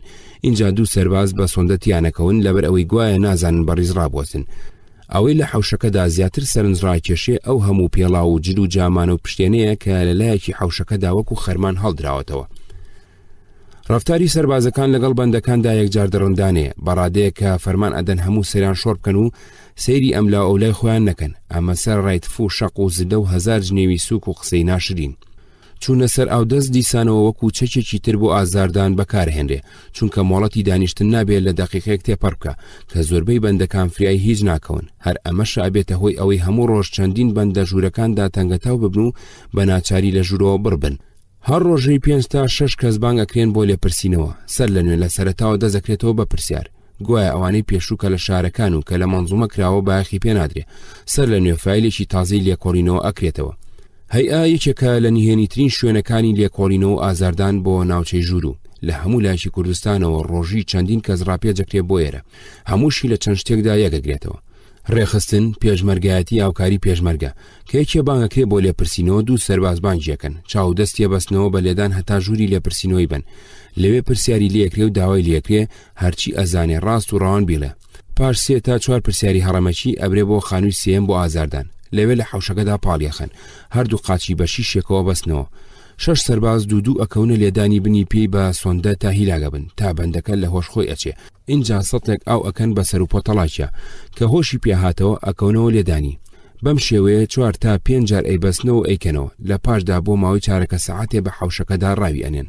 زۆربەی بەندەکان زمانی عەرەبی نازانن، بۆ ئەم مەبەستە شڵکاو خۆریکی خۆیان بە ناوی تەرجمانەوە هێنن، ئەویش بە ئارەزووی خۆی قسەی بەندەکان ئاڵوگۆڕەکە. ئازاردان و لێپرسینەوە لە هەفتەیەکەوە تا چەند مانجێک ئەخایەنێ بەپێی خۆڕاگرتنی بەندەکە، هەتا لە پاشان فایلێکی بۆ ئامادەکرێ و پەنجەمۆری پێکەن. لەگەڵ ئەو هەموو ئازار و ئەشکەنجەیەدا سەدان ڕۆڵی نەبەزی میلەتەکەمان چەندین لاپەڕی شانازی و دلێریان نەخشاندووە، بە هیمەت و خۆڕاگرتنیان سەری یاساوڵ و لێپرسرا و فاشیستەکانیان شۆڕ کردووە. ئیسپاتیان کرد کە ڕۆڵە تێکۆشەرەکانی میلەتەکەمان ئازار و ترساندن و هێلانە نهێنەکانی ڕەگەزپەرستەکانی عێراق هەستی بەرەنگاری و خەباتیان خاپوور ناکە. پاش لێدانێکی زۆر بەندەکە ئەبەنەوە بۆ ژوورەکەی خۆی هەر خێرا لەوێ هاوڵەکانی دەوری ئەدەن و ئاوی ئەدەنێ و دەست ئەکەن بە شێلانی قاچی. پاش تاوبوونی لێپرسینەوە بەندەکە ئەبرێ بۆ خانووی سێم، ئەویش بریتێ لە 3 ژوور. جگە لە ژووری یاساوڵ ئەوانی ئەگەنە خانووی سێم بە ڕسمی ئازاردانیان نامێنێ و چاوەڕێی ئەلمەحکەمە العەسکەریە الخاساکەن. مانەوەی بەندەکە لە خانووی سێم لە 3 تا 6 مانگ ئەخایانێ. مەبەست لە مانەوەشیان تەنیا زۆربوونی ژمارەیانە کە وەک مێگەل بەڕەوە بیان بن بۆ دادگا. محکەمەی ئاسکەری خاص بریتیە لە دەستگایکی کاریکاتۆری تەنیا بۆ بڕیاردانی خنکاندن و حکومدانی تێکۆشەران و بێتاوانانی گەلی کووردا مەزراوە. هیچ سیفەتێکی قانونی و شەرعی و ڕاستی تێدا بەدی ناکرێ. ئەو بڕیارانەی ئەژدرێن پێشەکی ئامادەکراون و ڕۆژی محکەمە تەنیا خوێنرێنەوە. بەندەکان بە هیچ جۆرێ مافی دیفاعکردنیان نییە. خۆ ئەگەر یەکێک بڵێ ئەو ئیفادانە هی ئەو نییە و بە زۆر لەژێر ئەشکەنجەدا پیان مۆر کردووە، ئەوە ئەینێرنەوە بۆ هەیە ئەو ئیترجارێکی ترچایی بە محکەمەش ناکەوێتەوە. کاتێک دادگا دیاریەکرێ ئەو بەیانیە هەموو بەندەکان ڕیزەکەن و عریفێک بە مقاستێکەوە دەزەکا بە سەر و ڕیش و سمێڵ هەڵپاچینیان بە شێوەیەکی زۆر ناشرین کە مەبەست تەنها ئیهانە و ناشرینکردنی سەر و سیمایانە لای حاکمەکان. کاتێ سەر و ڕیش و سمێڵی بەندەکان هەڵاپاچن اینجا بەلۆری ئەیان بن بۆ دادگا، لەوێ هەمویان ڕیزەکەن بە جۆرێک کە ڕویان لە دیوارەکە بێت، اینجا بە سۆندە و شەق و زلەتیانەکەون تا هیلاگە بن. دادگا خۆی بریتیە لە شانۆیەکی گریاناوی ئەم خەڵکە سەر و ڕیژاتووە بە پێی پەتی وەک مێگەڵ ڕیزیانەکەن. حاکمەکانیش بە گاڵتە پێکردنەوە ئەڕوانە سەر و پۆتەڵاکیان و بە جوملە حکم ئەخوێنێتەوە کە لە پێشدا ئامادەکراوە. لە هەر جارێکدا دەستێک لە خەباتکەرانی میلەتەکەمان ڕەوانەی ژووری ئەدامەکرێ. ئەوانەی کە ئەمری ئەدامیان دەرەچێ دوای تەوابوونی شانووی دادگا دەستیان کەلەپچە ئەکرێ و لەوانی تر جیاکرێنەوە. ئەوانەی بەگرتنی چەند ساڵە حکوم ئەدرێن پاش چەند ڕۆژێک ئەنێرێن بۆ بەغداد بۆ سجنیە بۆ خرێب و ئەوانش کە حکم ئەدرێن بە ئیعدام ڕەوانەی مووسڵ ئەکرێن. کاتێک بەندەکان ئەهێنرێنەوە بۆ هەیە حکومدار و ئیعدامەکان یەکتر ماجەکەن و دەزەکەن بە گۆرانی وتنی سرودی نیشتیمانی. دەنجی دلێریان دڵی داگیرکەری فاشیست ئەخاتە لەرزە و بۆ جاری هەزارەمین بۆ ڕەگەزپەرستەکانی ئیسپا دەکەنەوە کە پەتی خنکاندن و دەستگای لە ناوبردن دڵی ڕۆڵە دلێرەکانی گەلی کوردستان ناکەنەوە لە خەبات و تێکۆشان و خۆبەختکردن، بەڵکو بە پێچەوانەوە نەبەزی و هیمەتیانە خاتە دڵەوە و زیاتر هەستی بەرەنگاری و خەباتیان تیا زیاد دەکات. هەڵوێستی ئەمە ڕۆڵە دلێرانی چوونەتە بەرپەتی ئەدام ئەوەی بە داگیرکەران سەلماندووە. دانانی بنکە ئەوسا لەبەر پەلاماری کتوپڕی هالیکۆپتەر هیچ هێز و مەفرەزەیەک نەئەبوو وەنەی ئەتوانی بە ڕۆژ لە ناو ئاوایدا بمێنێتەوە. ناوچەکە ژمارەیەکی کەم گوندی تێدا بوو، گوندەکانیش بچووک بوون، باری ژیانیان ئەوەندە باش نەبوو هەموو ڕۆژ و هەموو ژەم لە ماڵەکانی ئەوان نان بخۆین. ئێمەش بەتەما بووین ئەو ناوچەیە بکەین بە پردی پەیوەندی لەگەڵ سووریا بۆ هاتوچۆ و هێنانی چەک. ماوەیەک بە گوندەکانی دەریاسۆر، گەرەپێت، چەمەلوو، هەدن، ئاری، بەرمیزەدا سوڕاینەوە. چوینە ناو ڕەشماڵی ڕەوەندەکانی هەرچی لە دەشتی بەرازگر. ئاگاداری کا خالیدمان کردبوو بگەڕێتەوە ئەوێ و چاوەڕێی ئەومانە کرد ئەمانویست کات بەسەر ببین. شارەزا ئەمینەکانی ناوچەکەم لەگەڵ خۆم ئەبر بۆ ئەوەی شوێنە نادیار و ئاسەکانم پیشان بدەن بنکەیەکی نهێنی خواردن و حەسانەوەی تێدا دابمەزرێنم. چەند شوێنێکمان نۆڕی، شارەزایکی خەڵکی هەدن لە ناو لێرەوارێکی چردا شوێنێکی گونجاوی لەباری بۆ دۆزینەوە، کانی خۆش و سێبەری خستیە بوو، پەنایکی نادیار و شوێنێکی عاسی بوو. چەند سەعاتێ لە کانی ڕەش دوور بوو. لە بندار بە ڕۆپیرەکاندا جێگەمان بۆ دانیشتن و نووستن لەسەر ئەرزەڕقەکە خۆش کرد. یەکێ لە پێشمەرگەکان بە ناوی ئەحمەد گەڵاڵی شارەزای دروستکردنی تەنور بوو، بۆ ئەوەش پێویستی بە بەرد و هەندێک کەرەسەی تر بوو وەکو دار و تەختە و تەنەکە. لە کاتی کۆکردنەوەی بەردا ئەوەی سەرنجی هەمووانی ڕاکێشاوە بوو لە بن هەر بەردێکدا چەند و پشتێکی تێدا بوو. ئەمە هەندێک تر سیلا دروست کردین، خەریک بوو پەشیمان ببنەوە لە شوێنەکە. یەکێ لە پێشمەرگەکان بە گاڵتەوتی ئاسکەر بمان کوژێ باشترە لە دوو پشت. کە گەڕاینەوە بۆ ناودێ بۆ ئامادەکردنی پێویستیەکان کابرای شارەزا ترسەکەی ڕەواندینەوە. وتی وڵاتی ئێمە مەشهورە بە پایتەختی دوو پشک و پێشکە، بەڵام نە دوو پشکەکەی کەزە کوژێ و نە پێشکەکەشی مەلاریا بڵاوە کاتەوە. دوایش بەتاڵکە حکومەت گەیشت بۆ هەدن مەخفەرێکی گەورەی لێ دروست کردبوو. زستانەکەی لەبەر توندی سەرما و زۆری بەفر بە هالیکۆپتەر زەلامەکانیان گوێزا بووە. مەخفەرەکان وەکو خۆی بەجێهێشت بوو. موختاری هەدنیان ئاگادار کردبوو ئاگای لە شتەکان بێ کەس نەیبات و دەستکاری نەکا. دەرگا و پەنجەرە و کورسی و مێزەکانی هەموو ساغ بوون، هەروەها چەندین تەنەکەی نەوتی پڕ و بەتاڵ لێوێ بوو، ئەویش کەس دەستی تێوە نەدابوو. تەنانەت هەندێک وێنەی ئەحمەد حەسەن بەکر و سەدام حسێن و هەندێک شیعاری بەعسی ژەڕواسرا بوو، هیچ دەستکاریەک نەکرابوون. پێشمەرگەکان بۆ پێویستیەکانی تەنورەکە دەرگایکیان دەرهێنا گونجی لەسەر ببڕن و هەندێک تەنەکەی بەتاڵیان بۆ ئاوتێکردن برد بۆ بنکە. بۆ ڕۆژی دوایی پێویستیان بە هەندێشتی تر بوو چوون لە مەخفەرەکە بیبن، هیچی تێدا نەمابوو. خەڵکی ئاوایەکە دەرگا و پەنجەرەکانیان دەرهێنا بوو، هەروە هەموو تەنەکە پڕ و خاڵەکانیان بردبوو. تاو کاتە لە ترسی سزادانی بەعەز نەیانوێرا بوو دەستی لێ بدەن، بەڵام دوای ئەوەی پێشمەرگە دەستکاریان کرد ئەوانیش بیانیان دەستکەوت بۆ ئەوەی لە پاش ڕۆژدا ئەگەر هێزی حکومەت گەڕایەوە ئۆباڵەکەی بخەنە ملی پێشمەرگە. ئەو سەردەما پێشمەرگا بوو کۆڵەپشت و زەمزەمی و یەکی کوپێکی چا خواردنەوە و قاپێکی چێشت و کەوچکێک لەگەڵ خۆیان هەڵبگرن. پێشتر هەموو تاروکتێبەکانی ئارنیستۆ چی گیڤارام دەربارەی جەنگی پارتیزانی و یاداشتەکانی پۆلیڤیام خوێند بۆ هەندێ بابەتیشم لێ تەرجەمە کردبوو. ڕاستیەکەی هەرچەند لە خۆم و هاوڕێکان مرد ئەبوومەوە ئەو مەرجانەی گیڤارا بۆ پێشمەرگی دانابوو بە تایبەتی لە ڕووی توانای لەش و کۆڵ هەڵگرتن و ڕێگاڕۆیشتنەوە لە ئێمەدا نەبوو. ئازوقە و مەنجەڵ و هەندی ئاسنجاو پەیدا کرا بۆ بنکەکە بەڵام پێخەف نەبوو ئەبوو لەسەر ئەرز بنون چراشدان ئەیگیرسێنرا. قم ڕێکەوتنە مەیدانەکەی سووریا بە نەبوودا ئەنێ. هەر لەو ماوەیەدا نامەیەکم پێگەیشت بە ئیمزای سەربەز یەکێ لە بەرپرسەکانی قم داوای کردبوو لەبەر ئەوەی هەندێ ڕووداوی تازە هاتۆتە پێشەوە بە پەلا یەکتر ببینین. سەربەز ناوی نهێنی ئەو ڕەحمان بێدایی بوو. دکتۆر خالید هێشتا نەهات بۆ تەنیا بەرپرسێ لێوە بوو فەرماندەی کەرتێ بوو ناوی ڕەحمان پیشەی بوو. 4 بۆ 5 پێشمەرگەمان لەگەڵ خۆمان برد و پێکەوە چوون بۆ دیتنیان. شەو گەیشتنە دەریاسۆر ئەو ڕەحمان بێدایی و فازیل جەلال و عەبدوڵڵا ساڵح و هەندێکی تر لە کادر و بەرپرسەکانی قم لێوە بوون. قەرەباڵغێکی چەکداریان لە خۆیان کۆ کردبووە لەسەر ڕێگاکە چەندین کەمین و پاسەوانیان دانابوو. شەو لەگەڵ فازیل و چەند کەسێکی کەیان پێکەوە لە ماڵێکدا ماینەوە. پێش نووسن ویستیان بچین بۆ سەر ئاو. کوڕێکی خاوەن ماڵەکە دوومان کەوت بوو لێمان نەئەبوو. فازل ئەیویست کوڕەکە گوێی لە قسەکانمان نەبێ. چەند جارێ داوای لێکرد بگەڕێتەوە ماڵی خۆیان چاوەڕێمان بکە. کوڕەکەوتی ئەترسم بزر ببن.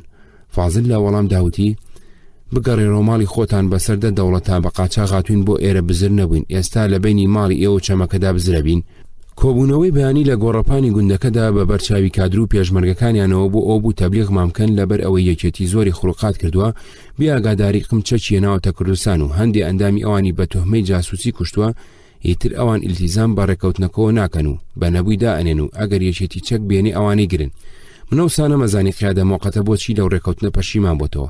چەند ساڵی دوای ئەوە بیسمان مەسعود هەواڵ و ناوەڕۆکی ڕێکەوتنەکەی بە تەلەفۆندا بوو بە موحسین دزەی لە واشنگتن تا ئەویش بە مەلا مستەفا بڵێ.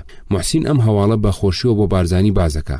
کۆڕەکەیان دکتۆر نەجمەدین کەریم و دکتۆر شەفیق قەزازیشی لێبێ.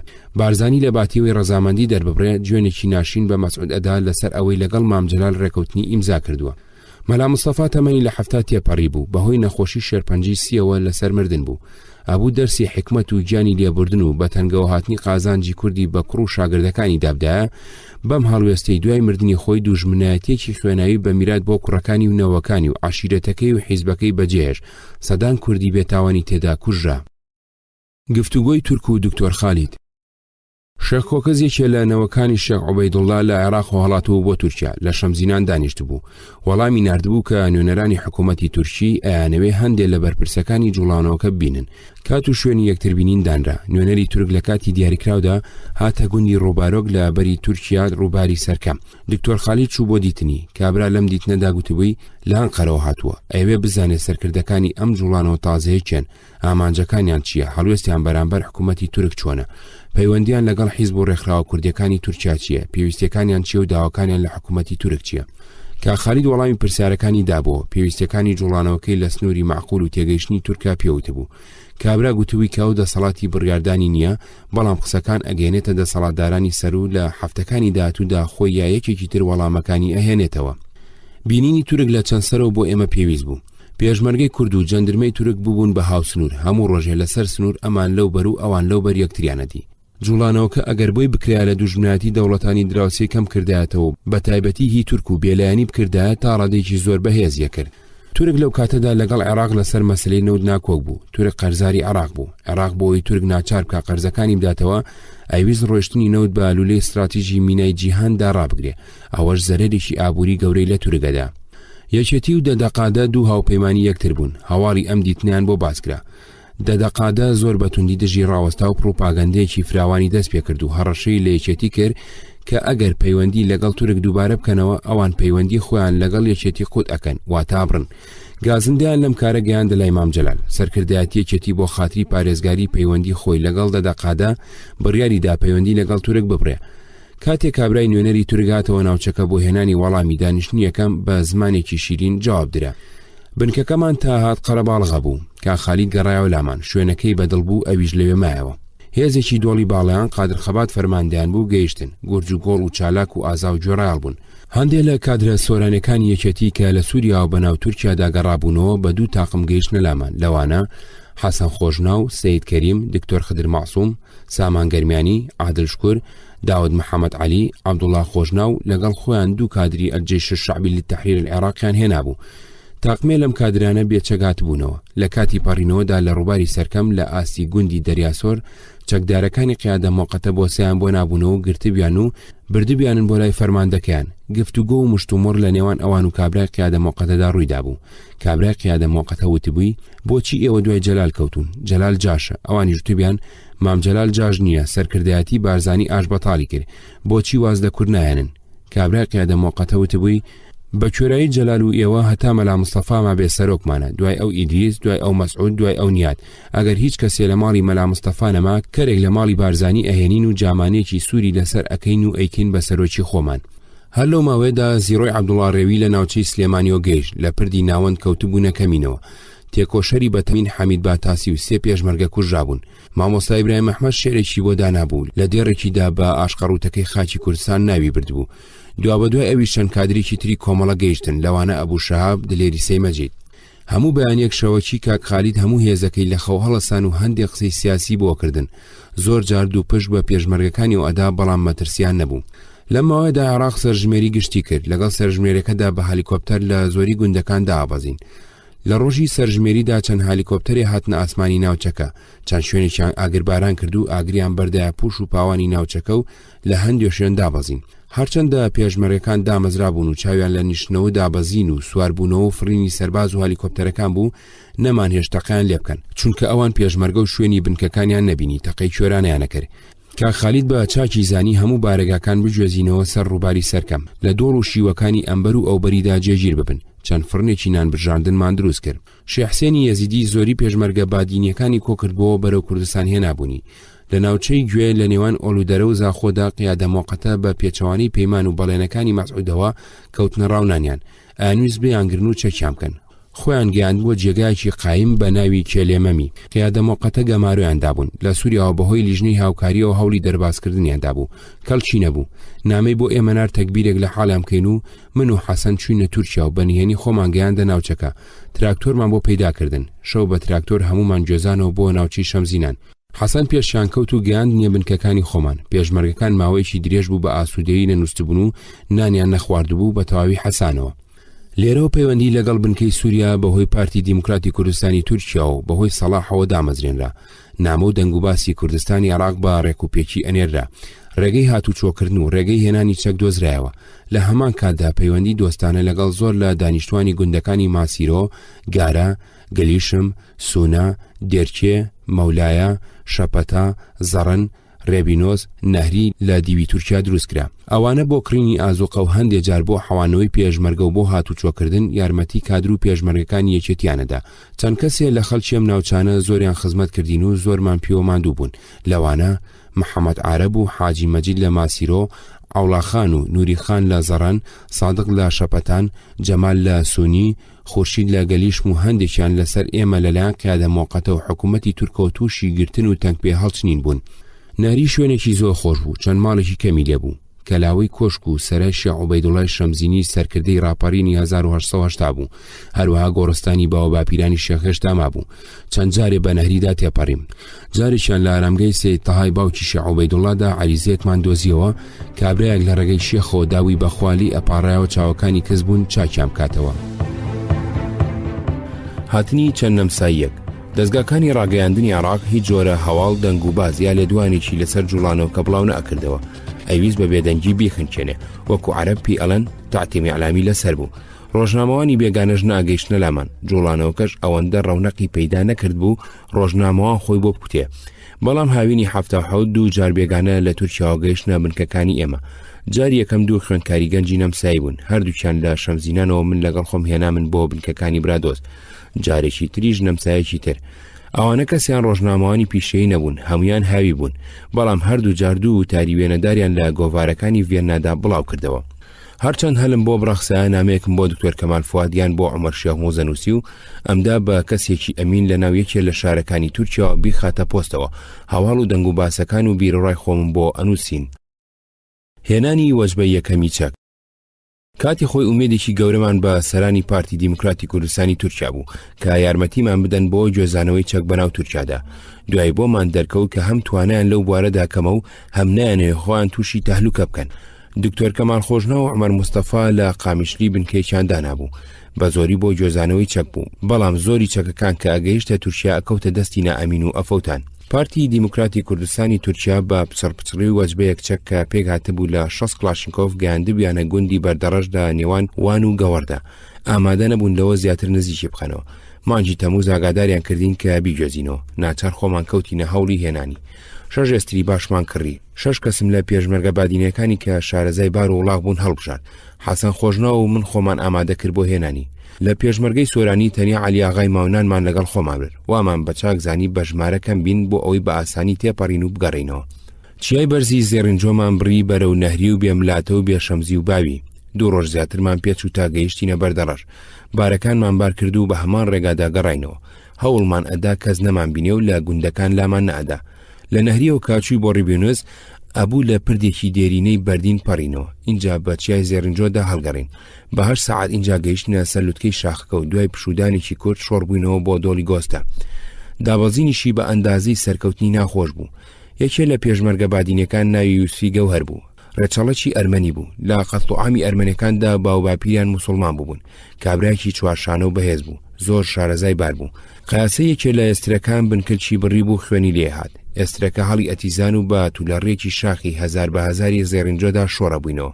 مام یوسف ویستی قیاسەکەی چاک بکە ئێسترەکە لە قەیەکی لێدا. مام یوسف سز بوو. کەوتە ڕێ قسەی نەکرد. تو مەزداقەکە بەرگونی کەوتبوو. کە گەڕاینەوە شوێنەکەی خۆمان چوو بوو بۆ لای دکتۆر خدر مەعسووم گونی ئاوسا بوو. ئەویست ئیزنی بدەین بۆ چارەسەرکردن بگەڕێتەوە بۆ سووریا. بەگاڵتەوە پێم وت مام یوسف زۆر لە مێژە ژنت هێناوە خوالێت نەسێنێ 4 کوڕدەیە خۆشت گەورە بووی تازە گونت بۆ چییە؟ زۆر تووڕە بوو. ئەیود چۆن نامەوێت ئەگەر گونم نەمێنێ بمرم باشترە. بە سەلامەتی گەیشتنەوە بنکەکانی خۆمان هەمومان هەچمان بە شانازی و خۆشیە کرد. پێشمەرگەکان کە کلاشنکۆفە تازەکانیان ئەدی لە ناو کیسەکەدا وایان ئەزانیەکێ لە مەرجە گرنگەکانی سەرکەوتن تەمین بووە. ئەوە یەکەمین وەجبەی کلاشنکۆفی یەکلاغ بوو بگاتە کوردستانی عێراق بە هەمووی 6 دانە بوو. گەڕانەوەی مام جەلال. چەند هەفتەیەک چاوەڕوانی مام جەلال بووین بگەڕێتەوە کوردستان. من هێزێکم لەگەڵ خۆم بردبوو لە نزیک سەرچاوەکانی سەرکەم لە بن داڵان پەڕدا لەسەر چەمەکە لە شوێنێکدا بە ناوی چەمکەبی دامەزرا بووین. پێخەف و ڕاخەر و چادرمان نەبوو. شەو لە تاو سەرما خەومان لێ ناکەوت تا بەیانی بە دیار ئاگرۆ دانیشتین کە ڕۆژە لەهات خۆمان ئەدایە بەری و اینجا ئەنووسین. هەتا و تیشکدانەوەی بەفری کوێستانەکان ڕوخساری هەمومانی ڕەشدا گەڕاندبوو.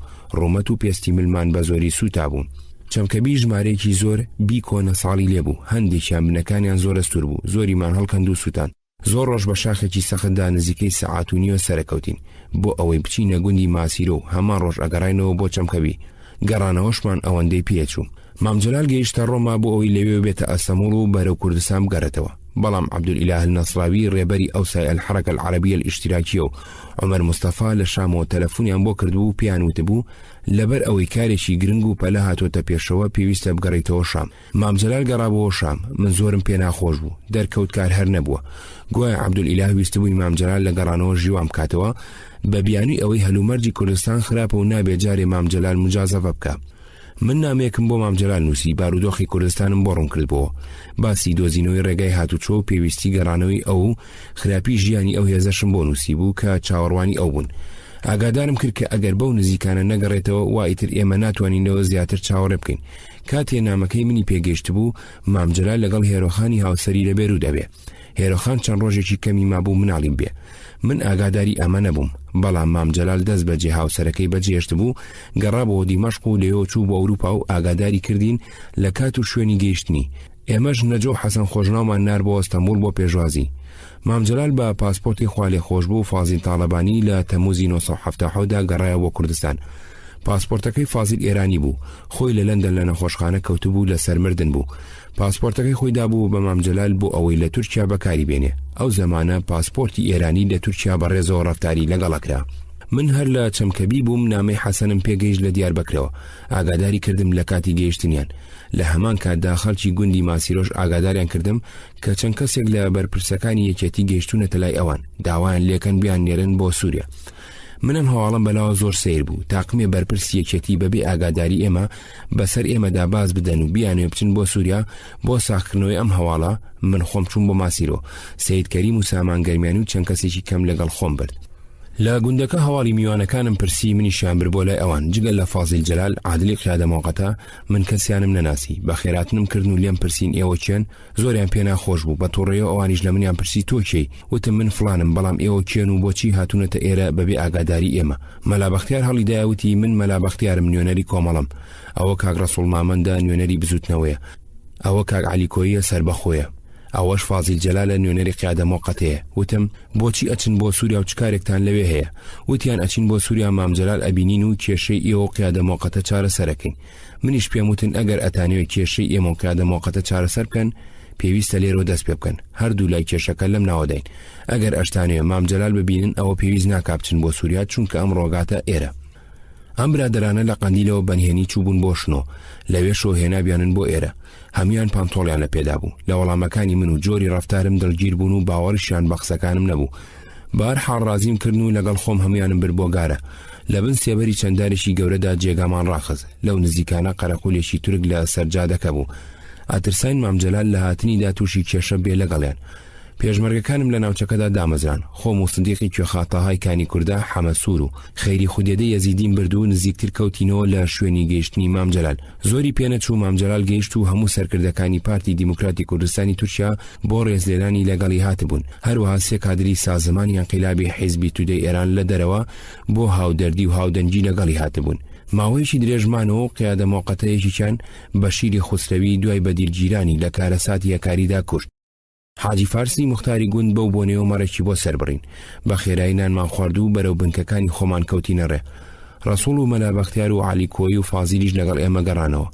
من ئەو چەند ڕۆژە چەند جارێ بە شاخەکەدا ئەمدی و ئەودیوم کردبوو بە چیای نەقیبدا سەرەکەوتین هەورازێکی ڕێک و دوور و درێژ بوو مام جەلال سواری وڵاق بوو من پیادە بووم لێ پرسیم وەزعی وڵات چۆنە وتم ئێستا ماندوم لەم هەورازەدا ناتوانم زۆر قسە بکەم بەڵام هەر ئەوەندەت پێ ئەڵێم ئێمە ئەوانەی دەرەوە لەگەڵ ئەم برادرانی ئێرە هەر ناوەکەمان یەکە ئەجینا لە هەموو شتێکدا جیاوازین وەزعی شۆڕشەکە بەوەی هێرشی جێش و تەسلیم بوونەوەی زۆری پێشمەرگە خراپە ئەبێ خەریکی هەڵسانەوەی بین بەجێهێشتنیان لەم کاتەدا عیبە ئەجینا هەر لێرەدا پێشنیارم بۆ کردی بە کام ڕێگادا هاتووی بە هەمان ڕێگادا بگەڕێنەوە بۆ دەرەوە مام جەلال قسەکانی پێ ناخۆش بوو بە تایبەتی هەمووی چەند سەعاتێ بوو گەیشت بۆ کوردستان چاوەڕوانی هەواڵی خۆشتریە کرد بەڵام زۆر زوو تێگەیشت لەم قسانە من ناحەق نەبووم ئەندامانی سەرکردایەتی و کادرەکان و فەرماندەکانی پێشمەرگە بە دوای یەکدا ئەگەیشتنە برادۆز بە تایبەتی دوای ئەوەی زانیان مام جەلال گەیشتۆتەوە کوردستان و ناوچەکەش تا ڕادەیەکی زۆر لە چاو سەرانسەری کوردستاندا ئەمینترە و دوورترە لە هێرشەکانی جێشەوە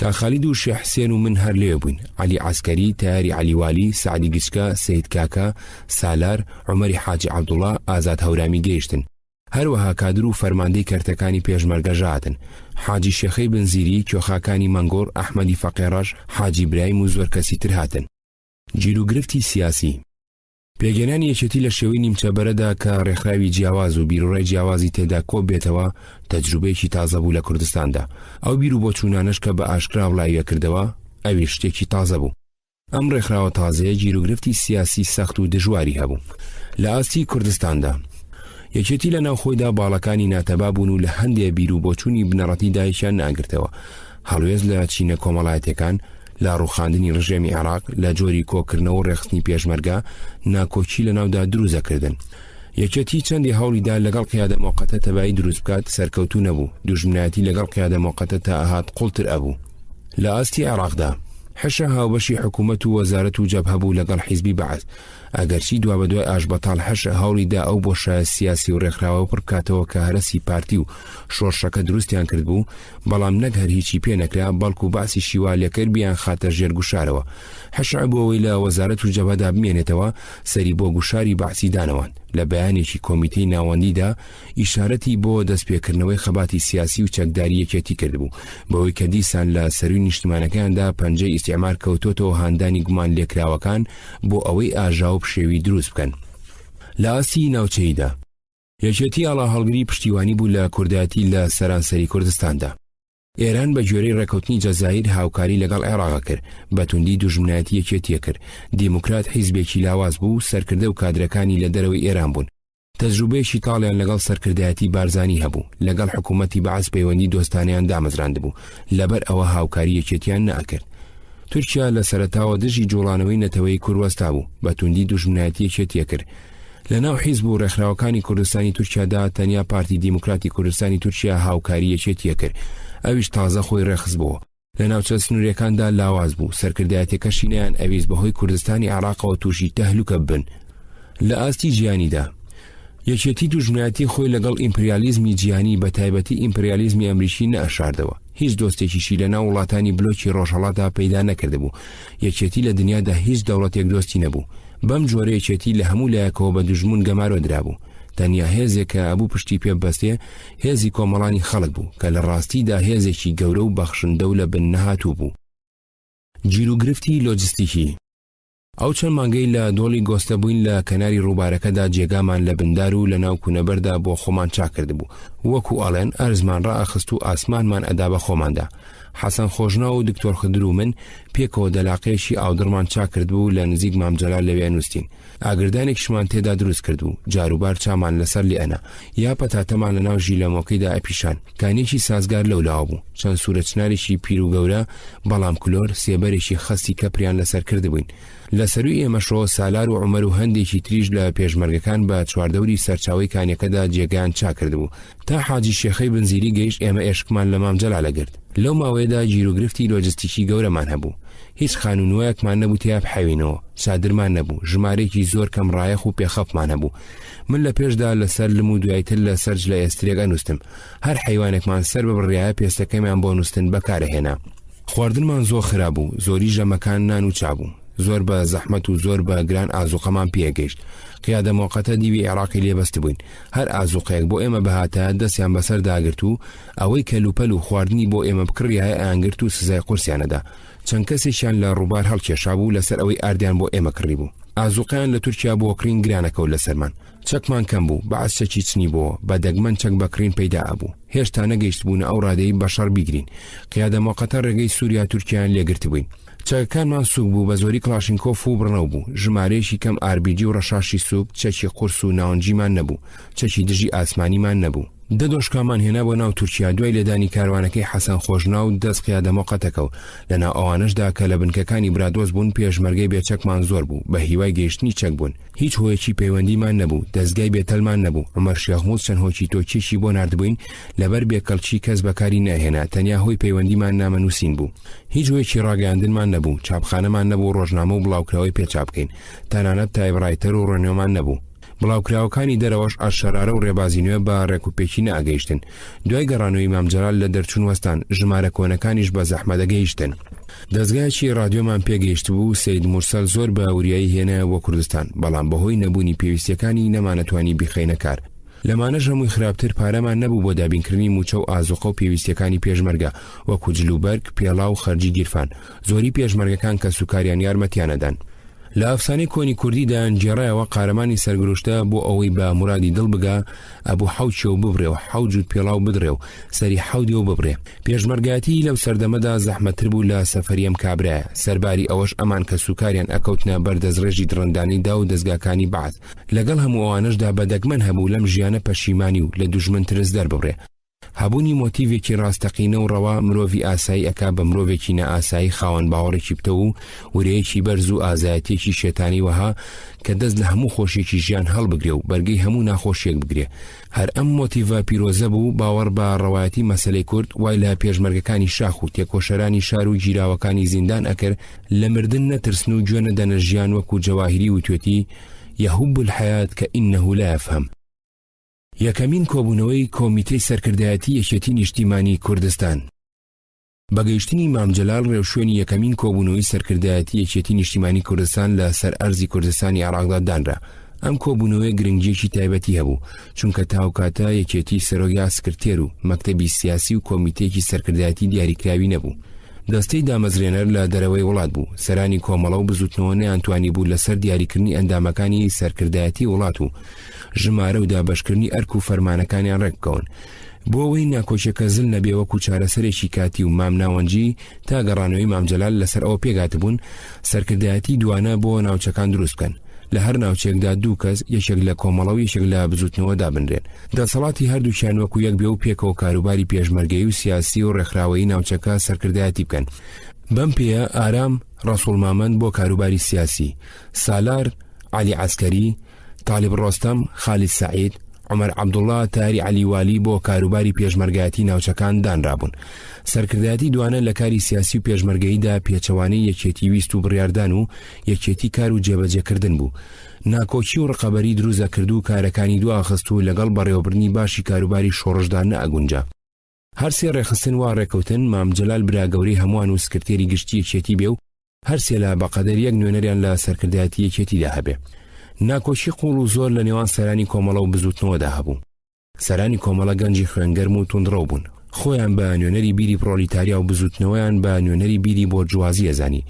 لە کتێبە مارکسیەکاندا خوێندوبیانەوە کە شۆڕش بە سەرکردایەتی بۆرجوازی سەر ناکەوێ، لەبەر ئەوە ئەبێ پرۆلیتاریا سەرکردایەتی بکە، نیان ئەشاردەوە کە ئەبێ سەرکردایەتی شۆڕشەکە بەدەست ئەوانەوە بێ. کۆمەڵە وەکو ڕێکخراوێکی سیاسی هێشتا لەناو خەڵکدا خۆی ئاشکرا نەکردبوو، بەشێکی سەرکردەکانی لە زینداندا بوون. ئەوانش کە کۆمیتەی هەرێمەکانیان دروست کردبوو لە ژیانی سیاسیدا کەم تەجروبە و لە ژیانی پێشمەرگایەتیدا بێتەجروبە بوون. گەنجی نەناسراو بوون و هەمویان ناوی خۆیانیان گۆڕی بوو، هەریەکەیان مەفرەزێکی کەمی لەگەڵ بوو و زۆریان بێچەک بوون. بزوتنەوە تازە دامەزرا بوو، بەڵام سەرکردەکانی هەموو کەسایەتی ناسراو بوون، هەریەکەیان ڕابردوویەکی درێژی لە کاری سیاسی و لە ژیانی پێشمەرگایەتیدا هەبوو. خەڵکی زۆریان لە شار و لادێناسی، سەرانی ئێلەکان و کوێخای گوندەکان ڕێزیان لێگرتن و بە قسەیانەکردن. پێشەوەی نوێنەرەکانی کۆمەڵە لە سەرکردایەتی یەکێتیدا دیاری بکرێن، سەرانی کۆمەڵە ئەوانی لە برادۆز بوون، سالار، مەلا بەختیار، ئازاد هەورامی، عومەری حاجی عەبدوڵڵا کۆبوونەوەیەکیان کرد. ئارام نەهات بۆ کۆبوونەوەکان، منیشیان بان کرد بۆ کۆبوونەوەکە. هەمویان داوان لێکردم منیش یەکێ بم لە نوێنەرەکانی کۆمەڵە، من خۆم پێم خۆش نەبوو. زۆریش بەهانەم هێنایەوە بوو ئەوەی واز لە من بێن و بەڕاشکایی وتم ئەو چەند ساڵە من دوور بووم لە کاری کۆمەڵە، ئێوە ماندوو بوون و فیداکاریتان کردووە، نامەوێ من بێمە سەر حازری، چی بە من بکرێ بۆ پشتیوانیتان درێغی ناکەم، بەڵام ئەمەوێت لە دەرەوەی کۆمەڵە بم. من ئەندامی دەستەی دامەزرێنەرم، خۆم بەڕۆتینی ئەندامی سەرکردایەتی یەکێتی وەک هۆڤاڵەکانی تر. چاکتر وایە ئەو جێگای بۆ منی تەرخانەکان بیدەن بە برادەرێکی تر، سەرباری ئەمانش لێتان ناشارمەوە، من باوەڕم بە کۆمۆنیزم نییە. ڕاستیەکەشی ئەوە بوو تووشی خەیبەت ئەمەل بووبووم لیان، ئامیز بێ ئەوەی دڵیان بشکێنم تێکەڵاوی کاری ناو کۆمەڵە نەبم. جگە لەوەش کەسانی وەکو کا خالید و عەلی عەسکەری ڕایان وابوو بە هەمومان ڕێخستنێکی تازە بە جۆرەی پێویستیەکانی شۆڕشەکە دابمەزرێنین، جێگەی بزوتنەوە و کۆمەڵە و خەتی گشتی بگرێتەوە. قسەکانی من هیچ سوودێکی نەبوو، سوور بوون لەسەر ئەوەی بۆ ڕاستکردنەوەی نابەرامبەری لەگەڵ بزوتنەوە من یەکێ بم لە نوێنەرەکانی کۆمەڵە لە سەرکردایەتی یەکێتیدا. مام جەلالیش هەمان ڕێی هەبوو، لای وابوو کە پێویستە من لە ناو کۆمەڵەدا بمێنمەوە بۆ ئەوەی بەباری باشەدا کاریان تێبکەم. زۆر بە نابەدڵی وتم باشە. نوێنەرەکانی کۆمەڵە بەم جۆرە دانران: شاسوار جەلال، ئارام، نەجمەدین عەزیز، سالار، حکمەت محەممەد کەریم، مەلا بەختیار، ئازاد هەورامی، عادل، عومەری حاجی عەبدوڵڵا ڕەنجەر و من. نوێنەرەکانی بزوتنەوە عەلی عەسکەری، ڕەسوڵ مامەند، خالید سەعید، تایری عەلیوالی، سعدی عەزیز کە عومەر مستەفا لە دەرەوەی کوردستان بوو، بەڵام ئەویش لە ڕیزی نوێنەرەکانی بزوتنەوەدا دانرا. نوێنەرەکانی خەتی گشتی شێخ حسێن یەزیدی و هەموو ئەندامانی دەستەی دامەزرێنەر کە لە دەرەوە بوون. کاگارم نهات بۆ برادۆست و بەشداری کۆبوونەوەکانیش نەبوو. چەند کەسێ یەکێ لەوانە کادرێکی کۆمەڵە دوایی دەرکەوت سەر بە ڕژێم بوو، بەنامە و بە قسە لە کاک ئارامیان گەیاندە بوو کەوا مام جەلال ڕێزی ئەندامەکانی کۆمەڵە ناگرێ و ئەگەر ئەویش بچێ ڕێزی ئەویش ناگرێ. مەکتەبی سیاسی پێگەنرا لە سکرتێری گشتی و 4 ئەندام، دوان لە ئەندامەکانی عەلی عەسکەری و ڕەسوڵ مامەند نوێنەری بزوتنەوە بوون و دوانەکەی تریش ئارام و سالار نوێنەری کۆمەڵە بوون. نوێنەری خەتی گشتی یا دەستەی دامەزرێنەری تێدا نەبوو، چونکە جگە لە شێخ حسێن و من کەسیان هێشتا نەگەڕابوونەوە بۆ وڵات. لەم کۆبوونەوەیدا بەوردی هەلومەرجی کوردستان و عێراق و ڕێوشوێنەکانی پەرەپێدانی خەباتی سیاسی، چەکدار، ڕێکخراوەیی و ڕاگەاندن باس کرد. ئەوەی گوێویستی بوون بەشێک بوو لە کتێبی بەدەم ڕێگا و گوڵچنین لە کەناری دانوو بۆ بۆخری ناوزان.